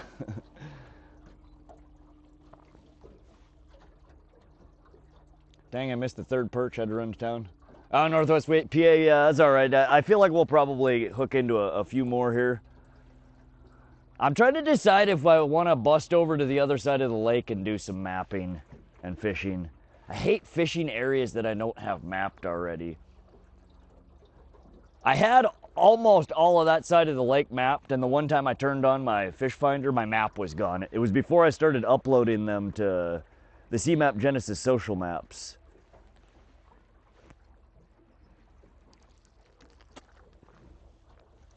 Made me sad. Have you fished in Florida? My dad is a real fisherman. He's super good. He caught 15-pound grouper. I did fish a little bit in Florida, Cape Coral, Fort Myers area, off the coast, or excuse me, the Gulf Coast side. We just did fishing from the shore, though. I was never out in a boat fishing. Nylon reservoir trout are hard to beat for good eating. Okay. Yeah, good. I think more than anything is your recipe, though. Good recipe. You could probably, whatever you're smoking that with, that recipe, you could smoke almost any fish and it would taste good. You lived in Cape Coral? Really? Yeah, my parents lived in Cape Coral. I actually graduated from Martin Luther King Junior High School right off of High Street in Fort Myers, Florida. It was a pretty sketchy place. Been fishing literally every day since I got off work. You having good luck, El Dabo? Opposite side of the state, Port St. Lucie. I've never been there. Probably my iPhone. You fished their leg. Am I lagging for anybody else, or is it just Sponge Boy? We've been, I think, pretty stable all day. This new Moblin setup has really been much more stable, and I think better overall quality than streaming from the iPhone app. Plus, we can do all sorts of cool stuff with it. I just hope that YouTube's actually pushing us to the stream. Our numbers haven't been super great, but I think we are hitting the stream, the short speed a little bit at least. I used to rent from over by the Del Prado Hotel. I have no idea where that's at. Port St. Lucie, like Fort Myers, just more East Coast people and money. Okay.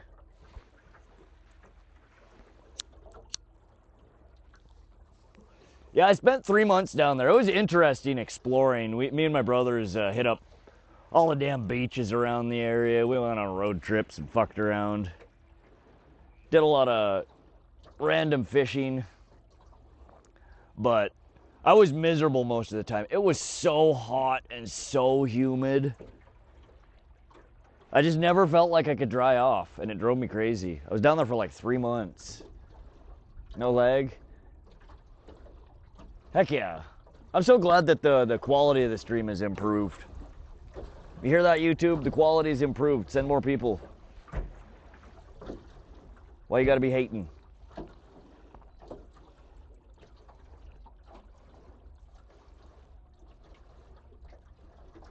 It's always good up here. Been getting more master walleye than pike this year for some reason. Last year it was huge pike, got huge perch. The other night it was fat. Heck yeah. I've seen coming out of Hauser Lake and Canyon Ferry Lake around here, normally ice fishing.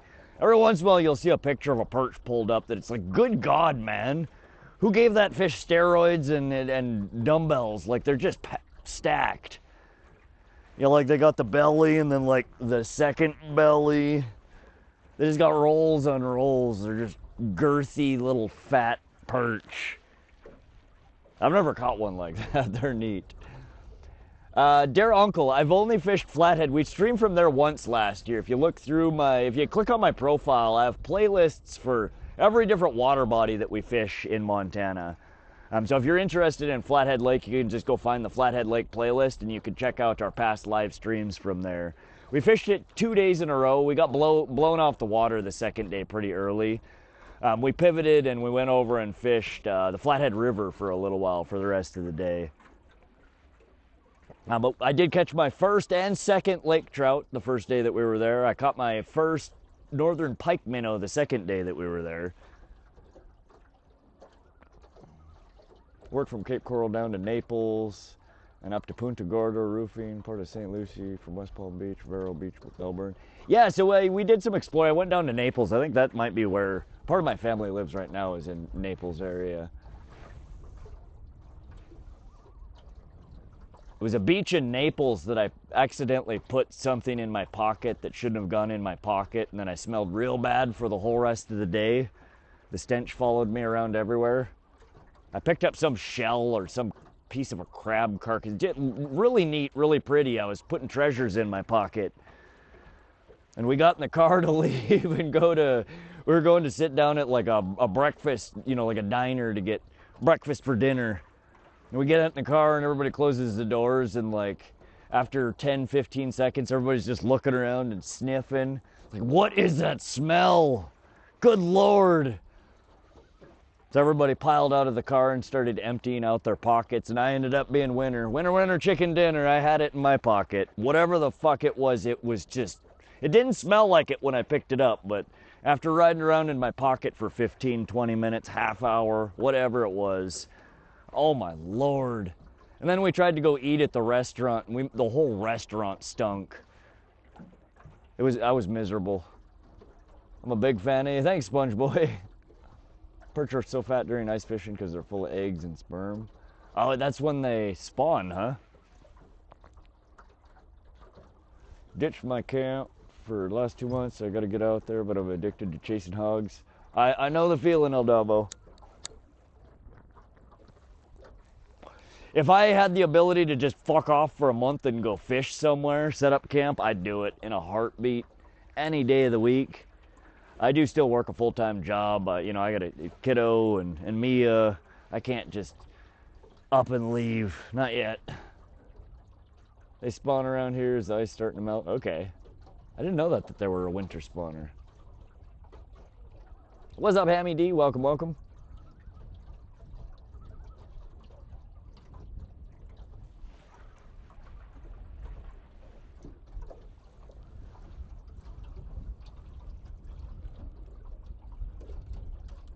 All right, well, these damn trout and kokanee are...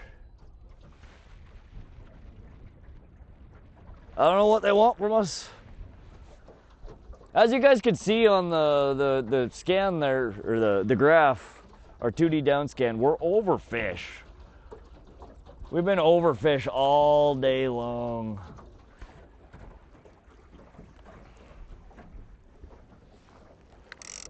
I'm letting our snap weight out a little bit more. We're just gonna let that kind of feed itself out incrementally.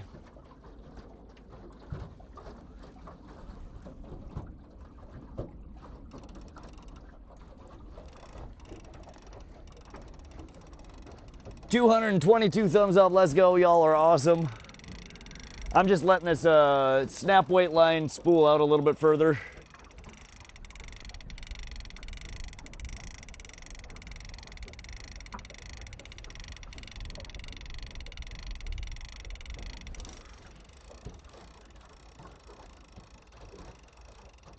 South of Lehigh Acres, square grouper, diesel, ether.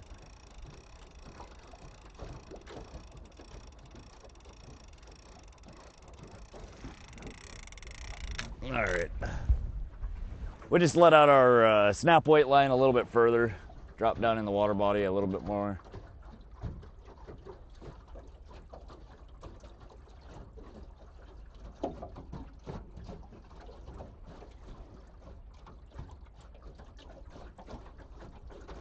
Gonna try and get this little blue patch that is not marked on the map yet while we're over here.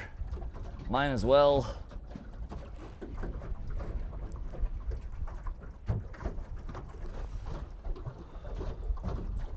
What do you guys think? Should we keep running trout and kokanee salmon, just switch out one of the lures, or should we throw one back on that's more geared towards pike? Get some action back going here. Kind of thinking, what do I want here? What do the trout want? Somebody's been saying green and orange earlier. Look at a wedding ring in orange, green and pink, silver and pink, green and orange.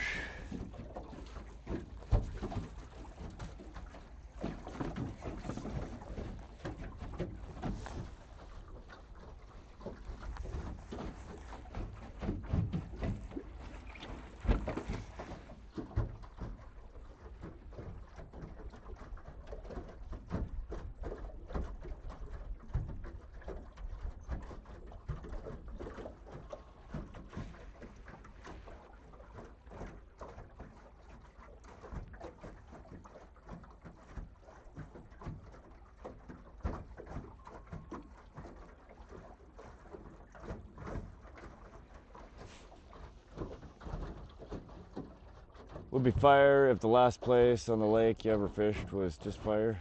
Right, Sage? We're still looking here.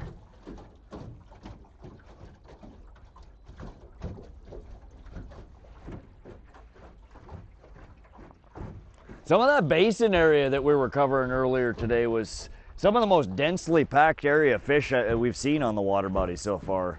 Nothing was biting over there though.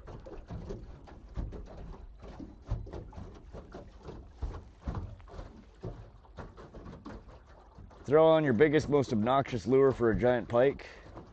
What air temperatures are there now? Very cold snow on the mountains. I think it's somewhere around 85 degrees. 88.9 feels like 82. 8.5 mile-an-hour gusts. The wind is what's making it feel cool right now. You guys think we should run a redonkulous pike rig, huh? Oh God, what do I have in here? We have some ridiculous ones. Just about to say that salmon, but you should be coming on 2 hours behind me in time. 12-incher.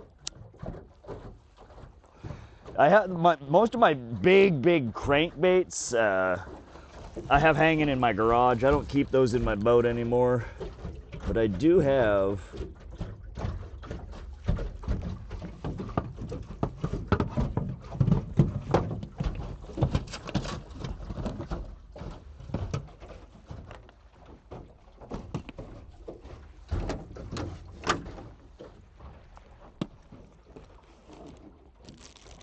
So we have a second squid. This is SoCal saltwater squid. We've caught a couple of fish off of these guys. These are like 8-9 inches. Those are good ones.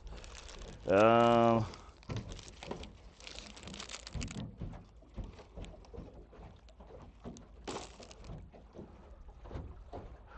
do you guys think? Should we run the Bulldog?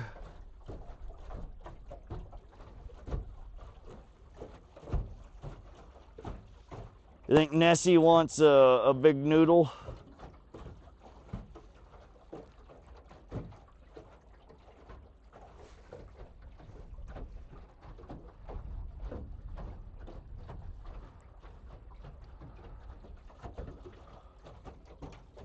Get some action. Did you run the squid? We haven't run the squid yet. Redonkulous rigs is a fire label. Till Jimmy does the ridiculous tiny bit. Bulldog, heck yeah. We've got a bunch of different things. I also have these are interesting. I've had some follows on these guys. The only thing I've ever caught on this was a 6-inch perch. It's an 11-inch Berkeley Magic Swimmer. It's a 3-part articulated crank. These have such an interesting, it's like a snake in the water. Pretty big for Kokanee. You think so, Bill? Oh, come on. The Kokanee will bite on that. You don't think so? Well, the perch will bite on this. So if the perch will bite on this, why shouldn't the Kokanee bite on this? Worth a try on the Bulldog. Hell yeah, those are good. We've got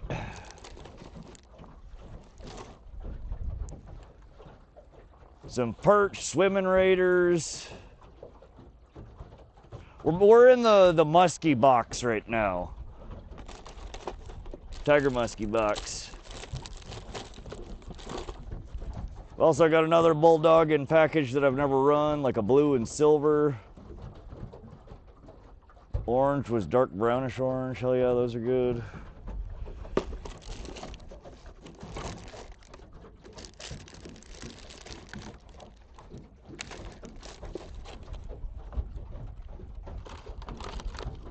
Let's run the old Bulldog for a little bit. What the hell?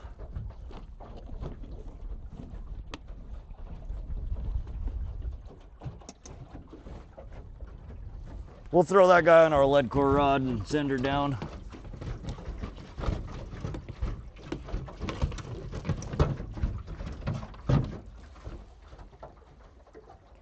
Big Pike Club, big baits, I think. Almost bought one of those yesterday, get a bunch of shit. The Bulldogs I like, they catch pike. They are so fragile though. They're like a $30 goddamn bait, and after you catch 2-3 fish off of it, they're just so tore up.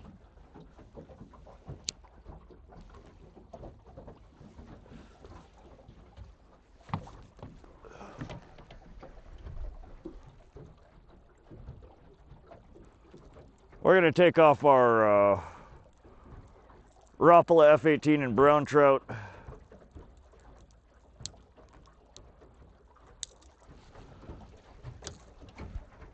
Get our Bulldog out there. Oh no, we're dripping Gatorade.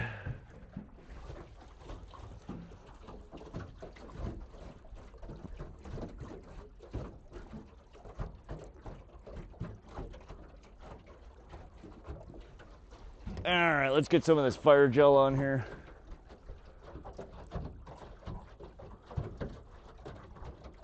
Whoa. We're gonna give her a little loving on the belly here with this craw.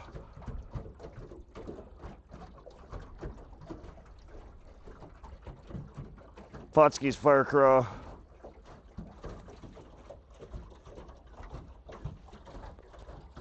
Caught my first pike last week. Heck yeah, rockhounds. Could have got a boat and a truck. Oh yeah, Sage. I almost bought one of those yesterday. One vote for Bulldog.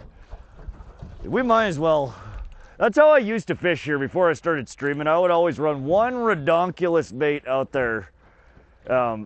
Just for the off chance that Nessie feels like coming out and playing. And the other rod we'd run, you know, something more tried and true.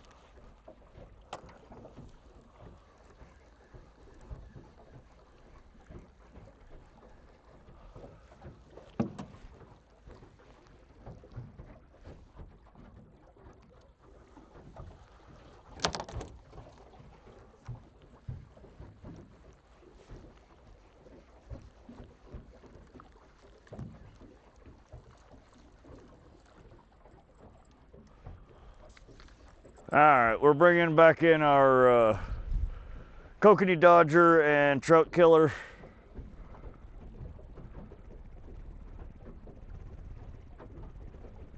Man, that wind gust has really just started to pick up.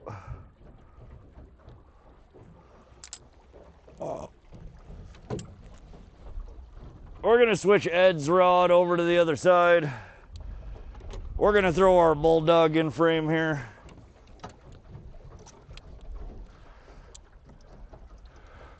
All right, we're running a fat Bulldog in here. Oh, whoa, we're not on auto. I forgot we weren't on contour follow.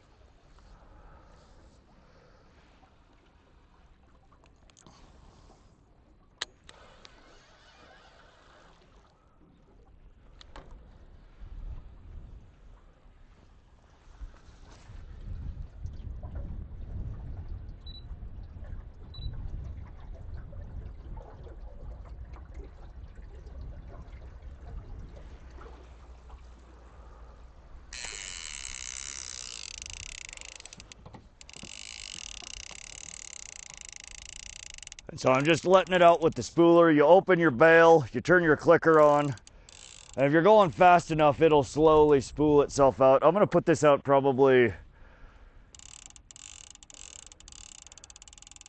we're out 45 foot. Let's start close to the boat.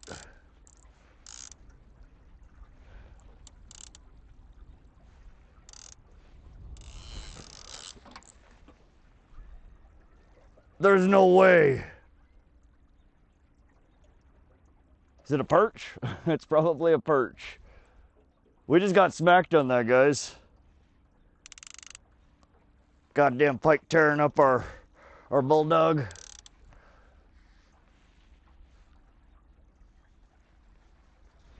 Well, that was a good sign. We didn't even get it out in the water before we got hit on it.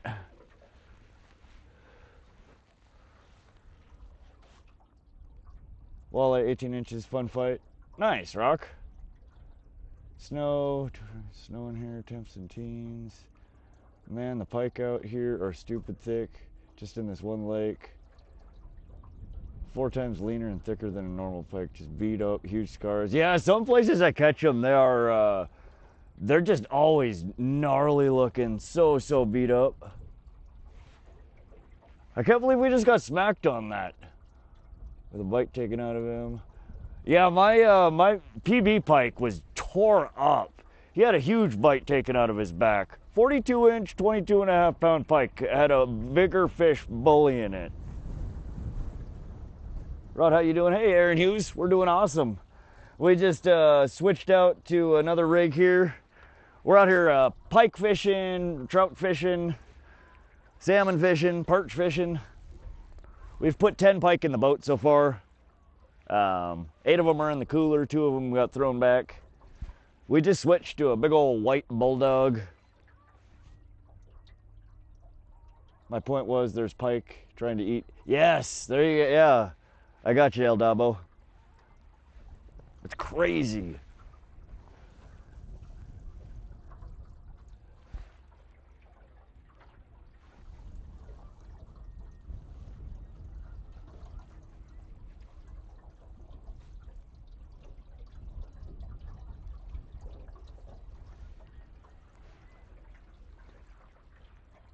Man, I can't believe we got smacked on that as we were going out. That's crazy. Come on, fat pike. We need grandma pike. We've been catching the grandkids for years now. We need grandma. Nice, man. Glad to hear your ripping lips. Been too hot here. Nothing's biting. Aaron, yeah, we've had this morning we had 10 pike in the first 4 to 5 hours. We switched over to fishing for kokanee and trout for a few hours, and all we got was perch. So we're back to running 1 fat pike lure, and then we do have kind of a trout or kokanee or perch rod off camera here. Cheers all and Rod. Heck yeah, Errol. Welcome, welcome. Last 2 or 3 years were unreal for master pike, but this year I'm not getting a lot of them. Only 2 so far this year. Last year was probably 100 deep. Dang. Yeah, biggest pike we've caught so far this year was 26 inches. We're slacking. Biggest one today is 25.25 inches. Hopefully this Bulldog's gonna change our trajectory here.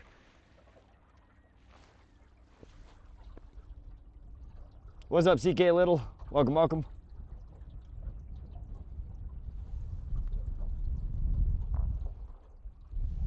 Appreciate y'all coming to hang out today. It is 2:25 in the afternoon. We'll be out here till sundown. Sometime between 9 and 10 p.m. we'll probably call it a day.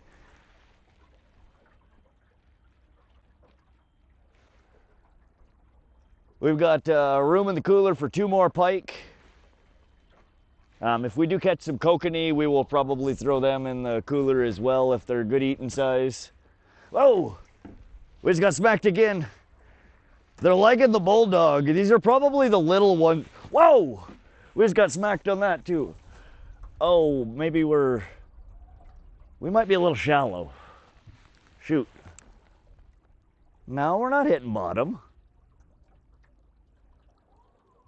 We'll go a little deeper just in case. Just in case. We might have came over something sticking off the bottom there. Those mounds, I'm not sure what the hell they are. Got off work, can't wait to see you catch a fish. What's up, Me-Mart? Hang out, we'll catch some more. Rod needed a break from fishing to read chat, so switch to trout baits. Right, Sage? Nice, I was out the other day. Only got a sunburn, not even a nibble. Dang. Yeah, we came today, again, knowing how this water body fishes in previous years at certain times of the years, I've narrowed it down to a handful of baits that seem to work real well at different times of the year. Not necessarily catching the biggest fish, but catching fish. And this time of the year is when the Rapala original floater starts getting real good. I don't know what it is about this bait. Brown trout pattern, the pike pattern, Oh, what other one works? There's a purple descent color that works real well.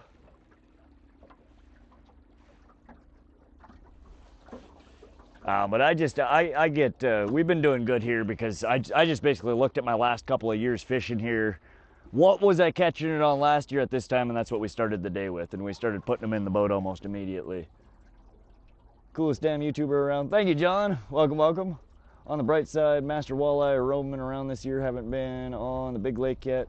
Might go out there next week for a few friends to camp up for try for big lakers. We haven't been out after lake. Well, I take that back. We went out once. Swan, we were trying for lakers, and we caught one trout. Not a laker. One rainbow. Hit like peeps. Supper on. If you have not done so already, double tap that screen. Give us a thumbs up. If you don't like the channel, you can always take it back later. But it does help build the channel, helps get some more people in the chat. What's up, Rude? Welcome, welcome. I'm missing some chats here. I'm sorry if I missed anything y'all said. I do try very hard to read every chat. We do miss them from time to time, though. Did switch lures back to pike lures. One of them, JV Joe, we just threw down it's a obnoxious, like a 9-inch curly tailor. They're called a Bulldog. It's a swim bait. We've been tapped twice on it already in the last 10 minutes, though. We do still have out Ed's yellow wand back here with his black leech rig. So we still got one rod out that's more towards trout and kokanee and perch, and one other rod here that if we're gonna pull something, it's gonna be a behemoth. Already ready for fall when the weather gets cooler and fishing gets better. Yes, fall gets nice. I enjoy the fall. We usually don't have too long of a really bad hot summer here. All right, we're in way too deep of water.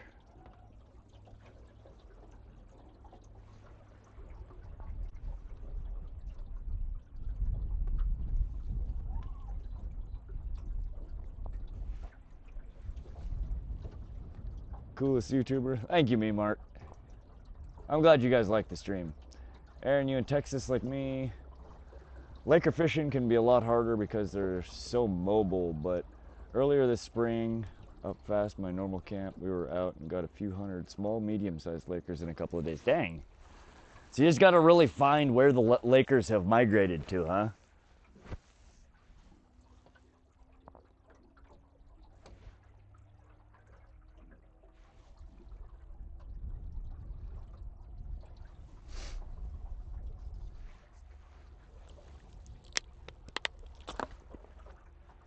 All right, we got to put this back in the cooler. It's getting too warm. I think it's fish whistle time, y'all.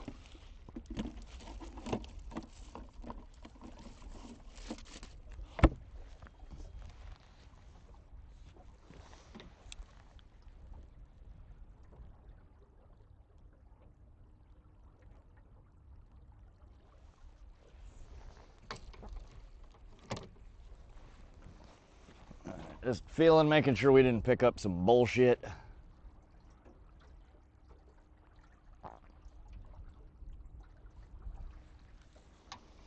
It feels bullshit free. All right, let's do, we're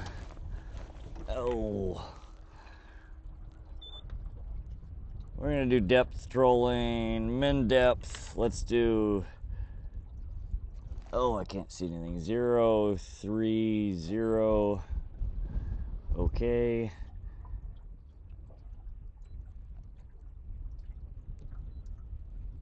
Zero.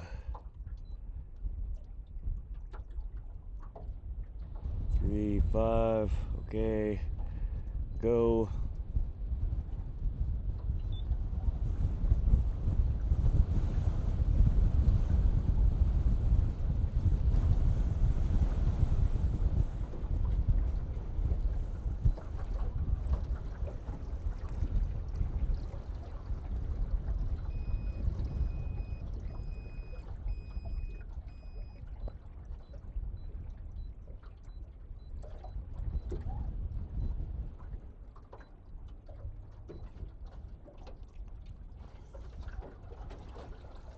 All right, we're about to go on a carousel ride here. Our recon is taking us in a bad path. Are you doing a live stream this weekend? John, maybe for a little bit, if I could find somewhere in the shade to sit. We might do a night stream this weekend rather than a day stream. It's supposed to be 100 degrees most places around here during the weekend. Kind of why we're out here today. Originally from Texas, Sage, born and raised, Houston, moved up here a few years ago. I know a few spots on the big lake, usually check, but guarantee they're like if we walleye fishing. Okay, tons of bait on the Sonar. Yeah, there's so much marking, Martin. Or John. What are you fishing for? We've caught 10 pike so far, 3 yellow perch. Right now we have one rod out that's more geared towards trout and kokanee and perch, and one out that's geared towards big pike. We have it's called a Bulldog. They're like it's like a 9 or 11 inch big rubbery with a twisty curly tail on it, some giant treble hooks. It's for a hog. So we're fishing for hogs on the line over here, and the other one we're looking for whatever wants a more dainty presentation.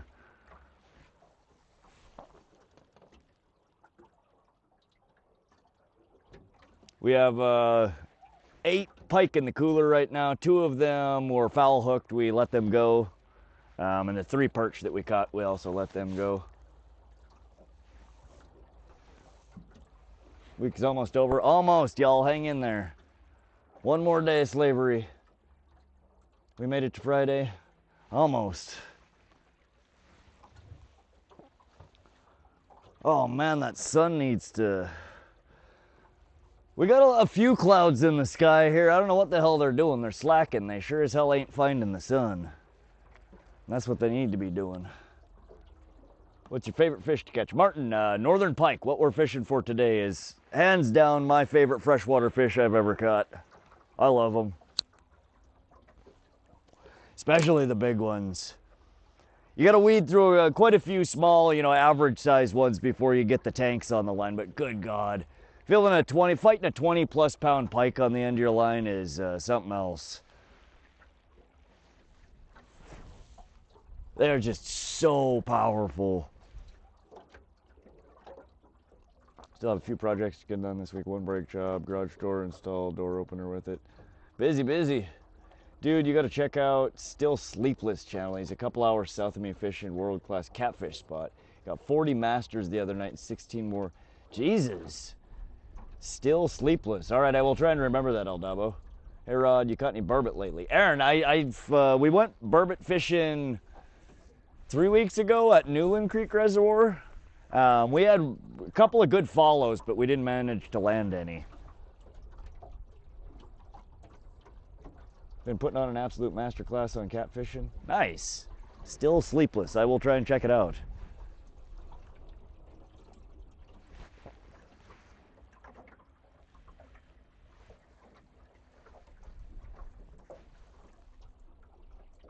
Yeah, we've only done one night of catfishing so far this year. We caught 3. Not quite 40. Sometimes I'm working and just listening, other times I'm supervising. All right, Carl. Well, you do what you need to do. I appreciate you coming and hanging out and helping out. You caught pike on that Bulldog before? Yeah, Brian, I've caught a few smaller ones. I think the biggest I've caught off of it was about 27 or 28 inches. Nothing truly sizable yet. We've had a couple of good hookups. They didn't make it to the boat. But nothing in the net that's been, real big. Just putting it out. In the first 5 minutes we had it out, got tapped on it twice. I think it's just smaller ones punching a little bit above their belt.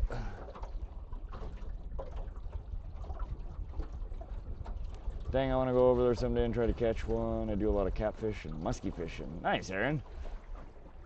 Yeah, burbot's a bucket list fish for me. I've never spent a whole lot of time targeting them. It is one that I would love to catch, so.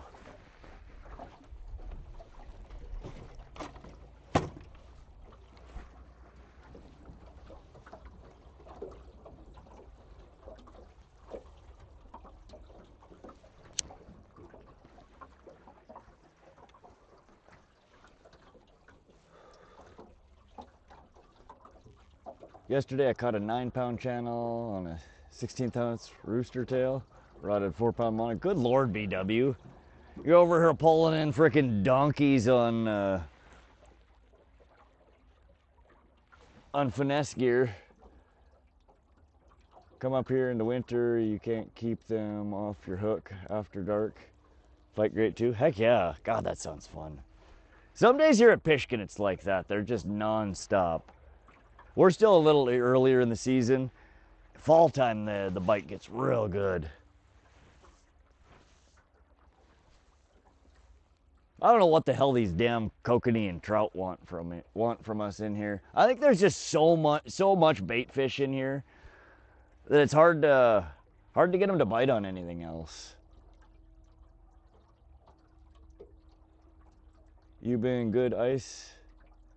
I've never tried ice fishing. This year, Ed, that was on our stream on Sunday, said that he likes to ice fish and he's got all the gear. So maybe we'll have a ice fishing stream or two with Ed this winter.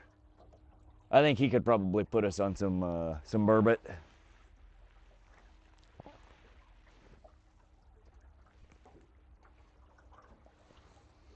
All right, what time is it? 2:38. We're gonna give Ed's rig over here another 22 minutes. At 3 o'clock, we're putting our Rapala back out there. This time of the day is the worst time to fish for damn trout and kokanee anyway. We missed the bite this morning on them. We might try a little day later this evening when it starts to cool down. Oh man, hard water fishing is fun. Yeah, everybody tells me. I just, I don't know, I have poor blood circulation, low, I don't know what the hell it is. My fingertips, when I get cold in the winter, they buzz, they get tingly. It's like that pins and needles feeling. So as long as I could go from warm to not being too cold for too long and back to warm, like my hands are fine. But if I stay out in the cold a little bit too long and my hands get too cold, I get just like throbbing pins and needles for like an hour, and it makes, it's like one of the worst feelings in the world. I just want to hack off my hands and make it stop. Ice shack, I know, but it's the setup time, moving all your gear from the truck to the ice shack, setting up the ice shack, cutting your holes. Like, you're out there for a while, I'd imagine, getting set up. It's not like you just hop on the water and snap your fingers and you're good to go. They have ice houses, need a good hub, heaters. I suggest putting those puzzle foam pieces. I've seen that, yeah, like the insulator. So you're not sitting on sloshiness. It's like 70 there. 70 where? What do you guys mean by hard water? Ice fishing. Or like actual hard water. Now, people refer to ice fishing as hard water. El Dabo. I'm sure you know that.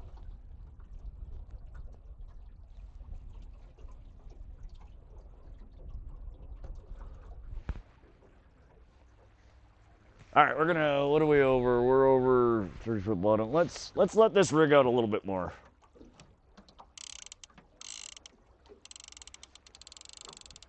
We'll let that feed out to 60, maybe 75 foot. Now that we're over a little deeper water. Ed's rig is looking, I think we might have picked some weeds up or something over here. We're gonna do a bait check on this guy.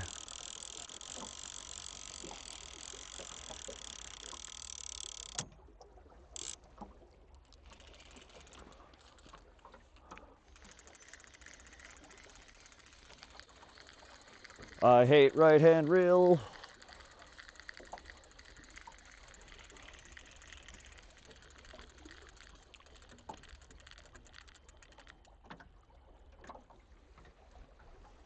No, we're still good. So this is what we're running on the other line. 2-3 colors of lead out. Just a dinky little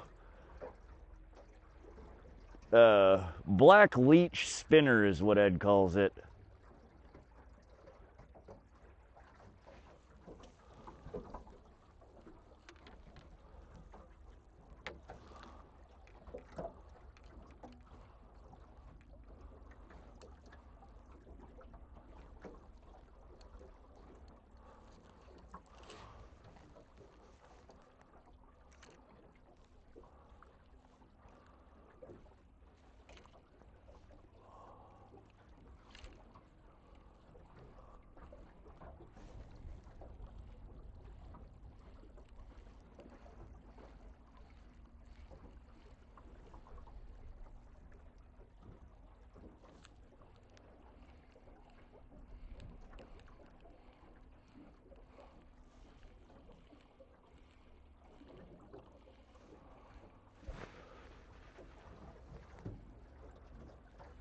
Seen a proper fan boat in action in years.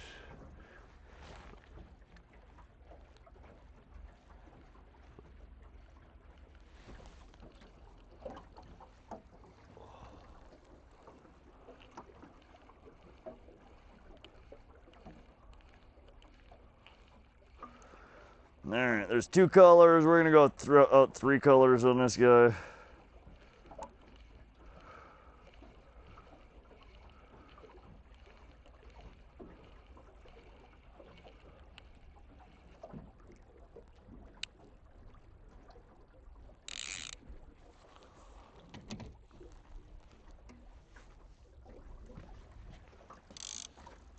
All right, just waiting for that to just blow up.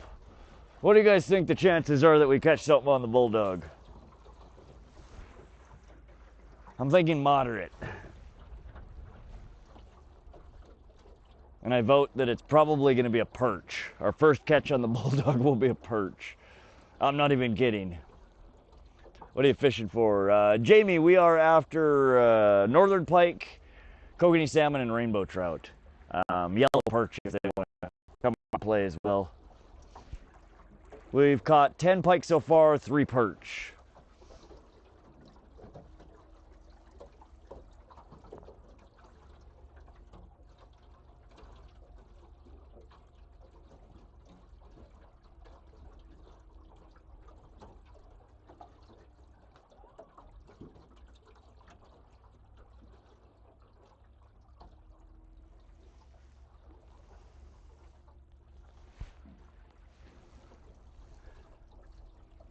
There, fishy, fishy, fishy.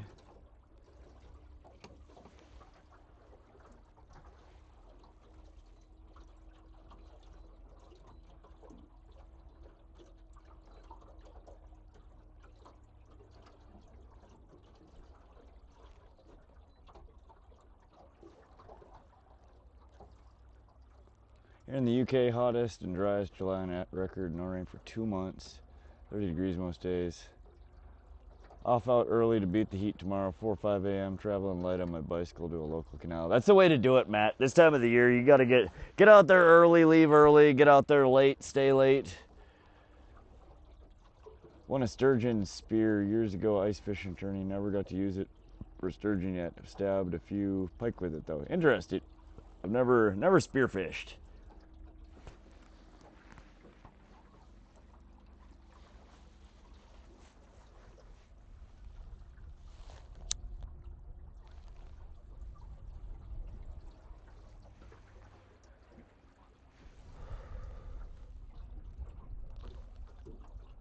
$238 thumbs up, let's go. I appreciate y'all. Thanks for coming and hanging out.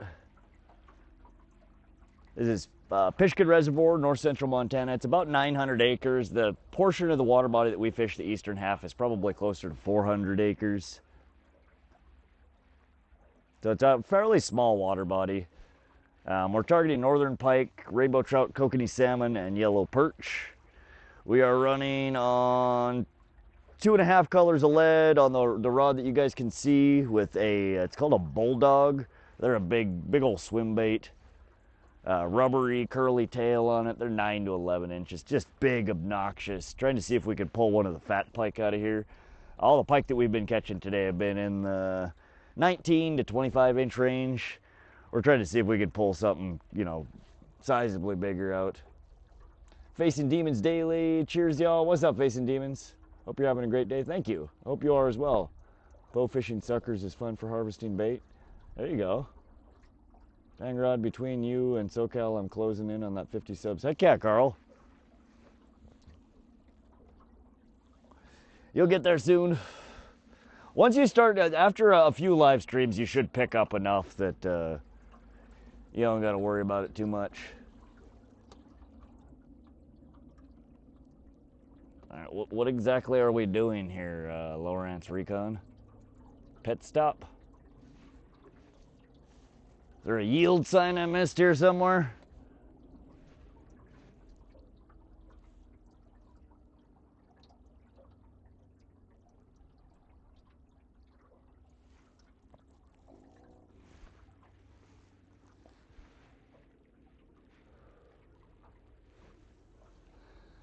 this point that we're kind of coming up on here, if a trolling motor ever decides to put us back on path. Some of the biggest fish that I've ever pulled out of here came right up off this point over here.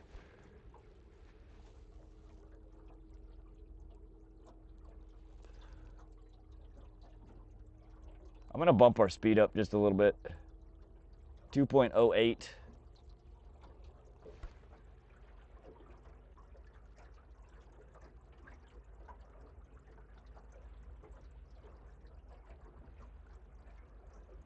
That's a really slow for pike trolling. Normally this time of the year I'm doing 2.4, 2.7.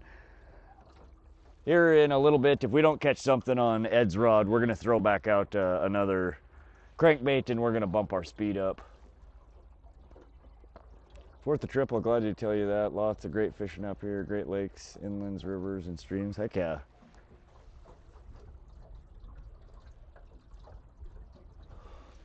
Oh, that wind feels good. Probably about time to put on some more sunscreen here. I'm feeling a little marking bait like a mofo. It's a great sign. They're everywhere, Aldabo. That's why I keep saying I think that the trout and the kokanee are hard to get to bite here because there's so much damn bait fish in here. You got to run something just completely different than what they see. Fish are full, right? That's what I'm saying. There's just so much crap down there for them to eat that, like, what are you gonna put in front of them that they don't already have in spades down there? You guys see this down scan? It's just ridiculous.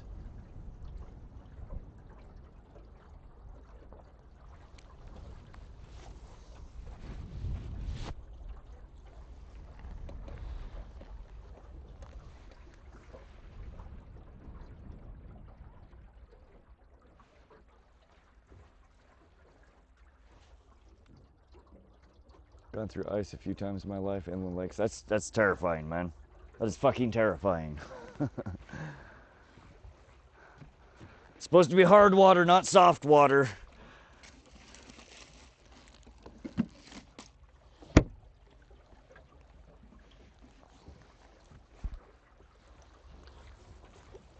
I almost want to bump up a little shallower.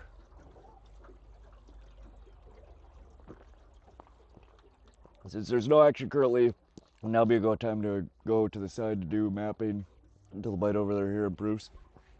And probably not a bad idea. I think we're going to troll down to the end here. It's probably about a half a mile.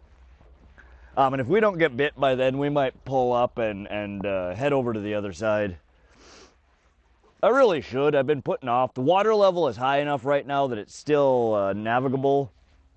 That side is super snaggy, though. But yeah, we probably should. That'd be a good idea. Do some, well, we've got some downtime in. Good thinking. Justin, yeah, we got a Bulldog, a white Bulldog on this rod, and then Ed's little black leech spinner on the other rod. Put the chartreuse and brown, orange shit down so they see it. Northwest, yeah, I was looking. I have some orange, or some green and pinks, like chartreuse and pink, some orange and gold. I don't have anything offhand other than an attractant that's orange, a spinner with orange and chartreuse. I probably do if I dig harder. I haven't dug that hard. You eating the hamburger bun yet, Rod? Ed, no. We tossed that in the water for the birds, Ed. If you want, I'll save you the next one, though.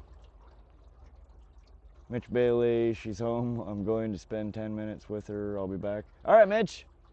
We'll be here, buddy. It's not too bad. Yeah, we caught 10 decent-sized pike. 8 of them good eaters. 2 went back.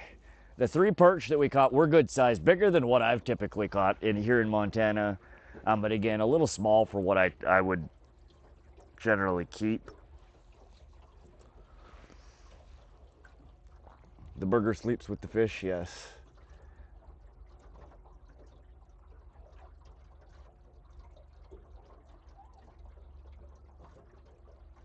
You can thank my son for those colors that helped us out. Heck yeah. When I have the kiddo out here with me, I usually ask him to pick baits.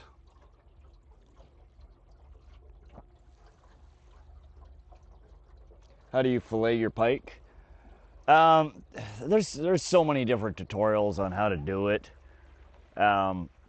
I don't try to keep it all in one fillet like a lot of people do. I basically fillet it to where there's 2 back straps and then 2 fillets. You cut your main fillet off the spine on each side, flip them over, take your skin off, go a little bit shallow to get your red meat off. Flip it back over, clean off any excess red meat. That red meat really, I try to get rid of all of it. The cats will eat it. Oftentimes the cats don't even want it. But then I cut out the Y bones, and again, I cut off basically back straps. Each fillet gets a back strap, a thin, long piece, and then the other side of the Y bone, you get a full, nice fillet. So for every pike that I fillet, there ends up being four fillets, 4 pieces. They're nice, clean, boneless, very little waste. They pick some wild ass colors. Sometimes multiple left hand karate chops work well. All right, we'll keep that in mind, Ed. Just use your teeth. You just caveman that shit. Well, trolling motor apparently is taking us across the basin here. I didn't realize that that's what it was doing. But I was just talking about earlier this this basin here. There's a couple of ridges that we go over with a bowl on each side. And some of the biggest pike that I've ever caught out of here came out of the deeper water here. Shallower, but over deeper water. Or right on the edge of it.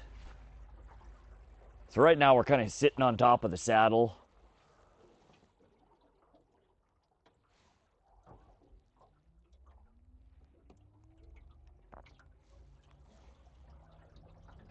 You're over the Kokanee? We might very well be. There are so many, we're marking so many damn fish here. You'd think if he can armbar up a grizzly, he could look at pike and it fillets itself. I wish, man. I can do it fairly well. I'm not fast at it. It always takes me so much time. I'm way too OCD and slow. Half the problem is I don't have a good fillet station. I need to buy a nice fillet table. I've got nice big cutting boards.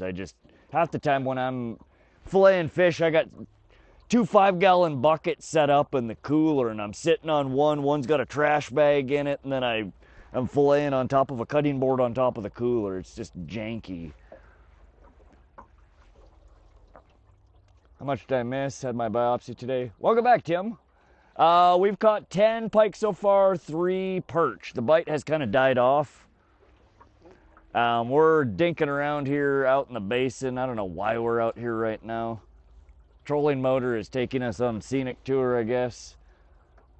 But how you doing, Tim? I hope you're feeling good. No way I'd ever do that, Dabo. You're asking for a world of hurt. Saw a girl actually using her teeth to fillet her fish. Absolutely rank. Probably just... Oh, gross. Yeah. 100% El Dabo. Some people, man. Lake Michigan, I clean the fish at the commercial fish house. It's the best way to do it. Top of the cooler with a garden hose. Well, I want to get a nice big... One of the, like aluminum or stainless steel sinks that has 2 or 3 big compartments, for cleaning your fish, a spray nozzle on it, a nice big, open area where you can fillet and gut them out right on the sink so you could just wash everything straight down. It's a pain in the butt trying to work on top of a cooler and buckets, and I need a big open area to do it properly and efficiently.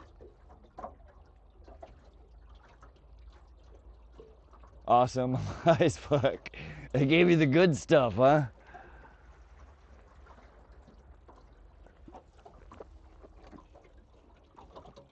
Well, I'm glad you're enjoying the after party there at least. Welcome to the Rod Squad. Hells yeah. I mean, sushi's one thing, but yeah. Well, you gotta keep in mind, Aaron, and most people don't realize this. Most people think sushi's just raw fish out of the water, straight out of the water. 100% not. Some parts of the world, yes, but that's just asking for parasites. Bacterial infections. You don't eat fresh fish raw out of the water.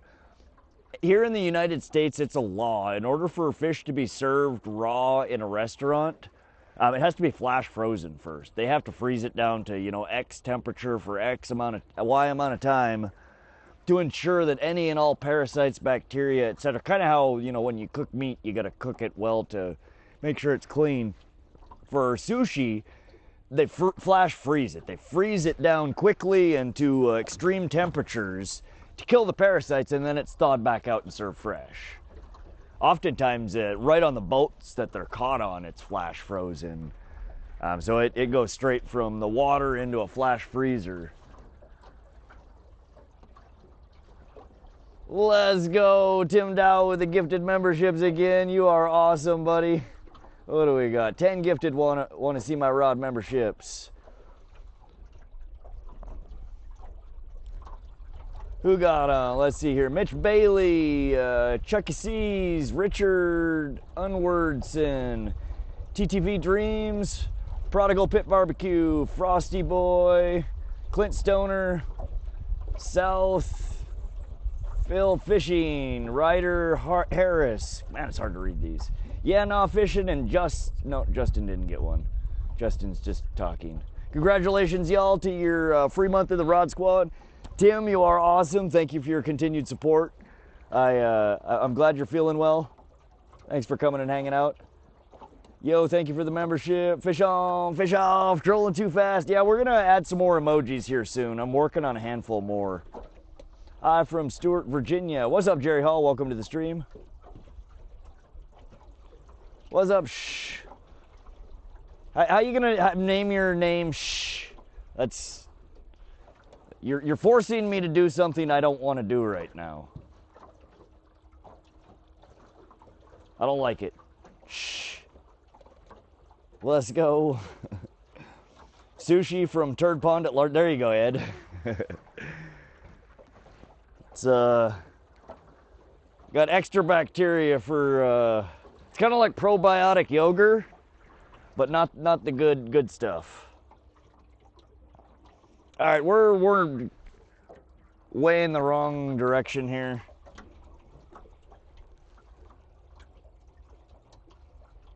I'm gonna kill this. We're gonna turn around and go back the other direction. I'm not liking our trolling path here.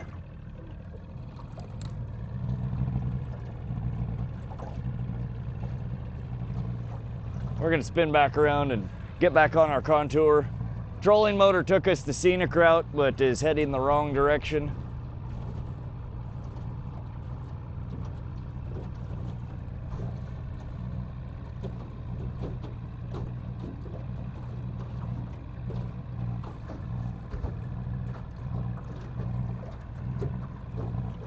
That was a little bit sharp of a turn. We should be doing all right though.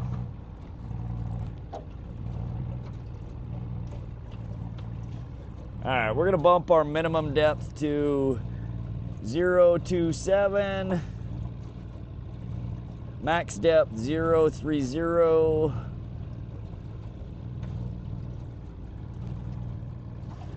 Reverse our direction.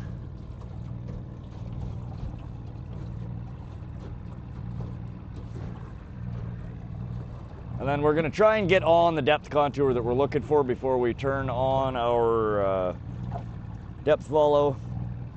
Try and keep our trolling motor from doing some crazy stuff here.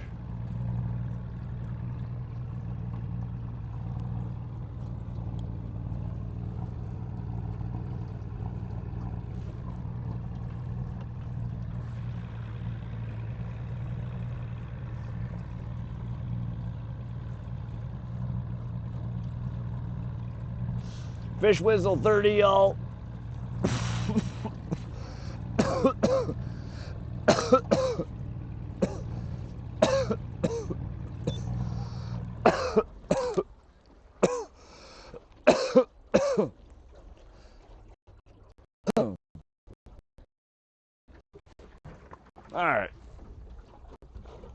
We're back on path here.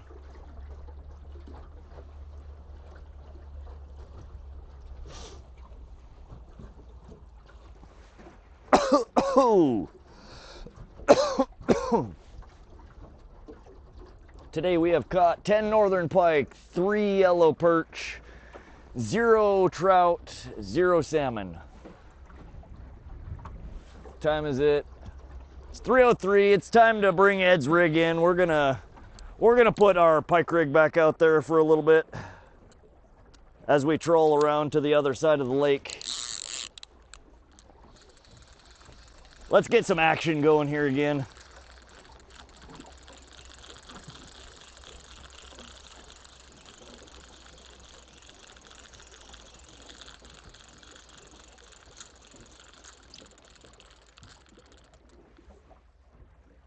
We do have a tiny bit of weeds on here. I don't know how much that's gonna affect it.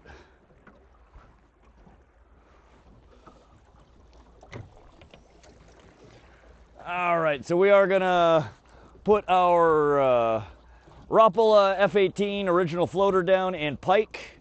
You guys can see, I haven't really shown you guys a close-up of it. I don't know how well you can tell on camera how many teeth marks and how scratched up. This bait has caught a lot of pike. Just tore up. Good bait though. We still have some of our potskis on there, so we're not gonna mess with that. We're gonna let this out. We'll start at 2 colors. Whoa, easy there, trolling motor.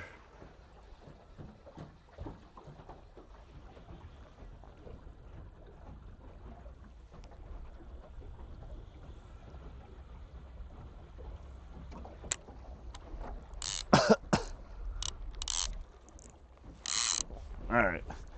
I honestly probably should switch sides on these. Put our Bulldog off camera. Although it would be great to see something caught on this.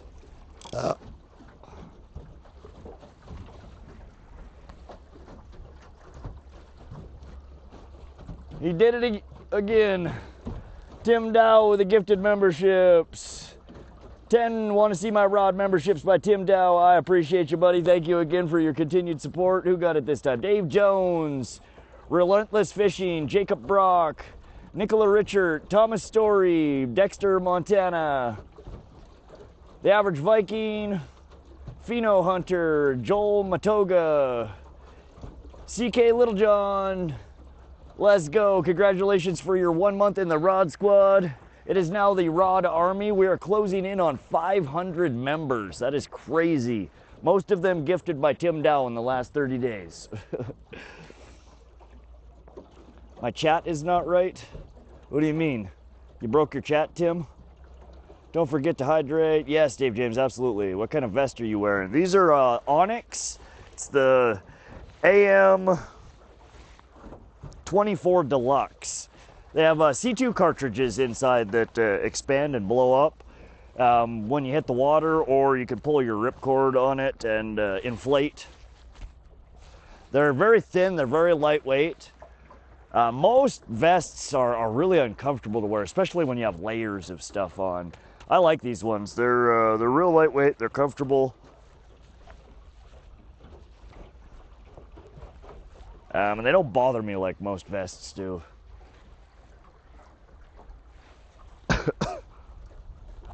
I broke it. Good job, Tim. Good job.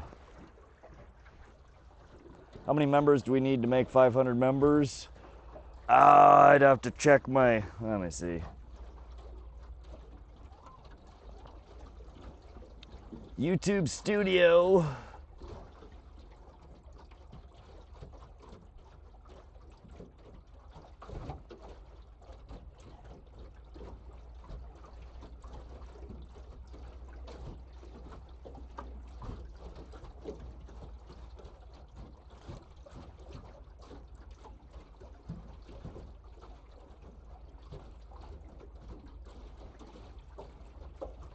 God, why do they make the mobile version so bad?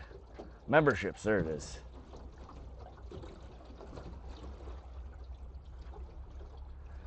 The Rod Squad currently has 434 members. So we are 66 members away from the Rod Army at 500. That's crazy.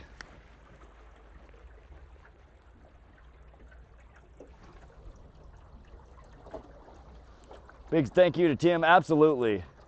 Tim, you are awesome. I appreciate your continued support. Thanks for coming and hanging out. Dang, I'm still at 2 members with 11.3K. Yeah, we have like 25 recurring members. Most of what we have for memberships are gifted. He did it again. Tim Dow, 50 want to see my rod memberships. You are crazy, Tim. Thank you, dude. Thank you for your continued support. Any and all donations go to help pay for the Starlink Mini that we use to operate, as well as the Verizon bill for the cell phone. We spend about $185 a month on the Starlink Mini to allow us to stream from these remote Montana water bodies. So any and all donations, it just goes straight to help pay for operating costs on the channel. And members like Tim Dow and y'all that kick donations over, I appreciate you. It really goes a long way to help take the overhead away, so we're just all out here having fun. Thank you. Let me wet my chops here. This is gonna take a minute.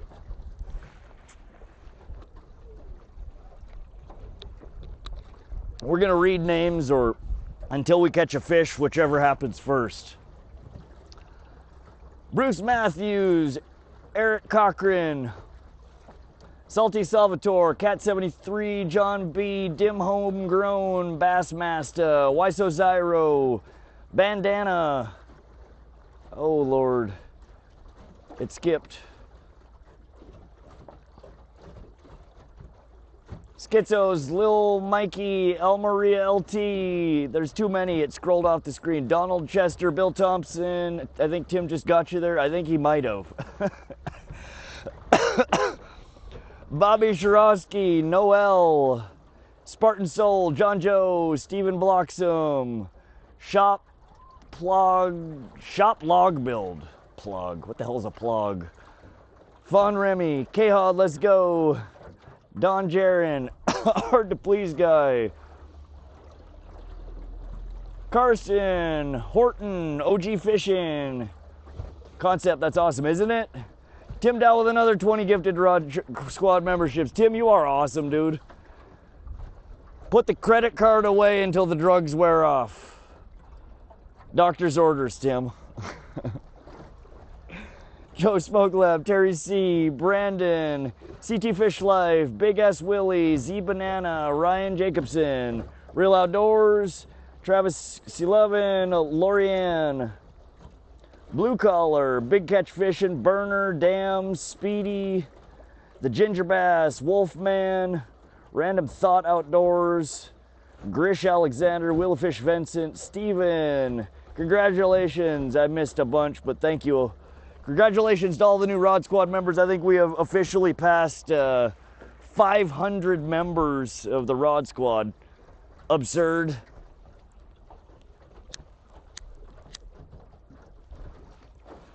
Thank you, Tim Dow. Everybody drop a dub in chat right now for Tim Dow. He is the man. Holy cows, Tim, you're so cool. Thank you so much. Absolutely. I want to know where all the people come from. 55 watching, 55 jump. That I haven't seen half. Good one above card. Bambi, I don't know. The stream numbers have been a little weird today. I don't know if it has to do with the mobile format, with the overlays. They've been kicking weird amounts of traffic in and out of here. Been a good stream though. We're having a blast at any rate. Oh no! Yes, sir. We are at 500. It is officially the Rod Army.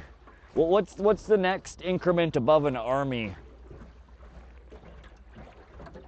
I don't even know. A legion? No, a legion's part of an army. I don't know. Santa Claus Tim with the dub, right, Marcello? What's up, bro? Hey, Silver Gray, welcome, welcome.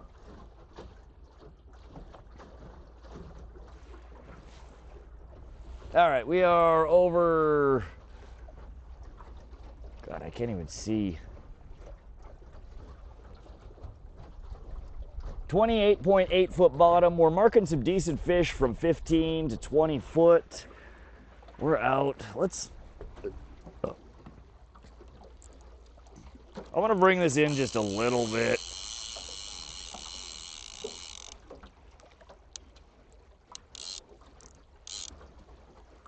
Come on, blow up. Let's do a bullshit check here. All right, no bullshit detected. All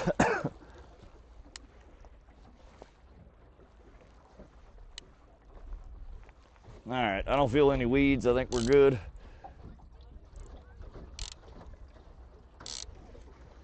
All right, time for a fish, y'all. Yeah, what I want to know is how Time just bought 90 memberships when it's saying only 55 are in here. Well, it gifts to not just people that are in the chat, people that are subscribers to the channel. So a bunch of people that aren't in here got lit up. 10 pike, nice. What's the hot bait? The Rapala F18 original floaters. We've caught a decent amount on the pike color as well as the brown trout color. I'm running them out 2 to 3 colors of lead core. What do you guys think about this camera that follows me up and down? Is that annoying, or should we keep it so it stalks me? I don't know how to feel about it sometimes. It kind of catches me off guard. I guess that's kind of nice. I don't know. Can't tell if it's more annoying or nice. What's up, Swain Tech? Welcome, welcome. How goes it? We're doing awesome out here. It's one of my favorite spots to fish. The bite has been moderately decent today. We had a really good bite this morning. We kind of knocked off fishing for the pike, trying to see if we could get the trout or the kokanee to come out and play. All we managed to do was haul in a few perch. So we're back on the pike again. We have one Rapala F18 original floater out in northern pike pattern. 2 colors of lead. The rod in front of you, we are running just a redonkulous bait, one of my musky baits. It's a 9 or 11 inch Bulldog in bone white. Big old curly tail on it. They're a big old swim bait. It just kind of lumbers through the water. That's our Nessie. If we get bit on this one, it's likely to be an absolute hog. If we get bit on the other one, it could be anything. The camera's cool. You like the up-down? It's not annoying. Keep the stalking. All right, Brew Daddy. Appreciate the feedback, y'all. F18, how many hooks? It comes with 3, but we stripped the... So this, in fact, I have one sitting right here. This is how, after running them a couple of seasons, I stopped using all 3 hooks on it. It's a 7-inch long crank. It comes with 3 big trebles on it. They're an absolute nightmare to get out of the net and the fish. You're pretty much guaranteed that you have to harvest the fish if you leave all 3 hooks on there. I will say, though, it does hold them well. I experimented last year with removing the middle hook, removing the back hook, removing the front. And what I settled on that seems to have the best holding power and doesn't get snagged up as bad as leaving the back 2 hooks off. I dropped the front hook off. Nice is greater than annoying. All right, Ann. Maybe if it wasn't slow. So I should have I can increase, I think, the follow speed. I'll have to, I don't know how to do it while I'm out here. I'll have to tweak the settings. Have you checked the Bulldog since you've hit bottom? No, we should. That's a good point. I don't think, it doesn't feel like we have salad on there, but I haven't run this one nearly as much. So I'm not as intimately familiar with what he feels like down there. We'll see. It's quick and easy enough to get back out there. Yeah, we're clean. Oh, we got a little bit of weeds. Good call, good call. We got a little bit of salad here. I don't think it's enough. If they're going after this, they ain't looking at little morsels on there. That's just a garnish. If something's going after that, they're not caring about a little garnish on there. Tail bit maybe. Yeah, so That's the thing. They get bit, but they're really fragile. You see how, in fact it does. It looks like we probably got bit again. They split. It's very soft plastic.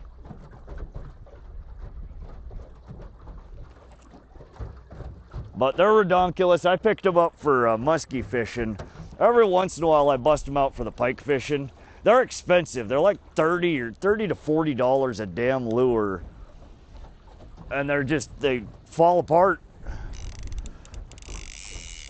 You get a few fish out of it and then its tail's gone, or I just left the bail open on here. Come on, feed. Feed! Let's do this. There we go. 30 bucks or so. Yeah, they're not cheap. Dude, you're trolling a Bulldog? Going for the big dogs? Hell yeah. Yeah, we are. We got 6 more hours of trolling here. We have room for 2 more left in the cooler before we limit.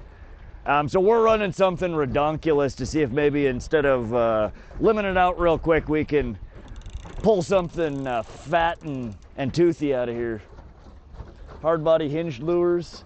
JV Joe, I do have it was choice between this and I have a Berkeley Magic Swimmer, one of the big ones. They're like 11 or 12 inches, 3-piece hard bait.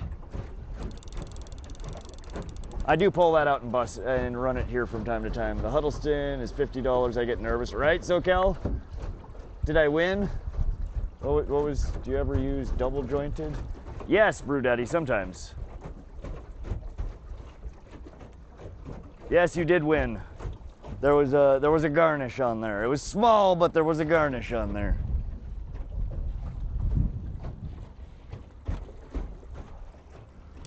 Come on. Get this show on the road here, buddy.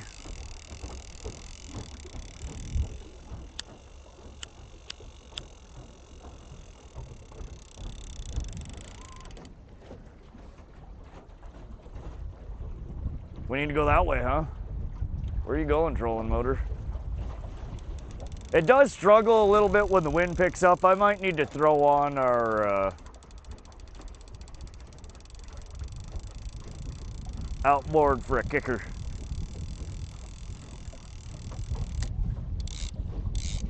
All right, we're out 2.5 colors on that. They're fairly heavy. Those suckers have got to be a good 3 ounces. So I don't want to let it out too far, be dragging bottom with it. We're out 2 colors on the other rod.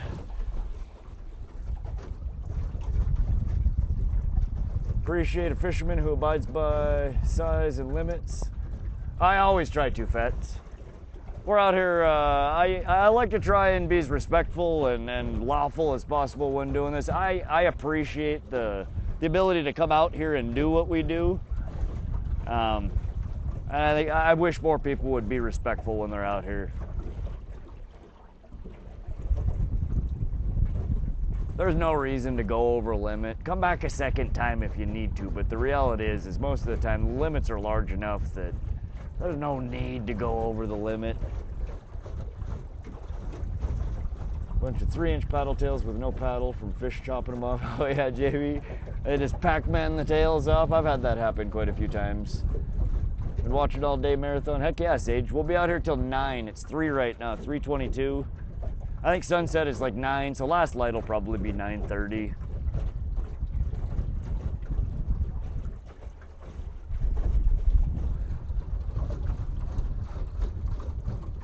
We're going 2.19 miles an hour, 2.3. What did I miss? Had to refuel the boat and clean out the beer cans. El Davo, nothing. We put down, we took out Ed's rig. We've retired that for the moment. We're running back to our Rapala F18 in Pike color. And then we have our Bulldog out. We switched directions. We're headed back kind of towards the channel area. I think if we don't get hit by the time we get to the channel, We'll pull up lines and we're gonna map a little bit over to the other side of the water body and see if there's something interesting hanging out over by the basin over there, where the channel feeds into here. Marking lots of fish, or is this lake debris? It's lots of fish, Daniels. Fish, bait balls. I lost them. I had an example of some of the little fish that are in here. I pulled it out of the mouth of one of the pike that we caught earlier. They're Brooks stickleback, I think is what they're called. So a lot of those are clouds of bait fish. The clean swoops are almost certainly fish. Those bigger blobs are likely bait balls, groups of small fish that those bigger swoops are chasing around and breaking up.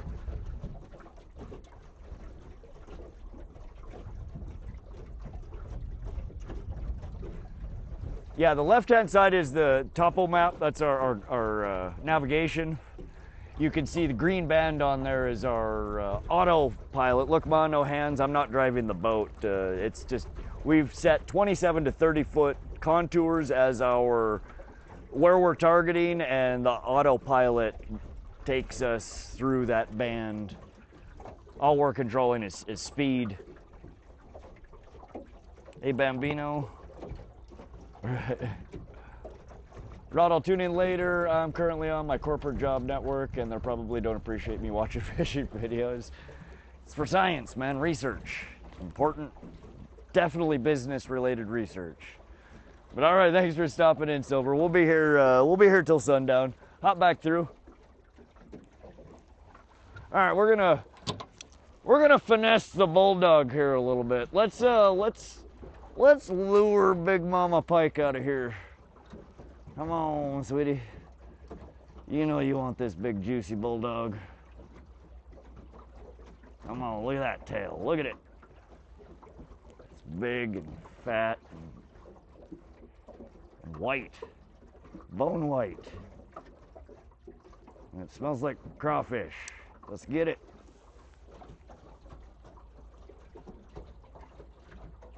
Bambi was in Still Sleepless Dream last night. She witnessed the slaughter as well.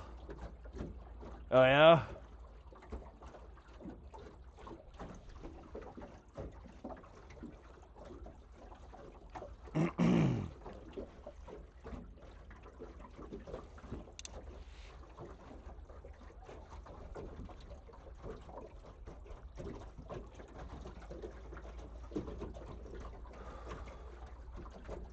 Do you ever weigh your pike, or is it always measurement? Rob Fox, unless it looks like it might be a new PB, I usually don't go through the hassle. We did harvest. There's 8 in the cooler. We could do some weights on it. Normally, though, throwing them on the bump board takes 5-10 seconds. It's relatively harmless to the fish. Trying to get them on the scale, they're a pain in the ass. I drop them. It takes 30 seconds to get the clip on, 30 seconds to try and get it to hold still and get a mark on it. You end up having them out of the water for a very long time. And typically I do a lot of catch and release. And I found that survivability of the fish, the longer you have it out of the water, the less chance there is for it to swim away, period. Doesn't matter what kind of fish. Some are more hardy than others. But I avoid weighing them and putting them through the extra stress. Unless it looks like it's one that might be a PB for me. I used to weigh and measure every one of them, but again, I ended up killing too many and taking home more on the stringer than I liked. So I changed my tactic. What's up, PG Cuddy? Welcome, welcome. Got anything that looks like a stickleback? I mean, they honestly kind of look like little bass. They're just dark browns and yellows. I probably have something that would resemble them. I don't know about that size, though. I do have some quite small original floaters. I think I only have 2 or 3 colors. I'm trying to think what I might have in color. A flicker shad, an F7 flicker shad, too big. Some of my smaller bass, like the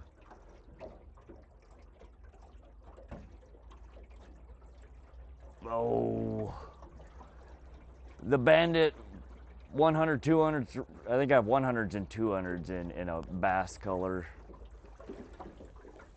Maybe the, oh, what are those?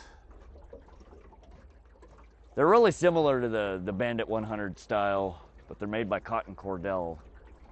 I forget what the hell they're called. They're little stubby Big O's.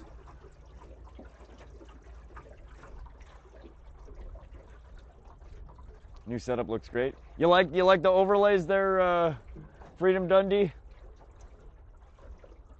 Here they're silver green. Okay. Owl waves. You guys use sticklebacks? You're up there, they're garbage bait. El Davo, I've never used them. That just, one of the pike that I pulled out earlier coughed up a handful of small fish. And we've been wondering what a lot of those bait balls are that are down there. I know a lot of it's perch. Trout spawned recently. I think there's probably, again, some of it's pike. But the fish that it puked up, somebody in here said that they're brook stickleback. They were just little, like 1 inch, 1.5 inch, just little guys. It's neat how you have the fish finder on screen. Clipping, you like that? We're still playing around with it. I'm trying to get an encoder set up, an external encoder set up with the overlays working and YouTube actually pushing it like a native vertical stream. Our experiment last week, we did one of the dual stream, horizontal plus vertical, and YouTube just didn't push it. They didn't push it really at all. And today's, it looks like, is being pushed a little bit more, but still not like it normally would be. Cisco shiners and lake herring. Surprised they had stickles in them. I've never seen fish with stickles in its belly. Yeah, normally when I harvest here, and I didn't gut any of them yet. Normally I do gut them before I throw them in the cooler. Today we'll gut them probably before we leave or when I get home. I bled them out. But yeah, as I was bringing in one of the ones that I bled out, it coughed up a whole pile of fish. Thanks for the gifted sub. Heck yeah, Eric. Tim Dow's came in and gifted, I think, 70 or 80 memberships today.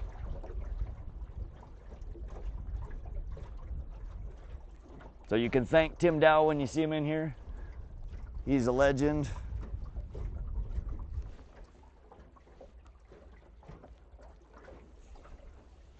We lost our bite. I don't know what happened to our bite.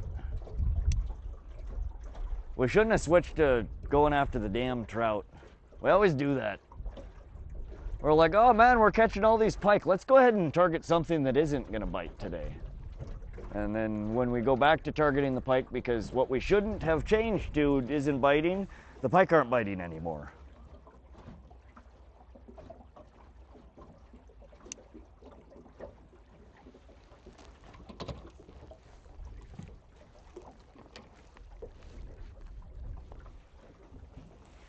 All right, we're gonna work this rod on the other side a little bit.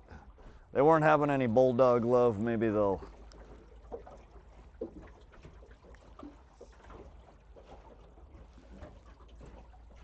get down for our floater over here.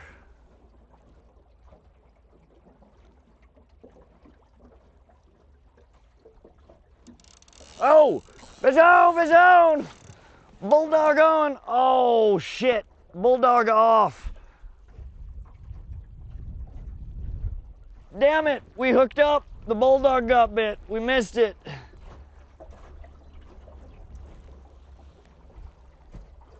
There probably went our Bulldog's tail. Shoot! Our drag is a little light there. I think, I don't know how big that was. Tightened up our drag just a touch there. Shoot! Fish on, fish off. Ordered some minnow traps. Gonna try catching my own shiners. Went through both of my boxes of shiners already. Yeah, that's. I've wanted to practice doing that. I've always told myself, I have a bait trap. I've never really caught much with it, but I always tell myself that I should come to a water body in the morning, go somewhere, drop off the bait box, and then halfway through the day come back and check it. and I never bring it. Damn it, we missed our first bulldog bite. Ordered some minnow traps, I read that. I love people. It's the trolling motor following depths. Yeah, it's the green band there is, let me zoom in a little bit.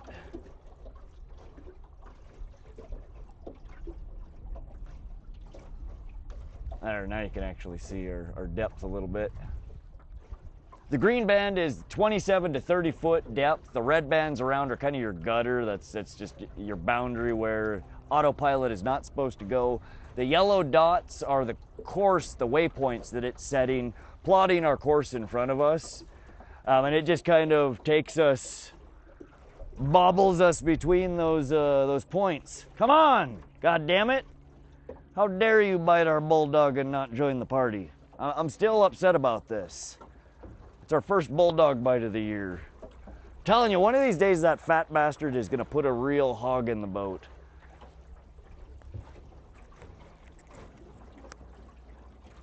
Instead of just lose its tail.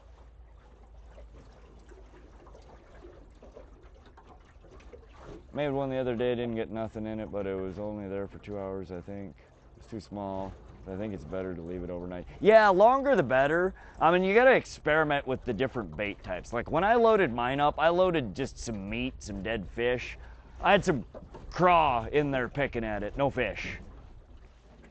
A lot of people have told me instead to use breads and doughs instead. Breads or doughs will last longer and they kind of create particulates. The breads don't last as long, but they create, you know, a much cloudier environment. So yeah, I think a lot of it has to do with what kind of bait you're using.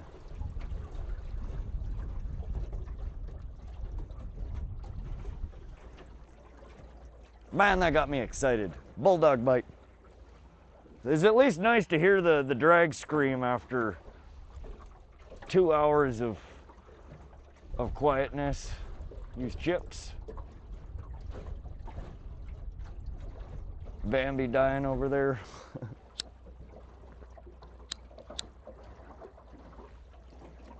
Yeah, I'm honest, I'm sad. The new layout, the horizontal layout that I was working on, I really, really liked it, but YouTube just didn't push it. It didn't push it to the shorts feed at all. It hit the browse, it hit the vertical live feed, but not shorts. And 80% of my traffic is typically generated when I live stream through the short scroll. You go into shorts and you just scroll, and every once in a while a live will pop up. That's where 80% of this channel's live stream views come from. And the dual stream format, for whatever reason, doesn't get in the distribution channel for the shorts feed. The vertical format like this using an external encoder, I think should. I've had a couple of people say that if they go over to the shorts feed and scroll, that you do, you know, sometimes after 3-4, sometimes after 30-40 scrolls, eventually hit my live. So it looks like it is coming in the shorts feed. So this is promising. It's definitely not pushing us as much as it typically does, but we're still doing all right. Plus we've caught a whole bunch of fish, and the clouds have finally come back out a little bit. I feel like our fishing is about to improve, guys. This fat bastard's gonna get bit again. I feel it. I really should pull that in and see if we still have a tail. Definitely worth tying on the B-Dog. Yeah, we got just that chance for an absolute hog. They're in here. They're just few and far between. It's more than likely something like that. You're gonna have to put down something redonkulous to get them to come out and play. They've seen everything else many times. Tried shake and bake with some dog food. I hear soap or white bread. Surprised soap of all things. Huh. That's weird. What kind of soap? I mean, that's pretty generic. Lots of different kinds of soap.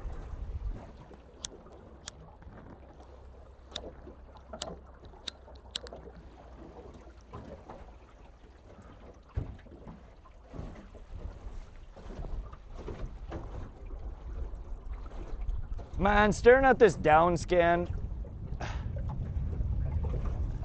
There's just so many fish all the time. It's hard to, you kind of stop looking at it after a while. It's like, all right, there's fish down there. They're everywhere. Big ones, little ones. Ivory, I think he said. Okay, so ivory bar soap. Interesting. I wonder why that would be. Soap.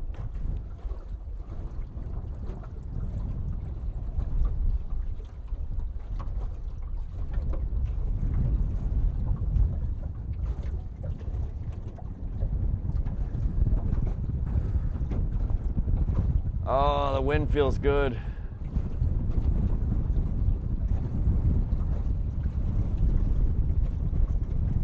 Probably gonna make our trolling motor start freaking out here, but it feels nice.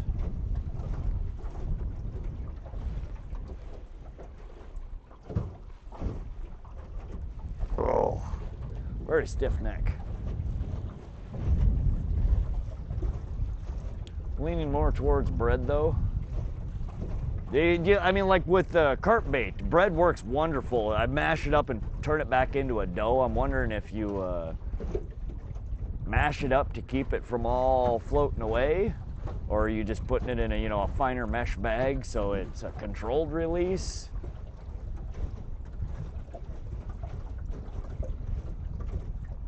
Justin, home finally, set drag tighter on the Bulldog rod, so those back. Yeah, that's what after it got off, that's what I said. I think our drag was a little light on it, and them bigger fish have bonier, bonier jaws. A tighter drag, definitely the right call there. Will help it set the hook on itself rather than just spinning away, spitting it. It was a solid hookup though.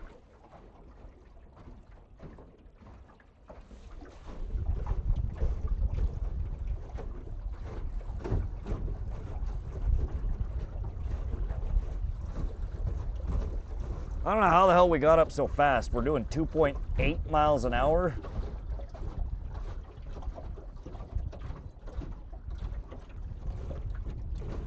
Whoa!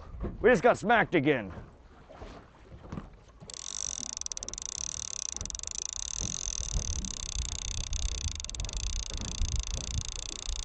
Swing and a miss. Keep following, keep following, keep following. Come on.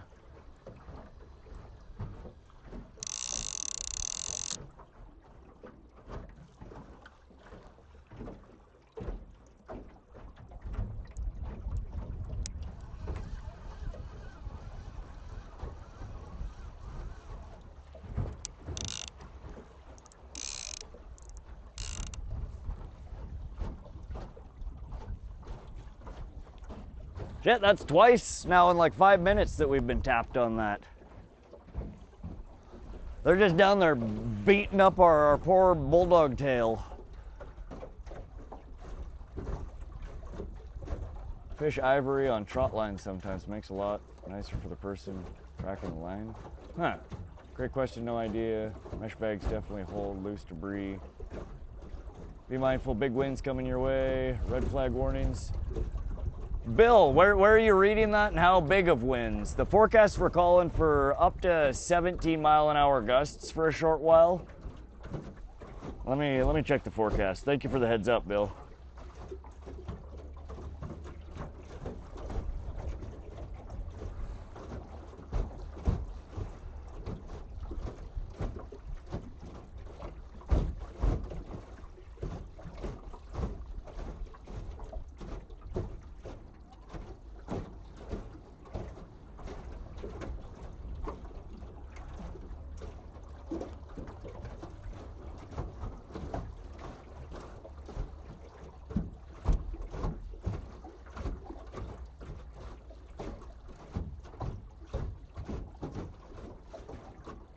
Gusts to 18, 17, 16.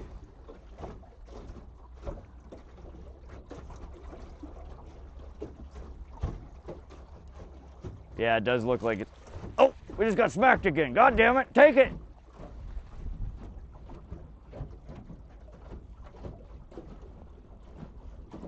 Quit teasing me here, you fat bastard. third time in 5 minutes we've been swinging a miss. What are we over? We're over.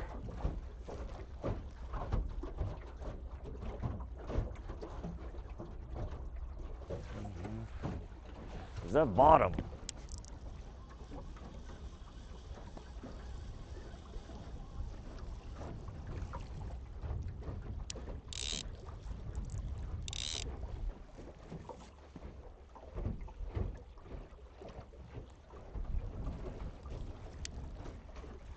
Let me make sure don't got weeds.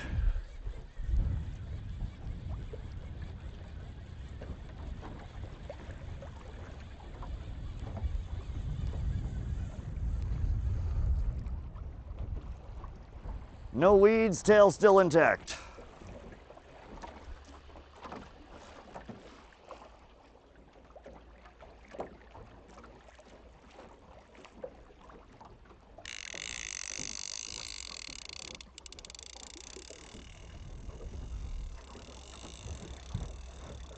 Not bottom, you're in 30 foot right.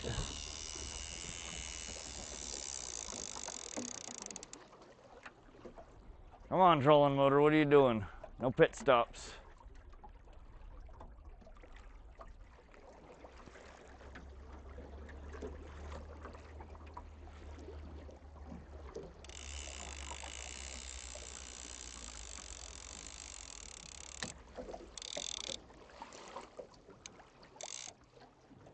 All right.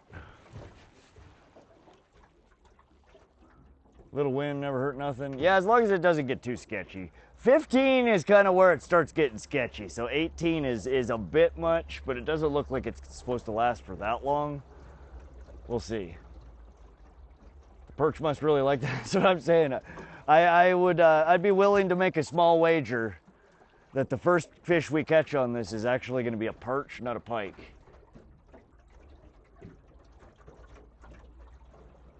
I don't know how they cut it in little squares and put it on the hooks.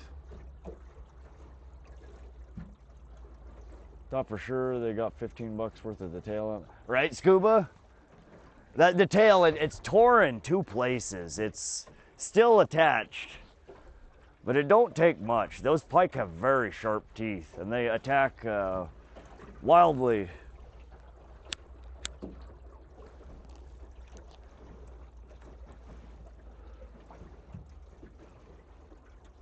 We keep getting tapped on it though. We gotta hook up. Something a little bigger is gonna find it. They're finding it interesting at least. We just need a little bigger one with a little better aim.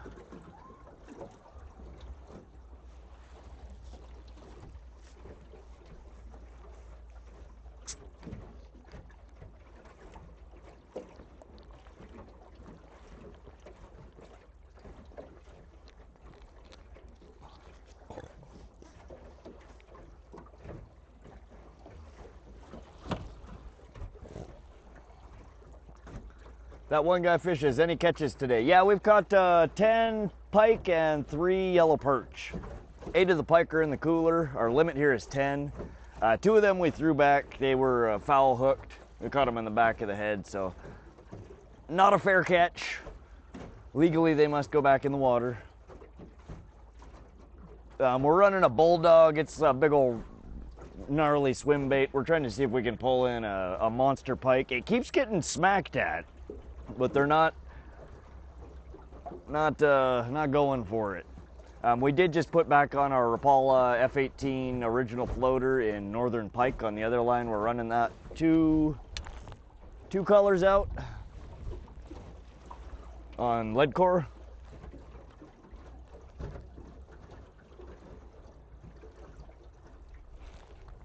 Justin, while we're on, I'm gonna hit up the river, be back in a while. Good luck. Heck yeah, Justin. Hope you catch some big ones. You always seem to do well out there.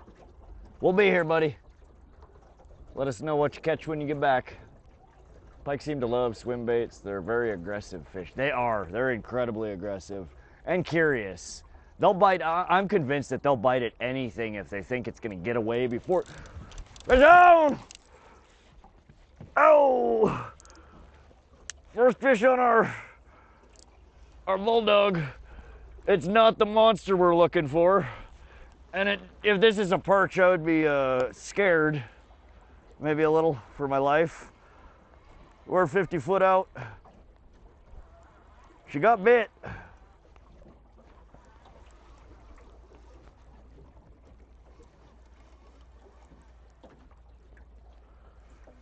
Feels decent.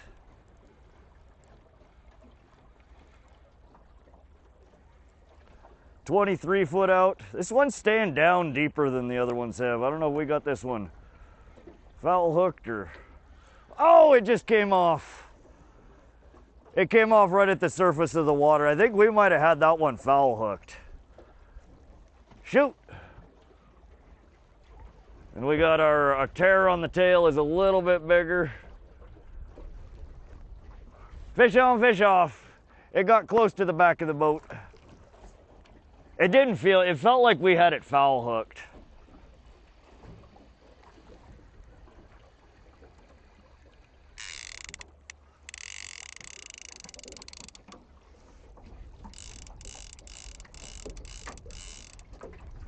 That's all right. That was not the big one we were looking for.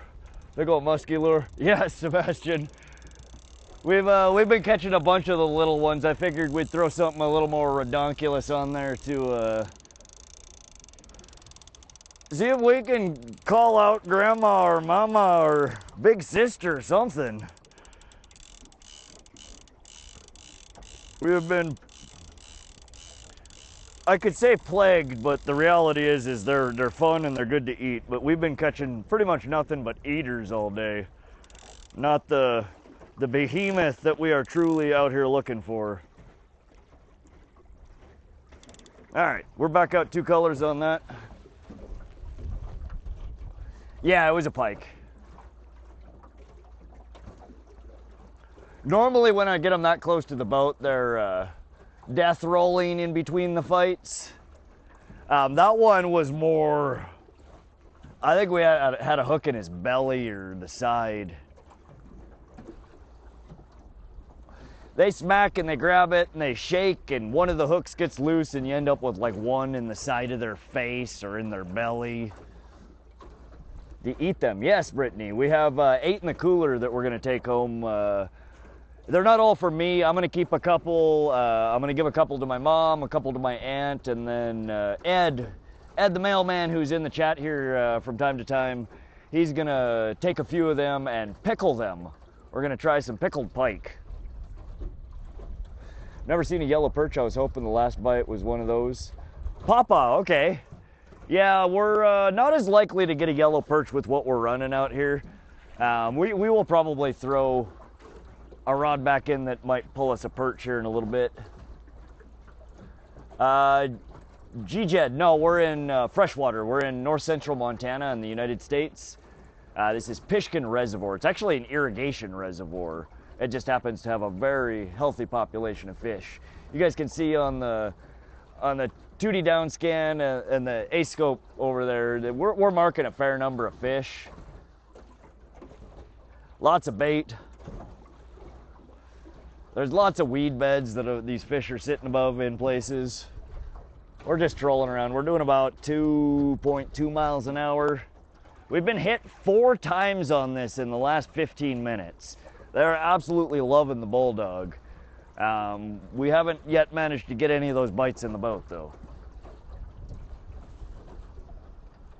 What's up, Hookset? Welcome to the stream. Have you been in the bay? No, I've never, well, I take that back. I've been on a boat in, nah, it wasn't the bay, it was a marina. right in the inner closed section of the bay. Now, most of my fishing has been in inland water bodies, inland freshwater bodies. We're out here in Montana, that's all we have here. Probably lost a massive bluegill on that big white thing you're using. Sebastian, there's a very real chance. It was a world record bluegill we just missed on our 9-inch Bulldog.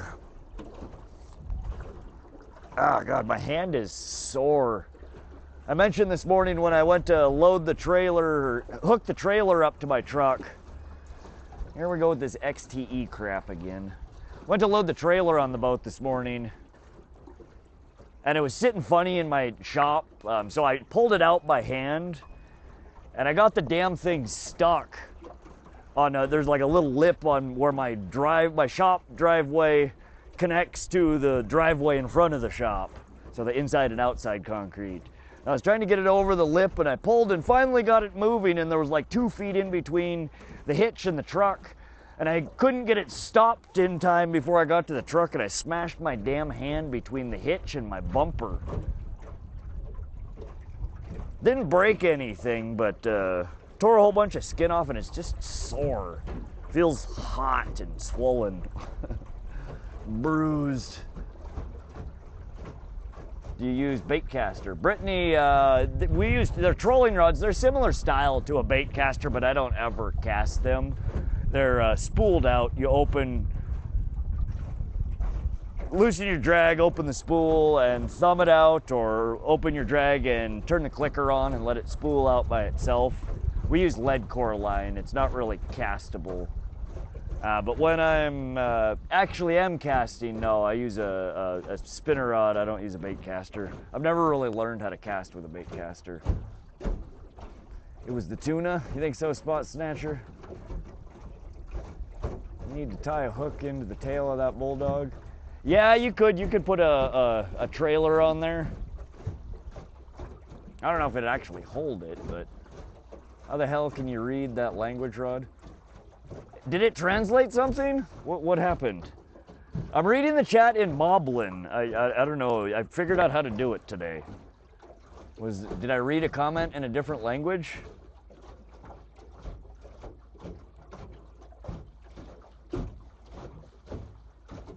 I don't know what you're talking about.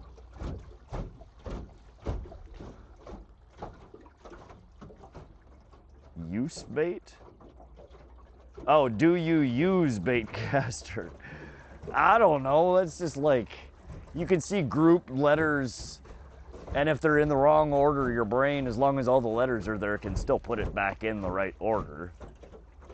That one, I guess, was just close enough to, I don't know. Welcome back, Carl. Use dense lures to cast like bass jigs. To learn bait casting is way easier. Yeah, so rather than with the lightweight stuff, that makes sense. That's one of the things that I understand about it, but not sure how to do it, is that your weight has a lot to do with it. You essentially have to tune it for every different weight you're casting out, or, you know, roughly switching between different sizes of baits. You need to tune your reel, otherwise you rat's nest it. Must be some kind of new AI language, maybe. New to live. What species are you targeting? What's up, Canadian fishermen? We're after northern pike. We've caught 10 of those so far. We just missed another one at the back of the boat. We're running a big old musky bait on here. It's a Bulldog, you know, like a 9 or 11 inch swim bait with a giant curly tail on it. It's been bit 4 times in the last 15 minutes. We also have targeted today Kokanee salmon, rainbow trout, and yellow perch. We pulled in 3 yellow perch, 10 pike. We didn't manage to get the rainbows or the kokanee to come out and play.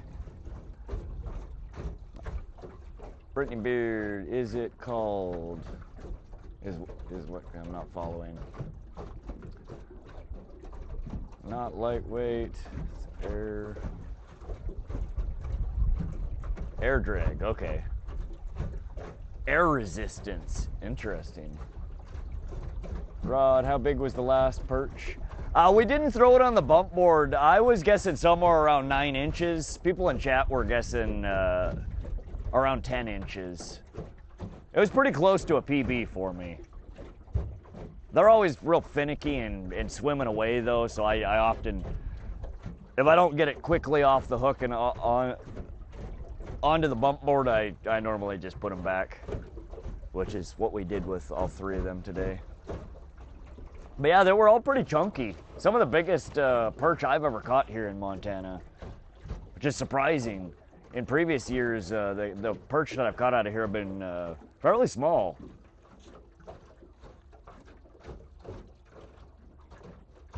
Exciting to be getting into the yellow perch. Yeah, it's fun. It's fun to get into the different species. One of these days we'll catch a damn kokanee out of here. One of these days.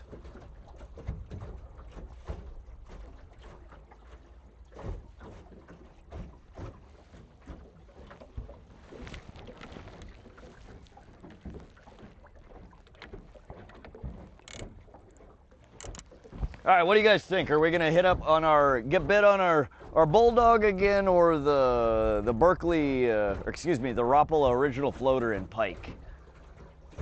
I'm kind of back and forth. I don't know.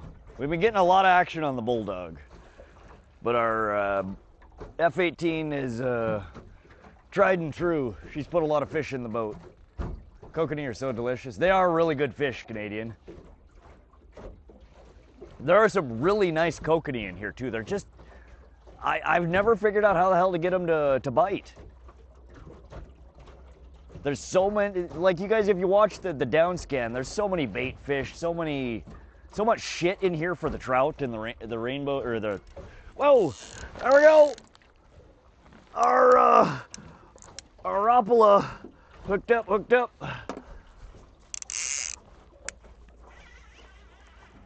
All right, let's mark that on the map.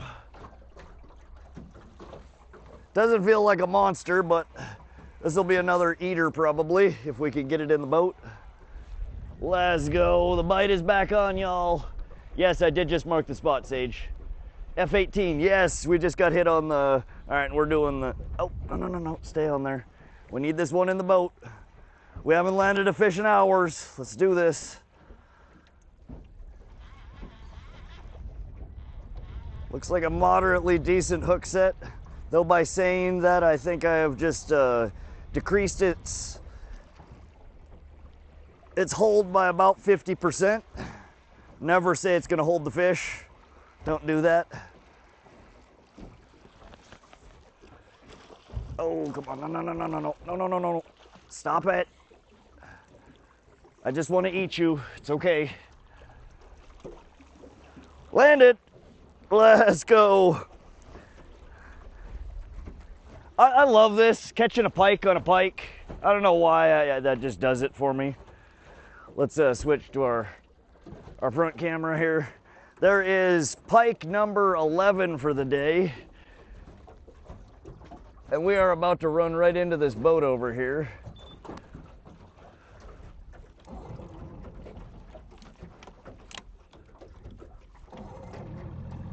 We're gonna steer away from these guys. This one's bleeding a little bit. Let's get it off the hook.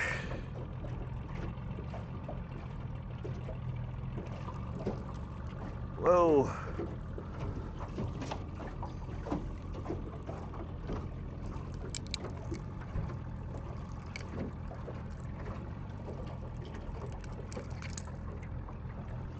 All right, this one is definitely going in the cooler, guys. Oh, no, I think we just set our rod down on the bottom. Hold on, you guys. We're about to lose our Bulldog.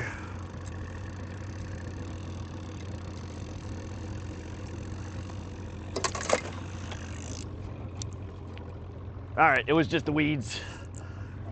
We're gonna pull this in and get reset.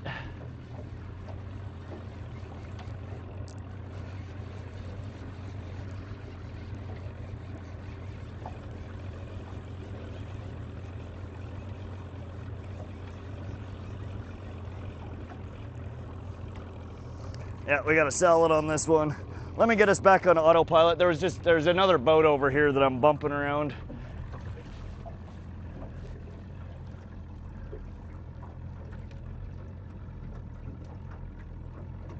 Years ago, trout fishermen in Ireland threw pike into the bushes. Man, they're good eating.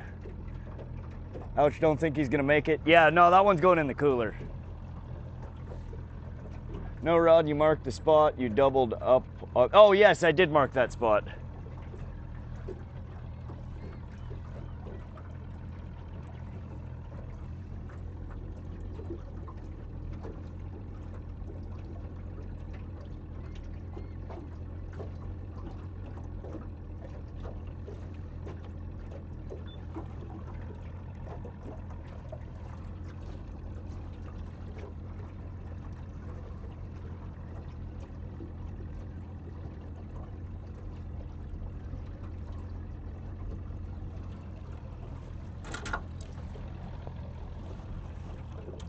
All right, we are good.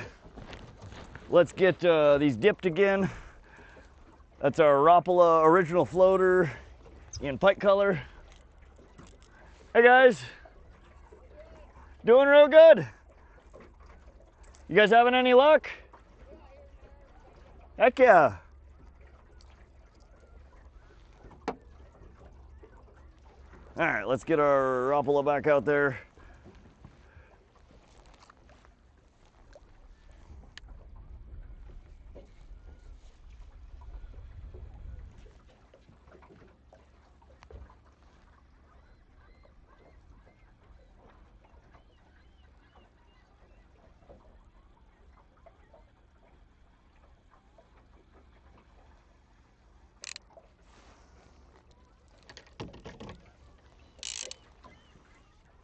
All right, then let's get the weeds cleaned off of this one so we can get our hog pulled in.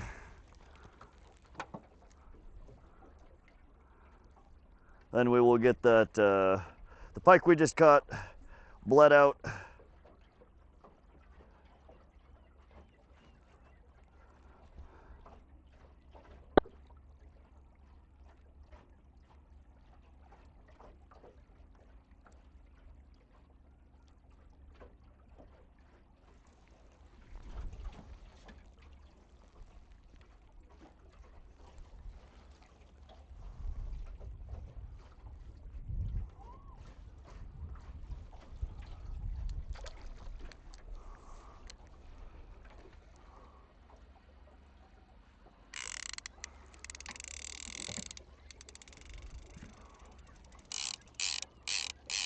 All right, just getting reset here, y'all.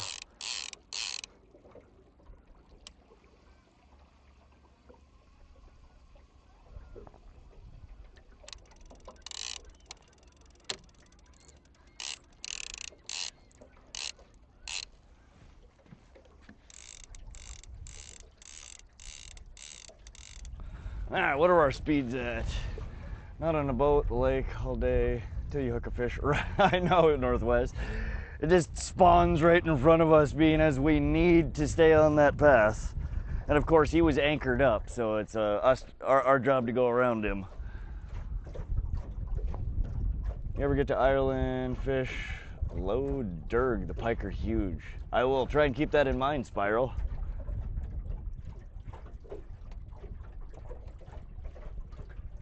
They're just big here.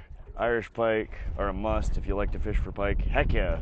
Okay, Popcorn, what's up? Dang Rod, you aren't messing around with that lure. What are you fishing for today? Monsters, okay, Popcorn. We're trying to pull a damn 20-pound pike out of here. I need a new PB.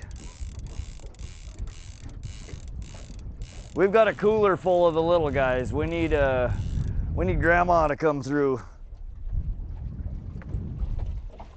So we're throwing down something redonkulous, hoping Pishkun will give us back something redonkulous. Any luck? We've had 11 pike so far, 3 perch. We just put our 11th in the boat. It's on the stringer. I'm gonna go ahead and bleed that. And then we'll get it in the cooler here in a little bit.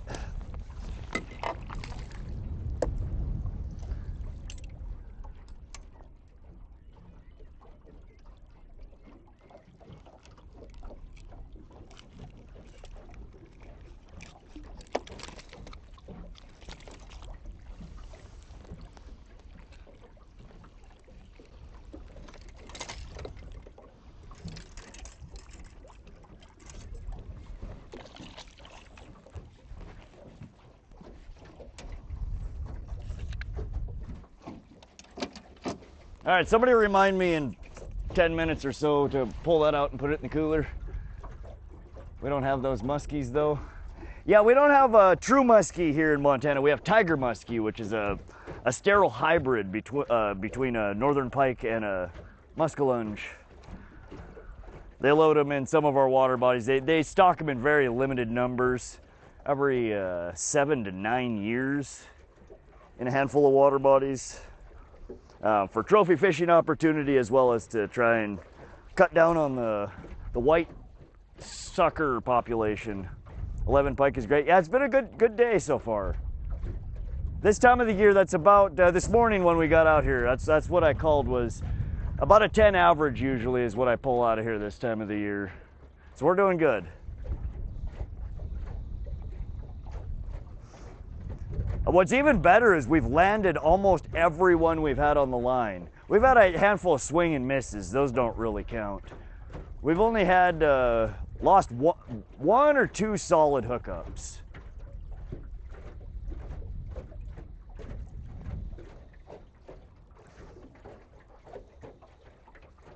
I know the feeling.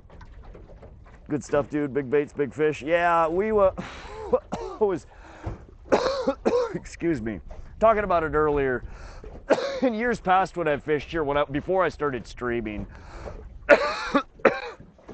almost always one bait that I would run is just a big, ridiculous one. It's that bait that if something bites on it, it's usually going to be just fat. And you just run it, you know, hoping that one day it's gonna winner chicken dinner on you. Get your girlfriend. The guy Shannon Staley, who has great big pike fishing in Ireland on YouTube, Big Lunkers. Yeah, I wish we do have some good pike here in Montana.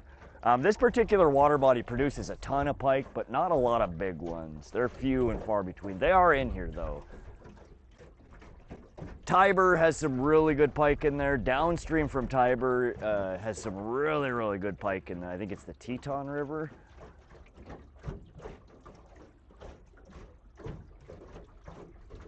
You caught perch. Yeah, we've caught 3 perch so far. They were biting on the Kokanee rigs, Kokanee and trout rigs that we had down.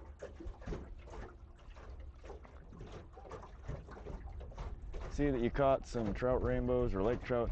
Dare, yeah, we've caught lots of rainbow trout and a couple of lake trout. Lake trout is a kind of a new species for me. I have to drive pretty far around here to get to somewhere that has lake trout in it.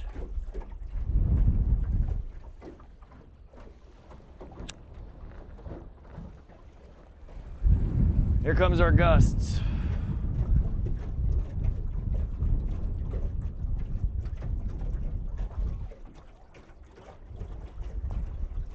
Come on, big pike. Just one big pike.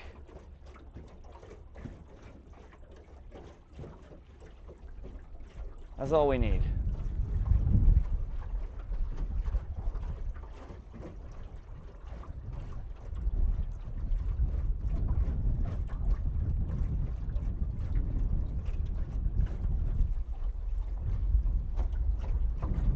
All right, we got the down scan and our graph back on.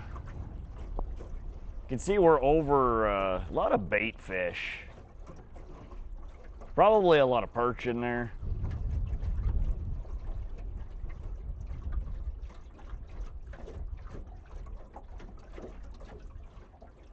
You should add, oh!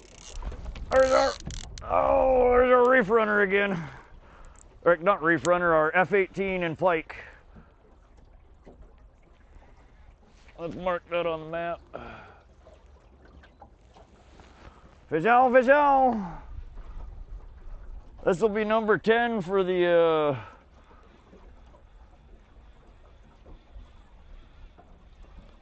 we'll see if it's cleanly hooked and we can let it go. We probably will. We only got room in our box for one more, and I'd hate to end up with over limit because we get one that doesn't want to swim away.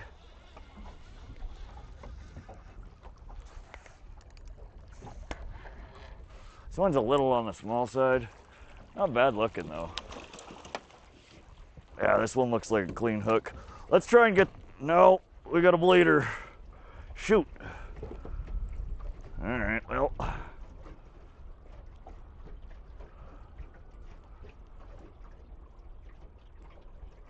I guess we just hit limit, guys, because this one is hooked in the gill. Yeah, that's a deep hook. Dang it. Oh. We still didn't even have the drag was still open.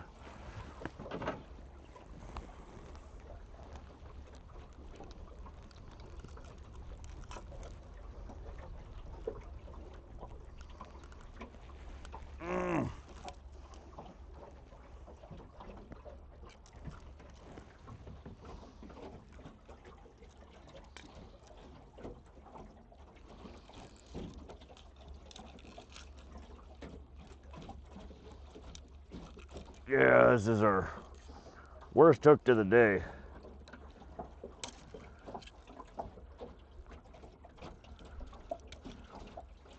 Good Lord.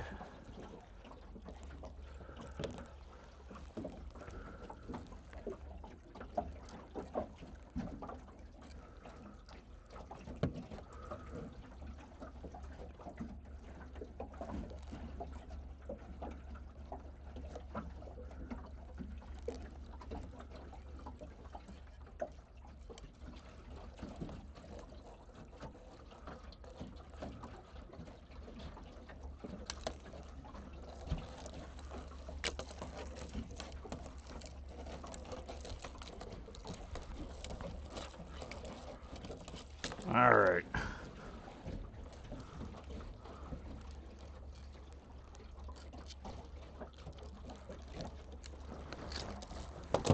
All right, that was a bad one, guys. All right. There's number 12 of the day. It's bleeding a lot. We're gonna get it on the stringer, guys. That is our limit. We have officially collected 10 pike for today.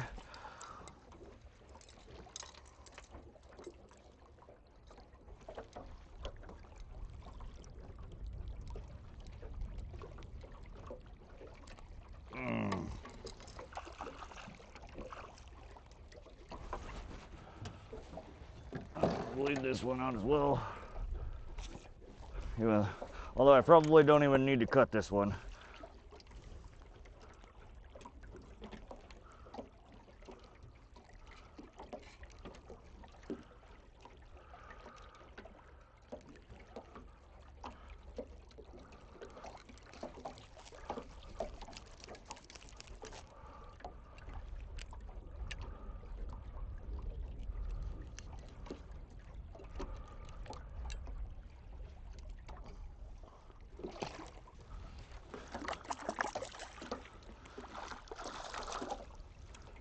All right.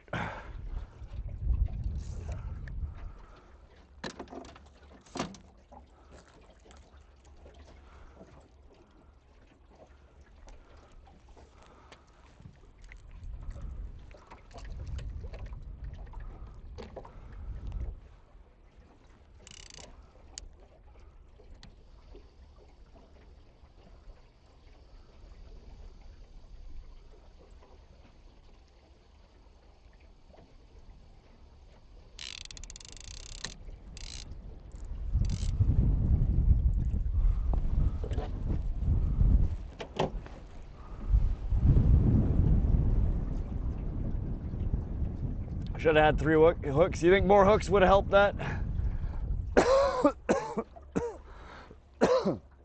Just a few more pointy, sharp, sticky things to smoothen it out. Very ethical. I try to be. Sometimes you do what you got to do to get the damn hooks out. But I think on that note, we're probably we might have to run. We're either gonna have to go back to trout gear on that other rod, or throw down a second redonkulus. That's one thing about the Rapalas, the original floaters. They hog them down, so sometimes you don't get to throw them back. And being as we're at the limit now, I don't want to over limit.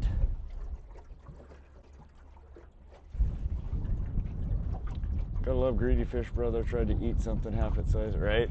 Well, let me add catch rod. I got a wrench next to command.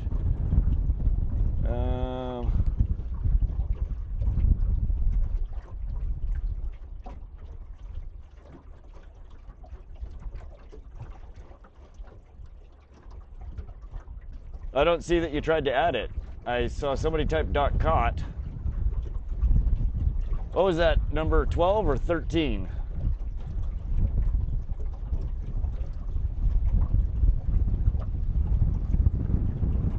Also gonna love greedy fish. I read that. All right. All right, we got some wind here, y'all.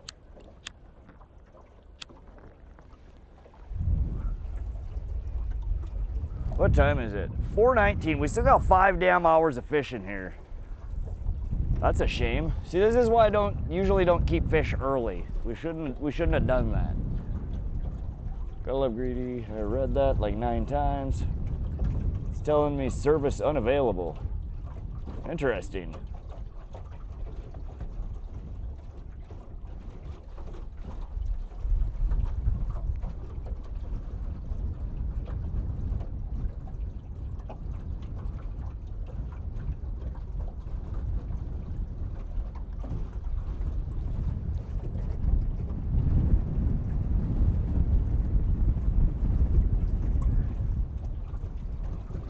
Awesome day, bud. Scuba, yeah, we're having a good day here.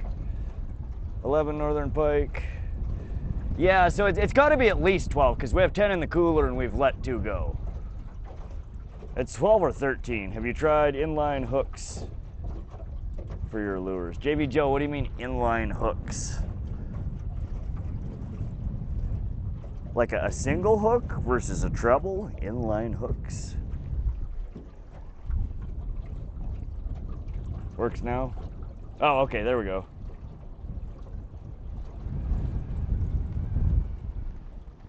Yeah, we got a bit of a breeze here coming from the south.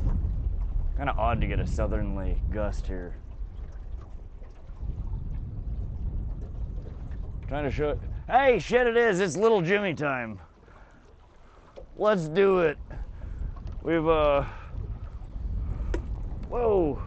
Calm down there, Rapala. I know you want to go back in the water, but it's time for little Jimmy.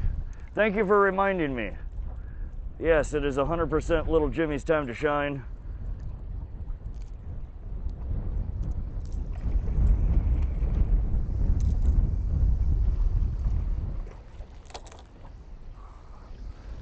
As we get blown off the water here, little Jimmy's gonna show us how it's done. Good Lord.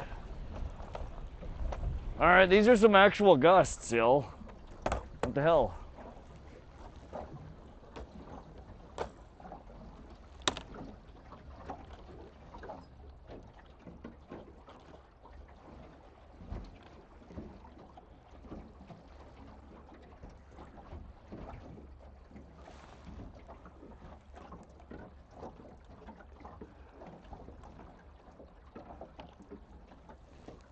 So we are gonna do something a little different today. We're gonna throw down little Jimmy's friend. These kind of look like them stickleback that are in here. Kind of like a little black bass, yellowish, dark. So we're gonna run little Jimmy's friend. I don't know if this one has a name yet. Is this little Timmy? I don't remember. I think we might have run this one time before.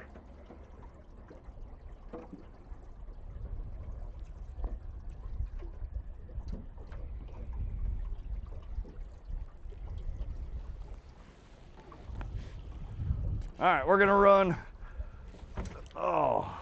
they are a Hot Shot 90 series micro crankbait. This is little Jimmy's homie. I don't know what his name is.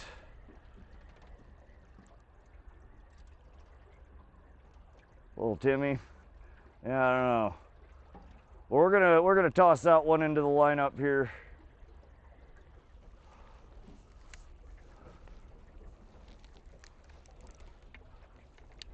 See if we get any takers.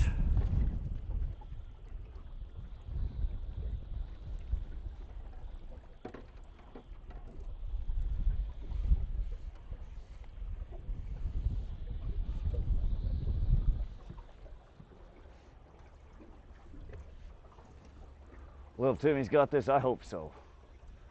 It's Tim. We already named it. That's right. That one is Tim. Okay.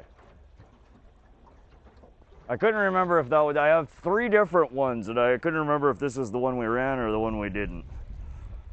It's only been in the water once, if that's what it was.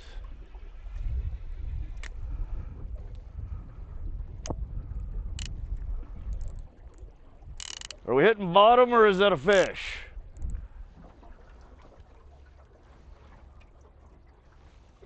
We might be smacking bottom on that, damn it.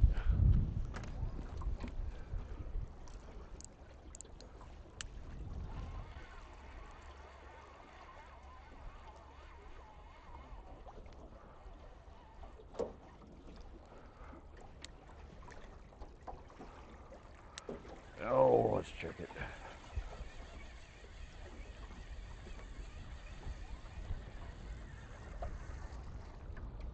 No, we're good.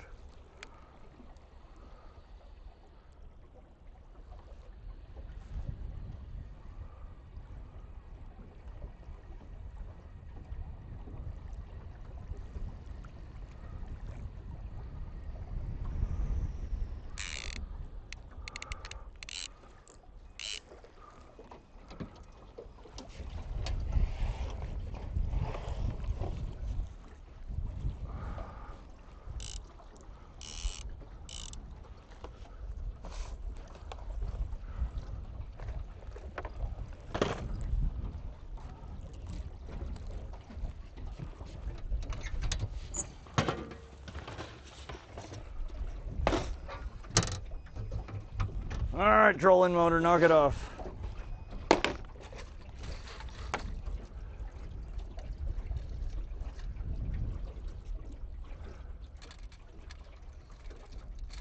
The Rapala F-18s did very well today. We're retiring them. We got to come up with a game plan that doesn't involve gut hooking any more pike.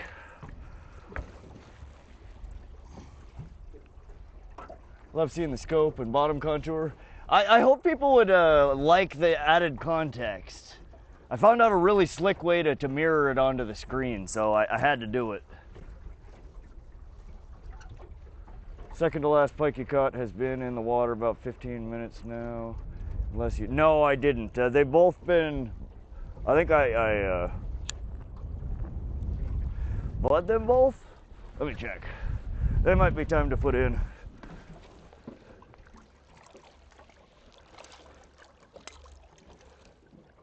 Yes. They should be good. All right, y'all.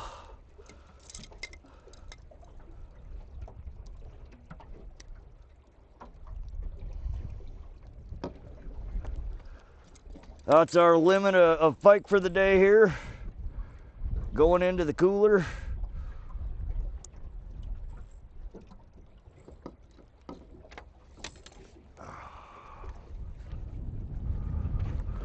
Guess I'll give you guys one last look at these. Those are our last 2 pike landed. Good size. We didn't get either of these on the bump board. Let's give a little look-see.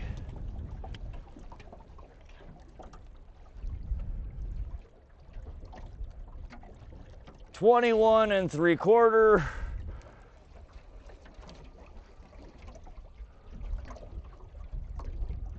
$21.5.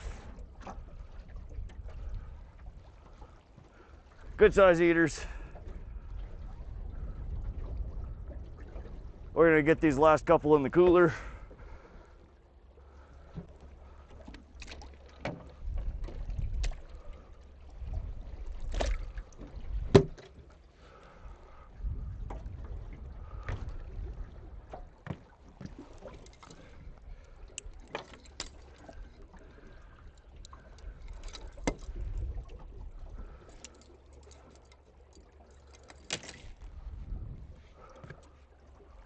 All right. Hope you guys are enjoying the stream. Hope you guys are having fun. Pretty pike. Look at the seahorse and the snails on the bottom, right?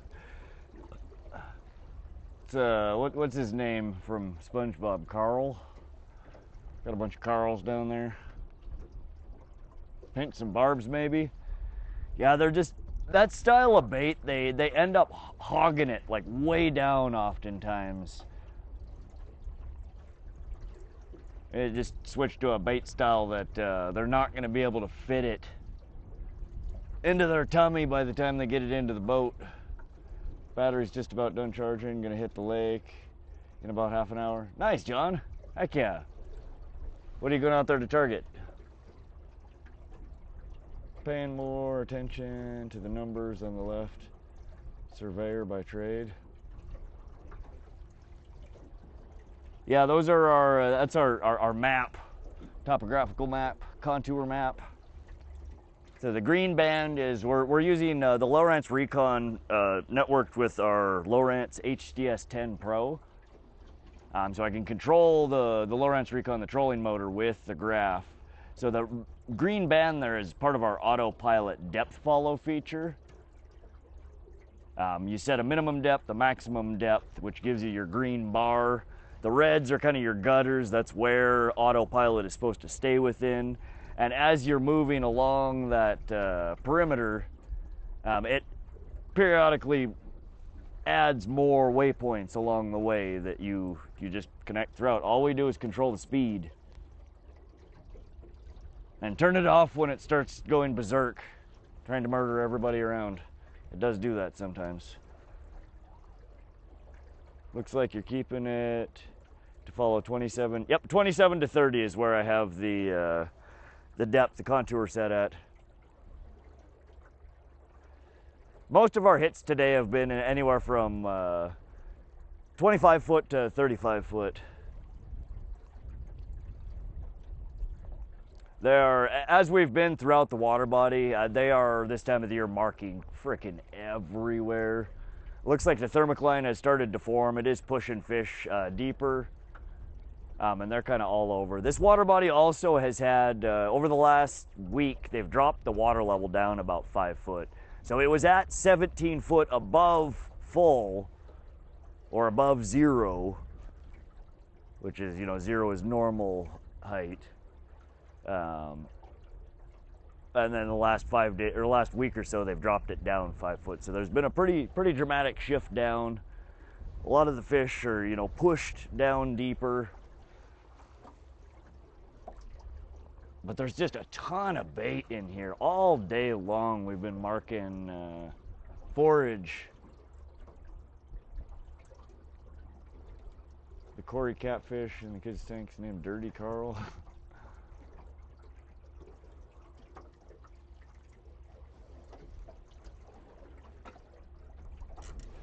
Fish out! Little Jimmy's got a fish! Little Jimmy! No, little Timmy! Little Timmy's got a fish. Oh shit. Oh shit, y'all.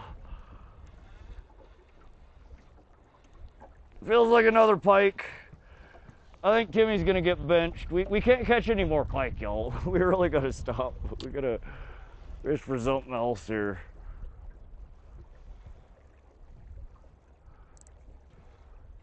Oh, come on. Timmy's got something a lot bigger than Timmy on the end of the line. Oh. Please tell me this is a trout. Doesn't feel like a trout, but just tell me it is so. I'll close my eyes and make it be. All right, little Timmy.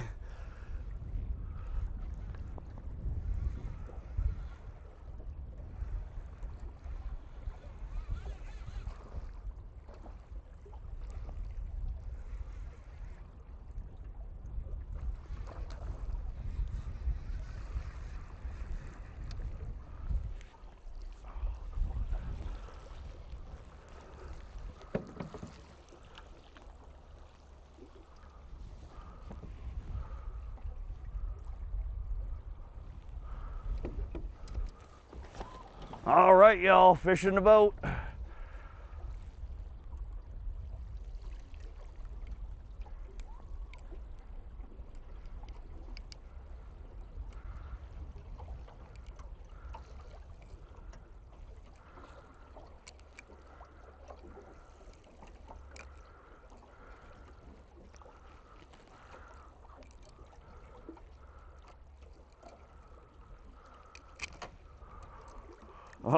right, little Timmy puts one on the board.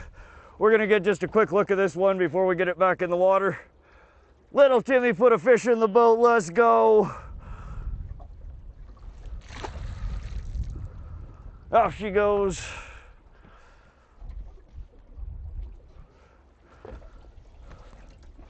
Well, there we go. Our 420 celebration. Little Timmy has caught us a fish. Those little, just ridiculous. Those tiny little crankbaits. Catch fish. Trout. Pike. Walleye. Kokanee.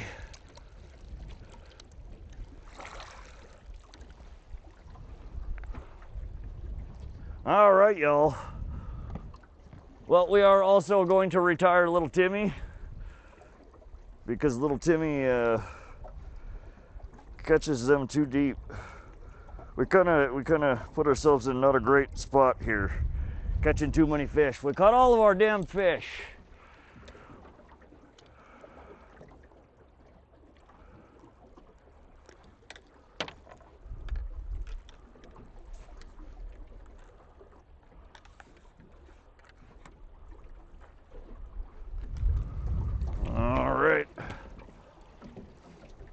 Let's troll our boss hog around here.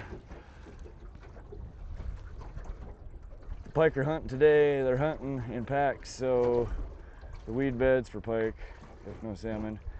Yeah, they've kind of been all over the place, haven't they? I rod fishing for catfish. Nice, cardboard. You catching any? Lucky number 13. 13 pike. 3 perch. We got goose eggs on the salmon and the trout, but we gave it a valiant effort.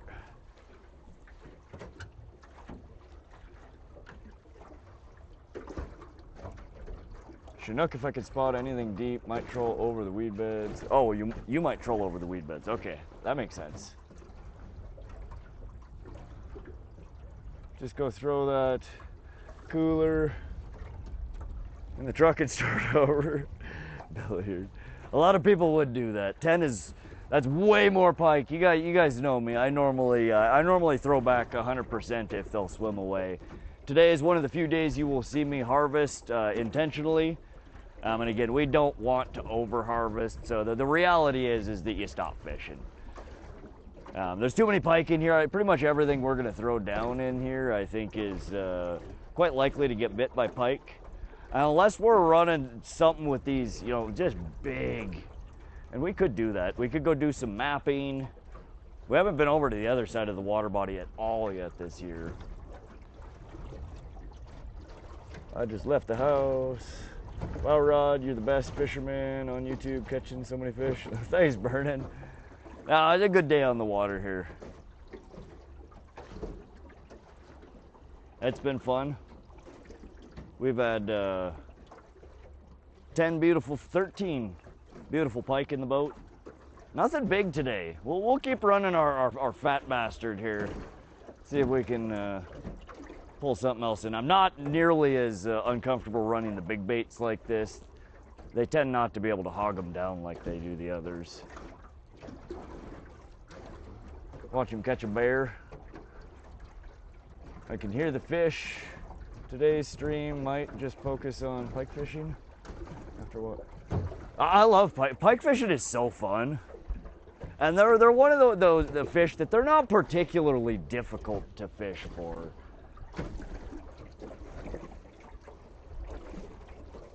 If you can find them, they'll bite. It seems usually about finding the right depth. A lot of transition areas is what I fish. I don't fish the super shallow. I don't usually fish super deep. I like to fish, first drop-offs, transition between, a cliff and a slope. Anywhere that's gonna be a path where a resting fish goes to a feeding fish.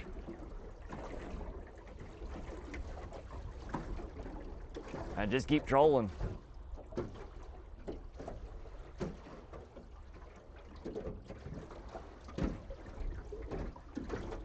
See the size of the pike that come out of Lake Superior. Oh, I bet.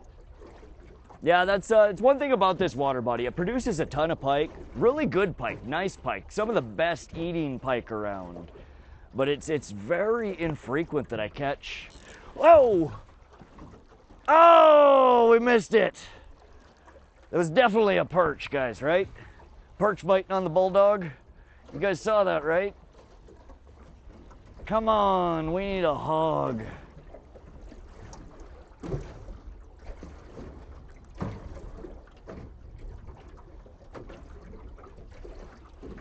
Man, they keep biting it and getting off. See, it's just too much for a lot of them to get in their mouth. Catch cam.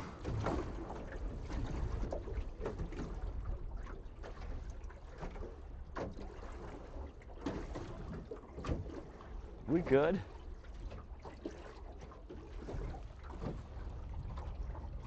About to blow the fish foghorn. There you go. Welcome back, Dave. Whistle store lured me in about an hour ago. I attempted a very mild resistance. I'm sure you did. Valiant effort, my friend. Valiant effort. One time I was in a dream where I was with my friend and we saw you giving stuff cardboard. That's weird. You're dreaming about me? Come on now. It's 250 off that tail. Yeah, it ain't gonna take that many more strikes. That's why I usually reserve these for my tiger musky trips. I'll trade a $30 lure for a 50-inch tiger musky. It's not really a great trade to trade a $30 lure for a 22-inch pike. Heard pike is better eaten in the winter. Cold water, yeah, the colder, cleaner water you can get, the better tasting they are. Right now, we're pulling them from deep enough that they're still down in probably sub 60 degree water. So they're still good eating. Here in the next couple of weeks, as the waters here start to really warm up and sustain those higher temperatures, they're still good eating, but they're not as good. And then, yeah, when you wait till fall and winter, when that water temperature starts cooling back down, they tend to be real good eating again. Spots up. 4 Locos. I don't know why. Near Cadillac, I kept my bedroom at 60 degrees. Chilly. Nah, I usually do like anywhere from 72 to 76. Sometimes that even gets too cold and I bump it to 78.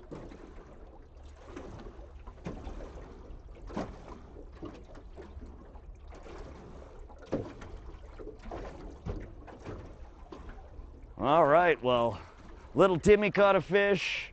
Our Rapala original floater in the F18 size has been absolutely killer all day long. If you guys don't have one and you like to pike fish, try them.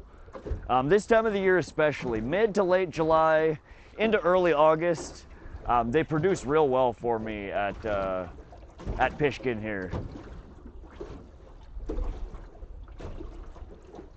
I do transition to a different set of baits usually later in the year,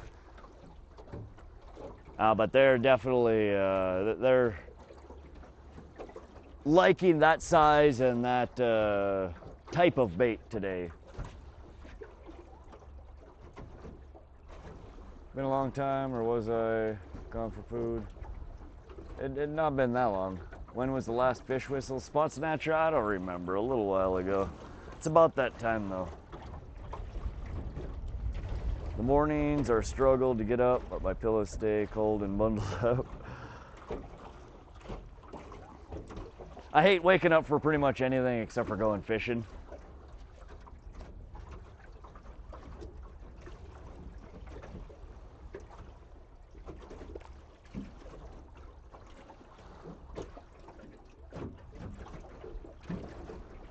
What's up, Matt Erickson?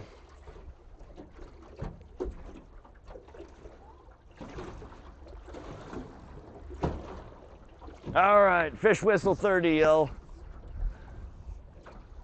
I'm gonna call in the fat fish. We've been bit and missed How many times on this pole now? We're like up to like 5, 6. It's attracted a lot of attention. It's just not hooking up. It's out there waiting for the big one.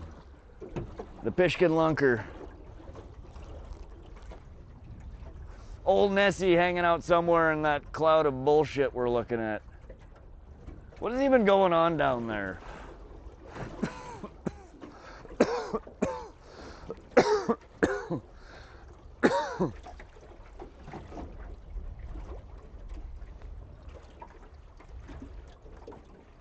What's up, bro? Any big ones caught? Matt, biggest today was 25¼ inches. Nothing real sizable. Maybe 4 pounds. Probably just shy of 4 pounds.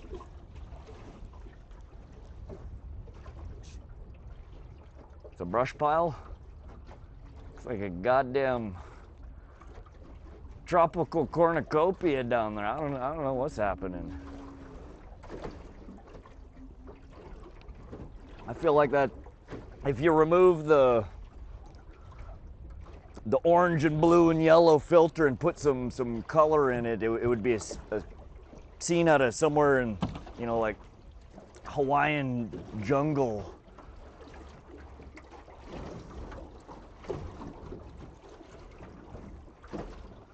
How long you been out there? We got out here 6 a.m. The plan was 6 a.m. to sun up to sundown.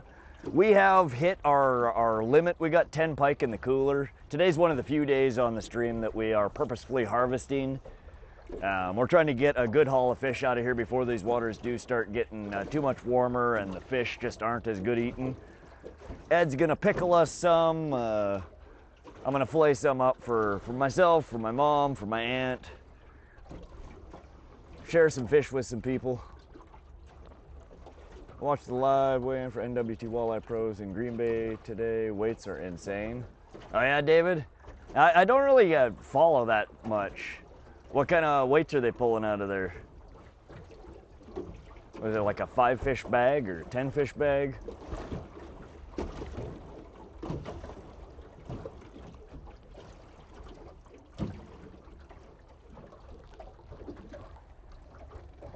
$268 thumbs up. Let's go. Can we get to 300 this stream? What do y'all think?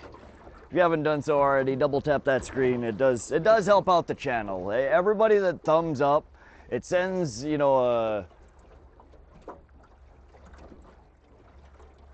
signals to YouTube that people are enjoying the stream. They send more people in here. It's a really easy, cost-free thing you can do to help us grow the channel.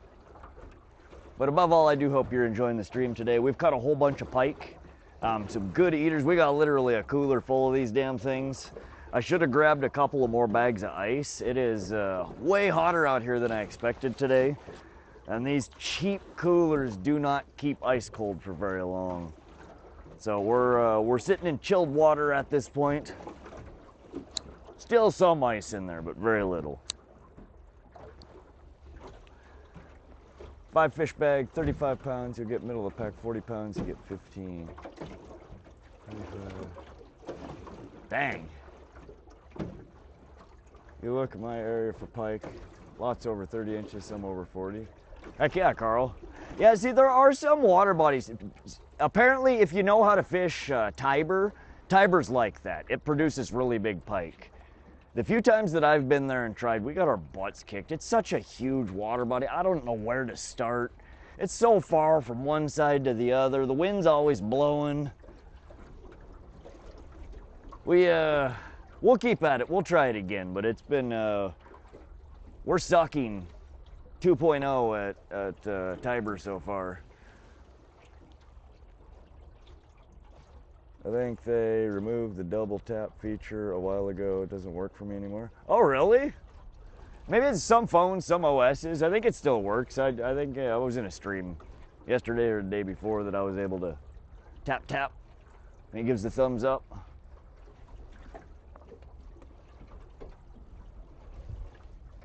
No coolers are a big difference from 10 to 20 years ago. Small bag ice for the last 2 days now. You're lucky to get 12 hours. Yeah, so I have a nice Arctic, couple of Arctics. I normally keep as my drink and bait cooler. Preferably just my drink cooler. I don't like to throw harvested fish in there because then they're so hard to get cleaned out. And it always kind of has that fishy smell, fishy taste. Not in the drink cooler. So I bring another, it's like an Igloo, you know, one of the cheapo ones. They're not well insulated. They hold, if you have it full of ice, it'll last a day. But I didn't put nearly enough ice in it. Who did that? Somebody gifted memberships again. Is that you? What happened?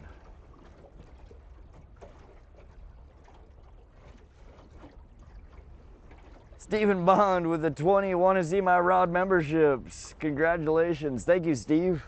Stephen, I appreciate your continued support. You are awesome. It does very much help out cover the overhead. Who got it this time? Good Lord, we have so many Rod Squad members right now. In 30 days, they're all going to be gone. But for right now, we're balling. We could take on anyone right now. Who got them? Let's see here. Do you have structure down scan on that new sonar? Yeah, there's structure on here, David. I don't have an overlay set up for it right now. I need to. This was kind of an impromptu stream today, an ad hoc test for the vertical overlays to see how it performs.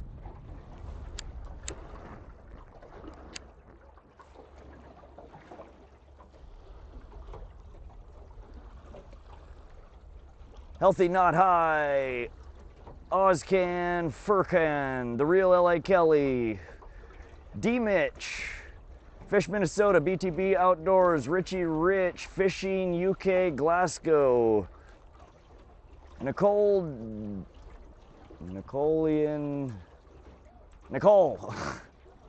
Fish On Entertainment, Miri Bersh, Ava Blue, Burning 47 said Monster, Lucas, SB Procraft, Pokeballer, Fish, Muhammad Hussein, Matt Erickson. What's the pike record out of Pishkun? Biggest I've ever caught out of here was right around, I'm trying to think of it, 15 or 18 pounds. I'd have to check my pictures. I've heard, a handful of people that I've run into have said, oh yeah, I've caught plenty of 20s. I've caught, near 30. But I've never managed to land one. We've had some bigger ones on that felt like they were 20 plus. One that was for sure 20 plus that I just didn't get in the net. But I don't know if there's 30 pounders in here. They don't really, I'm not aware of anywhere that keeps track of the lake records. On Fish Brain, I have the lake record for here. But that doesn't really count for much.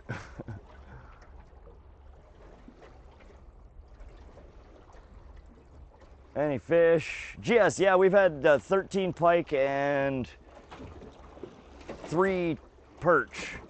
We just lost, we keep getting bit. We have a big old Bulldog. It's a Musky lure out there that we're running. Trying to pull in a fat pike instead of these smaller ones. Rod, you're catching 2. According to Google, AI Pishkun does not have an official pike record, but during peak season can produce in the 20 to 30 pound range. Record for state of Montana is 37.5. Yeah, I mean, it does produce 20 plus pound pike. I've had some big ones on the line here. I've never managed to land one. I don't know anybody personally that's landed one. Whoa! Fish on! Fish off. Wasn't a 20 pounder. That was definitely a perch. Keeps getting bit, our tail's getting shorter and shorter.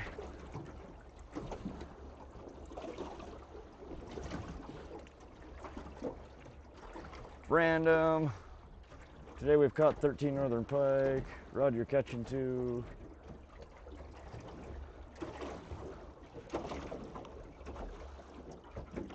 Another smaller one biting at it. These damn pike are so, in fact, I should have marked that. They're so aggressive. Lifetime cooler's pretty good. Go back salmon fishing. Wonder how many perch lips are on that lure. We'll have to check it out when we bring it up.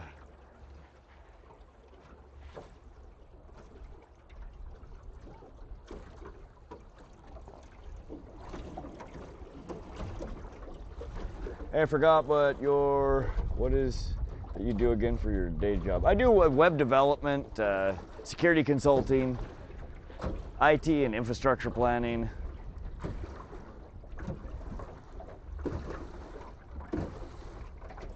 Nerdy shit. I sit on my butt in front of a computer all day. Cyberbullying, yes. That is my official job title.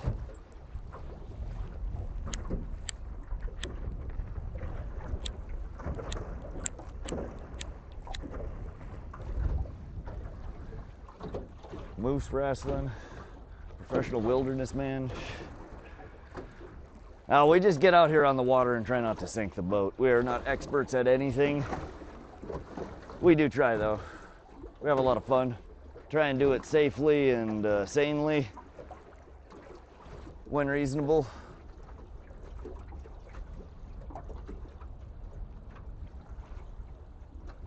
He has Only Feet's page. Only Feet's page, definitely. You just gotta ask Nightbot. Nightbot will tell you all about my Only Feet's page. Pet badger, that tells you anything.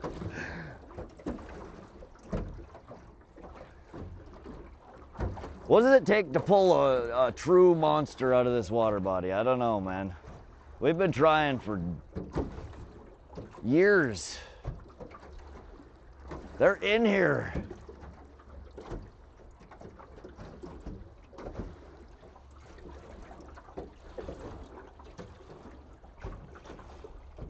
Thinking about getting into IT. Do you think any of the CompTIA certifications can help get a foot in the door?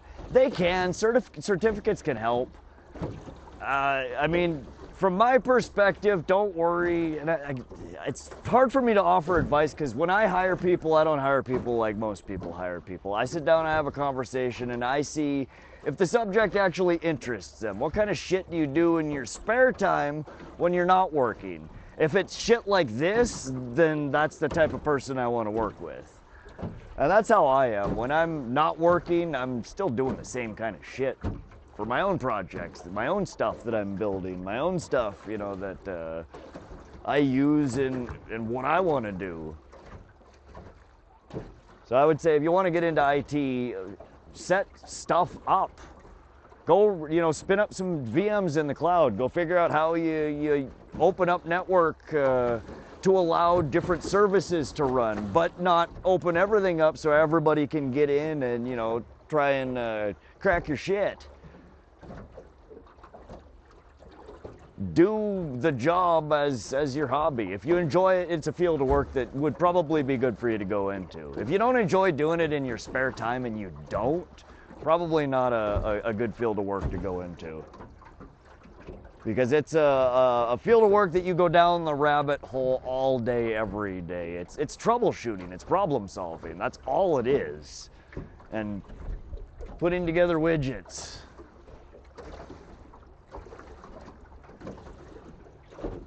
I can pen test, not legally, and I fish. That's a good skill to have. Rod, do some spot jigging. JV Joe, we could.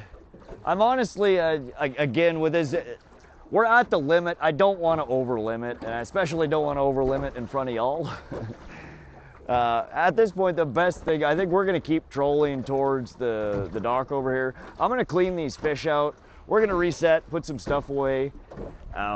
As much as I would love to say, oh, we're going to go kokanee fish, or oh, we're going to go rainbow fish, as I've said many times, if you're in a water body with pike and you have anything in the water, you're pike fishing. They will bite literally anything. And the way that they've been biting today, a lot of them are frickin' bleeders.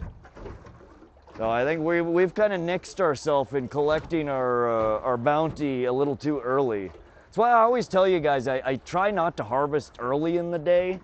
You end up in a situation like this where you basically kick yourself off the water body because you caught too much fish. You don't want to stream a crime? Not usually. I don't want to. I mean, we have 10. It's plenty. But it does mean that we're probably going to have an early. That's the responsible thing to do. As irresponsible as I like to pretend I am most of the time, I try to be responsible. Oh, you cook those pike. Matt, really, really simply usually. I cook a lot on barbecue. I have a the hell are the iron griddle stoves called? I forget what the hell they are. I cook them on tinfoil. A tinfoil boat. I put a layer of butter down. I take the fillets, put them in there. I do cracked pepper, Lowry's garlic salt, and a little bit of Alpine Touch all seasoning. It's a Montana-made spice. It's absolutely excellent. I eat it on everything. And a little spritz of lemon or lime, and another layer of butter on top. I close it up in the tin foil, you know, do a little taco, a burrito, and throw it on the grill for 10 minutes. Pull it off, and it's done. And that's it. Just super, super simple. If you want to take it a step further, Mia often will then cook like fettuccine alfredo or, you know, some kind of pasta and chunk the fish up into the pasta. So you have a seafood or a pike pasta. That's a really good way to eat it. But just very, very simply, it's very good fish. You don't need to do a whole lot to it to make it very palatable and delicious. Not worth taking more than the limit, risk it and fine. Your license revoked when you just go out the next day, catch more. Right, Matt. Yeah, no, I always try to give you guys a sun up to sundown stream, and that is typically our goal, but we poo-pooed all over the place today. We caught too many fish. Too many fish, too fast. But it is, that was what I was saying, is these baits that I'm using, they, for whatever reason, more so than the Berkeley Dredgers, the Reef Runner 800s, they hog these damn things down further. And they get them down in the gill. And it's not survivable for a lot of them. So even if you're not purposefully trying to harvest, you end up with a stringer full of them by the end of the day anyway. But we'll put these fish to good use. Had some family that's requested them. Ed's gonna try and pickle some for us. I'm excited to try the pickled pike. For the last year, people have been telling me about pickled pike on the stream, asking if I've ever tried it. And we never have, so Ed's gonna make us some. Michigan will ring your balls for over limit fines. Take your boat, your poles, right? You ever do catch and cook on stream? Matt, I never have, no. I take that back. We did a catch and then I cooked bacon. Not quite the catch and cook people were hoping for. It was the world's fastest cooked bacon. I swear to God, nobody has ever cooked bacon faster than I have. Our pan, cast iron pan, was in the campfire and she was just hot.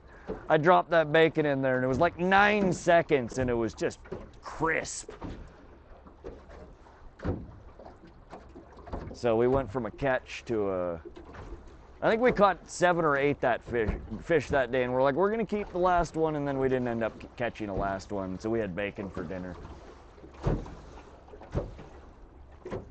But one of these days, I always tell you guys when I do a camping stream and then I don't end up doing it. We're trying. One of these days we'll do a catch and cook. I like when lines start popping while I'm setting lines. Absolutely, Carl.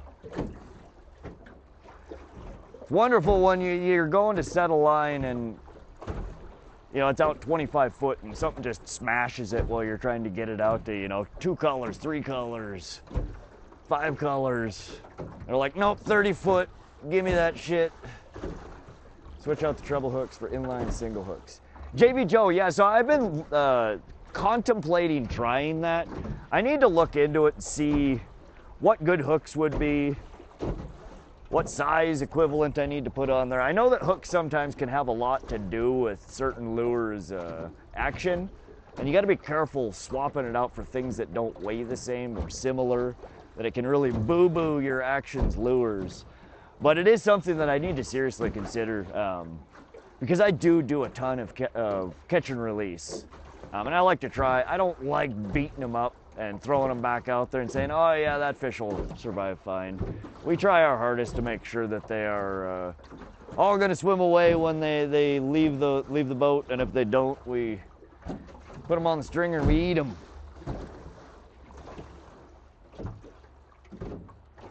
KK, I'm out, Rod. Catch that evening bite. Heck yeah, Sage. Thanks for coming in and stopping through.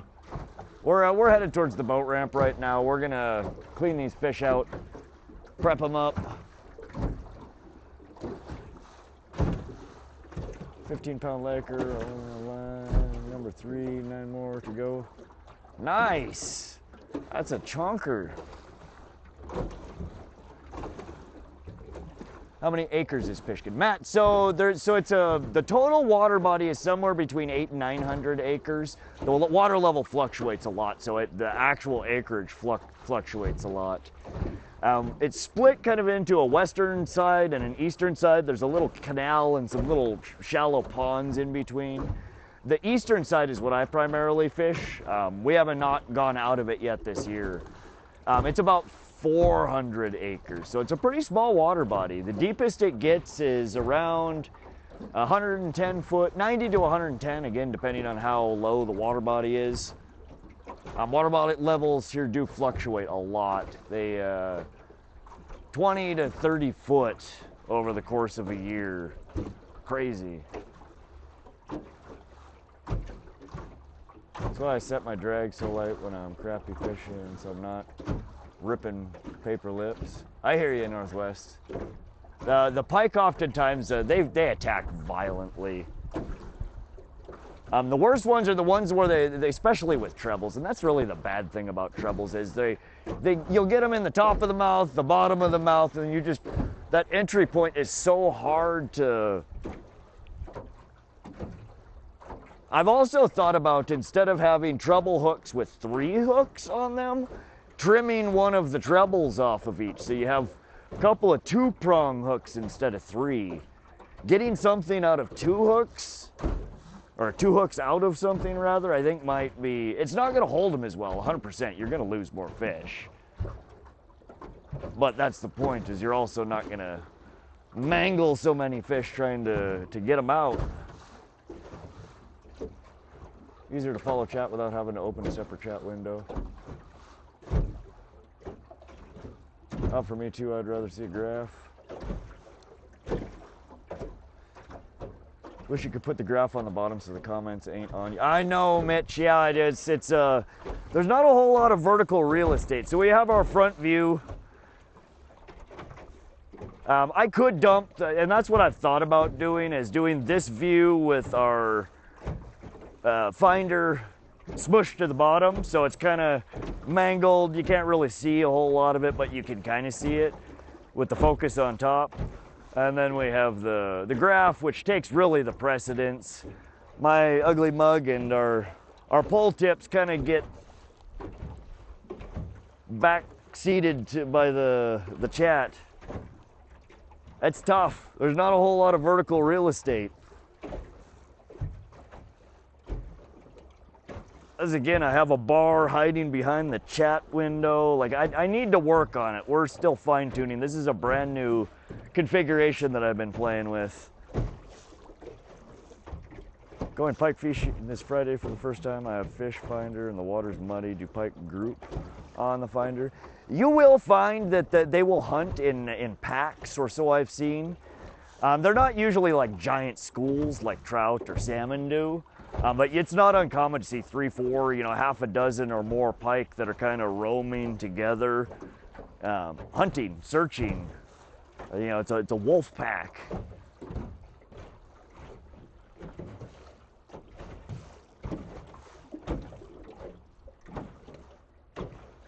But I would honestly say pay less attention or worry about finding packs of them or marking them on the finder. Definitely find areas that hold fish and try and run your lures within, at or above, slightly those ranges that are holding fish. Where there's smaller fish, oftentimes there are pike in and amongst hunting. And that's basically the pike that we're pulling out. When we're trolling like this, we're not getting pike that are, sitting on their territory, where they're protecting. These are pike that are roaming. They're out there moving. Sometimes they're suspended, over deeper water. But these are hunting fish. These are moving fish. They're out on the prowl. So I would say more focus on covering different contours, different depths. run, you know, for half an hour, 45 minutes an hour at 20, 25 foot bottom, doing, you know, slight variations. Run it out to 25, you know, 25 to 20 or 30 foot. Move in bands, and don't be afraid to cross into wider bands, but go searching for them. And when and where you get bit, mark on your map, and over time you'll start noticing clusters. Some points hold fish. A lot of times, you know, like a point that goes at a very gradual slope out into deeper basin is a really good transition area. There's always fish kind of coming up and down that, around it. You know, you got a ledge that drops off, either, you know, a shallow drop or a steep drop to a lower basin. That transition area, find those areas. You can run on the faster side, 2, 2, 2, 2, 7, 3 if you're feeling adventurous. Pike will chase. They're a very fast fish. They're honestly one of the more easy fish to target, I think. When a water body has an abundant amount of them, they'll let you know. Can you explain what we're looking at on the finder? Unruly. So there's the thicker, the wider bands are more than likely. So like kind of the two that are in the center, maybe 15 foot, 10 foot off the bottom. Those are likely bait balls. The fuzzier ones are groups of fish. The more solid lines tend to be individual objects rather than collections of smaller ones. There's a lot of itty bitty bait fish in here. So more than likely what we're looking at here is you have some bigger, fuzzier swoops, right? And then you have some harder ones in between them. What I see there is bait balls, bait fish that are being pushed around by bigger fish. Those more solid lines in there are more than likely bigger fish chasing around those smaller schools. And you can see there's quite a bit of them, both the bait fish and the fish feeding. That's how I interpret it. Some of you guys that are better at it may see something different, but that's what I think I'm looking at right now. Lots of bait fish and a handful of predator fish herding them around trying to eat them. Wolf pack only in waters that have trout forage base. They can hunt solitary. I think you can find them all over the scale there, from hunting in packs to solo adventures. The bigger ones, I think you tend to more run into their territory. They don't seem to roam as much as the smaller and medium-sized ones.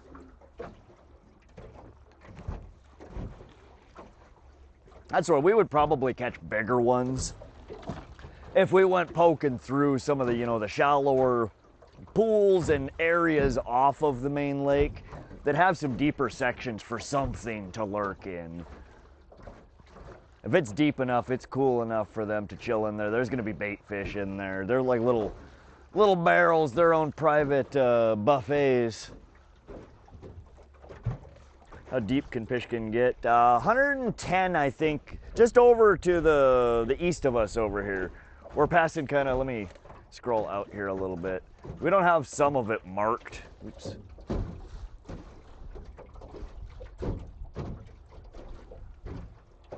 All right, so I'm zooming out on our graph, which is the upper left corner screen that you're looking at. So kind of that blue center there where we don't have marked, that there's kind of a circle around it and one line through it. The deeper basin is out there. It gets to be about 110 foot roughly.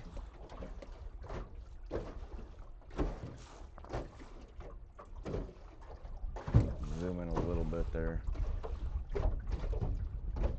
So kind of down to our south. To our left is south from us, southwest. But where that big thin line black circle around the blue empty area is the empty basin. We don't have it marked yet on this map. My old map for Pishkun got deleted. But we are remapping here. We're making a nice new beautiful map. But a lot of it has to do with how full this water body is. It's an irrigation reservoir, so they fill it really full. As the summer months go on, they dump a bunch out for the farmers, the fields, the cows, the whatever. So it fluctuates quite a bit. But at the deepest, you know, at normal or high water level. 110, I think, is the basin out here gets down to. Lots of other areas that are 70, 80, 90 out here in the eastern basin. Western portion of Pishkun is much, much shallower. That's where the inlet comes in, is over on the western side.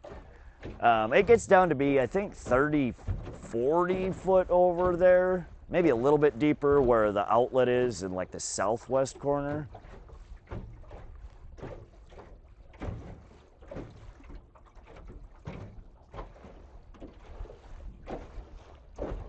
Cent goat trophy, let's go. Nice limit we done fishing. K-Hod, yeah, we're running our big redonkulous bait here back towards, we're probably 20 minutes, half hour from the boat dock, maybe a little less than that. We done caught too many fish. We should, the responsible thing to do is to pull out. We're gonna give our rod here one more chance to pull out a hog. I would have loved to have stayed till sundown. We still have 4 hours of daylight here, and some of the best fishing of the day still coming. But we're at limit. We done broke the game. Game over. You did not score the high score.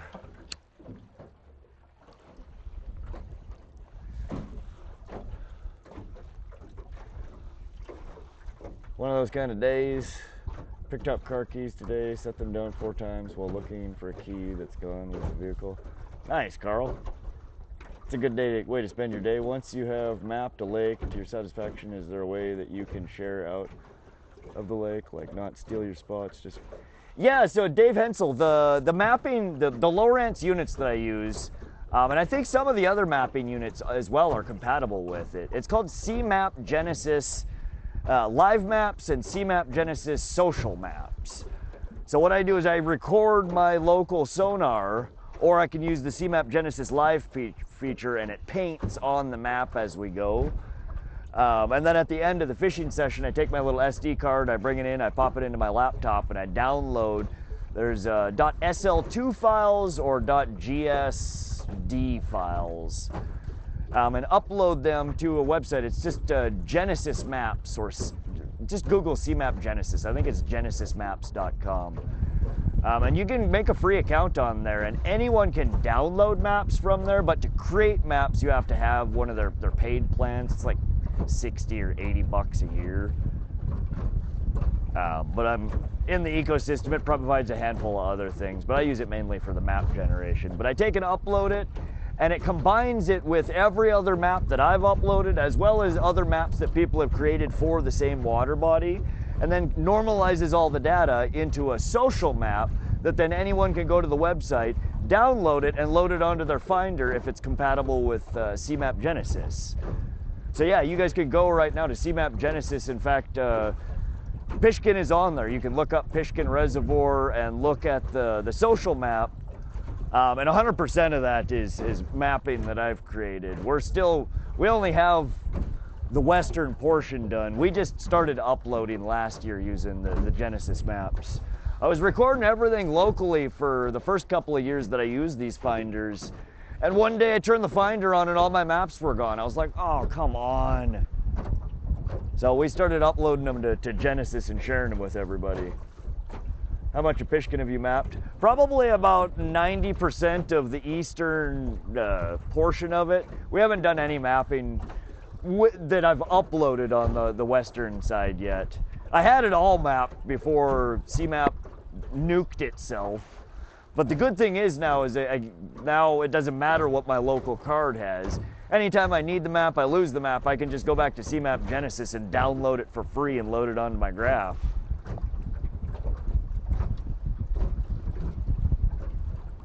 Really handy. And they do create quite nice maps. A lot of people use Navionics maps. Navionics creates some really good maps, and they have maps for almost every water body out there. They're not cheap, and you have to buy. I don't think you can just buy all maps. You got to buy for different regions. There's different cards. It's confusing. All right, this wind is really picking up. Calm down now.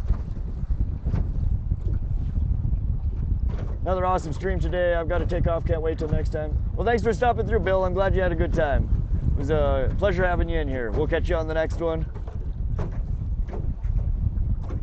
But yeah, a lot of almost every water body that I fish here in central Montana, and the ones that I fished in western Montana as well, here in the last year, we have recorded our sonar and we upload to try and improve the social maps. And again, in hopes that other people can find them useful.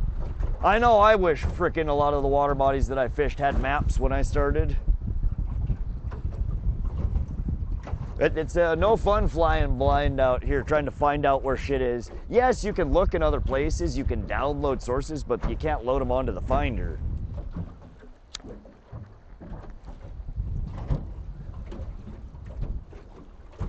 But with the new transducer that I have in the HDS10, the maps that it's creating are pretty nice.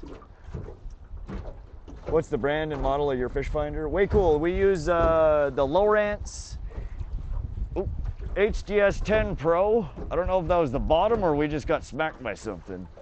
How? 26 into the wind. We're only 48 foot. There's no way that was bottom.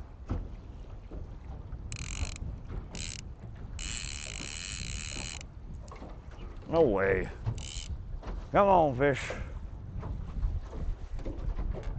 Sorry, it's the Lowrance HDS10 Pro.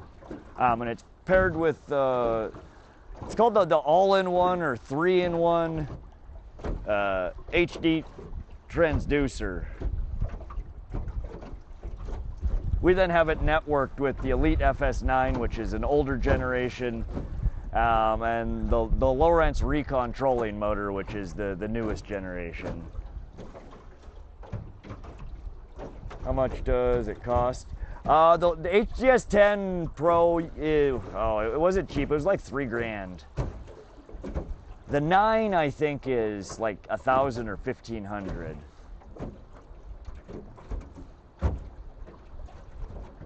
I wanted a little bit bigger. The 9's a little crowded with more than one view on at a time. As a 50 heathen bank angler, I would love to have a subsurface contour map in hand. Heck yeah, Dave. Fishing from the bank, it's so nice to be able to look and see where the damn, the holes are, what the terrain underwater looks like. It's so helpful. On a boat, you can always move around. You can find shit. You can stumble across shit. When you're on the shore, if you ain't in the right spot, you ain't in the right spot. Probably worth more than your boat. The boat and the trailer I paid $3,500 for. You're absolutely right. The fish finder is worth about as much as my boat. The trolling motor is probably worth twice what, no, about the same, a little bit more than my boat. The equipment on this boat is worth 3-4 times what the boat itself is worth. We have a few toys on here. Things to make it safer, more enjoyable, more efficient.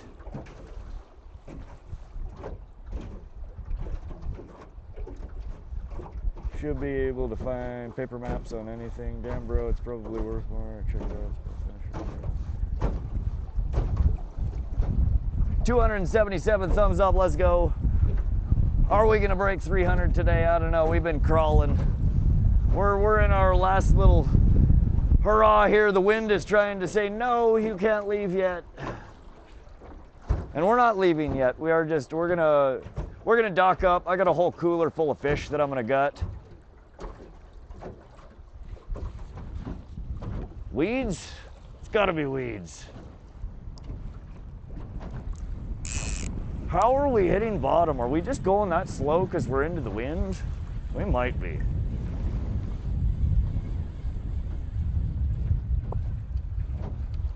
There's some salad.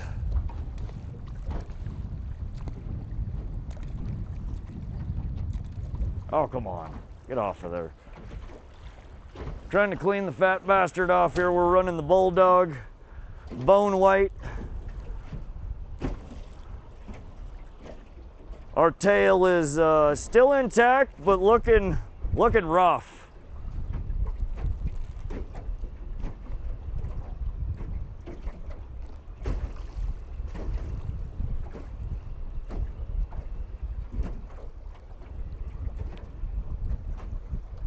We got some terrage on the head here too. These things are just, they're rough. That's what we're running, y'all. Big ol' ugly swim bait here. It's about 11 inches, I think. We've been smacked half a dozen times on it since we put it down.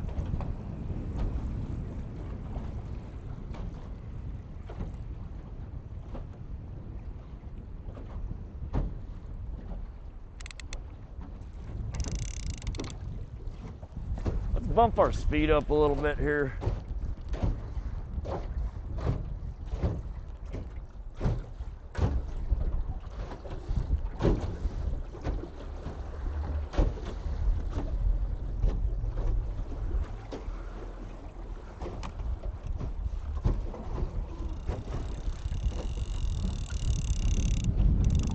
Just slowing.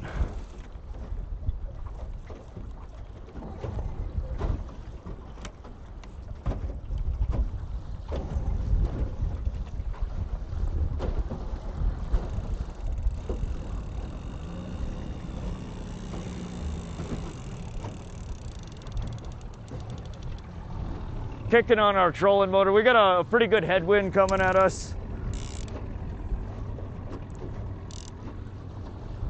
So we're gonna kick on the outboard to help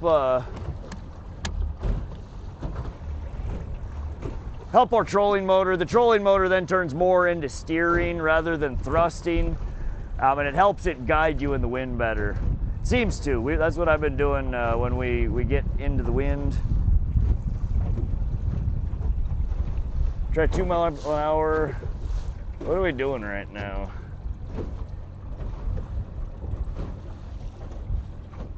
Can't see any of the damn screens. The sun. 2.1. We're about good on it. It's a monster bait. Way cool. Yeah, we're out here trying to catch a monster. There's some big pike in here. We've filled a cooler with eaters. We're now seeing if we can pull in a hog on the way back to the boat ramp. Close enough. Damn, that's a monster bait. Time to upgrade to another boat with those nice accessories you have on it. Yeah, well, we're about outgrowing our boat. It's a good sized boat. It's fun. I need something with a little shelter. We're out here for so long at a time. It's so hard for me to read the screens. And it's really not good for the equipment to get all the dust and the dirt and the wet. Like right now, we're slamming into these. We got some swells going up here. They're 1.5, 2 foot swells, you guys can see. We're not in calm water anymore. We got a bit of white cap. We're headed down towards the boat ramp. We're maybe 3/4 of a mile away.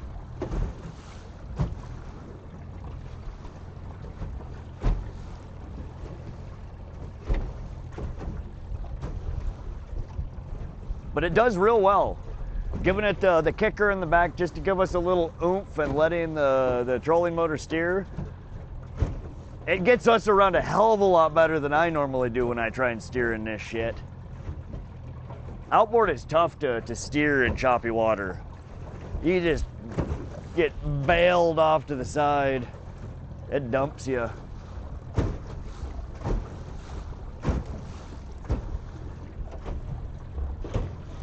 Close enough. Good day fishing, bud. Heck yeah, Scuba. We've had a fun day out here. I hope you guys have enjoyed it as well. Again, we're just on our final trek here. We're still, I don't know, half hour. I keep saying that. I'm such a bad at judging distances. You'd think with as many times as I've been across this route here, I can tell you how long it'll take. I want to say 30 minutes or so. Maybe a little bit less before we get to the boat ramp. At this rate.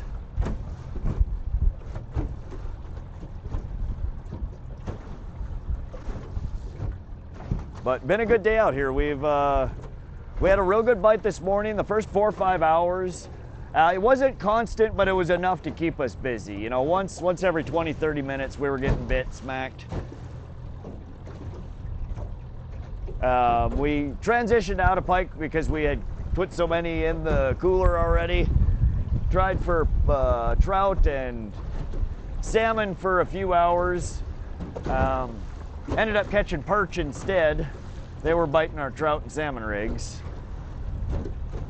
So we had a couple of species out of here today. Man, this wind is poo-poo. These rollers are getting bigger than I like.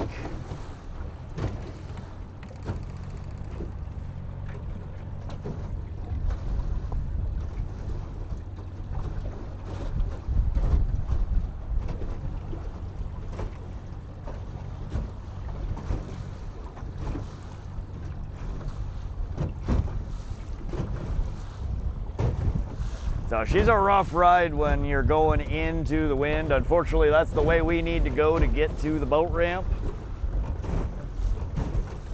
I don't know how long this westerly wind is supposed to blow. It was just blowing from the south. Now we're blowing from the completely different direction. That's Montana winds up here on the front. They're like, oh, it's 3 o'clock. All right, west wind, let's go. He's mapped 70 foot. Yeah, we mapped, we still haven't been through, we did make a couple of passes and one loop around the deeper part of the basin. We need to do a checkerboard through there one of these trips to finish mapping that. There's a handful of other spots that we haven't got over here, but by and large, we've mapped the bulk of it over here, which really helps with the auto follow, the autopilot. Wind gust 15.7, yeah, so this is probably 15, 16 mile an hour gusts right now. It's not unfishable, but it's to the point where it's not really comfortable. We're getting white caps. We're you know, really being forced to go into the wind so it doesn't blow us against a shore. It's not bad. It's at the borderline of what I feel comfortable with fishing. Once it starts going up from here, it starts getting sketchy fast. You know, 1.5 foot, 1 foot swells are a lot different than 2.5 foot swells.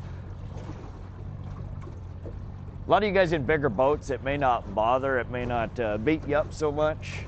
But these little flat bottoms, man, it handles way better. Now that I have more weight at the front of the boat, we have the heavy battery, the trolling motor, more bulk up front. It does even out my heavy ass end, so we don't slap around nearly as much as we used to, but it's still a rough ride. The trolling motor here, though, is handling it like a champ. Normally, I have a really tough time trying to keep even in the same direction in wind and weather like this. So not only is it convenient, it's a hell of a lot safer.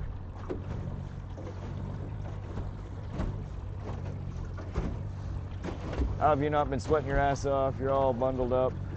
These are very light layers. These are UV sun shirts, so it's just very thin. They keep you warm, they keep you cool. Again, the hat as well is a UV hat. They're quite thin. It helps regulate my temperature. More so in the sun like this, it's not about not getting hot. You're gonna get hot, it's hot out. It's about not getting burnt.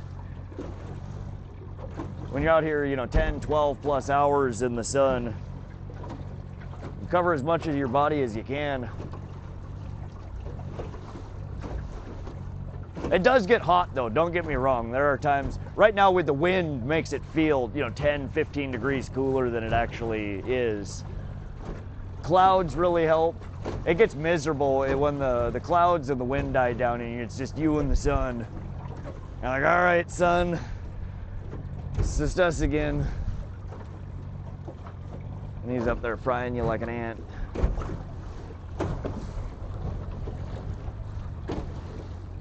Good clothing makes a huge difference. It does. It's these shirts, surprisingly, they help regulate your body temperature.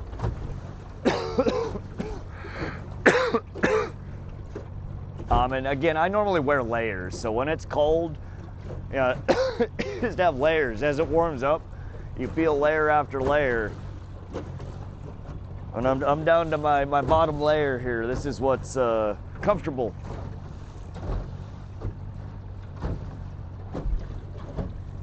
Now it looks like fish above weeds. Yes, a little clearer right now. We definitely have some fish suspended above some tall weeds. How many fish? Brittany, 13 pike, 3 perch. We have 10 in the cooler. We're officially at our limit. We're headed back towards the boat ramp. These winds are getting really poopy. Oh, we just got sprayed. We hit one of those waves just right, and it came over the bow.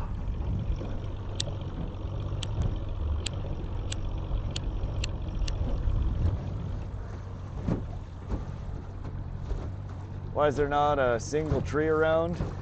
We're out kind of in the prairie. There are some bunches of trees along the bank here. We're kind of looking at the desolate. This is the dam, the dike.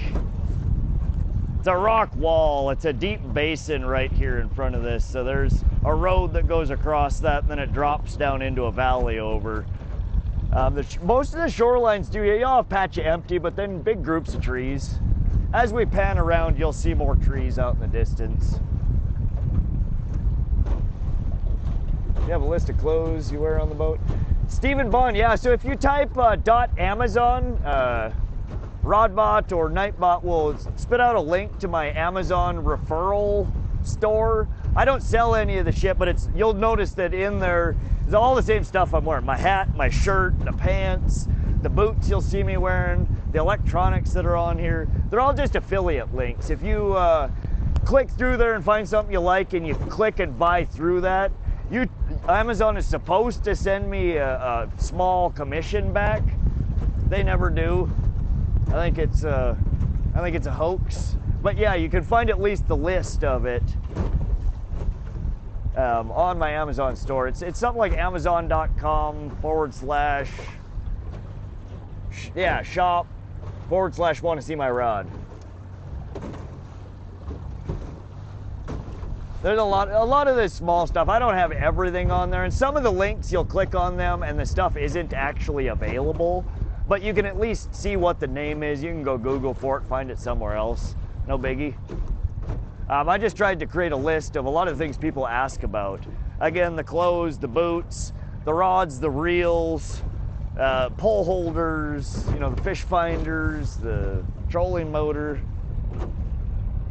different odds and ends on the boat, things that I use on my stream, cameras, batteries.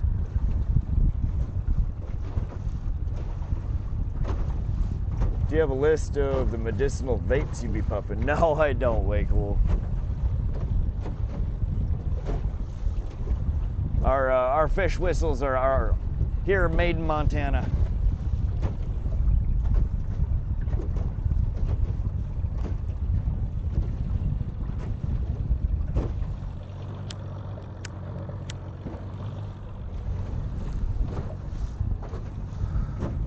All right, trolling motor, bring us home. Wind has died down a little bit. It's not nearly as sketch as it was a few minutes ago. Yeah, just remove the stuff after the question mark. That's tracking code. Steven, yeah, you're supposed to, it says you're supposed to link it with the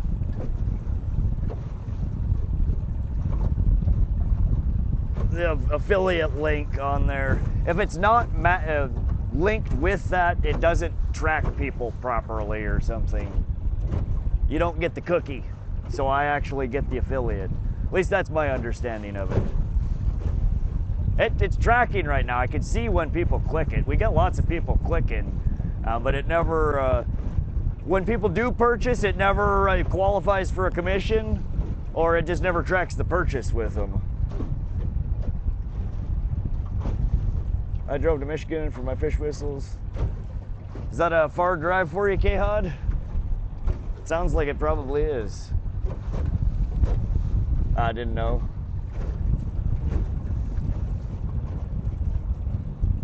Yeah, it's just one of those things. I have affiliate links on the page. It's it doesn't cost people more, and sometimes there's even a discount or some, you know, promo attached to using affiliate codes.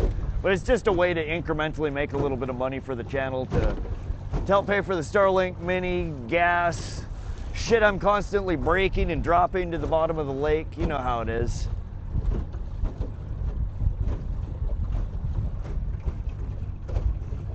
I'm with Green. You're mod god now. What's up, Travis?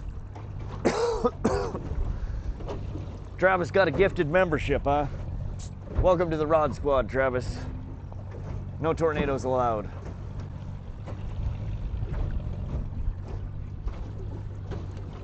Contact Amazon and YouTube for your commission. Yeah, JB, just the way that it tracks it, I will often get clicks. Most of them don't produce purchases, but I've had on a handful of occasions where it did produce purchases with the affiliate link, and the commission value is 0. So it's just like, okay, well, it says it's supposed to be like, you know, 3%. So 3% of something is 0. All right, Amazon. Cool math. It ain't worth fighting over for $2 or 18 cents or, you know, whatever it may be. More so right now, it's just an easy way for me to create a list for you guys to click on to see the stuff. And again, I highly do suggest you search for that item and find it for the best price. Don't buy it through my link just because it sends me 17 cents. Some of the items that are on there might actually be good deals. Not all of them are going to be.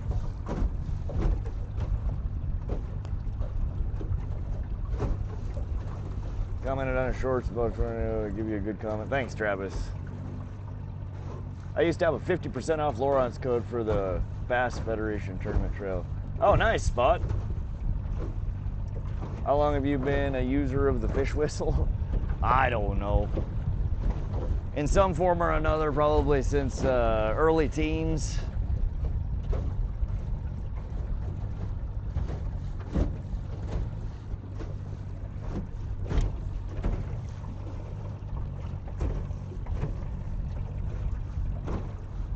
Long enough.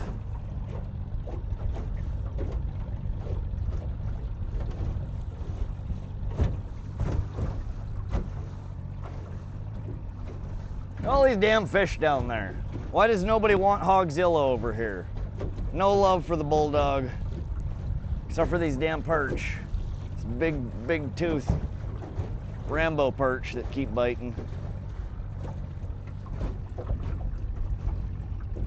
All right, we're maybe, I don't know, a quarter of a mile or a little bit further away from the boat dock here. We're getting fairly close.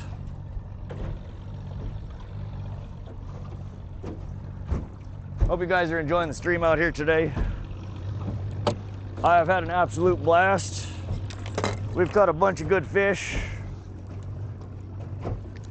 We got a cooler full of tasty treats soon to be.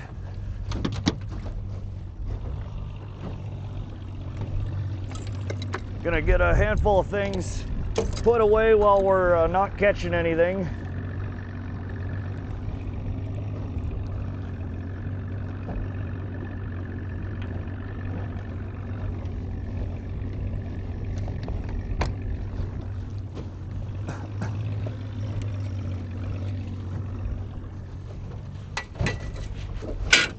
Ouch, loud.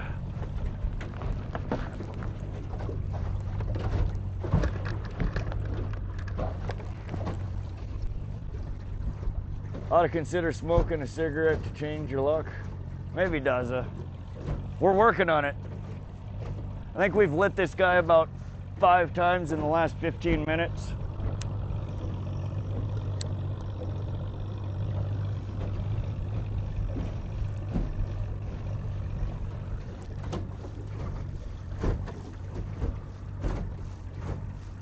How do you keep your phone cool in the sun? Mine overheats. You don't run anything else besides the streaming app on it. Mine right now does sit kind of underneath my Starlink Mini. My Starlink Mini kind of acts as a little umbrella for my streaming phone. Most phones in general are prone to overheat. There are very few phones on the market that can handle, it seems like, sustained streaming, especially in warm weather. I'm running the iPhone 16 Pro Max. It's not the greatest. We do still have thermal issues, especially the worst for me is trying to run it on the dash of my truck. It gets so hot there. It's so hard to keep a stable stream in the hot weather in a vehicle. Here, I attribute, again, we're moving in the wind, so we have the cooling effect from that. I have partial shade from my Starlink. And again, the phone, it has good thermal efficiency to begin with. The iPhone 17's, I think they're an aluminum solid body. The whole phone acts as kind of like a heat sink. It dissipates the heat. They're one of the best on the market that I understand from an overheating perspective. And again, a lot of them that are on the market just aren't great thermally. But you have to reduce load. Try and keep it shaded as much as possible. Fans don't seem to really help. I've tried them.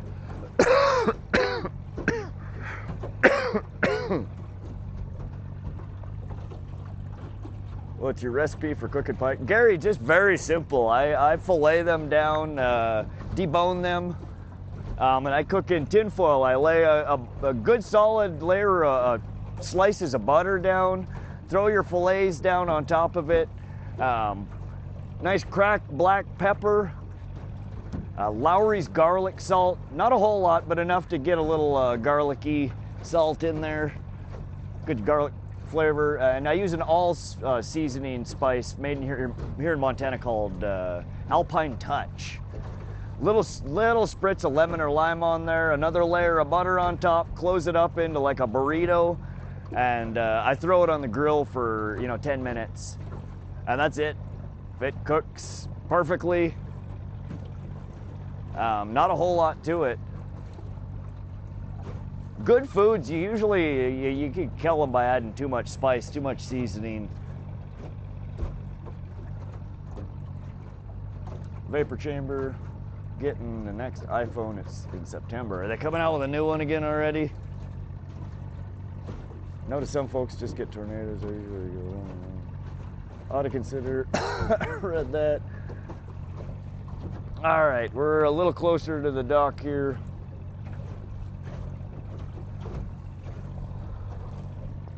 Well, folks, it is 5:46. I think we're gonna call it time of death. 5:46 p.m. Mountain Standard Time. We're taking you out, Bulldog. You had your chance.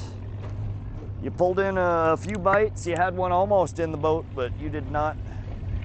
You didn't get it. Next time, buddy. Next time.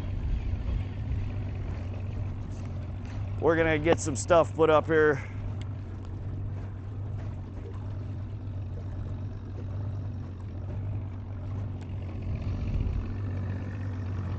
Oh, damn leash. Get out of here.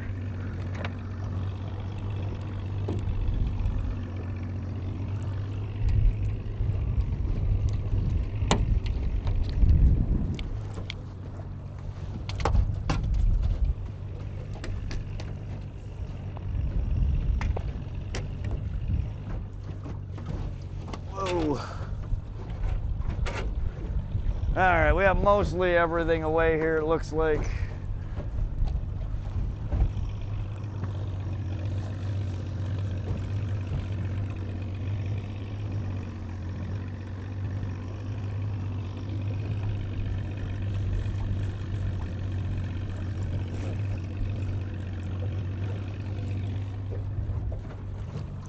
We're going to get a little closer to the dock before we pull our trolling motor in. Posted up right now. Heck yeah, Justin. 30-inch pike here. Heck yeah. Good one. Been hot here. As long as we don't get that rotation on the radar, Uncle John will flip out again. Oh, his roof. All right, enough about the tornadoes and your uncle. Come on, Travis. Seen a fish. Wrap my line up. You know what that reminded me of. What's up, Miguel? Welcome to the stream. Sorry I didn't see you come in. Yum, thanks. Lando 8 Ball, ever fish and smoke? all the time.